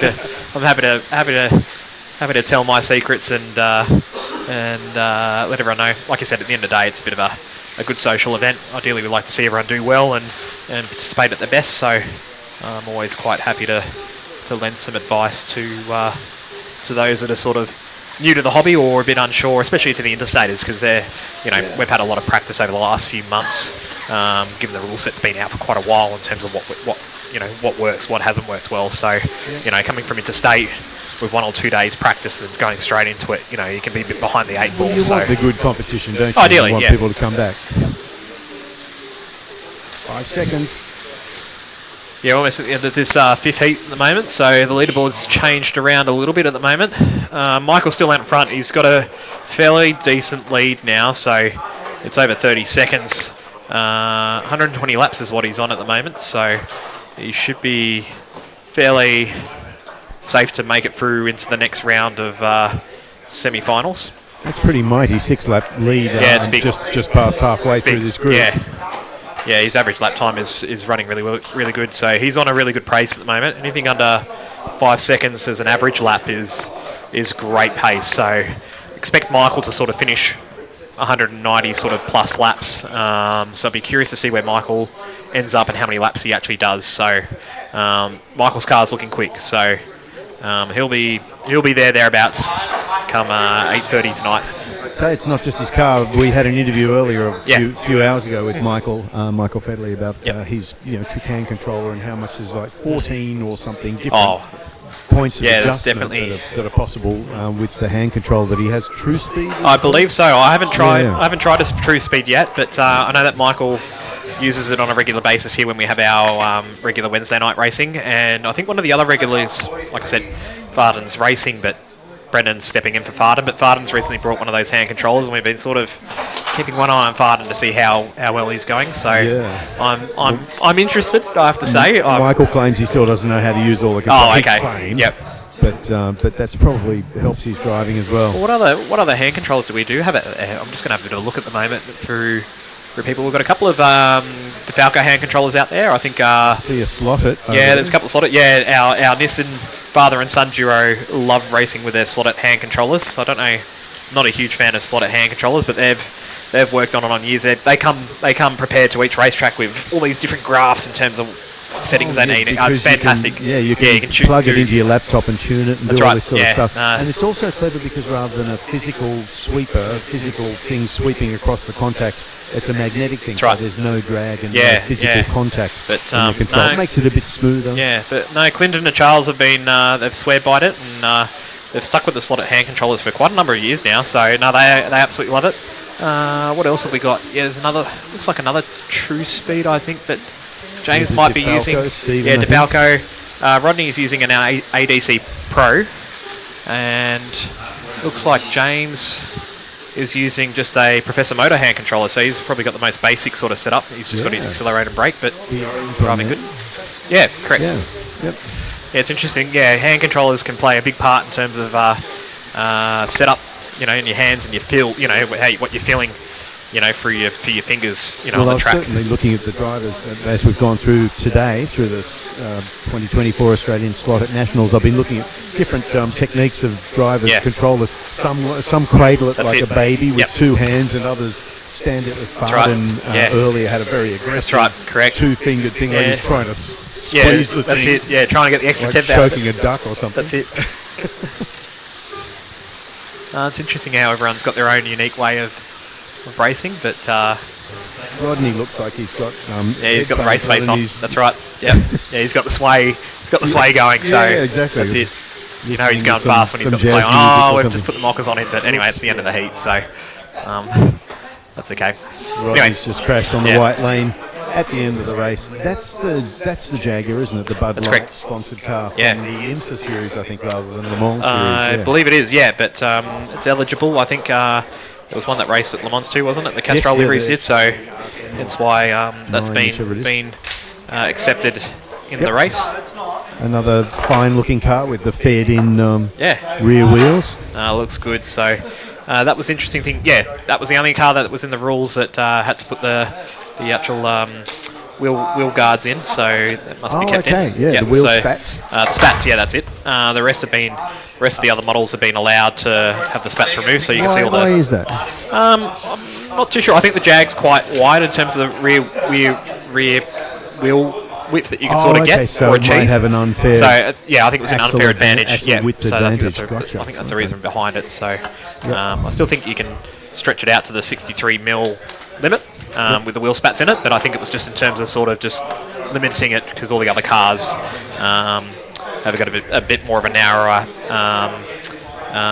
width. Track width. Yeah, track width. Yep, that's the idea. Yeah, interesting. Yeah, because the Nissans, I was wondering why they look better than they usually do, and because these ones aren't wearing the wheel spats. That's it.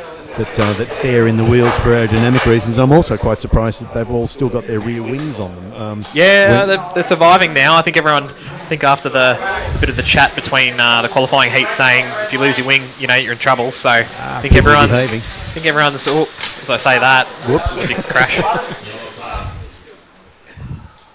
Big crash for the Repsol Porsche. Yeah, lucky. Yeah, those Porsches can be pretty fragile with that rear wing. So I think that car has lost its wing earlier in the day, so it's been re-glued back on. But that's why when I bought Porsche Slot.it cars, I tend to get the 956 and 962s because the rear wing's protected. No, that's right, correct. And I'd rather my cars look really nice than be fast. Yeah, that's it. Yeah, they got to look nice on the track. They're scale model cars, so yeah, they got to look good going around the track while you drive them. So. All right. Which is a great thing. Sorry, just quickly about 132nd racing. What we're doing is, you're not seeing, unlike 124th, not that I'm tipping, on it, but they tend to run like orange sponge tyres and bodies that don't represent anything. And correct. This is true scale model racing. Scale model racing, exactly. It's good fun. It's my sort of preference in terms of racing. As much as I've sort of dabbled into wing cars and 124 scale sort of races. So I'm just looking at these two Nissans joined at the hip. Yeah. Oh, look at all these Nissans all having a good battle. It's Charles and Stephen. They are absolutely neck and neck.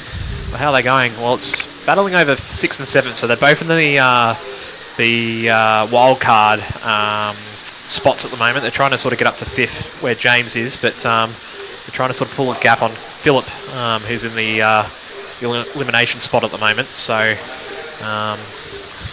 The boys are doing good. Stephen's having a bit of a run. He had a bit of a slow start this morning, unfortunately. His lead wire it came out during qualifying, so he didn't actually set a time. So he started from the back of the field and he's slowly working his way forward, which is really good to see. So the lead wire is such a frustrating thing because it's basically you've got 2 wires, a positive and a negative, going to the guide flag, and there's not much to go wrong with these cars, but that's one of the most basic silly things, but it can just pop out, and there you go. Be curious to see what people are doing, because there's certain ways of, making sure your wires are in. So I know that the old school way is your little eyelets that you put on in, which I know a few people have sort of used. I'm more of the new way. I do really like how Slot.it's made their latest wooden guide, where they've got the grub screws through the sort of front of the guide, so you sort of screw them in rather than from top down. You sort of screw them in from forward facing sort of situation, and that holds the braid in place. And when you said a wooden guide, by the way, we should explain, it doesn't mean it's made of wood. No. It's suitable for wooden tracks. So a little bit deeper than the standard Slot.it guides that come out of the box. So I think they're sort of around about 8.5, 9 mil out of the box. They're a little bit deeper, so they sit in the slots, or they're designed for wooden tracks, which are if you tried to use deeper. one on a Scalextric or a home plastic track, it's too deep. Yeah, it's too deep. That's right. So for the slot, it scrapes along the bottom of the slot. Yeah. But I would say that pretty much everyone would be running a wooden guide. I'd be surprised if anyone isn't running a wooden guide. Yeah, well, you only disadvantage yourself because you've got an extra couple of millimetres of depth in that slot to hold the front end on the track for you. All right, what do you think is going to happen here? We've got one more heat to go, so Michael's in the lead by 8, so he's there. Michael's going to win. Yeah, that's true. But what do you think for 5th? Is Charles and Stephen going to overtake James or Rodney, or is Philip going to jump Stephen? Yeah, It's going to be interesting to see who the final spots go to. Yeah, no, looking at Philip's average lap times, it's not looking very encouraging for him, I don't think. No, we'll wait and see though. And as we know, he'll be having an early bath. We'll keep an eye on things at the moment. So Philip's on red and Stephen's on purple. and there's about a lap and a half in it at the moment, so about 8 seconds between those two guys. And then in the battle for 5th, so we're sort of looking between James and Charles. Remember, the top 5 make it through to the next round. Yep. 6th and 7th are going through to the wild card eliminator, and 8th is unfortunately eliminated here and now. So they've been, well, James, just looking at his average lap time, he's been a tenth or so over the average. So someone's had an off. That's yellow. And yellow Clinton. Although he's currently on the black lane, which is not always the friendliest for people. So yeah, that is a bit of a tussle for 5th, isn't it? A little bit. Bit of a gap there. There's about a lap in it, so there's about 6 seconds between James and Charles for that last sort of permanent qualification spot.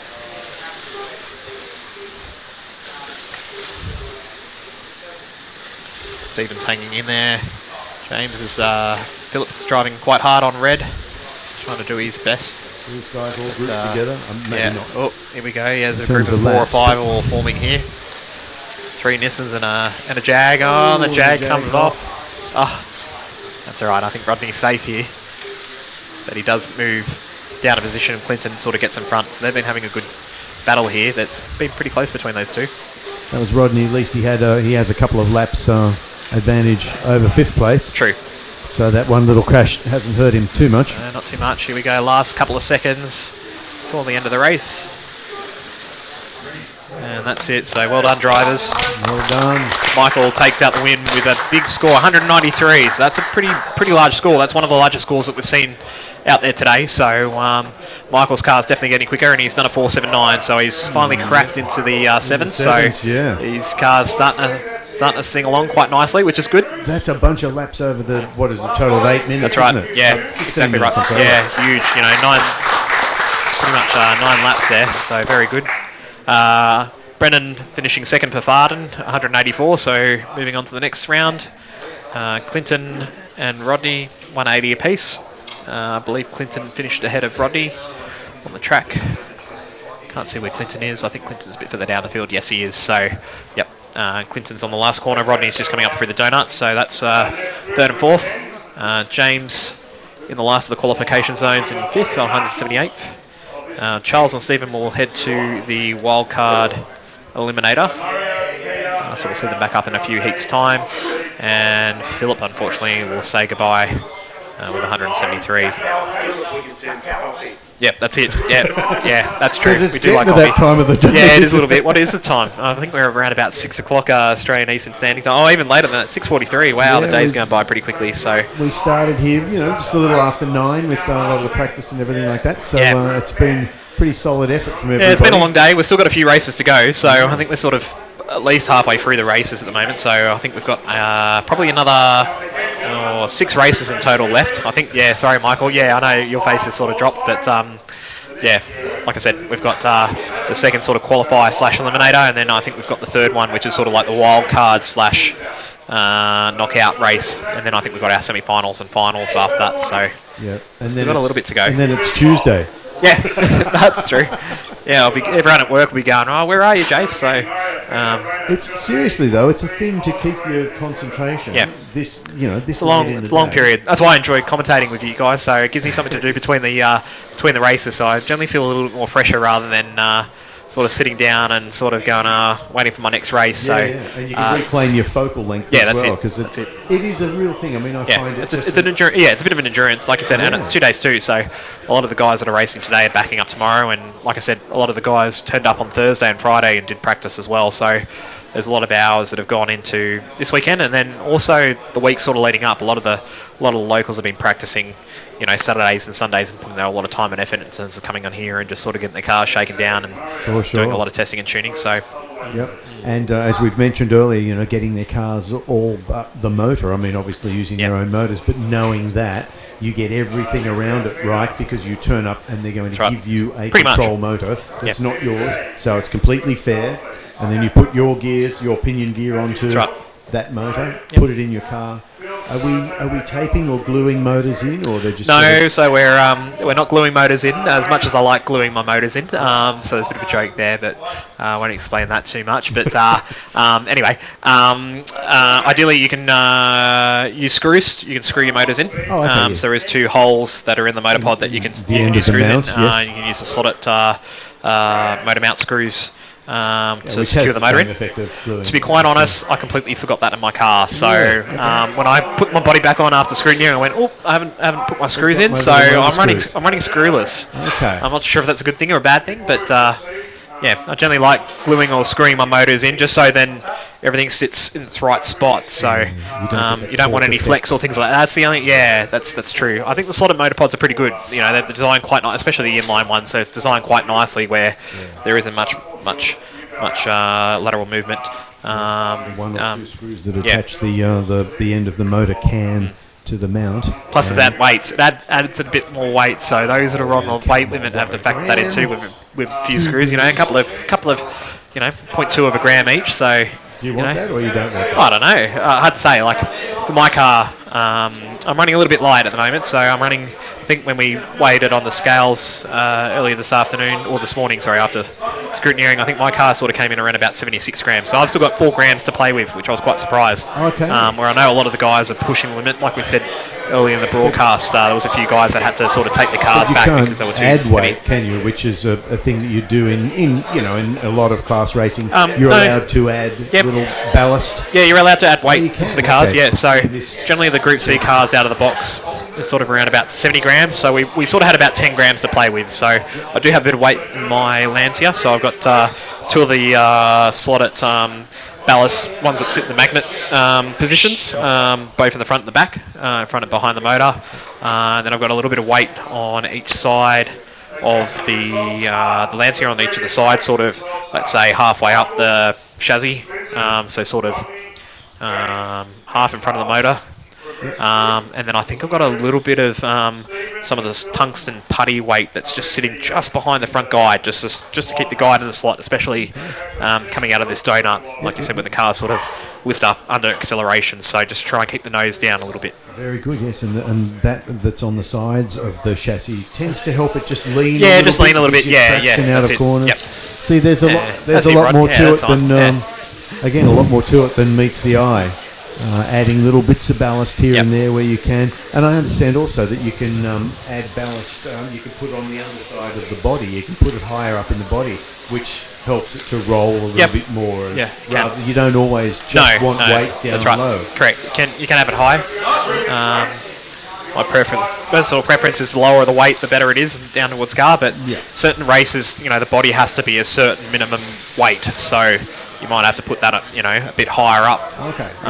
Just to sort of make that legal. We don't have that drama here this weekend, when there's no minimum body weight limit, but as per se. But it's the overall weight. Isn't it, that we're worried about? Yeah, but we've had other races in the past where there is a minimum body weight for these scale model cars. So yeah, you got to factor that in when you're building or painting cars or.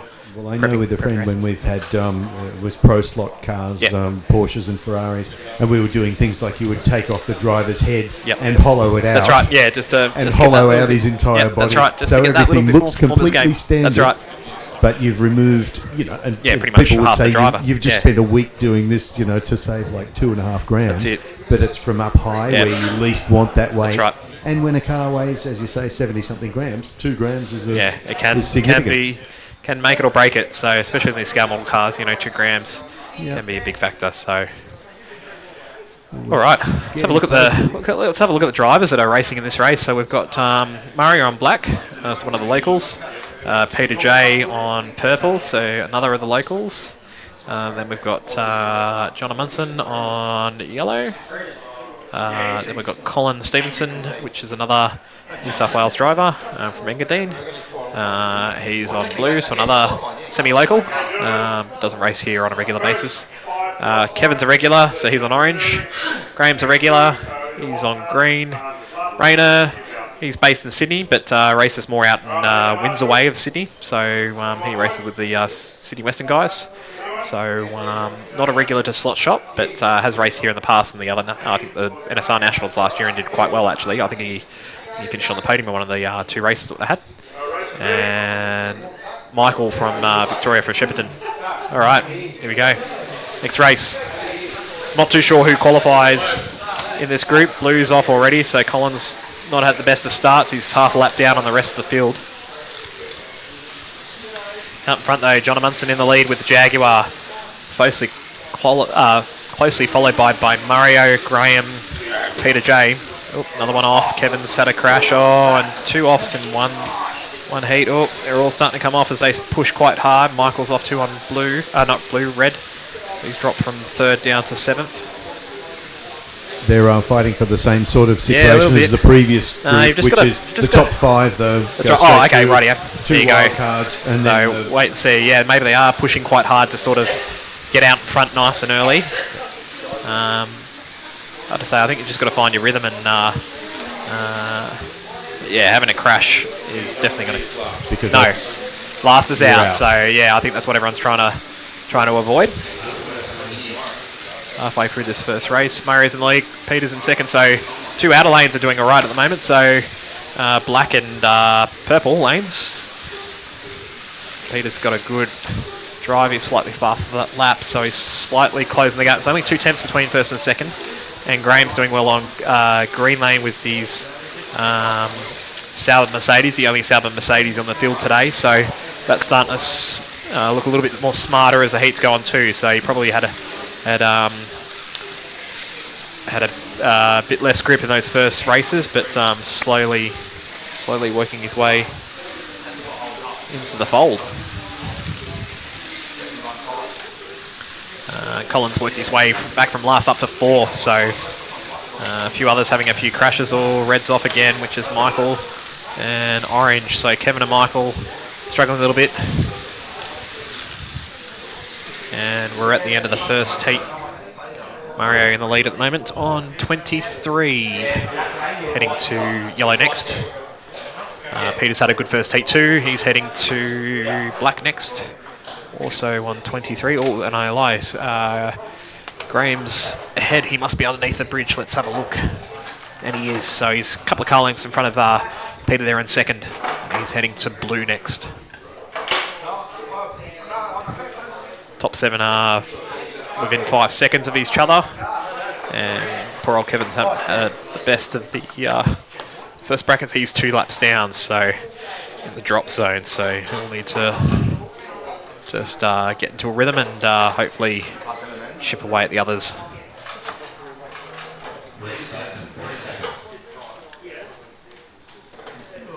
Okay, the boys are cleaning their tyres. Let's have a look at Mario. Mario's just on black here, so he's just cleaned his tyres and he's going to put a bit of voodoo drops on the braid here. So let's just put 1 drop on each side of the braids there, just to prove the contact between the braids of the car and on the track there. So keep them nice and clean.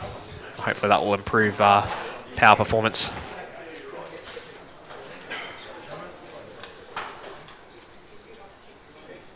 So not much in it. Murray is underneath the bridge. Graham's underneath the bridge also. And Peter's just about to head into the bridge. So it's only a couple of car lengths between the top 3.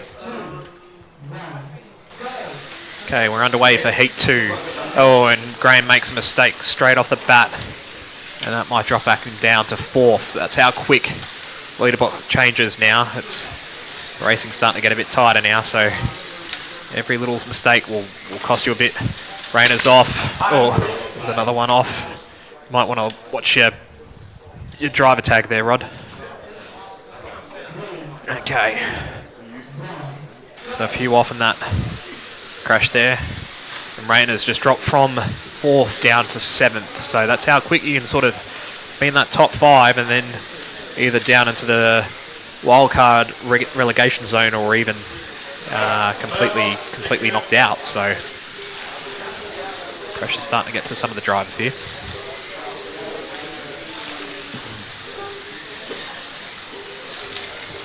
Lap time wise, best lap time is a 5.059 to, oh no, I like, Grant Murray's just taken that now, 5.048 on yellow. So no one's in the 4, actually, as I just say that, John A's just gone into the 4.9s on orange, so he's the fastest car on the track at the moment. but not much in it.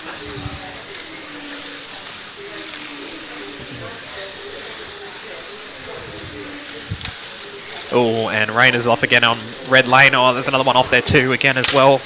Orange. Thank you, Rod. And that was slow, and that's hurt John Amundsen there. So he's just gone from within the top 5 now into 6 and in the relegation zone. So those little mistakes will hurt you dearly. Top 7 are only 16 seconds between 1st and 7th at the moment, so nothing much in it, only a couple of laps. Then again, early days.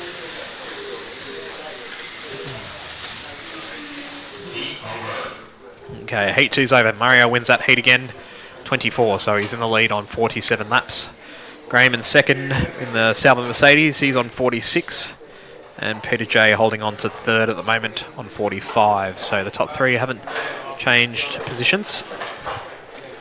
Interesting to see Graham came back a little bit after his crash right at the start of the heat. So that's how the starting to work its way well. Okay, as the guys are starting to do their lane changes. Let's have a look. A lot of the guys in front of me here. John Amundsen, Michael, and we've also got Colin down here in the donut, putting lane stickers on at the moment.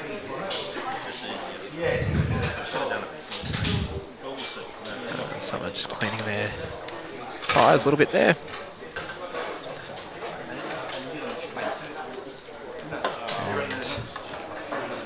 And ready for the next heat.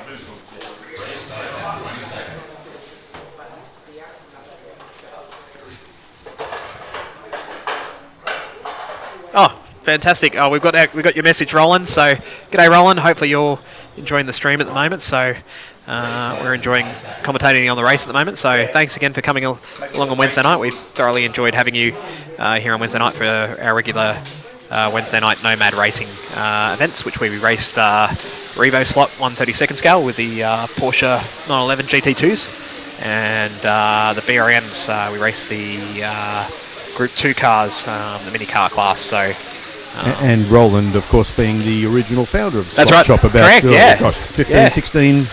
Gosh, 20 years ago? That's right. Yeah, true. Back at Sydenham, so only just up the road, wasn't it? It was good going there as a kid. I used to make my way after school or on the weekend. You know, before I had my driver's license, used to make my way from Lower North Shore, caught the train across to Central, and then another train down here to Sydenham, and it was really good. Slot Shop wasn't too far away from the train station, as this shop is And currently the too, which Slot works Shop out well. legacy lives on. That's right, correct. Okay. But no, it was a good shop, the old Sydenham place. We had a few art and tracks. I really enjoyed that. I think Roland did too, but I really enjoyed that front track that Roland had at the front of his shop. His little 4-lane track, which was quite narrow but long, but it had a nice sort of like overpass and underneath, and had a little kink, and that was good. That was a really good track. I thoroughly enjoyed that. So I'm reflecting on the timing system and things, and the how advanced everything is now, the software and everything that we're running the lap timing, because back then it was like on a 486 computer. That's right. And a, crew, LED or you're counting on your screen fingers or things like that. But no, things have come a long way. So in terms of the race system that we're using, if anyone's interested, we're using Race Coordinator, which is a system I think been done up by a gentleman called Dave over in the US. It's a free system, but please donate out. I think he likes the donations. I think he's done it on behalf of his children. So there's a donation sort of page to a charity link, which we've donated in the past in terms of when we've had the big races. You know, because the system is fantastic in terms of what you can do. There's a lot of flexibility in terms of what you do in terms of customizing your races. As you can probably see, I think our viewers at home probably can't see, but we've got custom interfaces that we have for our racing, which is really cool in terms of leaderboards and next heats and whole loads of data that you can look at. I think also the Race Coordinator, or if you've got it on your home laptop in your home system, you can have in pictures of all, photographs of all the drivers, probably you can your definitely family, do that. Yeah. Photographs of the cars. You can put in all this sort of info. Fuel races, crash and burn races. Really impressive when you're looking at a picture of the car that you're about to race. Oh, it's amazing. So, no, I really like Race Coordinator. So, yeah, we've been using it here in Australia probably for the last, I'd say 12, 13 years. So we used to, I think the first sort of generation sort of came from, I think the guys from the Sydney Western Slot Car Group, I think with Joe and John and those guys out there. That's where you introduced me to Race Coordinator a little bit. And from there we've sort of implemented that at some of the commercial centres, and now we're sort of using it here for our regular nationals that we have here in Australia, which is really good. And a lot of people are pretty fluid in terms of how Race Coordinator works. A lot of people in Australia use this system now, which is great. Have we given feedback to the? I thought the creator was in the UK, but I can't remember properly. No, I think he's American, but yeah, I'll fact check that. And is there? You know, I mean, no, it's really good. There's a great community. A lot on the forums. You can get a lot of people are working. You know, it's a system where you can sort of create your own little files, or you know, like what we've got here with our interfaces and the whole lot. So, and putting your own sounds in and God knows what. But no, it's really good. It works so well. So, the racing's been pretty smooth today, which has been good. So, but yeah, no, it works fantastic. So good for settling arguments and starting arguments. That's it. Yeah, correct. Yeah. Oh no, I bet you. No, I bet you. And computer never lies. So. I'm sure mine does. So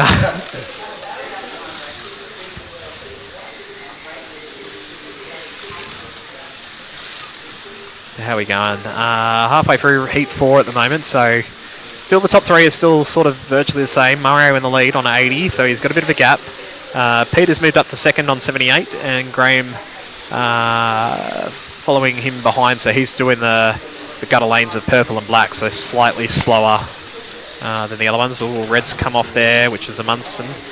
John Amundsen now in 7th. So not having I'm a good surprised by that, because John's a regular here and he's generally pretty John's strong. A regular, but hasn't been having a very good day today. No, I don't rate John highly anymore. Unfortunately, I know that back in the day, John used to be one of the formidable drivers that would be really, really strong. But when we look at our data this year, when we do our Nomad races on the backtrack here, John's only realistically had one race win this year, so that's really a lot less. Just off the boil, not having a good season. Yeah. I think he's turned into Dan Ricciardo. Pretty much, yeah. I think so. Yeah, the poor man. But he's only had one race win this year, and I think that was in Formula 1. I think he borrowed one of Farden's cars. So other than that, he's finished on the podium a couple of times. But yeah, his pace hasn't been there. He's certainly been one of the regulars in the sort of... But he's one of the regulars, 20 Oh, that's exactly right. So when I first started slot car racing back at Armchair Racer in Tarman and Sydney, John was one of the regulars that we used to race with. So and that's going back 2005, 2006 is when I started sort of joining the guys on racing. And then I think you joined us too. Yeah, at Armchair. Yeah, that's it. That the years ago goes so quickly. So I remember my memory of you, I think, was we had a class where it was like a GT3 class, and we had like a slotted motor in it, and you could put your own gears in it. I remember you had like a Porsche, because I know you like Porsches. Yeah. And it was like a 911. It was like an SEX car, and your thing was super fast. It was an SEX really car you were allowed to use. It was free motors, and so I managed to shoehorn a slotted motor in there, and I've still got it at home. It was devilishly quick. Yeah, no, that's all I remember. I just remember, back in the day as a kid, everyone laughed at me because, screws fell out, motor fell apart, motor blew up, I was hoping you'd remembered my moment of genius with a Porsche 956 that had suspension, and I worked out that if you could dab, because in between races you would dampen your tyres with WD-40 to clean them and soften them. Yeah, back on the And I thought, if there's some way that you can dampen them during a race with WD-40. So I actually put Velcro in the body above the rear tyres, moistened it before each race with WD-40. So every lap when you came onto the straight, you floored the throttle. There you go. The body would squat. It would go and that just would help push the rear tyres, and I would have traction. I did not know miles that at all. Into the race. Probably did see your body and sort of went, it worked really well. There, but, okay, well, there you go. I won a few races, then everyone dragged me outside and beat the hell out of me. I wasn't paying attention as a kid. That didn't actually happen. No, it was a very clever thing that I did. Actually. There you go. And it wasn't illegal. No, that's right. It was within the race rules that we had back then. There you go. There's a ingenious sort of idea that we have. I was actually inspired by rally slot. In Spain they actually do rally car slot racing, Yeah, as yeah. you'd know, 4-wheel drive rally cars, slot cars, Yeah. and then they tip what is it, corn flour, baked right, yeah, corn to flour sort of all do over the the snow track, or so the- you've got Yeah. realistic dust and Yeah, yeah. everything. And they actually had little sponge things behind the rear tyres, so that it just sort of wipes the dust off the Wow. tyres and keeps them clean. And that inspired me. I thought, imagine similar thing but dampened with WD-40. There you go. I've learned something new today. I've never How to cheat. No, I've never. No, not at all. But no, I have to go and have a look at that now. So I've still got that car at home as well. Would that be legal today? Actually, no, it wouldn't be because of the fact that we're running. Definitely not here. But as you know, some of these cars with suspension, and you can feel it, and you can see it when you floor the throttle. Yeah, wow. The body squats just so much. Yeah. And I think I explained it earlier how some cars have not these ones we're racing do not have suspension permitted. No, not today. Tomorrow we do, but tomorrow's cars have suspension, and you've got maybe 2-3 millimeters of travel, and it just dampens out again so many of those little imperfections. It enables you to just get on the throttle harder because the body squats. It alters the traction coming out of corners. Yeah. It's not just a gimmick to have suspension. Some are coil spring and others are opposing magnet struts.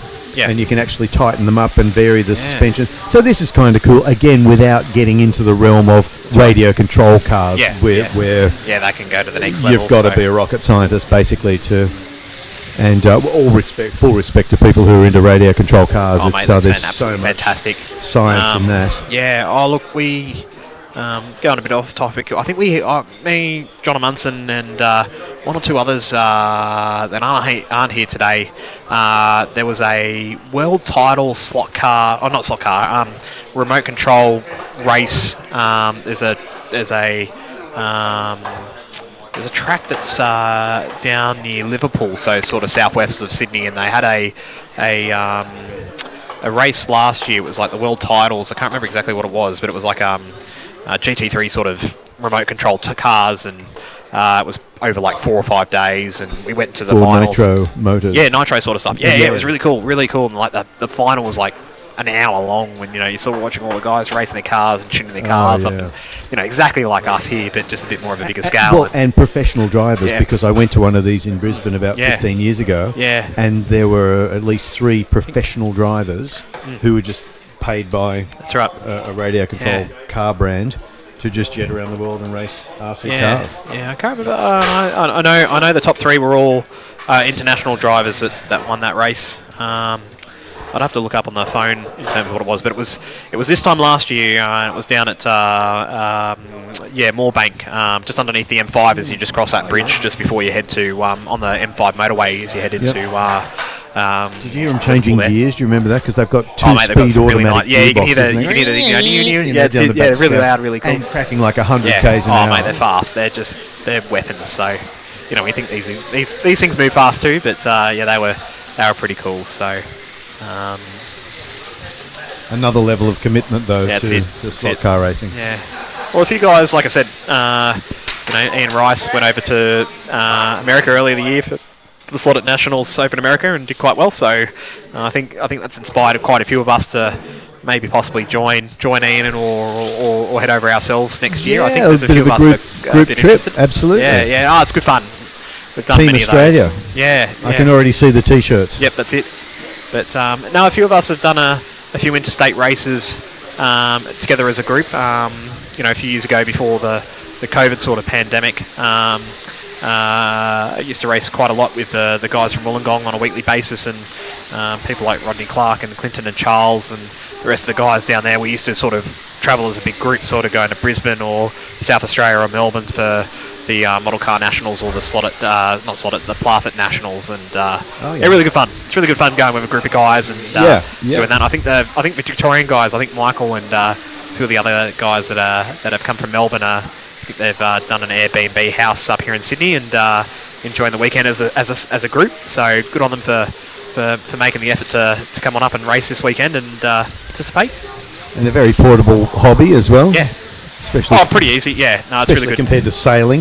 No, that's true. That's true. You can, you can take your slot car box on the aeroplane, and there are some clever boxes over there as well. Basically, like sort of camera strong boxes and timber boxes that sort of open out. That's it. And you might have 16 cars in there, and all your toolkit and soldering irons and. I love the tool kits and the various tools these days. Now I'm more intrigued about having the right tool for the right job at the moment, and some of the slot car boxes that are around today are very nicely presented, and we might go and have a look at them later on. Yeah, there's some really nice setups. Yeah, along the group. Well, two left. More brackets to go. So yeah, how is the race going? So I know that we've been waffling on a little bit, but so how are we going? So we've got Mario in the lead, 141. So he's sort of checked out. His lap time's looking good, so he's down in the 4.8, so that's quite good for the Nissan. Mario's doing quite nicely there. Peter J in second on 137, but there's 3 others also in close proximity. So and look at their average lap times too, within like 100, within hundredths of each other. 5.23, 5.24, 5.24. Yeah, they're all very similar there. So Peter's down on the final corner that I can see. Graham and John Munson here are in the donut, so there's not much between those 3 at all. So it's only sort of a couple of corners to half a lap between those 3. But they're inside the top 5, which is what you need to sort of qualify through the next round of semi-finals. Who else we've got? So Colin, Michael, they're battling for the last spot. That's an instant qualification. Currently, Michael and Rain have had a chance with the wild card. Yes, race. Correct. And Kevin's still sort of a bit behind and in 8th on 130, so he's going to need a little bit of luck, especially given that he's on black. Well, 4 laps behind the. That's going to be a bit tough to make spot. up. Yeah. When you look at his best lap too, he's sort of best lap 3/10 off the next best. So. I bet he's having fun though. Oh, I hope so. No, Kevin's one of the regulars here at Slot Shop, so he puts in a bit of time and effort, and he enjoys his racing, which is really good to see. And we love having him here. So really, really lovely guy, and enjoys his racing. And we've had a few races where here at Slot Shop, the old armchair racer group of races. That's where we've come from in the past. So as we were sort of talking about before, we've now called ourselves Nomad Racers because we've gone from armchair to Pendle Hill to Hornsby. Now we're here, so we've sort of jumped about 3-4 tracks in the last. I know. 5 I've or tried 6 to years. keep up with you for however many years. No, that's true. But we've jumped around a little bit. Our group's still solid, but Kevin races in the front group with the original Slot Shop group. But we've had a couple of races during the year where we come together and we have a sort of inter-club host class sort of night. And Kevin's driven really well on those nights. We've raced some Slotworks V8 supercars, and he's got that pretty looking Nissan, which is looking a bit taily as well, though. It's a little bit, nice looking car, but still a bit flicky. Yeah, as he comes through the top of the donut, you can see his car stepping out a little bit. So he's just had a crash at the top here as well. Someone else is off. Graham's off. So Graham's and Peter's off too. So that's shaking up the leaderboard a little bit because, like we were saying before, there was 4 guys between on 153 and 152. So Munson's just jumped from 6th and 7th. He was in the relegation spot before. Now he's back up to 3rd. On white lane, yeah. Have we got another? Somebody's thinking there might be something embedded in one of the slots. Possibly just having a bit of a quick look, but I think things are okay. We'll wait and see.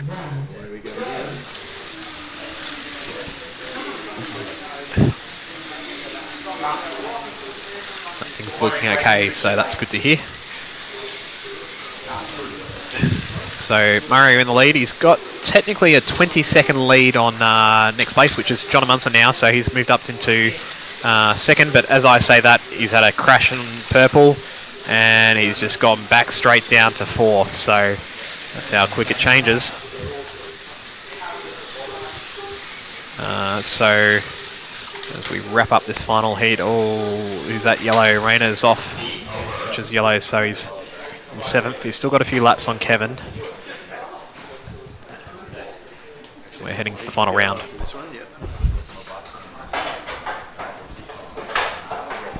Okay, the guys changing lanes, plug their hand controllers into the new lane that they're on, grabbing their boxes with the lint rollers and some chemicals. You are allowed to oil your car and also put a bit of braid juice on the braids, so that is allowed. To over oil these cars, is it like a watch? Because too much oil in a watch is a lot worse. Is as bad as not enough. Agreed. Yep. Yeah, you can over oil some of these cars from time to time. I mean, if there's too much fluid there, it's extra drag, I suppose. That's right, You correct. Just want the You just want that thin sort of drop. Yeah, ideally only 1 or 2 drops maybe, depending on what you're oiling as well. So these would just be the Slot.it floating bearings, would they? The circular type bearing. Yeah, in so you got your bearings in the cage? front. So yeah, so good question on that. So in this class here, you do have to run with the Slot.it plastic eyeball sort of bushings in these cars. Yep. So that was a must. So yep, you'd sort of oil them, and then you've got your spherical bushings in the back. Just your normal thing. So you might oil them too, and then you've got your motor as well. So if you can sort of reach in there. I think it was a Slot.it invention, wasn't it? That sort of eyeball type bearing, because normally you've just got a very, very simple sort of cylindrical bearing. But the Slot.it came up with the idea that you could have a brass one inside, and it's basically a sphere with a hole through it, so really it can float. Because what you don't want is a bearing that's kind of off centre with the axle running through it. And so, anyway, it was a very, very clever invention, and one that's difficult to describe. It's fantastic. I do like the design there in the front end, so it's really good that you can sort of get your front end set up exactly how you want it. So, so you'll have no drag from the bearing, basically. Yep. All right, into the final bracket. So we've got a minute to go, so there's still a bit of a battle for the minor places here. As we say that, Graham's come off. We've also with Green as well, which is Colin S.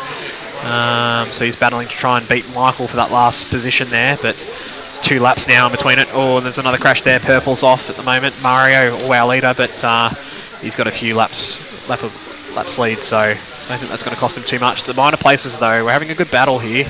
Peter J's in second at the moment. He's got a couple of laps.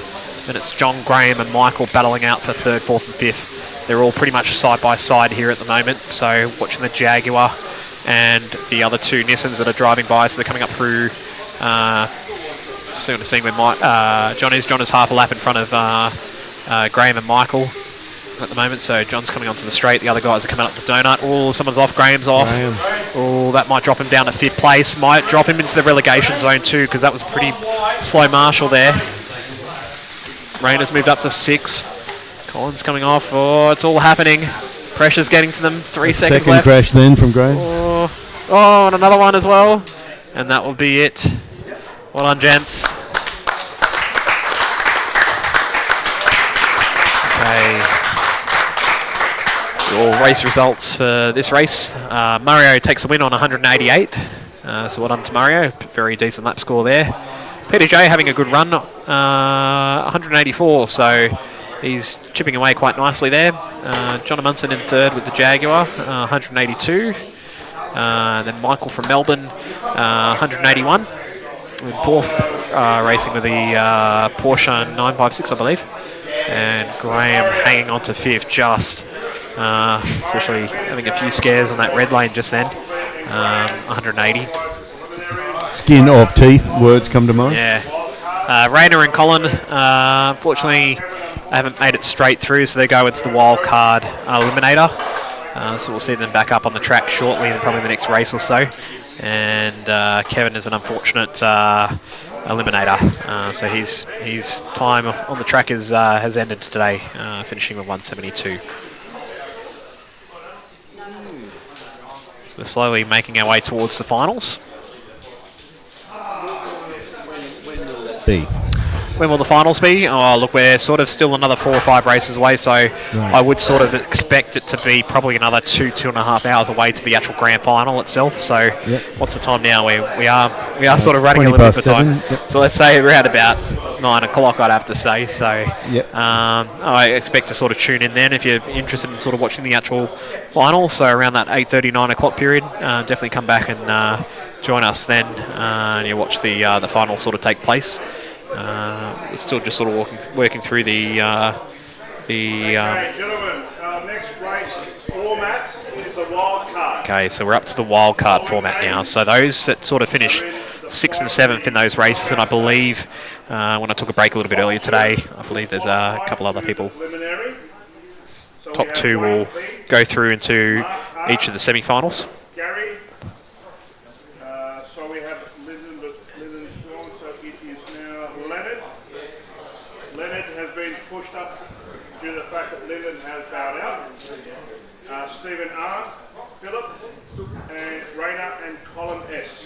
Okay, so I think we've got 8 people in this race. So so we're up to a wildcard race, so we've sort of got technically 4 races to go. So let's say 8:30 is the final, but this one's the wildcard. So these are the guys that haven't automatically made it through to the semi-finals, but they get the second chance of the cherry here. But we'll come down to whoever finishes first and second to make it through to the next round. Everyone else is eliminated. So if I can have Group 12. Group 12 is the following. Group 12 is Nick, Ian, Michael, Rodney, Charles, Peter J, and Michael B. Again, I'll repeat, Nick, Ian, So wait, see on what's going on. So we're just sorting out the marshals at the moment. So those that have qualified for semi-final 1 going to marshal. Semi-final 2 will have a break at the moment. So there's, I believe, 6 of us or 7 of us having a bit of a break. John Van Dyke, Clinton, James, Mario, John A, and Graham. So wait, see on terms of where things stack up. Have a cup of coffee and relax. So Group 12, marshals, please. I will repeat the names. Nick, Ian, Michael, Rodney, Charles. So technically, we've still got 22 drivers still in the chance of winning this Group C race. After this wildcard eliminator, we'll have the top 16 left, and then once the semi-finals take place, top 4 of each semi-final will make it through to the grand final. I'll give you push-ups. Hopefully everyone's enjoying the stream thus far. If you are, please make sure you give us a like and give us some comments. Haven't really looked at the comments thus far, but good to see Retro Racer is our sort of last commentator at the moment. Going to chat in terms of enjoying the camera angles and enjoying some of the highlights close to the racing. Hopefully we can get a bit more action, make some more noise, and these races are going to be tight and tighter as the races go on. As you saw that last one, you know, there was some good battles for the minor places and the eliminator spots. So, yep. Now it's starting a race for staying in the game.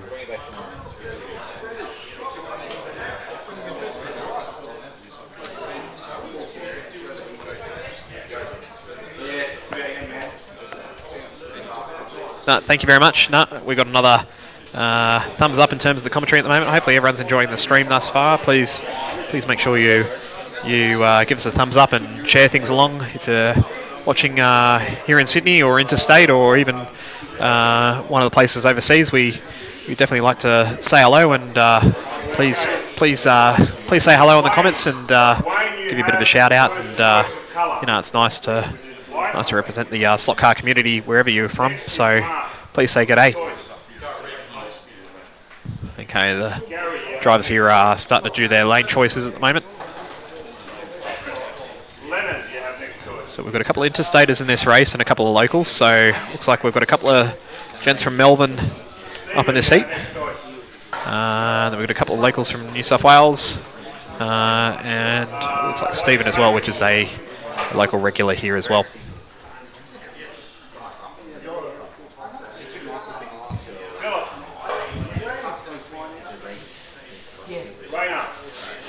In the first semis, it's 2 more. Colin, you have orange. I'll have orange. Why don't you have orange? Hey, Cole. Don't you sell it. Okay, a reminder, gentlemen. Only the top 2 go through. Everyone else bows out. This is serious. Okay, we're going to call colours of names.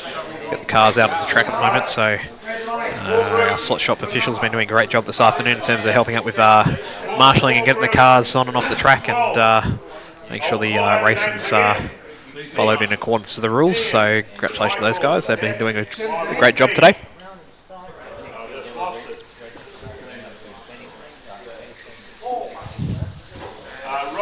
Okay, we'll start putting names into the computer and we'll get the next race up in a moment.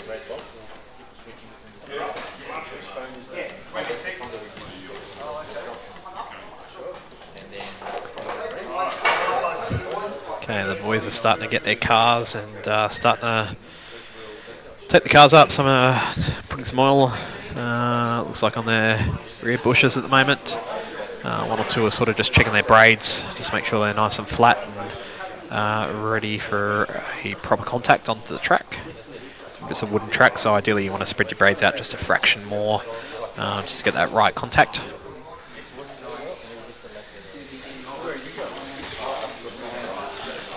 Okay, who have we got in terms of cars on the track here at the moment? So we've had a couple that have been promoted, given that others have sort of left early tonight. So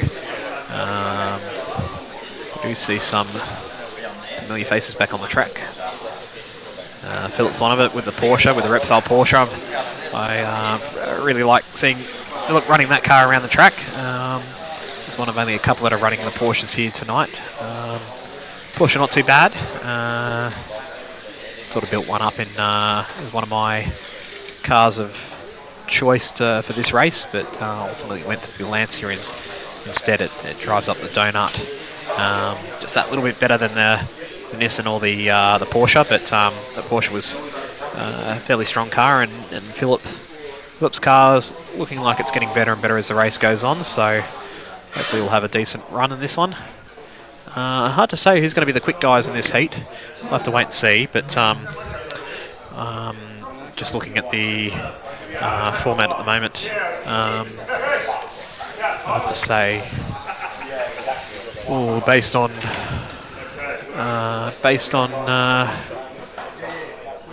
those that are on the track, I don't know who's going to get through this one. So top 2 are going to go through. I think at the moment probably put my money on Rayner. Rayner's one of the Sydney locals, but doesn't race here on a regular basis. So Rayner's been looking alright with his Nissan.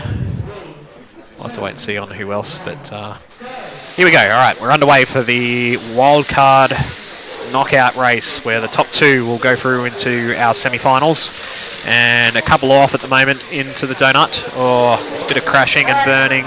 We've got a track already, and those are out in the front at the moment. Colin's one of the locals from Engadine, so I probably put my money on him too. Rayner's up there, and look at that. The other car up there is Philip in the Porsche. There you go. It's looking good. It's coming strong now. And I say that. Got a Toyota off. Who's on white? Wayne Pepper on white. So there'll be a bit of crashing bashing in this race because everyone's fighting for those top 2 positions. So we'll keep an eye on the leaderboard as we go along. But yep, there's a lot to play for in this heat. Okay, and then back underway now. Another crash there. Rayner's had a crash on blue, so he's watching the wrong colour here. He's watching the wrong car. He's completely forgotten where he is on the track. So watch Rayner's name drop from the top of the leaderboard right down to the bottom. So that was very costly. Very costly. He lost where his car was. So a couple of crashes in the donut and then in the kink. As I say that, Wayne's had another crash coming up the hill there. Poor bugger. Okay, he's back on track. Let's see how we go. Okay, back underway. So Philip in the lead, Colin second. Gary from Melbourne in 3rd place at the moment. He's painted up his Toyota 88C. Looks good. So we've got a blue, red and yellow livery on that. So you can see that quite easily on the track. Looks great. Nicely done.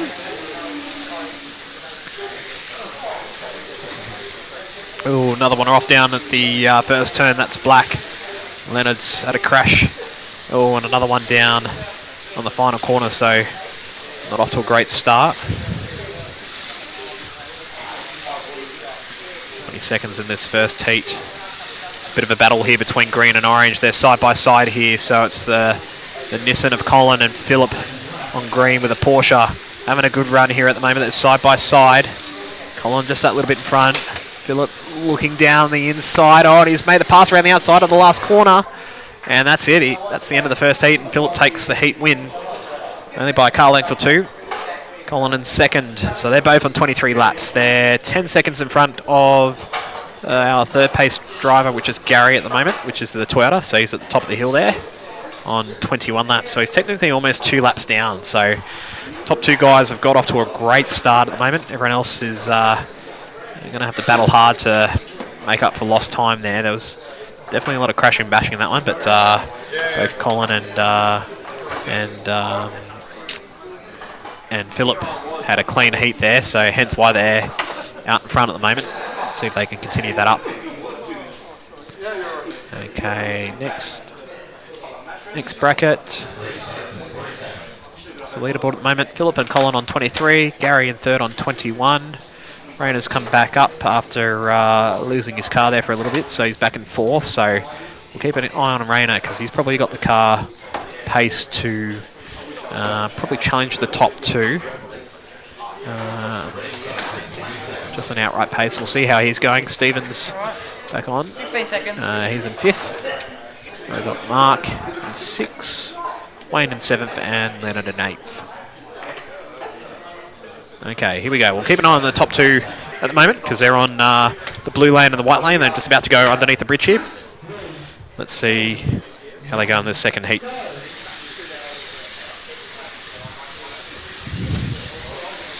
Okay, side by side, nothing pretty much separating them.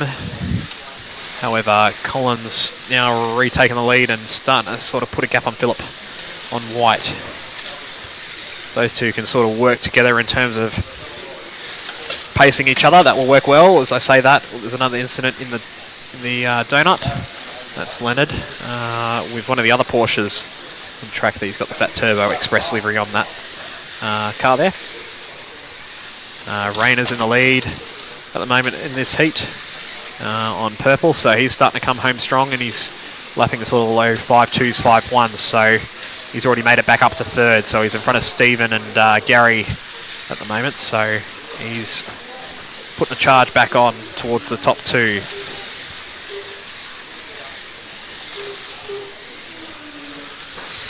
Go around the donut there. Close battles here between orange and blue, so Stephen and Philip having a good battle here as they go up through the donut, so it's another Nissan and Porsche battle here. So it's against one of the locals against one of the out-of-towners, and racing well there. They're keeping it on the track and lapping in the low 5.3s, which is good pace at the moment, so they're sitting top four in the heat at the moment. Side by side, driving well. The none are leaning on each other too much, which is good. Jason, the blue and orange lanes are being glued together for this entire race. It's incredible. Yep, here comes a few others into the group, into the mix as well. Oh, one's gone off. Oh, and a bit of a hit there. I think Rayner's just hit Leonard's car there, so hopefully he hasn't picked up too much damage. There is a little bit of debris that's come off that car. And we're end of heat 2. So Rayner wins the heat on 23. Colin and Philip on 22, I think, from what I just saw. So overall, Colin in the lead on 46. Philip on 45. Rayner's come back into third on 44. Stephen has moved up into fourth on 43. Gary's moved back a couple of positions on 42 now, but just got rid of Black there, so he's got rid of the hard lanes now. Mark and Wayne are on 40 each apiece, and Leonard on 36. Okay, moving to the third heat. Guys have got their mint rollers out. Cleaning the cars. Rainer's having a bit of a look at his car at the moment. He's put the sticker on. He's not doing too bad. Cleaning his rear tyres. Might get in. Just a couple of rounds with the Yeah, I saw. thing. I can sort of see he's cleaning the front tyres and the back tyres. And I can see just from the glimpse of my thing, he's got a green gear on his car. So he's got a 24 crown gear on his car. So he's running a little bit slightly higher than probably some of the rest of us. So I'd assume that he probably have either a 10-24 in his car or a 11-24 in his car. Probably would say 10, but that looks like what his gear ratio is in the blue Courage Corporation Nissan livery.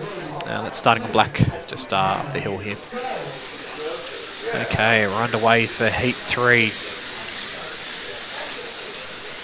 So the racing's tight. Who's going to make the first mistake? Staying on. They've had a couple of laps on the track. They're all behaving themselves nicely thus far. Ooh, someone had a bit of a bobble through the kink. Oh, and there's one off. First one off is green, which is Wayne. So he's on green at the moment. He's racing the Toyota 88C livery. He's doing right. Looks like there's a little bit of chatter coming out of the donut. Yeah, that doesn't look fairly settled there. So might be driving a little bit of damage on his car. As I say, that's Stephen sort of lining up to make a move on white lane. So Stephen, one of the locals, he's driving with the Nissan R89C. He's making his way around on white at the moment, so he's sitting in fourth. A couple of laps down from Colin and Philip, who are still on the lead and in the qualifying position sections there. Oh, someone's coming off. That's orange. And it's had a crash. Oh, another one off. And it's yellow now, which is Gary.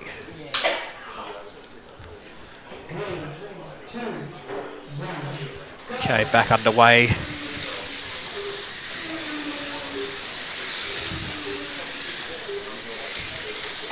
Oh, and the leader's had a crash. Oh, lucky with the button there. Otherwise, he would have lost a bit more time. So didn't lose too much out of that crash there. Colin did. So still in the lead.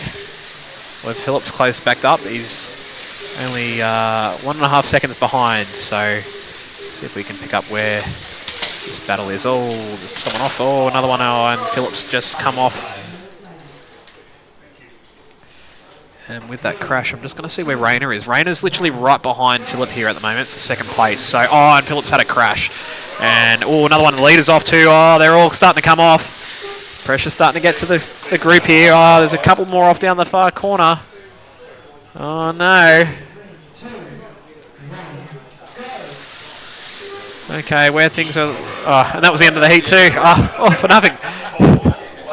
Anyway, okay, so there's been a bit of a mix-up in the leaderboard here now. So Colin's still in the lead on 67, and he's just trying to make off red. And if I can find his car, he's just on the main straight, sort of in front of purple lane there. So he's going to grab his car. 1.7 seconds behind is Rayner. So Rayner's just come back up to second now. So as I said before, in that last 10 seconds, he was right behind Philip, and Philip had a bit of crash in the kink. So Rayner's now moved up into second place. And hot on the heels on Colin here.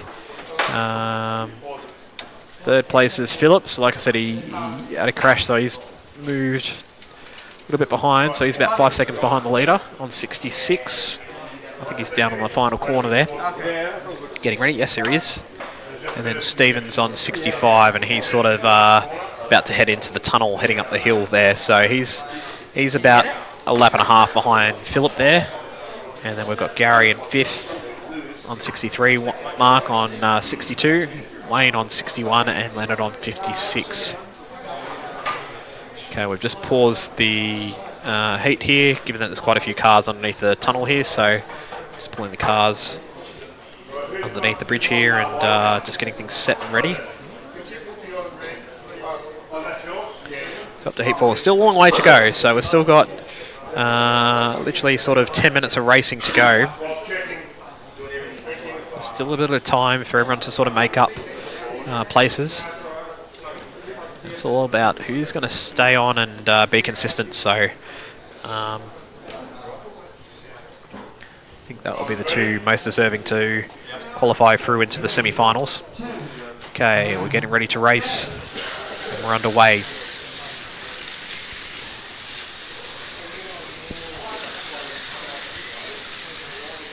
So currently driving 2x2 at the moment. Oh, Philip had a bit of a moment through the kink, but bounced off the wall and kept going.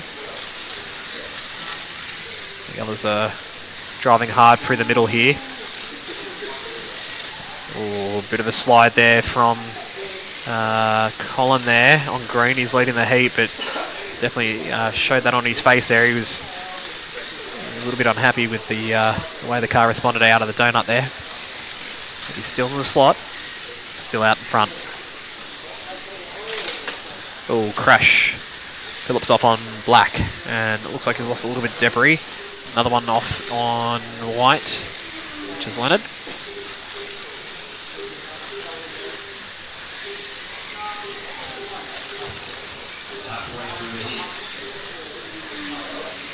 So Colin and Rayner are on the same lap, so Rayner's been able to sort of close in some time. Stevens had a bit of a crash on red, so that's hurt his chances a little bit. He's currently sitting in fourth and trying to make his way into the top two, but it might be a little bit costly there.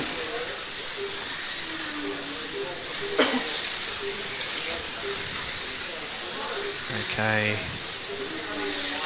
So Colin coming underneath the bridge, coming over the bridge. Oh, someone's stopped. Oh, I think we've got a car that's just terminated there. I think the purple lane's gone there, so fortunate luck for Mark. I think his car's done. I think he's lost the lead wire, so I think he'll be calling it a race there. Oh, Phillips off 2 on black.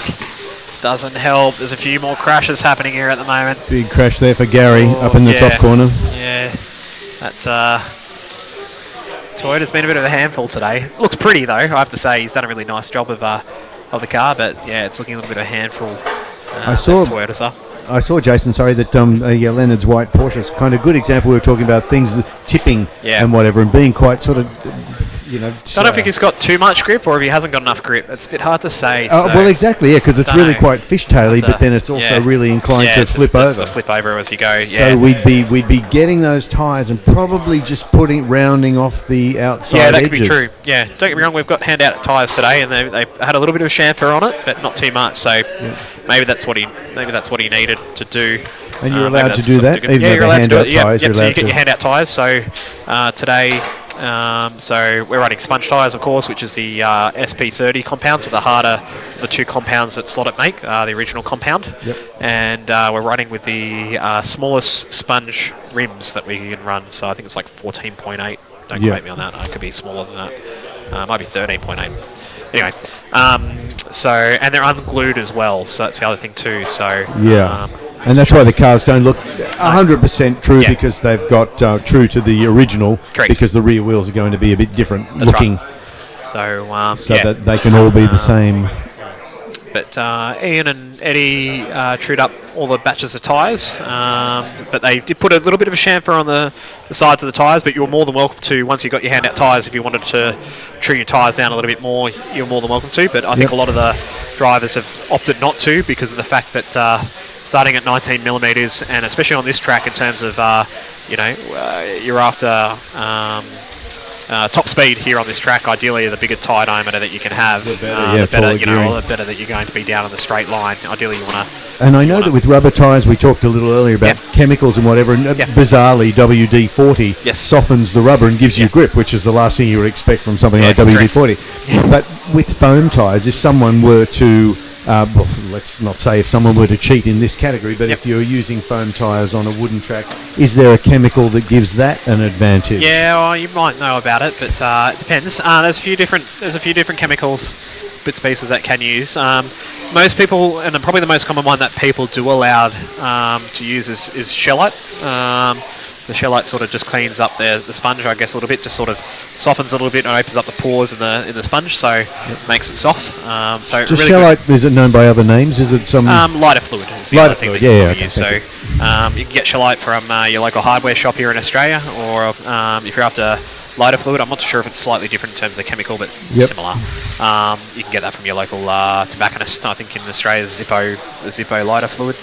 And the other thing, and that's why I was asking, because you know it's bizarre. Yes. It's a bit of an interesting one. So, bit of discovery years ago, I think made by John Van Dyke. So, in our group when we used to race at Armchair Racer, we started running foam tyres back in when the Slot.it guys started bringing out the sponge tyres, probably I think maybe 2013. It's been 10 years now since I've been racing sponge tyres, but effectively, John did some bit of research and he found out that suntan lotion was the best way of getting grip into the tyres. Like greasy SPF 50. Yeah, it's weird. Yeah, you got to use. How does it work? Oh, but it does. Not too sure. Yeah, it's weird. I think it's sort of like when you go to the beach. You know how you put suntan lotion on your hands, on your feet, all bits and pieces. You know how you roll in the sand and it all sticks to you in bits and pieces. I'm not too sure if it's just the process of the idea of sort of covering the tyre in suntan lotion and then sort of wipe, because you've got to wipe it away after you put it on. But I'm not too sure if it's just picking up all the dust and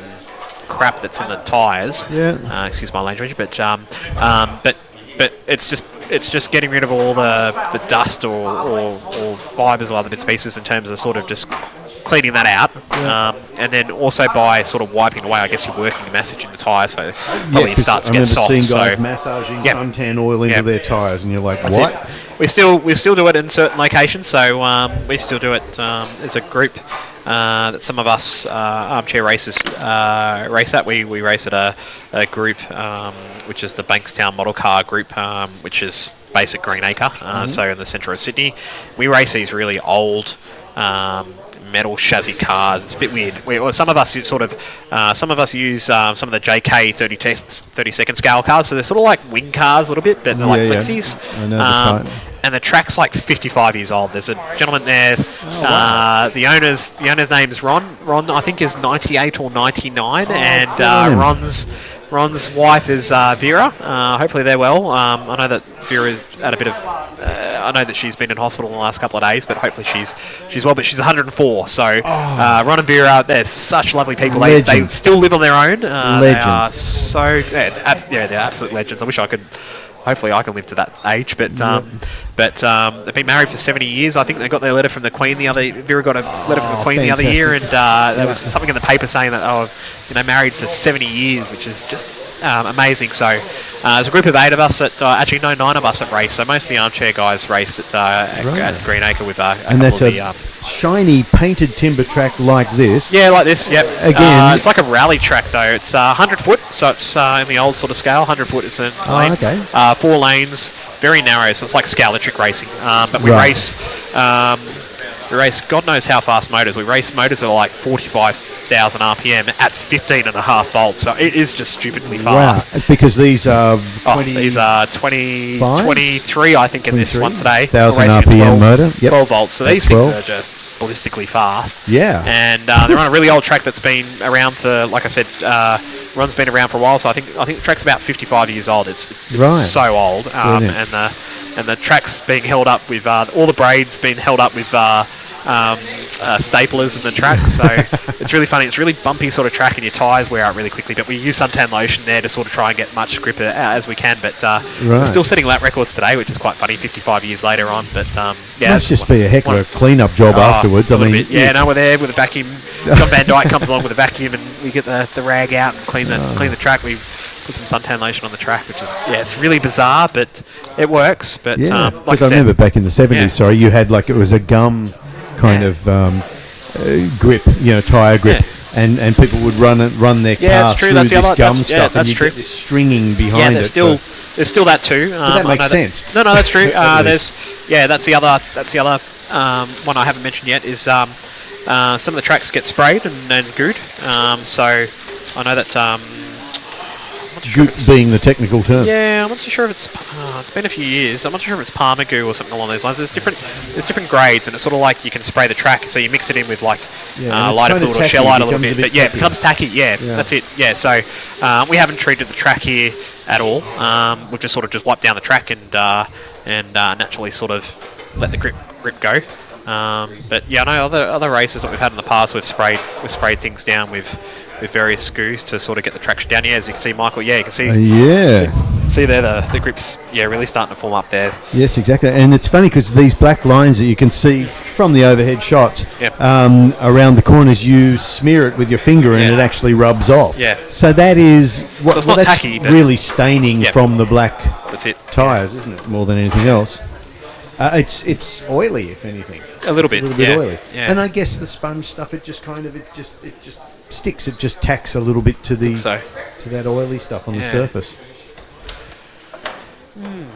How are we going? So, Heat 7 of 8? Heat 7 of 8, yeah. So we're almost at the pointy end, and like I said, the top two are progressing through. Everyone else is eliminated, so there's a bit of a gap there now. So Rayner's in the lead on 137, so he's got ahead of Colin since our last sort of check-in a couple of heats ago. So Rayner's 5 seconds ahead of Colin. Third place is Stephen on 132, so he's got a few laps behind. So he's about 20 seconds back, so it's going to be a little bit hard from here out, especially given that Stephen's heading to purple and black for the final two heats to make a charge. Phil's still in there, 131, so the Porsche's still hanging in there. And then we've got Gary, Wayne, Leonard, and fortunately Mark's I think he's got his car back up and going, which is good. Yep, the Porsche's back out. The Canon Porsche is back on the track, so I think it was a lead wire, I believe. I'm not too sure, but it's good to see Mark back out on the track and back up and racing again. Hopefully he's sort of getting his eye in for tomorrow. So tomorrow we've got another day of racing, which is the LMP GT1 class. And basically those cars are different from these. They'll be faster, I imagine, because they've got more powerful motors. Those motors are they angle winder position, so that gives you slightly better chassis balance. Possibly, and, yeah. And so maybe the LMP more modern representative of a more modern class of race car. Cool. Perhaps that makes a difference as well, just being a lower centre of gravity. That's true, longer wheelbase. So wait and see. There's a little bit more freedom in terms of the rules as well tomorrow. So, but you're absolutely right in terms of it's more of the current standard car. Don't get me wrong. There's the eligible cars are from 1991 up to 1991 too. Yeah, I don't know the Nissan R89. Nissan R390. R390. Thank you. Sorry. It's on the top of my tongue there, but I'm glad my 40 years of motoring journalism weren't wasted. No, thank you, mate. But effectively from the GT1 cars that race sort of in the early mid 90s through up to technically sort of today. So you've got the Acuras and the I can't think of the other car that Slot.it made. I'm so sorry, but the LMP sort of two cars that have come on out most recently. So. Weren't there Lolas and things like that? Yeah, Lolas are sort of in between. Yeah, there's a couple of the older scale ones. Aston Martin thing that was terrible in real life. Yeah, but they're pretty quick. You'll see one or two of them definitely on the track tomorrow. That will go quick. Porsche 919, although I don't think Slot.it does. No, I don't think so. But you've got the Audi R18. I think one or two people are racing one of those. Which was so clever in having the real car being all-wheel drive. Yeah. And the model has these little one-way clutches in the front wheels. All-wheel drive sort of system. So that you've got drive in a straight, but then when you're going through a corner, you've got no drag. Yeah. You've got no drag from the gearing. No, the idea is good. I'm not too sure if it executed that well in slot car sort of land. I don't think anyone's driving I don't think four-wheel drive is allowed in our race tomorrow. Okay. But I know that our wizard here at Slot Shop or Armchair Racer back in the day, or Nomad Racers, Varden's the whiz on Slot.it. So I know that he experimented with the four-wheel drive system back in the day, but just couldn't get it to work as well as what our I only bought one because that is just really cool. Oh, but it is really cool. I have to say, not just a four-wheel drive slot car. The innovation and the technology that Slot.it produces. One-way clutches, which actually a lot of motorcycle riders would be familiar with, the slipper clutch. These models, they had four-wheel drive, and within the front hubs, they had tiny little slipper clutches. Yeah, amazing. So that you had no drag in corners. Very clever. Okay, as what Eddie's sort of hearing in the background there, so this is coming up to our final heat, so we've got 30 seconds left in our last lane change. Colin's retaking the lead on 159 laps. With Nissan, so he's down here at the end of turn 1 here, about to head into the tunnel, so he's in the lead. Rayner's 2 seconds back, so just seeing where he is. He's just after the kink, so heading down into the final corner, so he's about half a lap behind. And Stephen's in third on 154, so there's 4 laps there. I think the top two that are currently on the track here are going to make it through. However, Rayner's trying to get back to his controller box. Oh, he got there in time, lucky man. So 2 minutes to go. The top two guys have got about a 20-second lead on the rest of the field, so I feel like they're going to make it unless they have a mechanical right here in the last moment.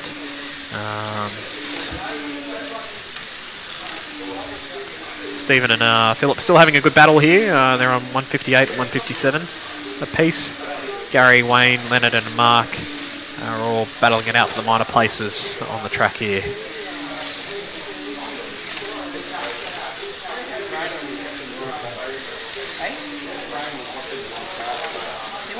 Oh, another crash for Leonard. Porsche just hasn't been the best today. Sure. I don't know. It's just white car's taking a hammer. Yeah. It's great livery though. I do love the Fat Turbo Express livery. It's a good looking livery, but just don't know. The balance just doesn't look right on that car. Unfortunately, it just looks a bit of a handful in the corners. So I feel sorry for Leonard a little bit, but he's trying irons, giving his best. But yeah, it just looks a little bit of a handful to drive. So. Colin has a crash. The leader's off at the moment, so let's see where Rayner is. Rayner's actually taking the lead, so this will determine what semi-final that they'll actually qualify in, either the first one or the second one. So we'll have some sort of implication. Don't get me wrong, the top two guys are looking like they're going to easily make it through with 30 seconds left, and I think that's going to be home and hose there. I think the rest are out, given that Stephen's already 27 seconds behind the leader. So I think Rayner and Colin are the two that are going through, but they're having a battle to see who's going to be in what semi-final, so it might determine, wait and see where that is. Or Rayner's had a crash. So let's see where Colin is. I'm just seeing where the boys are. There's 10 seconds left. And I think they're side by side here. They're literally side by side here. So here we go, coming up through the donut. Rayner's still in the front. Colin's right there behind. It's going to come down to who gets a roll on at the end of the race here on the main straight.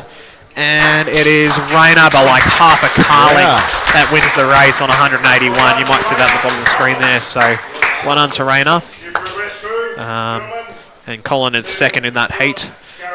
So well done to those two. They make it through to the semi-finals. So they've made it through to the next round. It was a nice wild card race. Unfortunately, we've got to say goodbye to 6 drivers though. So Stephen finishing third. Well done to Stephen, considering this is his first Nationals event he's taken place in. So 176 laps for Stephen. So well done, considering that he started the day a bit behind the 8 ball. Philip having a good run, 175 with a Porsche. So it was good to see the Porsche progress through the field, but unfortunately his afternoon finishes there. But Mark is leaving Love Island. Oh, is he? Yeah. Oh, bugger. Gary for Melbourne, 172 laps with the Toyota. So we'll say goodbye to Gary. Wayne, Pepper finishing 6th in that race with 167 laps. Leonard, as we sort of talked about, 151 laps. And Mark having a few car problems in that last race there with his Canon Porsche 956. So we'll say goodbye to those 6. So we've only got 3 more races to go now.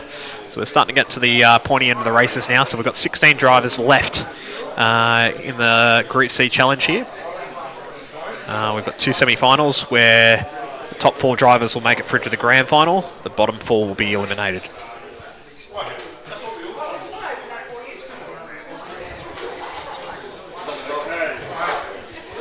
Okay, we're getting ready for the next heat and sorting out lane choices. I'll be back in a sec. I'm just going to get a quick drink, quick coffee, and recharge for the next race for commentary, I think. And we're back in a sec. Otherwise, I'll pass it over to Michael. If he's got anything to say. No, we'll have a break.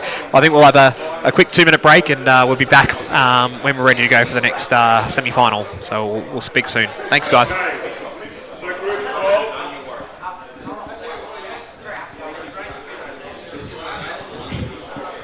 Group 12 is on now. We have Nick, Ian, Michael F, Michael Fidel, Rodney, Charles, Peter J, Michael B, and Rayner. Sorry, Rayner, you're doing triple back to back to back. You're up again, Rayner.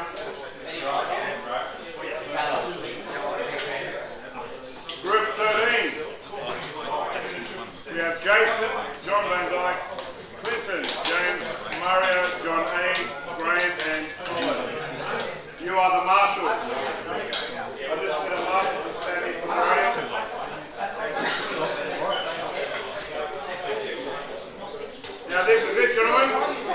Top four go to the final of each group. Bottom four are knocked out. Straight up.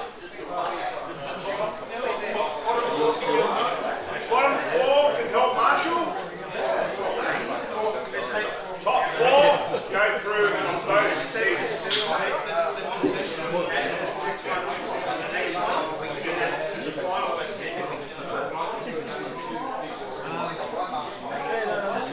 Nobody in the final. This is why my special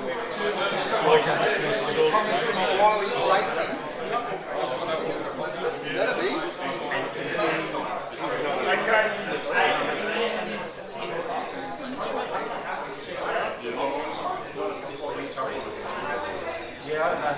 Right, Nick, your choice of colour first. Yellow, please. Ian, your choice of colour. Purple.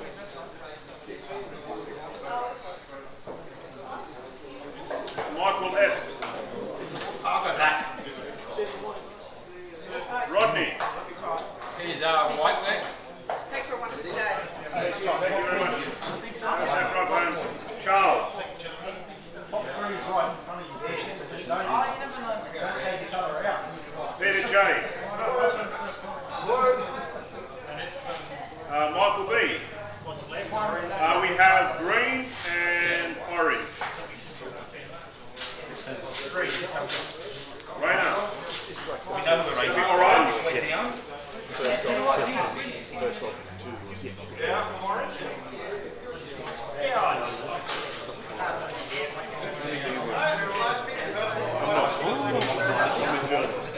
I'm on blue, yes. Sorry, three. So who's on orange?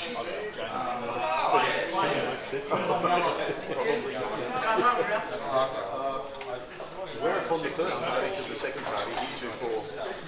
Yes, right. Ready, orange.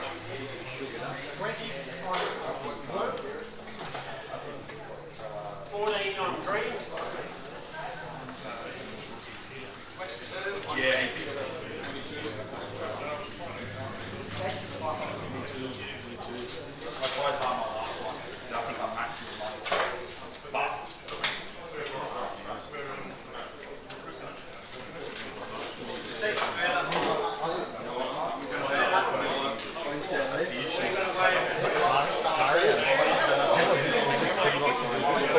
What is the No, you go there. I'll go in. Yeah. I'll go in. You do that.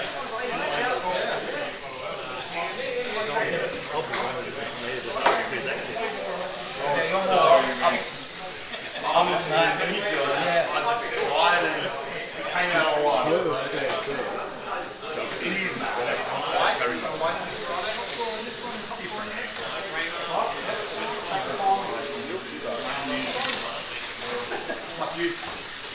You obviously done a lot more than me, but So we've got this race, your race, then the final. Is that it?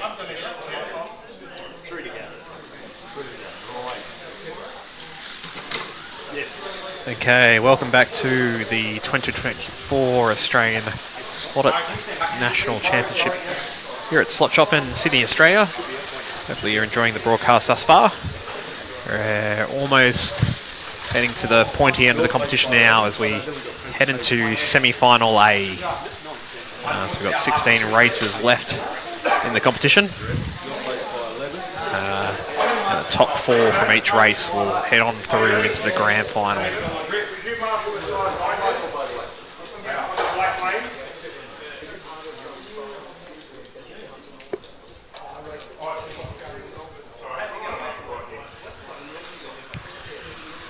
Okay, so the drivers up in this heat, we got Charles on red, representing Wollongong. We've got Rodney Clark on white, also representing Wollongong, New South Wales. Michael representing Shepparton in Victoria. Rainer Getting through. All right, I'll shut up already as we've already underway, and there's a bit of a crash and burn. Ian's off with Rodney, so Rodney coming off, and unfortunately Ian, one of the hot favourites, has been taken out there. So early drama. Out in front though, Nick's in the lead. So it's Nissen 1, 2, 3, 4 at the moment. Remember the top 4 are going for the finals. Oh, Peter J's had it off. Oh, Red's off. Oh no, White's off, sorry, that's Rodney Clark. Oh, Red's off. There's a few coming off already. Here we go. Pressure's on, they can feel it. Also straight into the sub-5s. Oh, mate, yeah, well, here we go. Well, it's a serious end of the competition now, so like you said, Nick's flying on yellow, so he's trying to build off to an early start, which he is. Looking a little bit taily coming out of yellow at the moment, so maybe a couple of things. Oh, Michael, one of the regulars are off. Oh, not too good. He'll drop back down. Rayner, who's one of the 2 that made it through the wildcard shootouts, is in second at the moment. So he was a slow burn, wasn't he? Through today. That's true. But yep, if you're off to a clean start, you'll generally make it through. So it's going to be interesting here. Very fast racing though. The fast guys are in the 4.9s already. Slow guys are sort of in the low 5s. So it's definitely on.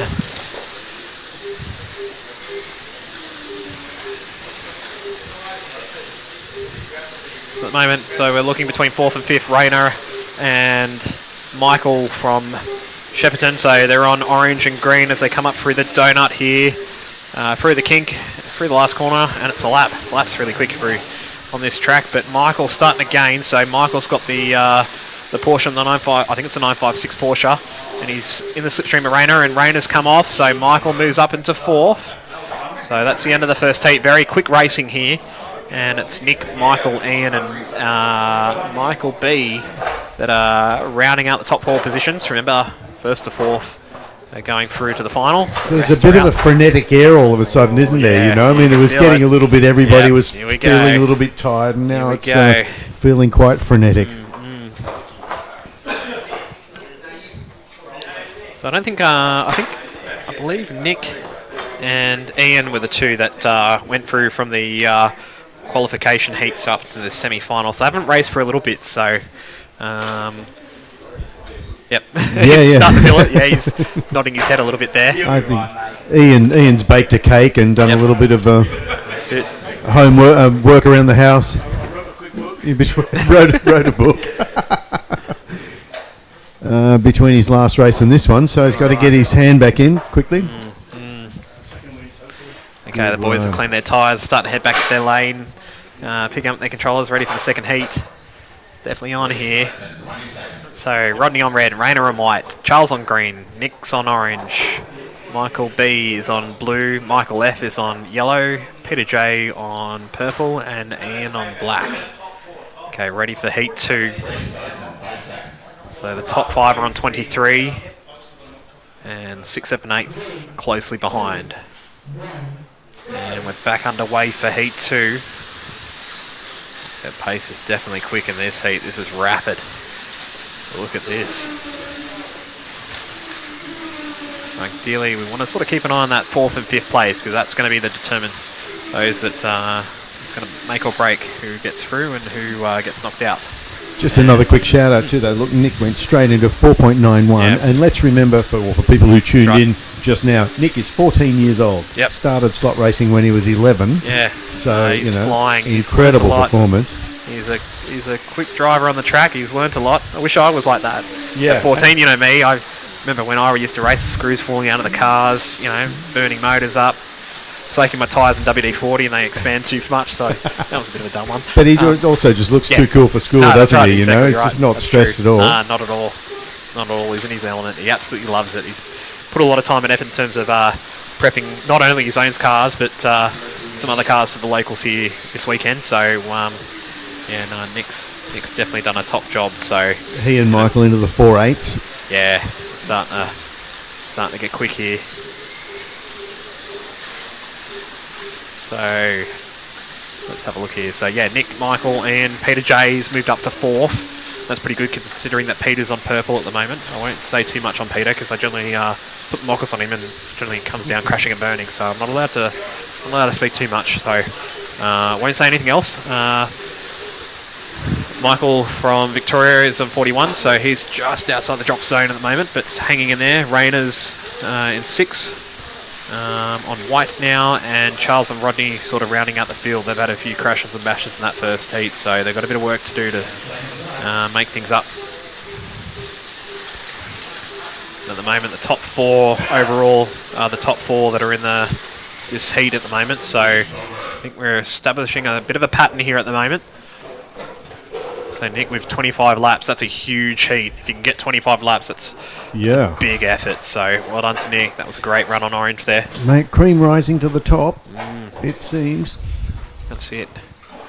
Average lap times, yeah, Nick very quick, 4.993. So that would probably put him sort of in that high 190 sort of range in terms of overall lap score here at the moment. And Michael had a great heat last time out. So 2 heats ago, he cracked sort of the 190 last time out, so his car was getting quicker and quicker as the races went on. And he was one of the 2 that qualified through straight into the semi-final from the qualifying races, so we haven't seen him for a little bit, so his car's had quite a fair bit of a break, which I'm a little bit nervous about because I've also had the same situation where I've been off for a little bit of racing, so hopefully my car hasn't got too cold and gone off. Yeah. That can happen too. The others can sort of get in a bit of the groove, by racing a little bit longer. Of course. Those that have been off the track a little bit, where, you got to get your eye back into it. But switch back on instantly, yeah.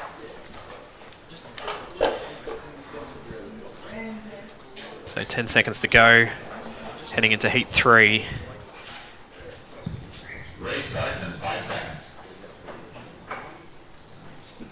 So the leaders are establishing a little bit of a gap. So top 3 is sort of 5 seconds in front of the drop zone here.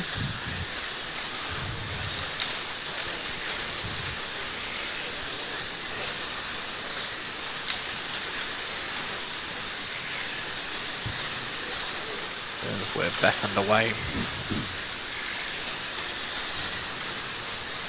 So Nick, Michael, Ian all on the same lap. Peter 1 lap behind on 51 at the moment. Michael and Rayner battling out in 5th and 6th at the moment. And Charles and Rodney rounding out the field. No crashes yet. You can see that everyone's found their groove. You can't really make too much lap time on here, so it's all about who's going to stay on. I think those that have stayed on early will definitely have an advantage of those who caught up in some of the incidents early on.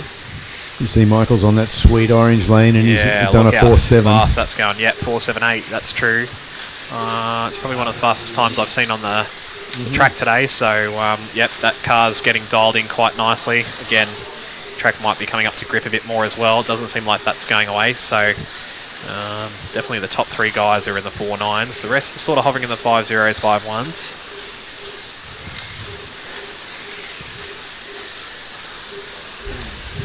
There's nothing between Michael and Nick though, is there? Yeah, let's see where they are at the moment. So Nick's coming onto the make straight. Michael's literally right behind. Oh, his car off. Whoa! That was Rayner. Oh, Rayner getting in the way. Good pick up though.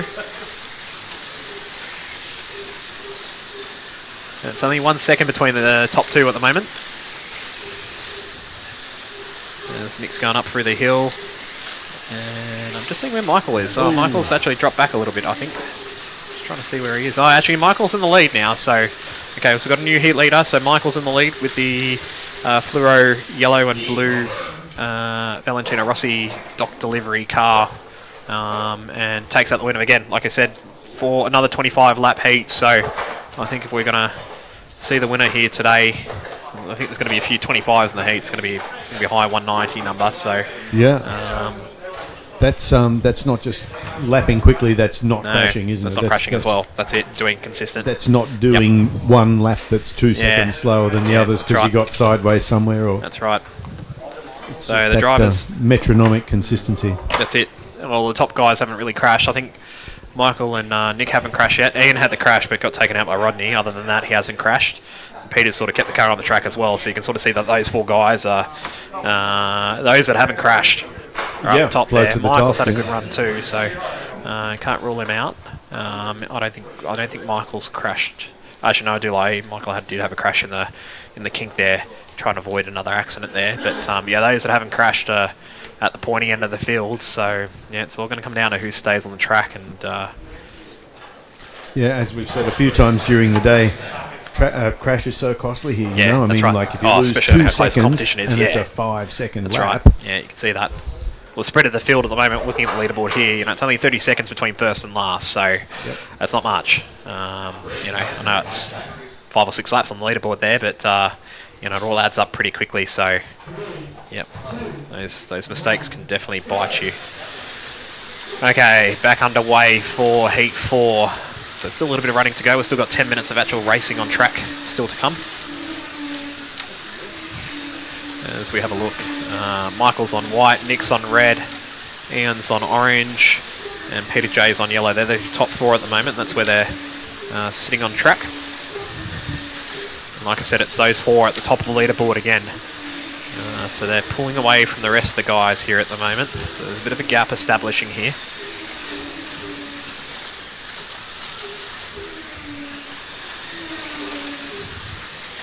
I think Ian's set a pretty fast lap time there, 4.84, so we're almost into the 4.7s. Oh no, sorry, I do lie, we've had the 4.7 from Michael, so the top 3 guys are sort of hovering in the low 4.8s, and their average lap time, you know, is under 5 seconds there, so that's, you know, record running pace here at the moment, so... Looks like Michael's just inching away like a 10th a lap. Yeah, sort of where is he at the moment? He's on white at the moment, so... yeah, we'll just say, oh yeah, coming down, overall here we go, aggregate. comes up through the donut and heading down towards Main Straight now, and Nick's he's picking up a 10th a lap on Nick, it seems. Yeah, Nick's on red though, so he's one of the gutter lanes, so yep. I think Nick will lose a little bit of time here and then sort of gain that back up when Michael's on red and then Nick's back on green. Yeah, so fair enough. Yeah, they've got to make the most of it when you're on the better lane. But here comes Ian. Ian's starting to come back into the picture here as well, so he's about to overtake Nick here for 2nd place overall on the track. If we can find Ian on the track, so he's on orange and Nick's on red. So here they come underneath the donut, through the donut, over the top of the hill. So 10 seconds left. Will Ian get in front of Nick? Oh, Nick's come off. So Ian definitely comes back up in 2nd there. So pressure got to Nick a little bit there. So Michael and Nick are your top 3 at the moment, all on 96 laps. So they're still on the same lap, so that's good. But they've got a nice buffer there, so I think they can take things nice and easy to the final. But like I said, it comes down to lane choice. Depends on who wants the lane choice most. So this Ian's custom martini painted Nissan was looking very, very sweet. Totally nailed down in that race. I think one of the 3 paint deliveries in the race today. Unfortunately, missed out on getting Concourse, but it's an absolutely gorgeous livery. Sure is. Ian's put a lot of time and effort in terms of painting his cars up. Tomorrow's livery is looking really good too, so I won't give it away yet. You have to tune in tomorrow. The big reveal, is it, Ian? Yeah, that's right. Yeah.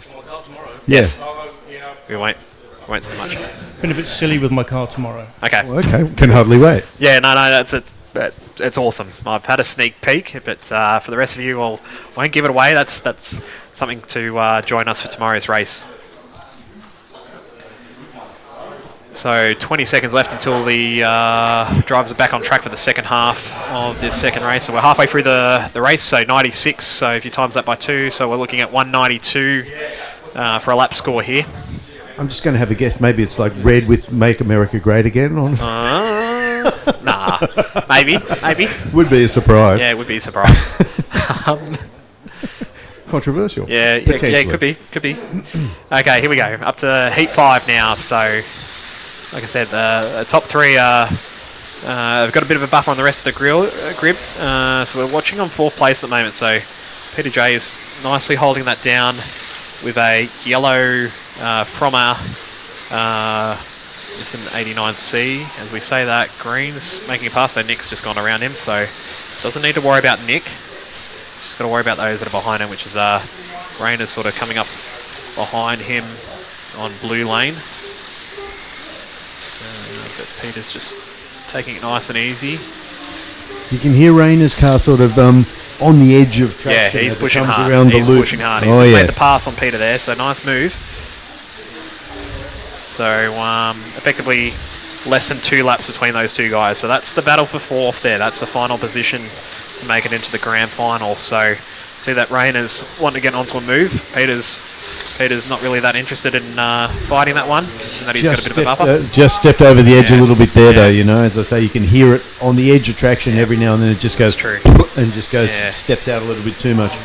You can hear it, and when you're driving the car, you can feel that. Oh, you definitely feel that. Yeah, which that's right. sounds strange. You're just holding a hand control, but you can feel it. But the boys are driving on the limit here, so that's true. Michael B's also in 6th place, so he's on 107.2, so he's pretty much neck and neck with Rayner as well, so he's only a couple of colour lengths behind, given that he's on yellow at the moment, so he's just done the hard lane, so he might start coming up through the field as well. So as I say that, he's just had a crash. Bugger. That's a shame. So he's lost a little bit of time there, so put some 2 laps down on Peter J for that last spot to the final here. And then Roddy and Charles having a good battle in 7th and 8th. They're on purple and black, but I think those crashes right off the start in the semi-final have put them definitely on the back foot here at the moment. So, okay, top 4 that heat: Nick, Michael, Ian, and Peter. It's the same 4 again. It seems it's looking like these 4 are foregone, isn't it? Booking a ticket into the final here. So yeah. Like you said, Michael, Ian, Nick, technically they're what's that now? 6 laps clear of the drop zone, so where Rayner is. So at this end of the day, you just cannot afford to be inconsistent, can you? You just it's just unforgiving. Yeah. So the boys are cleaning their tyres, getting ready for the next heat. So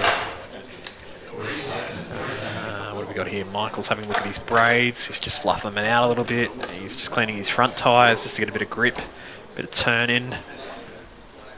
He puts his car back up on green lane, I believe. Yep, that's correct. So he's on the main straight there. Ian's literally right behind. So the top 2 are literally only a couple of car lengths. So Ian's just coming through the last corner. Michael's on the straight, but only just at the start of the straight. Is there a technique or a disadvantage, when if you're halfway around a corner and you have to start, you want the quickest start you can get, but you don't want to fling the thing out of the slot? That's true. You'll modulate it a little bit. Yeah, modulate it. Yeah, you don't want to be stupid off the start. If you crash right at the start, that's a pretty dumb mistake that you've done there. So they've got the torque, haven't they? Oh, they do. If you're halfway around a corner and you start on a full throttle when the power comes on, it can leap out of the slot, can't it? Yeah.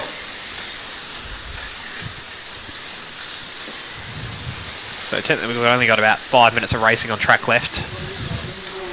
And really the race to watch is between Peter and Rayner at the moment, and Michael B. So they're the 3 drivers to keep our eye on at the moment. So Rayner's on purple lane at the moment. He's just made his way around Rodney Clark, who's on black at the moment. Peter J's on white here. Ooh, I'm not too sure if there's anything in the track here at the moment. I've just heard someone ask for a track call. Just quickly rewinding though on that matter of if your race is starting halfway around a corner, say on a tight corner, it also goes against every instinct to start a race on half throttle, doesn't it? That's right. Yeah. No, I really want to get off to a quick start, so you don't want to be hanging around too much. You really want to get going straight away. So let's have a look here. I'm not sure if it's another. Yeah, one of the Nissans. It's the yellow car of Charles.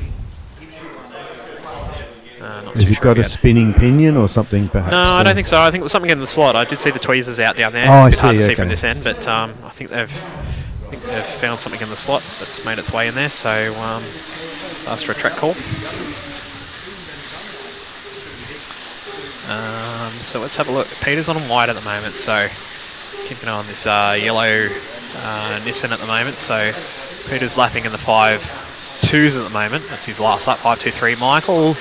Michael Barlow and Rayner are lapping in the low 5.1s, so they're starting to make a charge towards Peter at the moment. So Peter can't relax at the moment. He's got technically a 10-second gap on Rayner and Michael, but definitely can't afford to go too slow. And at the same time, definitely can't afford to crash. That will bring them towards the clutches, those guys. Peter's always one of the really consistent runners here, isn't he, at Slot Shop in the regular racing? Yeah, no, Peter's been going pretty good at the moment. So, there's a rider here at the moment. Rider, button. Oh dear, that was a bit slow when... I don't know whether you were able to see that on the overhead shot, but that's what happens when a car leaps onto the wrong lane, and somebody may be driving their car down the straight. That was Rayner, so that doesn't help his chance a little bit too now. So that's 3 laps, the gap between Peter and Rayner now, between that 4th and 5th spot. So it's gone in the favour of Peter at the moment, especially with technically 2 heats to go. So the gap's opened up a lot. It's going to be hard for anyone that's 5th place down to make it through to the final, unless it's a mechanical or... I don't know. Well, that was sorry to interrupt, but that was evidence again of what happens when your car jumps into another lane, and it may well be you're coming up to a corner on that lane when the person who's driving their car is flat out on the straight, and you're just going to crash your brains out. And that's why we try and stop the track as quickly as possible when there's what's called a runner. Yeah, runner. That's it. A car that is swapped onto another lane. All right, out the fun's pretty close still. So Michael's in the lead, 145. Nick's in second. Ian's dropped back to third on 144. So having a bit of a look, Michael's just past the kink on top of the bridge here. Nick's sort of down, heading into turn 1, so there's half a lap there, and Ian's about 3/4 of a lap behind. So he's sort of down the other end of the main straight at the moment. So. Actually, no, maybe a little bit closer. He's just before the lap counter, so close between Nick and Ian at the moment, and Michael's half a lap ahead. So, I guess they're all sort of filling each other out in terms of how fast everyone is. Oh, yes, definitely the pointy end of the day. Yeah, of a long day. Yeah, long day, but it's been a good day. Good day. I'm still feeling pretty good, so I'm still perky and ready to go. I'm looking forward to racing the next race, and hopefully in the big one, the race after that, and then we're finally done for the day. But it's been a very good day. Hopefully everyone's been enjoying the live stream today. So from wherever you are, hopefully you've tuned on in today and enjoyed the racing just as much as we have. Yes, indeed. I should put in a quick plug too for if you wanted a serene Sunday morning. The Vaucluse Car Club has got its one of its classic car shows at the Gap Bluff Park tomorrow morning. Yeah, and it's all money goes to the Royal Children's Hospital, and there's just always a really great selection of classic cars there, and it's a beautiful venue as well at Watson's Bay, or the Gap Bluff Park it's called, and you'll see some really cool classic cars there. I won't be there. I'll be here. But it's a really nice morning out. Do you know what time it's on? It starts, I think, public access from 9. Oh, okay. 9 a.m. And cars turn up there from about 7. They book. You have to have a ticket to show your car. But it's really cool. Nice morning and a really stunning venue. Yeah. If you've never been there, opposite the Watson's Bay pub. Yeah. Okay. Still running around at the moment. Rayner's dropped back a little bit at the moment, so and as I say that, Michael's come off too, so the gap's opening up even more in favour of Peter J in that final sort of position to make it through to the grand final. Rodney and Charles still having a good battle here between 7th and 8th. They're on 152 each. They're down front, Michael in lead, 166. Ian and Nick are side by side here, so they've found each other again on the track. On as I say that, Peter's come off. Well, he's got a bit of a gap though, so you can afford to have 1 or 2 little offs. But doesn't want too many of those. But yeah, Nick and Ian are having a ding-dong battle side by side. I think Ian's now back into second place. Yes, so they do say that. So Ian's third of the way up the donut. Nick's just popped out of the donut. So it's a battle for second there, and Michael's a lap and a bit in front. So I think Michael's looking good for one of the early lane choices in the grand final here. Yeah. What do you think you'll pick?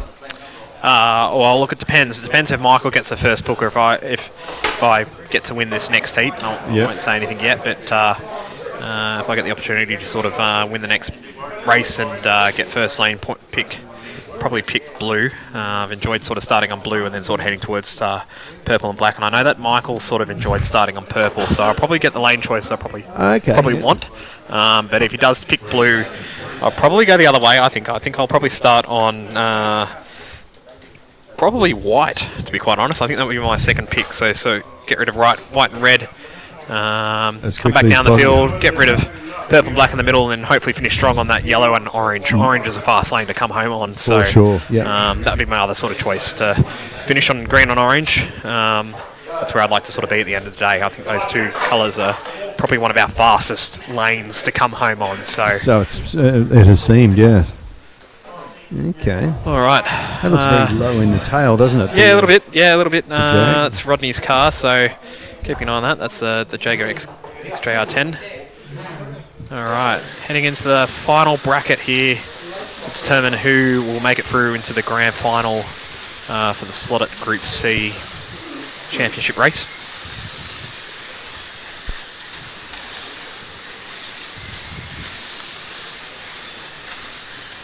A little bit of a moment for white, which was Charles. But having a look at the leaderboard here, Peter's still 2.5 laps in front of Rayner and Michael. So Rayner and Michael having a good battle for their 5th place here on the track. So if I can sort of pick them up, they're coming up through the donut here. So Michael's on red, Rayner's on yellow, sort of catching up to Michael here. So they're pretty much side by side, but that's a battle for 5th. And Rodney and Charles having a good battle too, sort of the 7th and 8th. This is on between Rayner and Ian. Yeah. Glued to each other's door handles. Keep an eye on that that last lap. No longer, all of a sudden. And a minute to go. I think the top 4 are wrapped up. We'll keep an eye on Rayner and Michael when I see them coming around the track here. So Rayner's just got ahead of Michael now, given that he's on yellow and Michael's on red, so he's a little bit slow coming up the hill here. So you can see his lap time sort of around the 5.2s and Rayner's sort of in the low 5.0s. Oh, as I say that, Michael's had a bit of a crash, so that will definitely drop back into the clutches of Rodney Clark, to be quite honest. So it's only half a lap between them now with 20 seconds to go, but that's battle for 7th. Look at Nick on that black lane. Yeah, it was 4 cars off in different locations. Bit of a button, so who was that? That was the bottom 4, so Michael off on red in the donut, and Rodney and Rayner having a crash after the kink there. 15 seconds to go. Oh, someone's off, Rayner's off again. Oh, that might give... let's move Michael back up. Coming down to the line now, 5 seconds to go. Oh, Rodney's had a crash. And that will be it. Well done, gents. Well done to Michael. Michael does 195 laps, so one of the biggest scores of the day. Congratulations. Ian Rice in second, 193. With Nick in third, also on 193. And Peter J, well done to Peter J. First sort of nationals, he's made it through to the final, one of the locals. So 184 for Peter, which is an excellent job. Unfortunately, we've got to say goodbye to 4 drivers. So Michael B finishing in 4th, sorry, not 4th, 5th, 181. Great effort, especially driving the Porsche 956. It's a pretty difficult card around here, I'd have to say. So, yeah, congratulations to Michael. Rayner in 6th, considering that he made it through the wildcard races. So, well done to him. Charles in 7th, and Rodney rounding out the top 8 in that group. Okay, I'll disappear, given that I'm up next, so I'll hand things over to Michael, so he'll probably commentate this semi-final and maybe the final, so wait and see, but you'll hear me in a little bit, but I'll hand the reins over to Michael. Thanks, Jason, and my commentary of the race will be far less expert than Jason's is. He has that racer's ability to sort of operate in several dimensions at once and know what everybody else is doing and how many laps this is going to end up and all of that strategy. And I've witnessed that several times watching Jason race, and it's true of a lot of these slot car racers doing all of the mental calculations while you're busy going real fast and not crashing.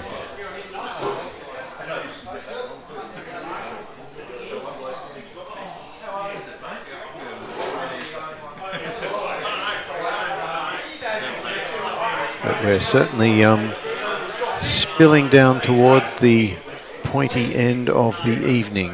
We'll get our other 4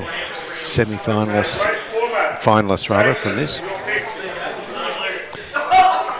Jason gets to choose his lane, and there he goes onto blue.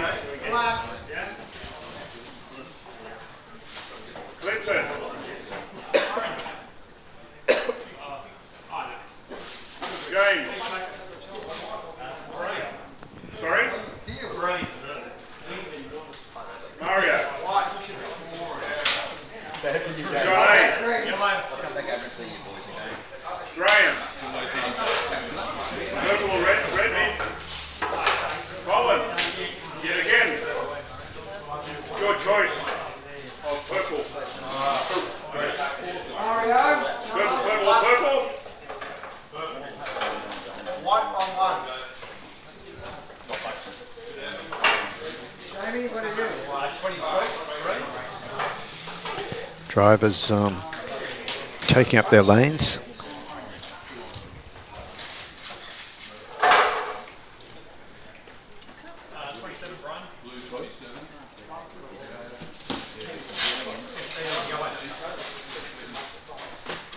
And as Jason was saying, he's got to be able to switch on again straight away, not having done a race for a while.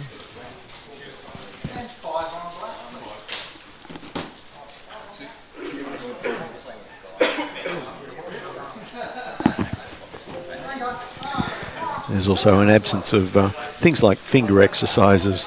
Nobody's doing anything like that. You just step up and it's on.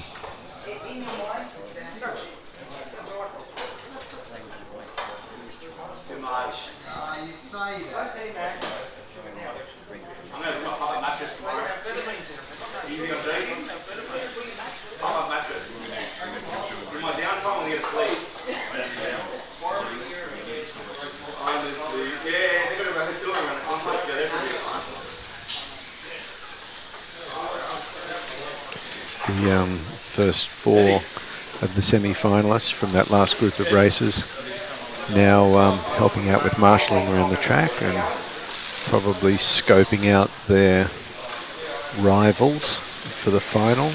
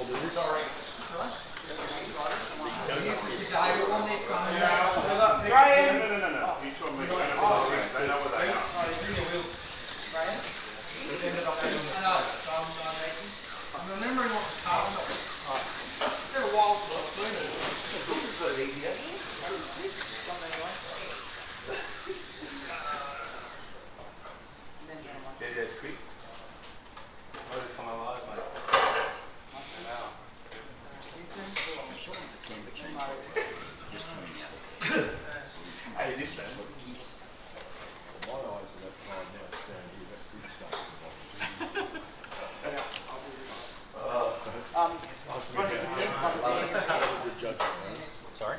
You need one there. One there. Yeah, well that's I'm here.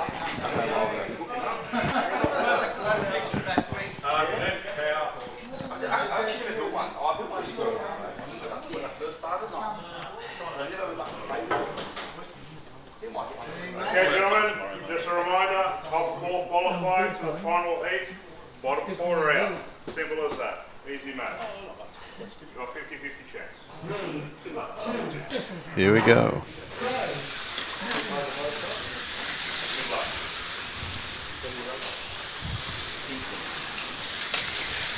Jason into an early and significant lead already on the blue lane there.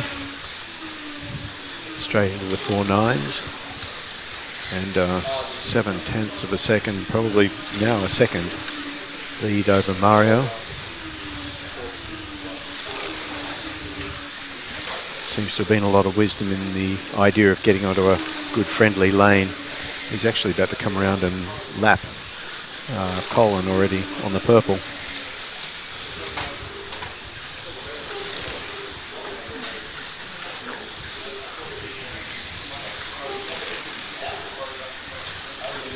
That car looks really planted on the blue lane, that car of Jason. He's got a 2-second lead now.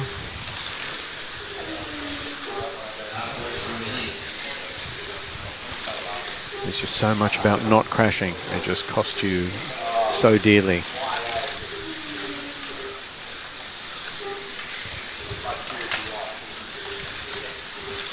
Just another off for Colin on the purple lane. So it's Jason from Mario and Clinton and James. And Jason's not far off lapping second place, which is Mario on the white lane.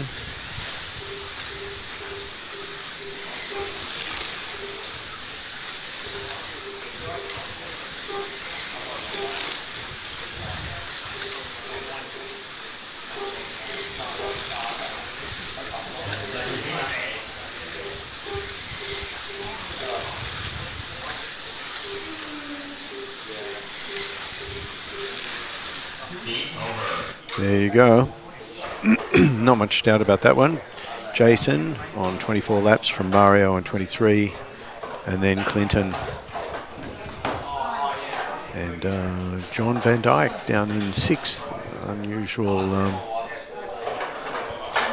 not a great result for John, mind you. May not have been his favourite lane. So now they start to swap around a little bit. John Amundsen goes onto the orange. Jason goes onto the purple, which is a bit challenging. See how that goes.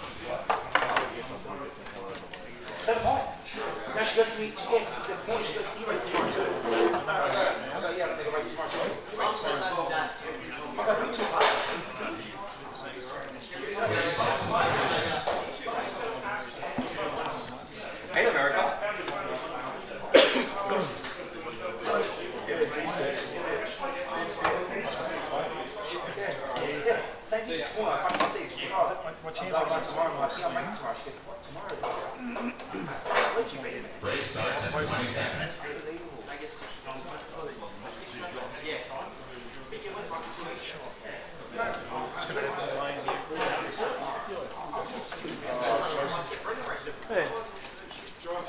Race starts in 5 seconds.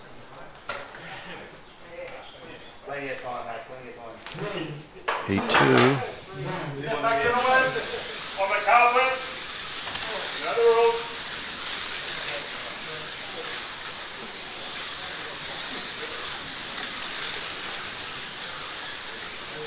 Not sure what that transgression was, but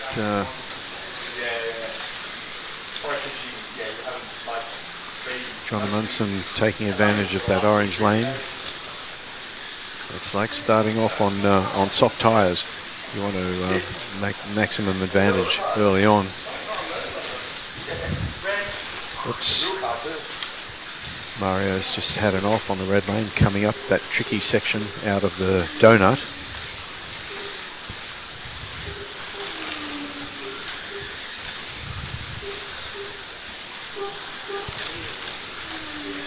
Jason, again though, he's a 1/10 of a second. His fastest lap's a 1/10 of a second faster than John Van Dyke. And it's showing on the track.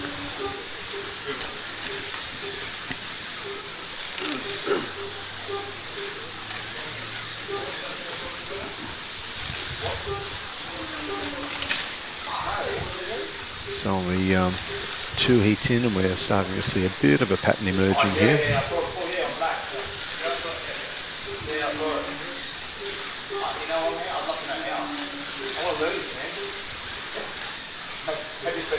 speed we both don't land. You know what I mean? Must be a good solution,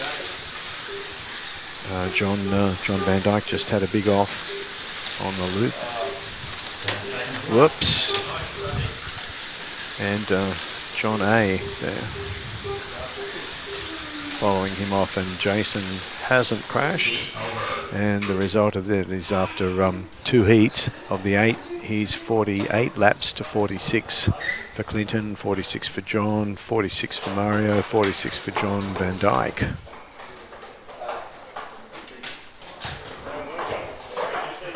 I'll just have a quick break. I'll be back during the next heat.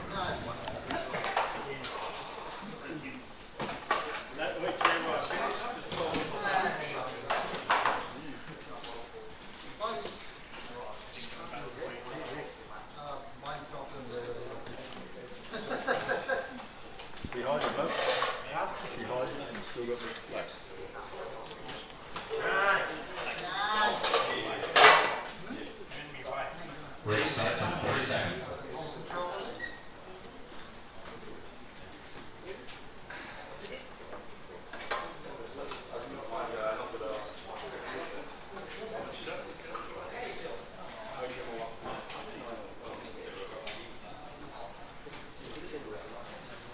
Race starts in 20 seconds.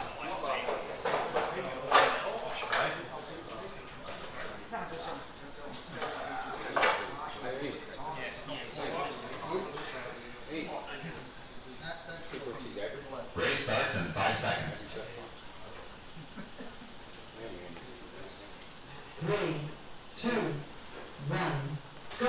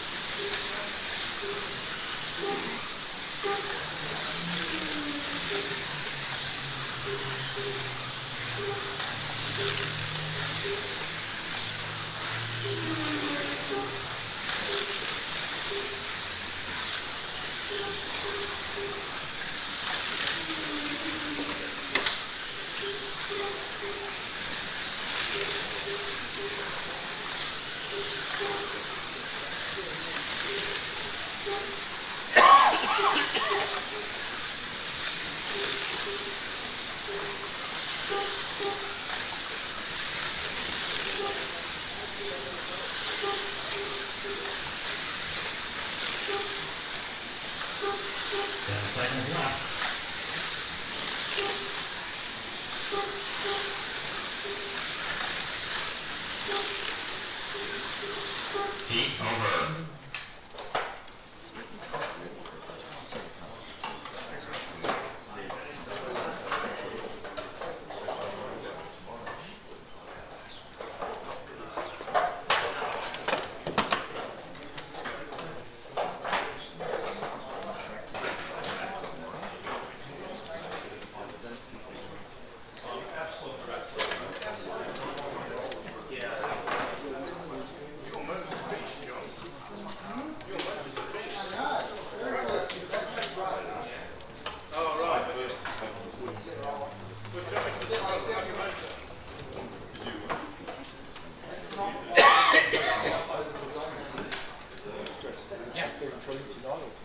Race starts in 40 seconds. I don't know, that's a question for Eddie. I think track feels really good, like really grippy. So yeah,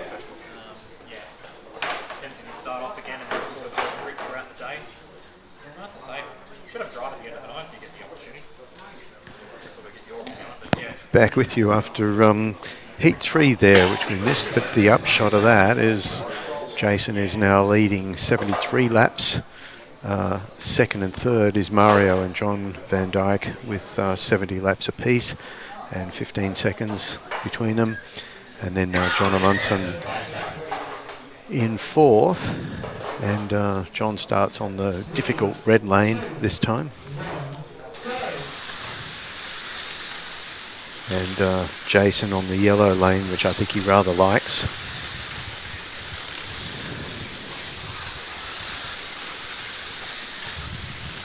So when he's not expertly wielding the microphone, doing the commentary, as he's done so generously today, Jason's...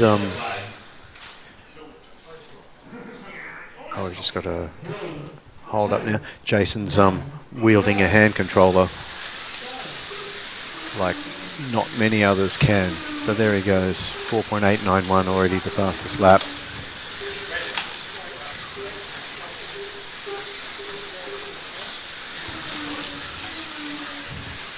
Mind you, Colin there on the orange lane is making the most of it.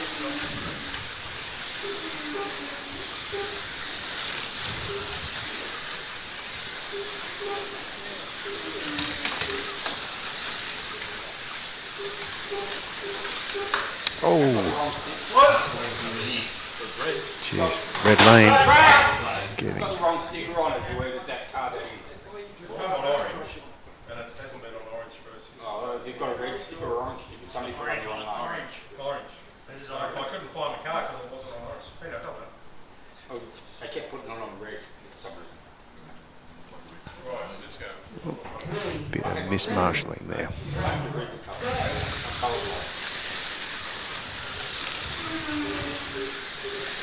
So it's Jason leading from Clinton, and then John Van Dyke, Mario, and John Amundsen once again not having a very good run on the red lane. He's had a few offs coming up out of this loop section.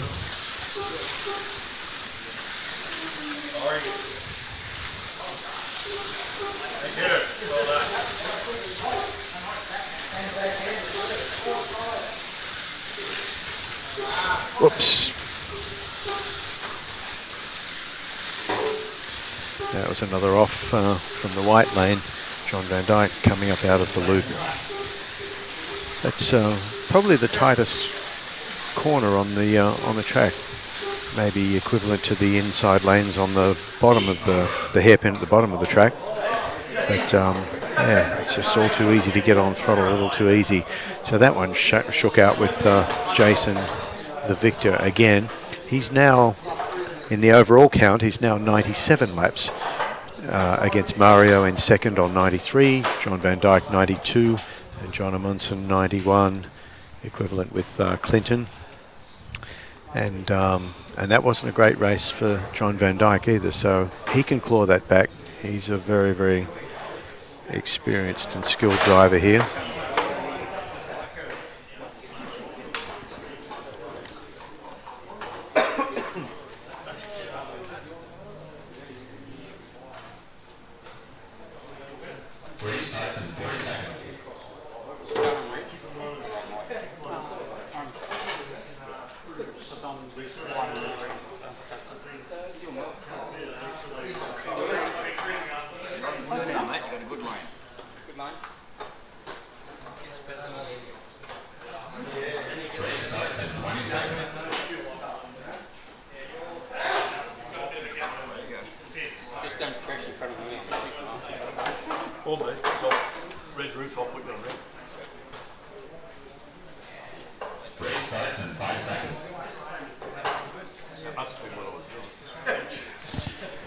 Heat 5.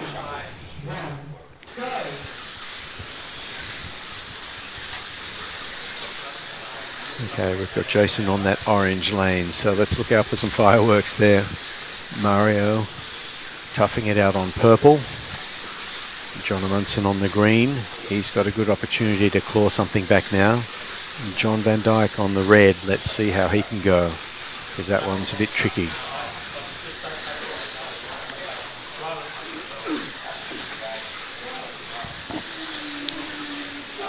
Having said that, look at John go. He's 5 zeros.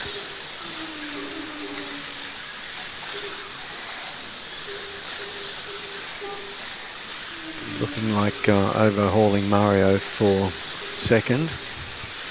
And Jason, though, leaping out to another early lead. He just looks like he has that little Lancia really dialed in. And 4.8. I wonder if we'll see a lap in the 4.7s out of Jason. We've certainly seen it earlier in the evening.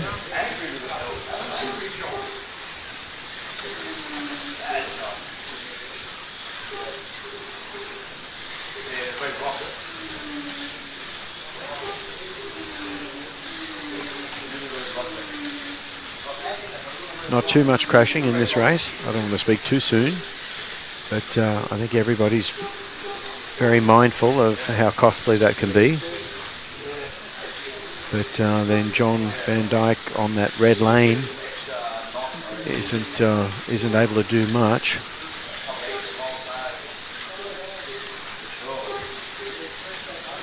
He's it's between him and John Amundsen, though, in the overall score so far. They're both on 114 laps and trading places in the overall count. John Amundsen is ahead at the moment by 100th of a second. So that's a big tussle for third place. But Jason sprinting out ahead he has done a 4.777.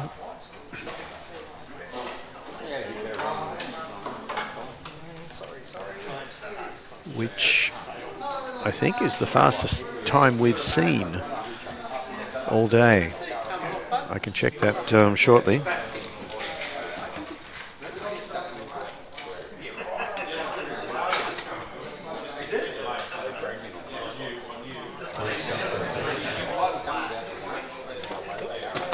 Bugger.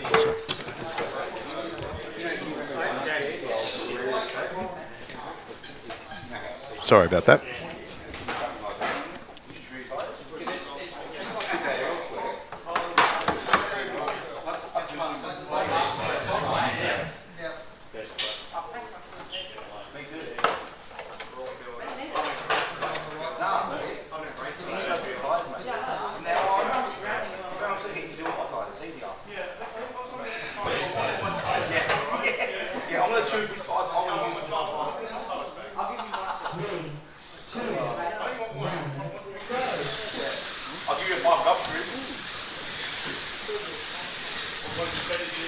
Heat 6 of 8.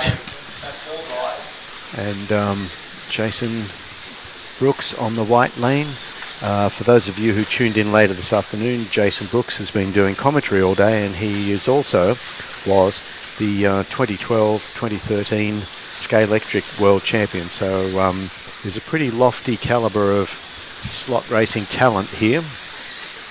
And it seems to be rising to the top in this second semi-final. Jason currently the only one, whoa, I spoke too soon. I was going to say currently the only one lapping in sub-5s, but two other drivers now, Clinton and John Van Dyke, have both gone below 5s. And it's all about the consistency and trying not to crash. And in fact, we've just had another one come off exiting the loop. That was Colin on the red lane. 3, 2, 1, go. Restarting the race now.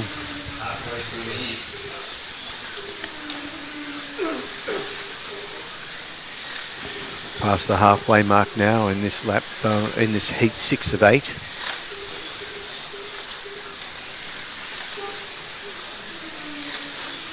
And Jason just extending that overall lead that he has. He's currently 6 laps ahead of second place Mario. There's another crash. Red lane come off again.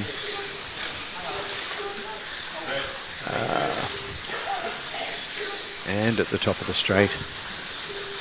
So Colin not having a lot of joy with that red lane. But Jason on the white lane.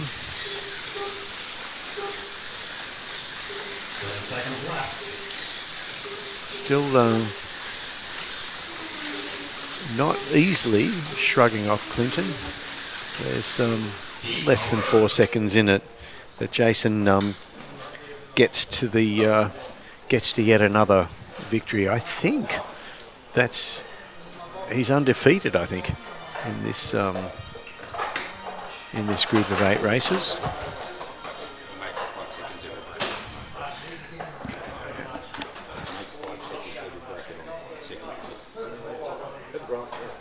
Undefeated? I'm sure, yeah, you'd have to be.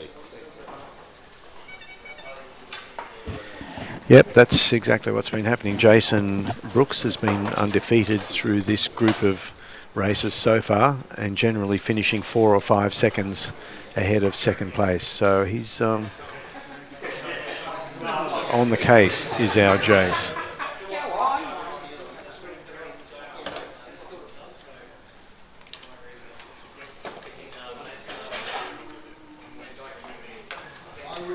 Current standings: Jason 146 laps, Mario 140, John Amundsen 139, John Van Dyke 138, Clinton also on 138. And remember, it'll be the top 4 that go through to the final. So John Van Dyke and Clinton have got a little bit of arm wrestling to do, and they're currently, what's that? A few thousandths apart. Let's go, heat 7.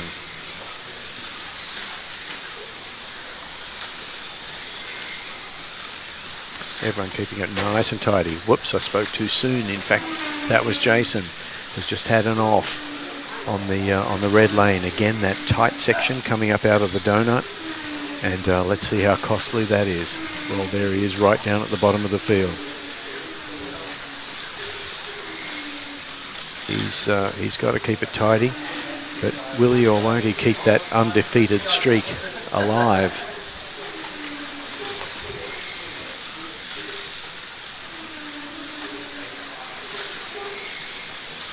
Well, you got to say that despite being on the red lane, he's got the fastest lap so far, but that all goes to naught if he has another crash or two.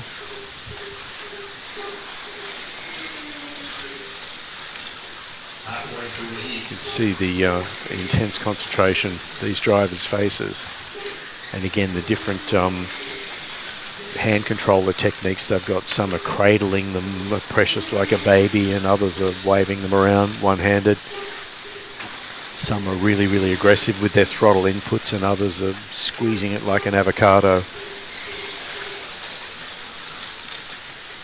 Here we have Jason clawed his way back up to 3rd place. Again, still has the fastest lap, but with 25 seconds left, can he keep that unbeaten streak going? Look at that little Lancia go. It's very, very tidy, just rounding up on the white lane there, James's car. Easily passing it and instantly gapping it. 5 seconds left.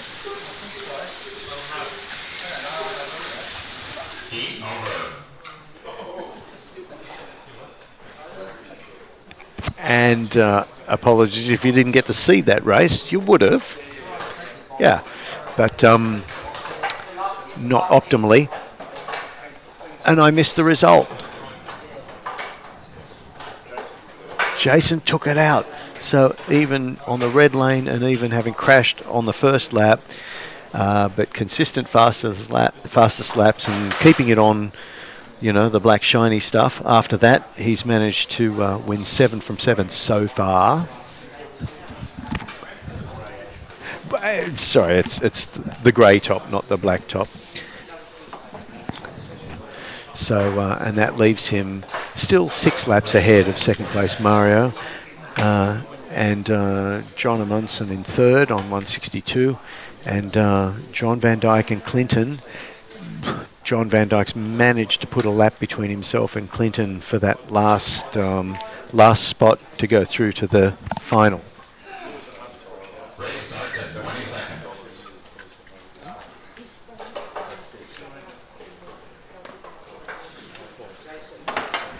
shout out to Nick for $100. Did I just do it, or do I have to do something else? The underdog at school. Yeah.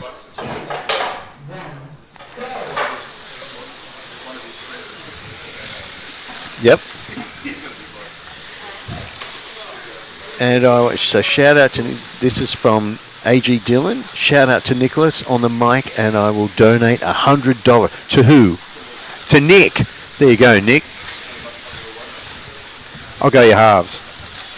Okay.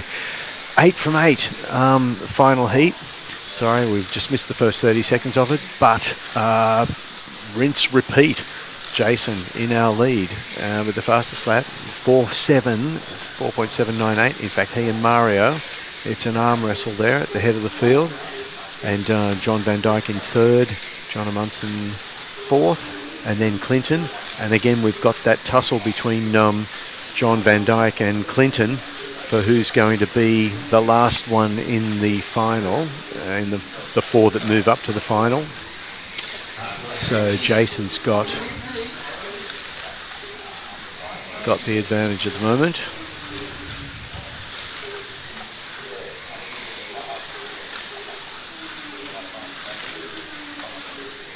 With 45 seconds to go. There he is.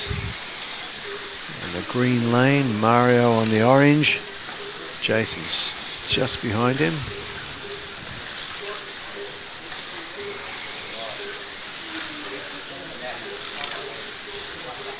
Yeah, sorry, yes, Mario's.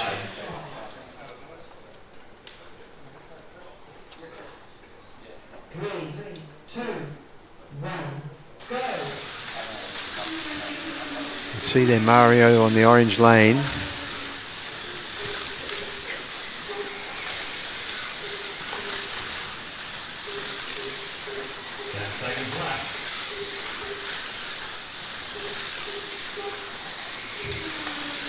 With 10 seconds remaining. Who's got this? It is Mario. Yes, yes.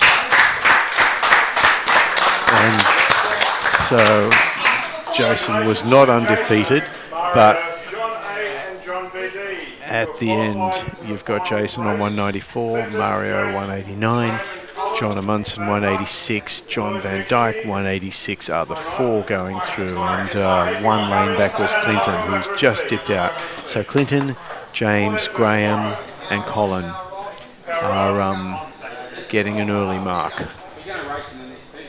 So here we go to the finals.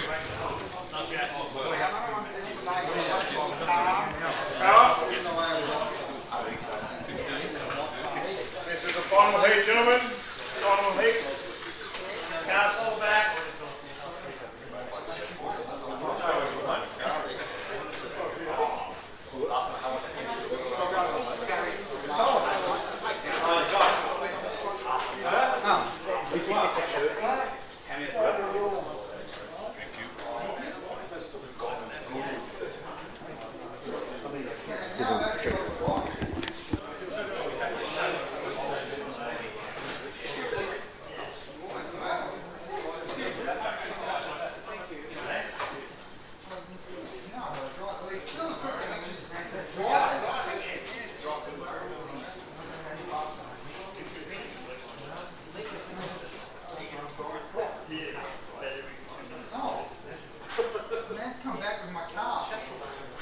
Okay, so final heat.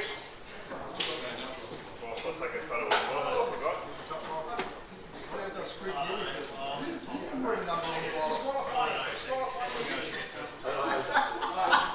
Final heat and first choice of main colour, Michael Fidel.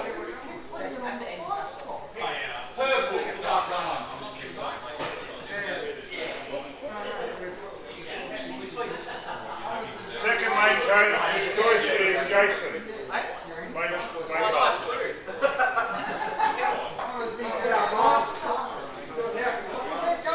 Ian, third main choice. Blue and purple are both gone.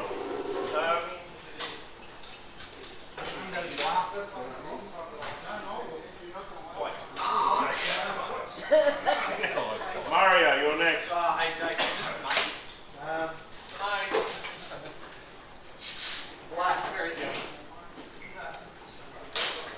Nick, you're next. John A. Peter J. So we have green and orange. Let's do green. Why is orange always left out? Orange. Excellent, John. Great choice. Great choice. Orange is your favourite line. Excellent. Orange. Okay. Someone's taken the roller. Nick. Everyone's taken two. We're going to need it tomorrow, John. 15. All right, gentlemen. For those that are left behind, please ask for some assistance in marshalling. Please.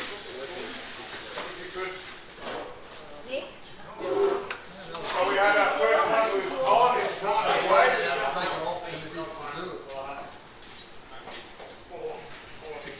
I think they're the finalists. They don't need marshals. They need marshals? They don't need I'll have number 5, please. Now it's official. Number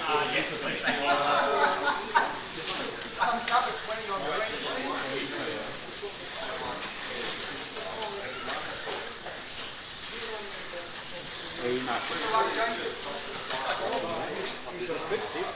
disappointed you're not forming teams and driving. I'm very disappointed in that. That's what I reckon. No, I'm happy with it. I want you to tell me the time. I'm doing this bit here. And while you're racing. Right, here we are, the best of the best, the final, the 2024 Australian Slot.it Nationals here at Slot Shop in Arncliffe in Sydney. And our 8 finalists, we've got Mario, Michael, Jason, John Van Dyke, Peter J, and Nick, and Ian there lurking in the background.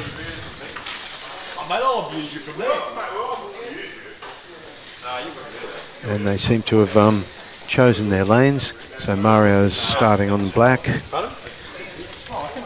Michael F on the yellow, Jason on blue, John Van Dyke on the orange, Peter J on the green, Ian Rice on the white, so Rice on white, and young Nick, 14-year-old star in the making, on the red lane, which is difficult. In fact, just on his warm-up lap, he's just had a little off there too. Michael.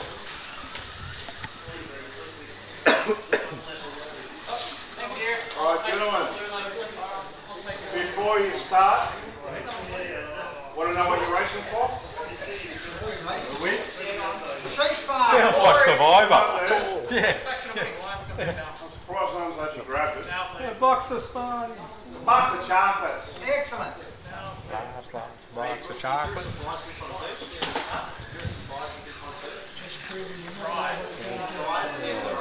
Okay, so third place. This is too long. What do you want? Get a car.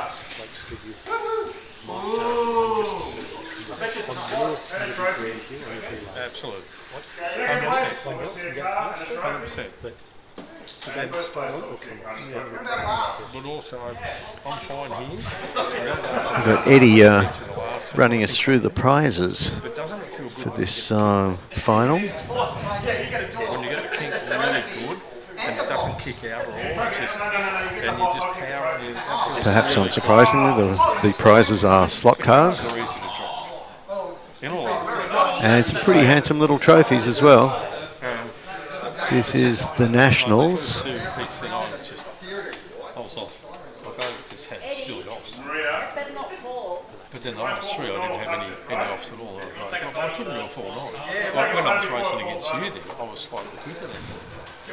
Yeah. Oh, there was nothing in it. In fairness, there was nothing in it. I was never sure I can hang around. Yeah. So the top. I can hang around and that's good. But if I'm around you and I know it's you, there's enough incentive there for me to go you know what I mean? Nice one. It's a nice thing to know that you've won the national championship.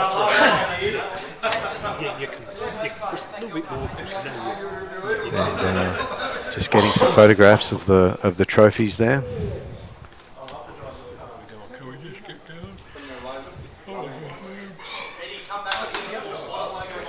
We've had a few, as we've said, we've had people from Port Macquarie and from Wollongong and from Hobart, and it's interesting we get down to the finals and it's all locals, so maybe there's something in that home track advantage. Best of luck to you all. Congratulations for me. Finally getting to the last round and we're finally ready to go home. Enjoy and good luck. Here we go.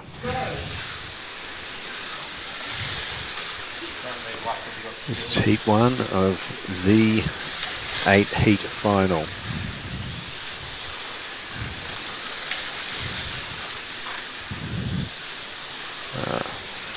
Reluctant to say normal service resume, but Jason has leapt out to a lead. But I tell you what, Purple Lane, Michael F, is starting to reel him in.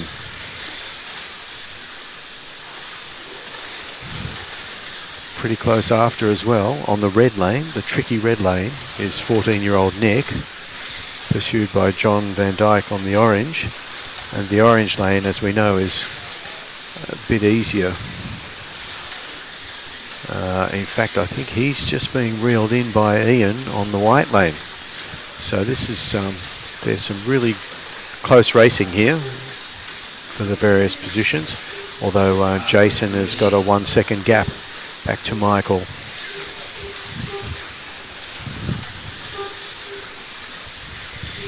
Who's on the purple lane, and then it's about another second back to Nick, and this battle between Nick and Ian on the red and white lanes respectively.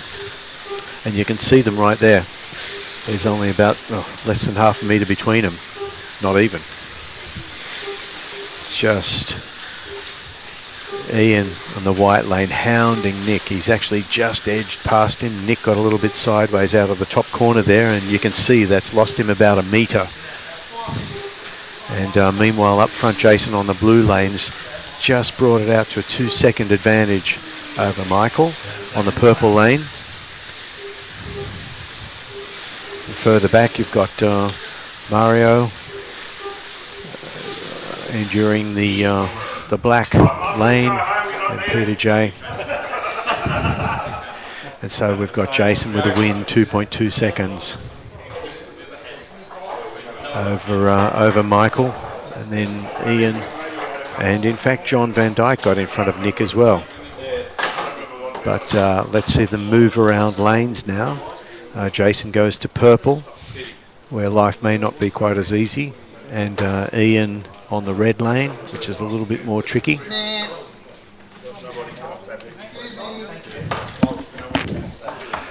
In fact, that heat for the first time. All right. Sorry, Eddie, the owner and organizer and grand poobah here, is just saying, pointing out that nobody fell off on that first in that heat, and that was the first time all day pretty much. There hasn't been an accident in a race, and he's decided he'll send the marshals all home. So anybody who crashes, just pick up your car and bat and ball, and away you go. So that's incredible. I mean, the speed of that race, and it's the fact that this is the best of the best. So it was a very fast race and no crashes. Let's see how much that holds up.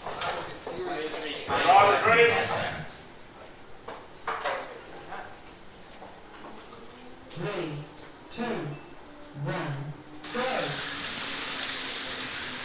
Look at those three cars started side by side in the centre lanes. Let's see how that pans out. It's like Mario's making the most of that particular battle on the yellow lane.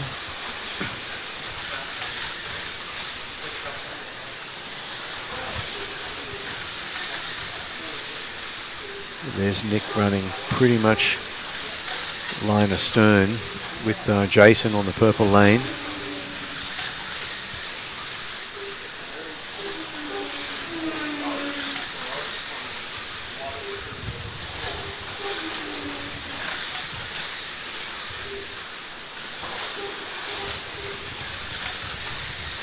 It's Jason with the fastest lap at the moment, and in fact everybody other than John Amundsen at the moment under 5 seconds. So this is everybody's doing qualifying lap times now, this many hours downstream, and that was Ian has just come off on this tricky red lane exit from the loop section. 3, 2, 1, go. Michael is flying on that black lane.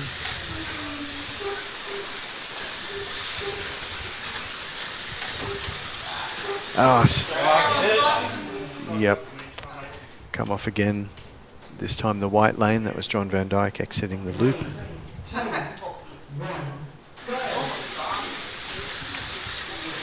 So we've got a big tussle there between Michael and Jason on adjoining adjacent lanes.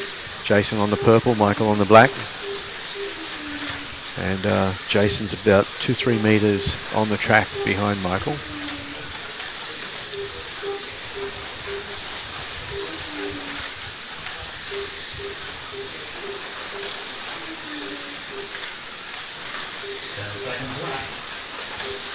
Yep, and Nick is right in there as well. Nick being on the green lane. This is a battle which has been won by Jason with another 4.793, 25 laps, top three, all on 25 laps. Really good performance there from Nick. So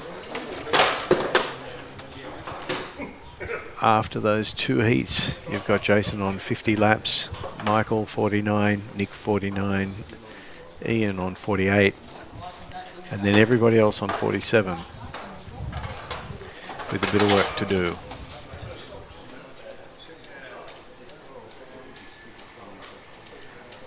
Fastest lap so far to Jason, 4.733.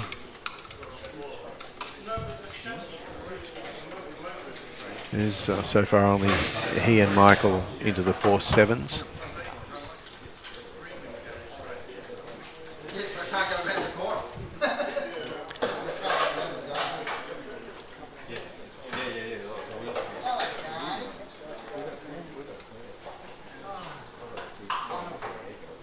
Race starts in 20 seconds.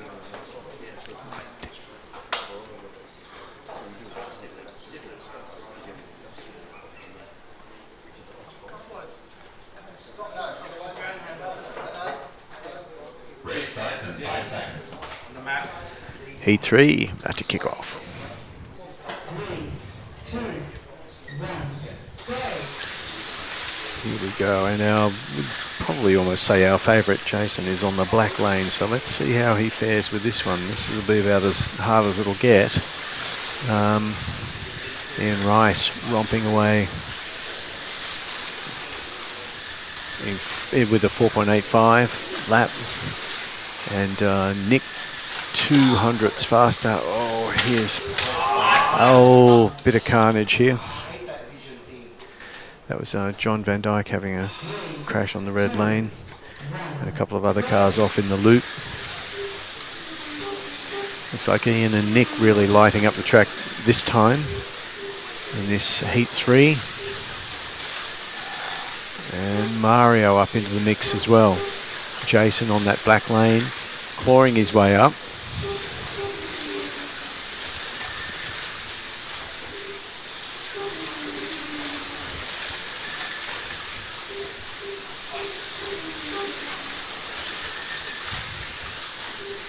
There's Ian's car looking really sweet coming up through this loop. He's got to get a win.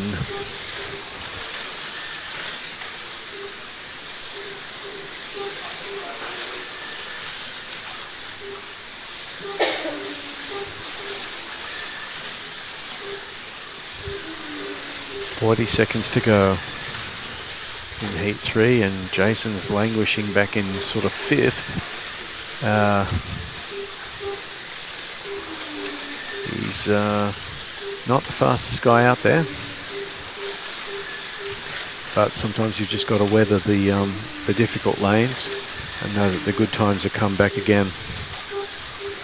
But this is looking very, very good for Ian Rice to get himself a win. He's been there or thereabouts all day today. With just 5 seconds left, it's looking like Ian, Mario, Nick, Michael, and Jason in 5th with that one. And the effect of that on the overall results after 3 heats is that Jason leads on 74 laps, and then Nick, Michael, and Ian are all on 73 laps. And there's not much of a gap in it. In fact, look at the gaps further down. We're talking hundredths of a second separating the 3rd from 5th.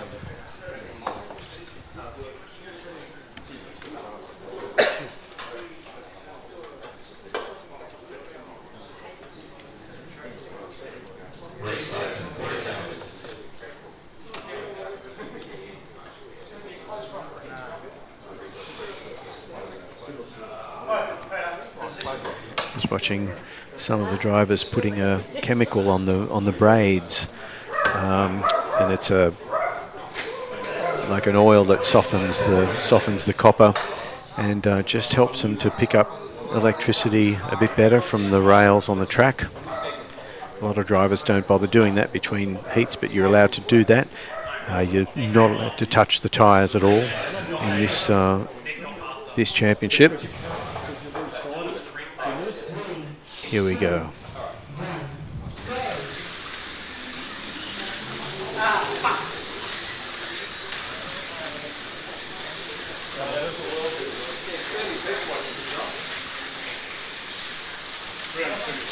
Nick romped to an early lead.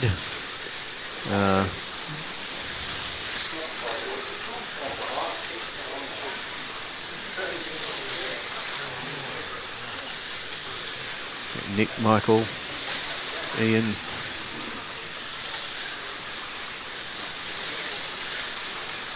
Fastest lap so far to Michael.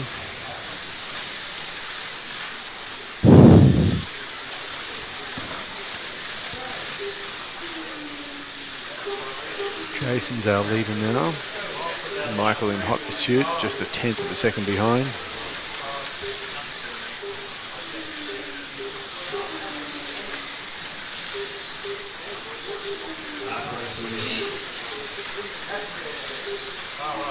And not budging either. In fact, no, Michael's taken over.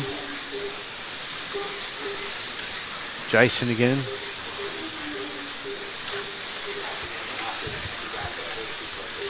Talking a gap of 400ths of a second.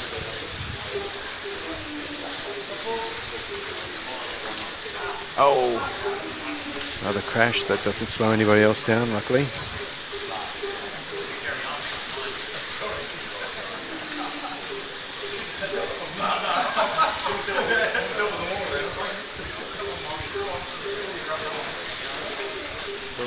John not having a fun time in that loop section.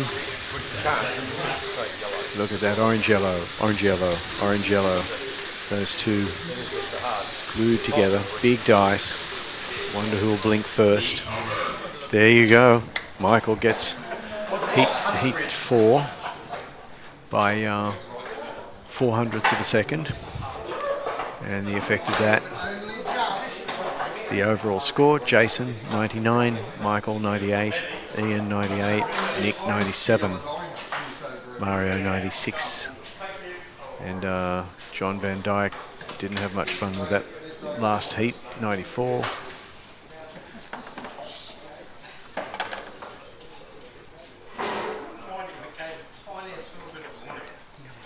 This halfway through you'd be brave to bet against Jason, but who knows, it looks like he's got Some good lanes coming up.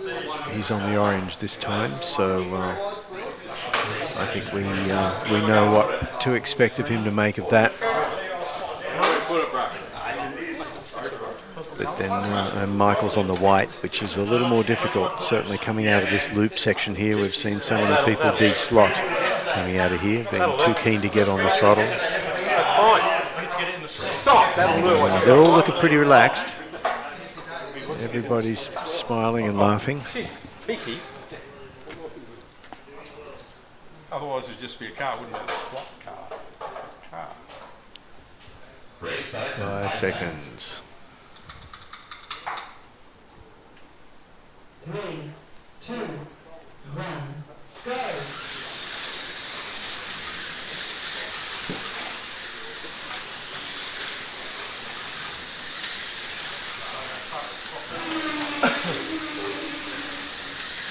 There we go, Jason straight in there with lapping in the 4.7s. Each lap in the 4.7s so far. 4.708. Can we see a 4.6? And then 4.709. Look at this, just like a metronome. Saying that he's just done a 4.77, 4.74, but he's worked up a 1.2 second advantage over Michael, who's on the white lane. It's a little more difficult.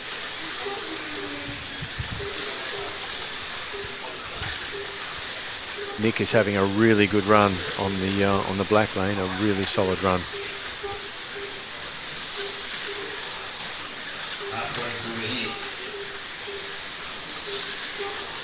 Likewise Ian on the purple.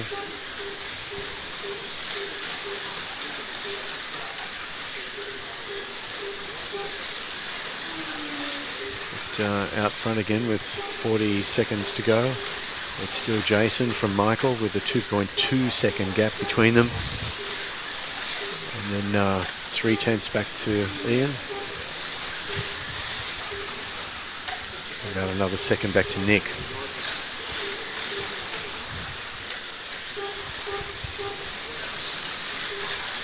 Mario's on the red lane. He's not falling off, but he's also not making much of an impression on the cars in front of him. And look at that.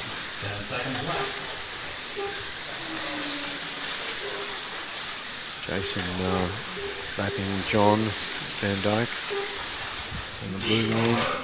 And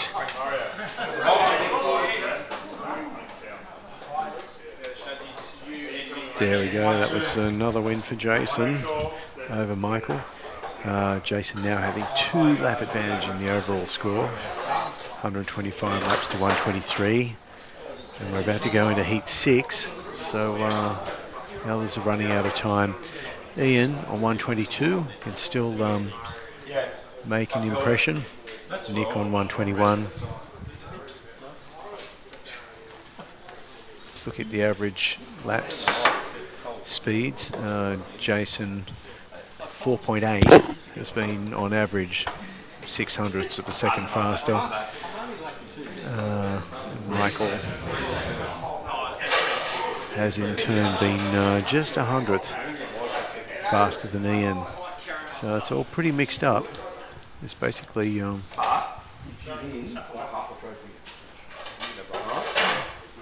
less than 2/10 separating the fastest average speeds of the top 4.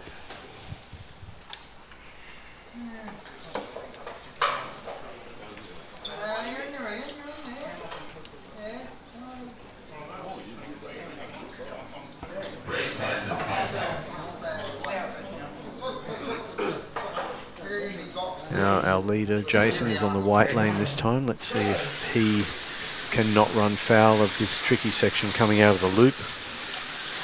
Just keep it all in the slot.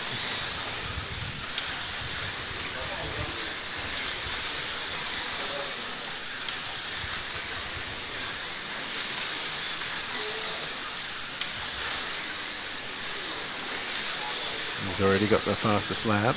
Again, just in the 4.7s on this white lane. What was it earlier today? Some of our viewers may not have been with us. Oh, there's a big crash coming out of the loop. may not have been with us, but Ian Rice was talking about Jason's car, and Ian drove it earlier this week and said when Jason qualified with a 4.999, Ian knew that there was a lot more in it than that, because he'd driven the car and said that's a 4.7 car, and that's exactly what we're seeing now. So Jason may have been keeping that close to his chest earlier in the competition, because he's now on this white lane reeling off the 4.7s, and that's quite a thing.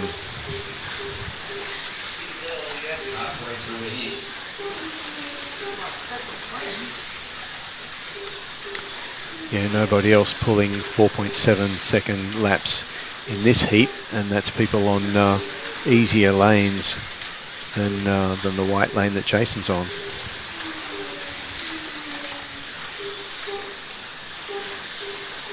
.30 seconds to go. You reach it?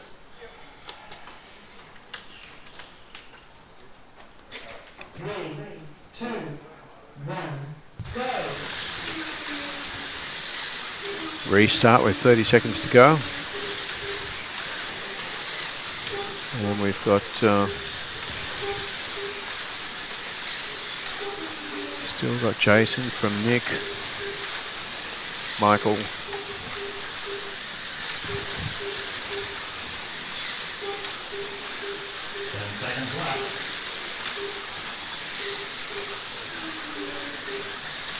Ten seconds countdown, and it's going to be Jason from Ian, Nick and Michael. And Michael one lap down on the three in front of him.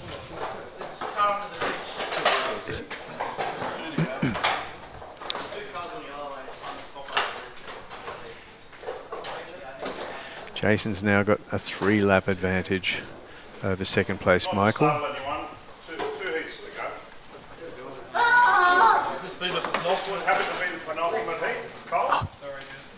Second last? No, it'll be the second last, penultimate heat.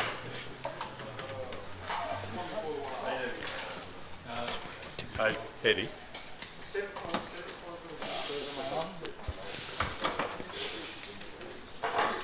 Restart in 30 seconds.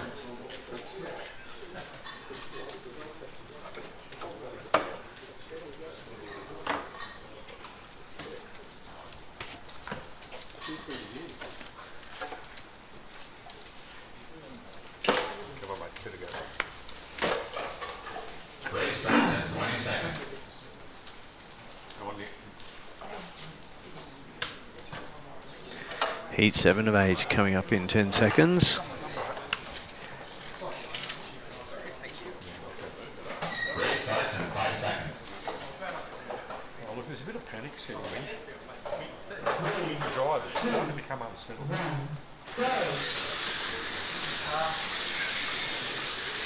Okay, Jason on the difficult red lane, Ian on the sweet yellow, Michael on the green, which is also very sweet. So let's see how he fares. He's romped out of the romped off the blocks with a 4.788 fastest lap.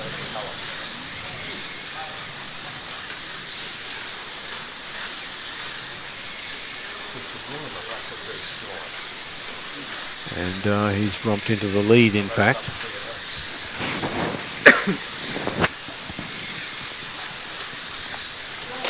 Nick running really strongly, as you'd expect, on that orange lane. And Jason on the red with a 4.797. So he's now 4.782. And consistently again in the high 4.78s. So that's what it's really all about, is just that consistency. Let's see, can he get up and win from the red lane? That would be a bit of a thing.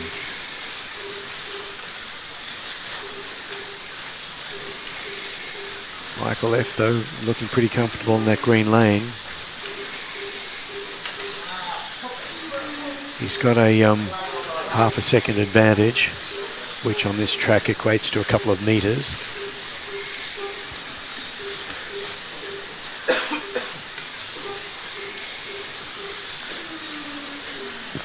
And then Nick about a second back from that in third place. driving like somebody way beyond his mere 14 years. How's our... in fact, Nick has just overtaken Jason. Jason's had an off. Again, that is run foul of that red lane. Oh, and again, in this loop section, that's knocked him back to 4th or 5th. So Jason finishes in 6th, in fact. And great win to Michael. Clawing back there, but with only one heat remaining. Can he pick up 2 laps? It's not likely.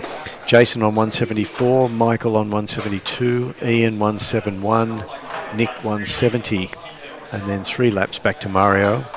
So we could see some jostling there between, for second place, potentially.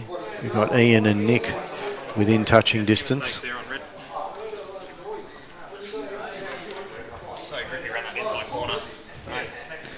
But even Jason couldn't really deal with this tight inside lane on the red lane through the loop. Had a couple of offs, and that bumped him back to 6th in that last race. Anyway, still 2 laps in front as we enter this final heat in 10 seconds. This is it.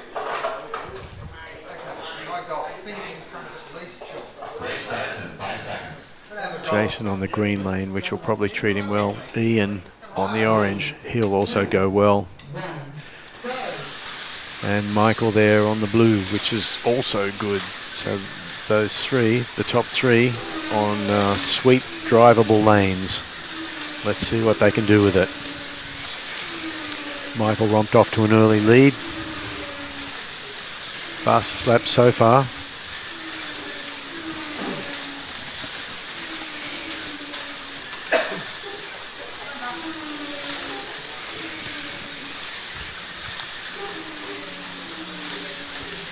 Just seen Jason with a 4.73.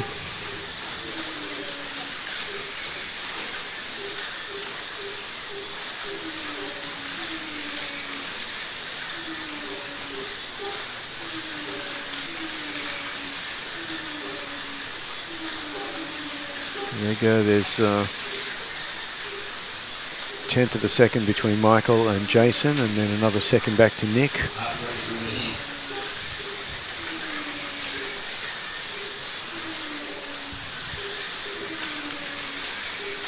And about another half a second back from that. You know, if Jason finishes in second in this heat, he's still got that 2-lap advantage in the overall count. So I think that's probably, with 39 seconds left, that's probably how they're going to finish. With Jason on top, Michael, and then Ian. Except Jason's just had an off, exiting the loop. That could be costly. Could well cost him that second place. Can you wait about 20 laps?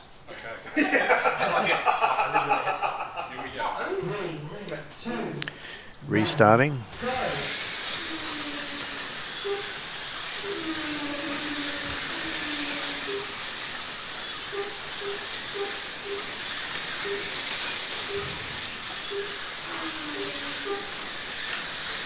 Ten seconds remaining in this final heat of the final of the 2024 Australian Slot.it Group C Nationals.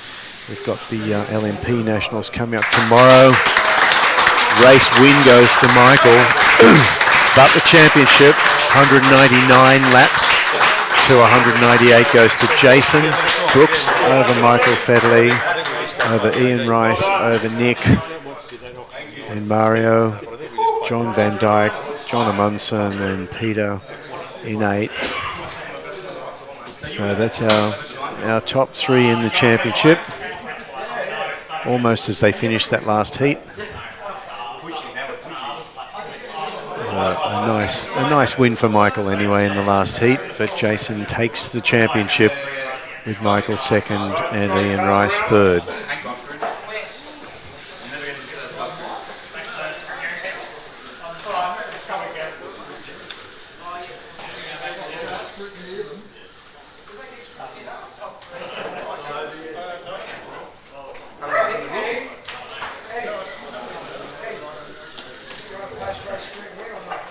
Top three.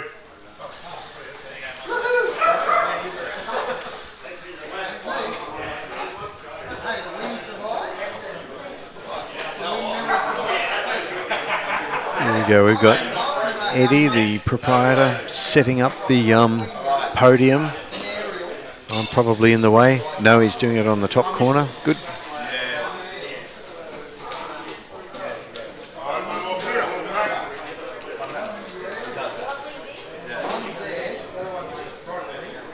They'll be bringing the trophies over. Got the podium there to put the winning cars and the prizes on. Drop them.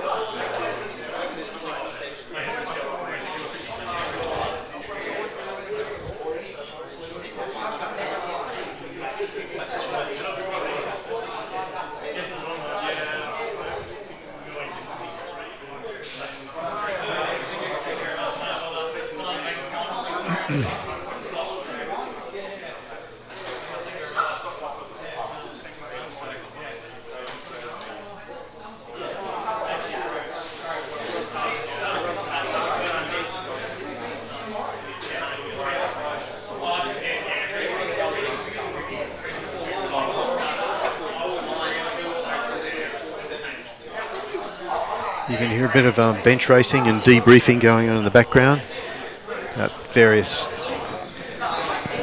adventures and misadventures.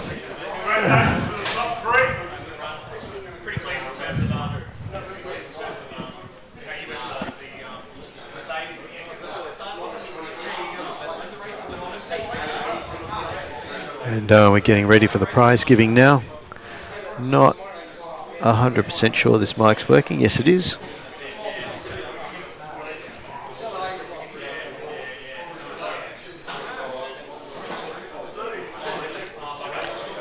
These still very smart looking cars being set up on the little podium. That's Jason's Lancia in the centre and flanked by Nissan R89s. Smart custom liveries, both of those. For the record, we have two white kids on the podium. Two cars that happen to enter the concourse. Yes, yeah, that's right. Yeah, that's right. Yeah, because the rules are similar. Yeah, the rules are somewhat similar to that. Yeah.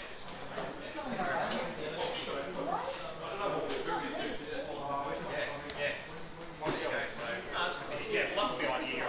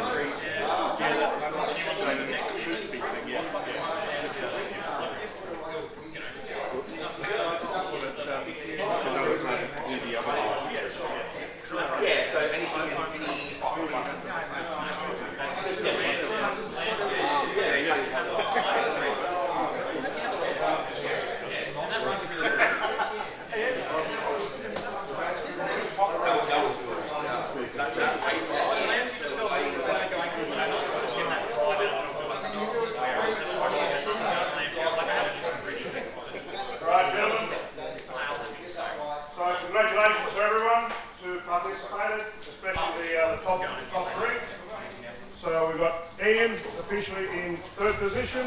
Well done. Followed by Michael in second.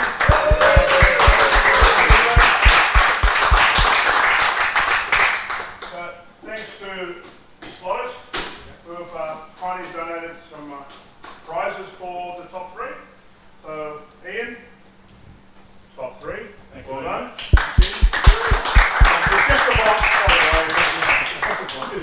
And thank you for an awesome event today. Thank you very much. Thank you. Maria, thank you. Thank you. Nothing. I did all the work.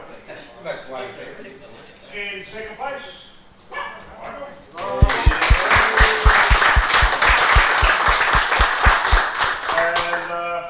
And Jason actually decided to forego his car.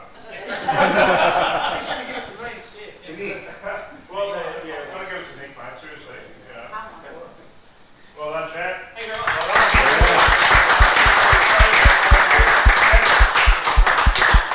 Well done. There's one little thing I forgot to give you the trophy. Oh. There we go.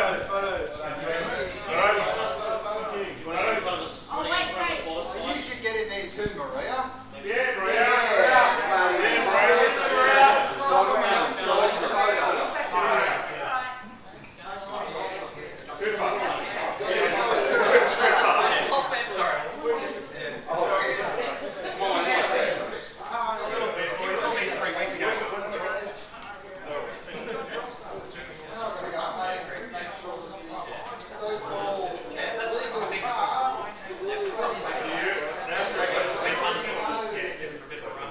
Now there's just the back slapping, and the trophies have been handed out, and the photos, and winding down from a really great day's racing here at Slot Shop in Arncliffe in Sydney, Australia, and that is the Slot.it Group C Nationals, won and done by Jason Brooks, with Michael Federley in second and Ian Rice in third.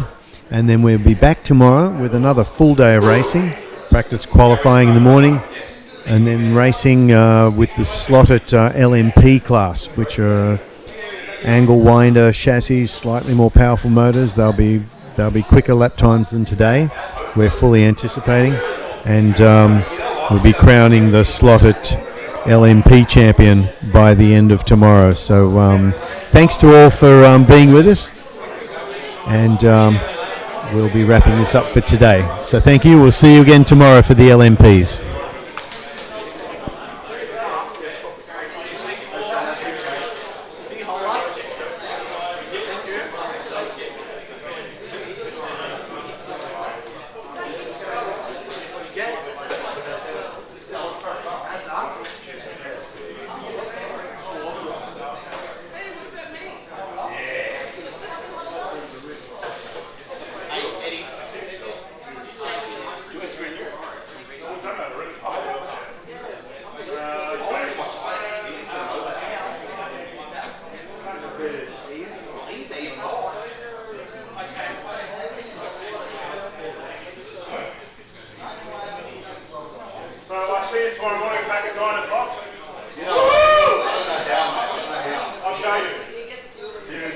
I'm going to be here at 8.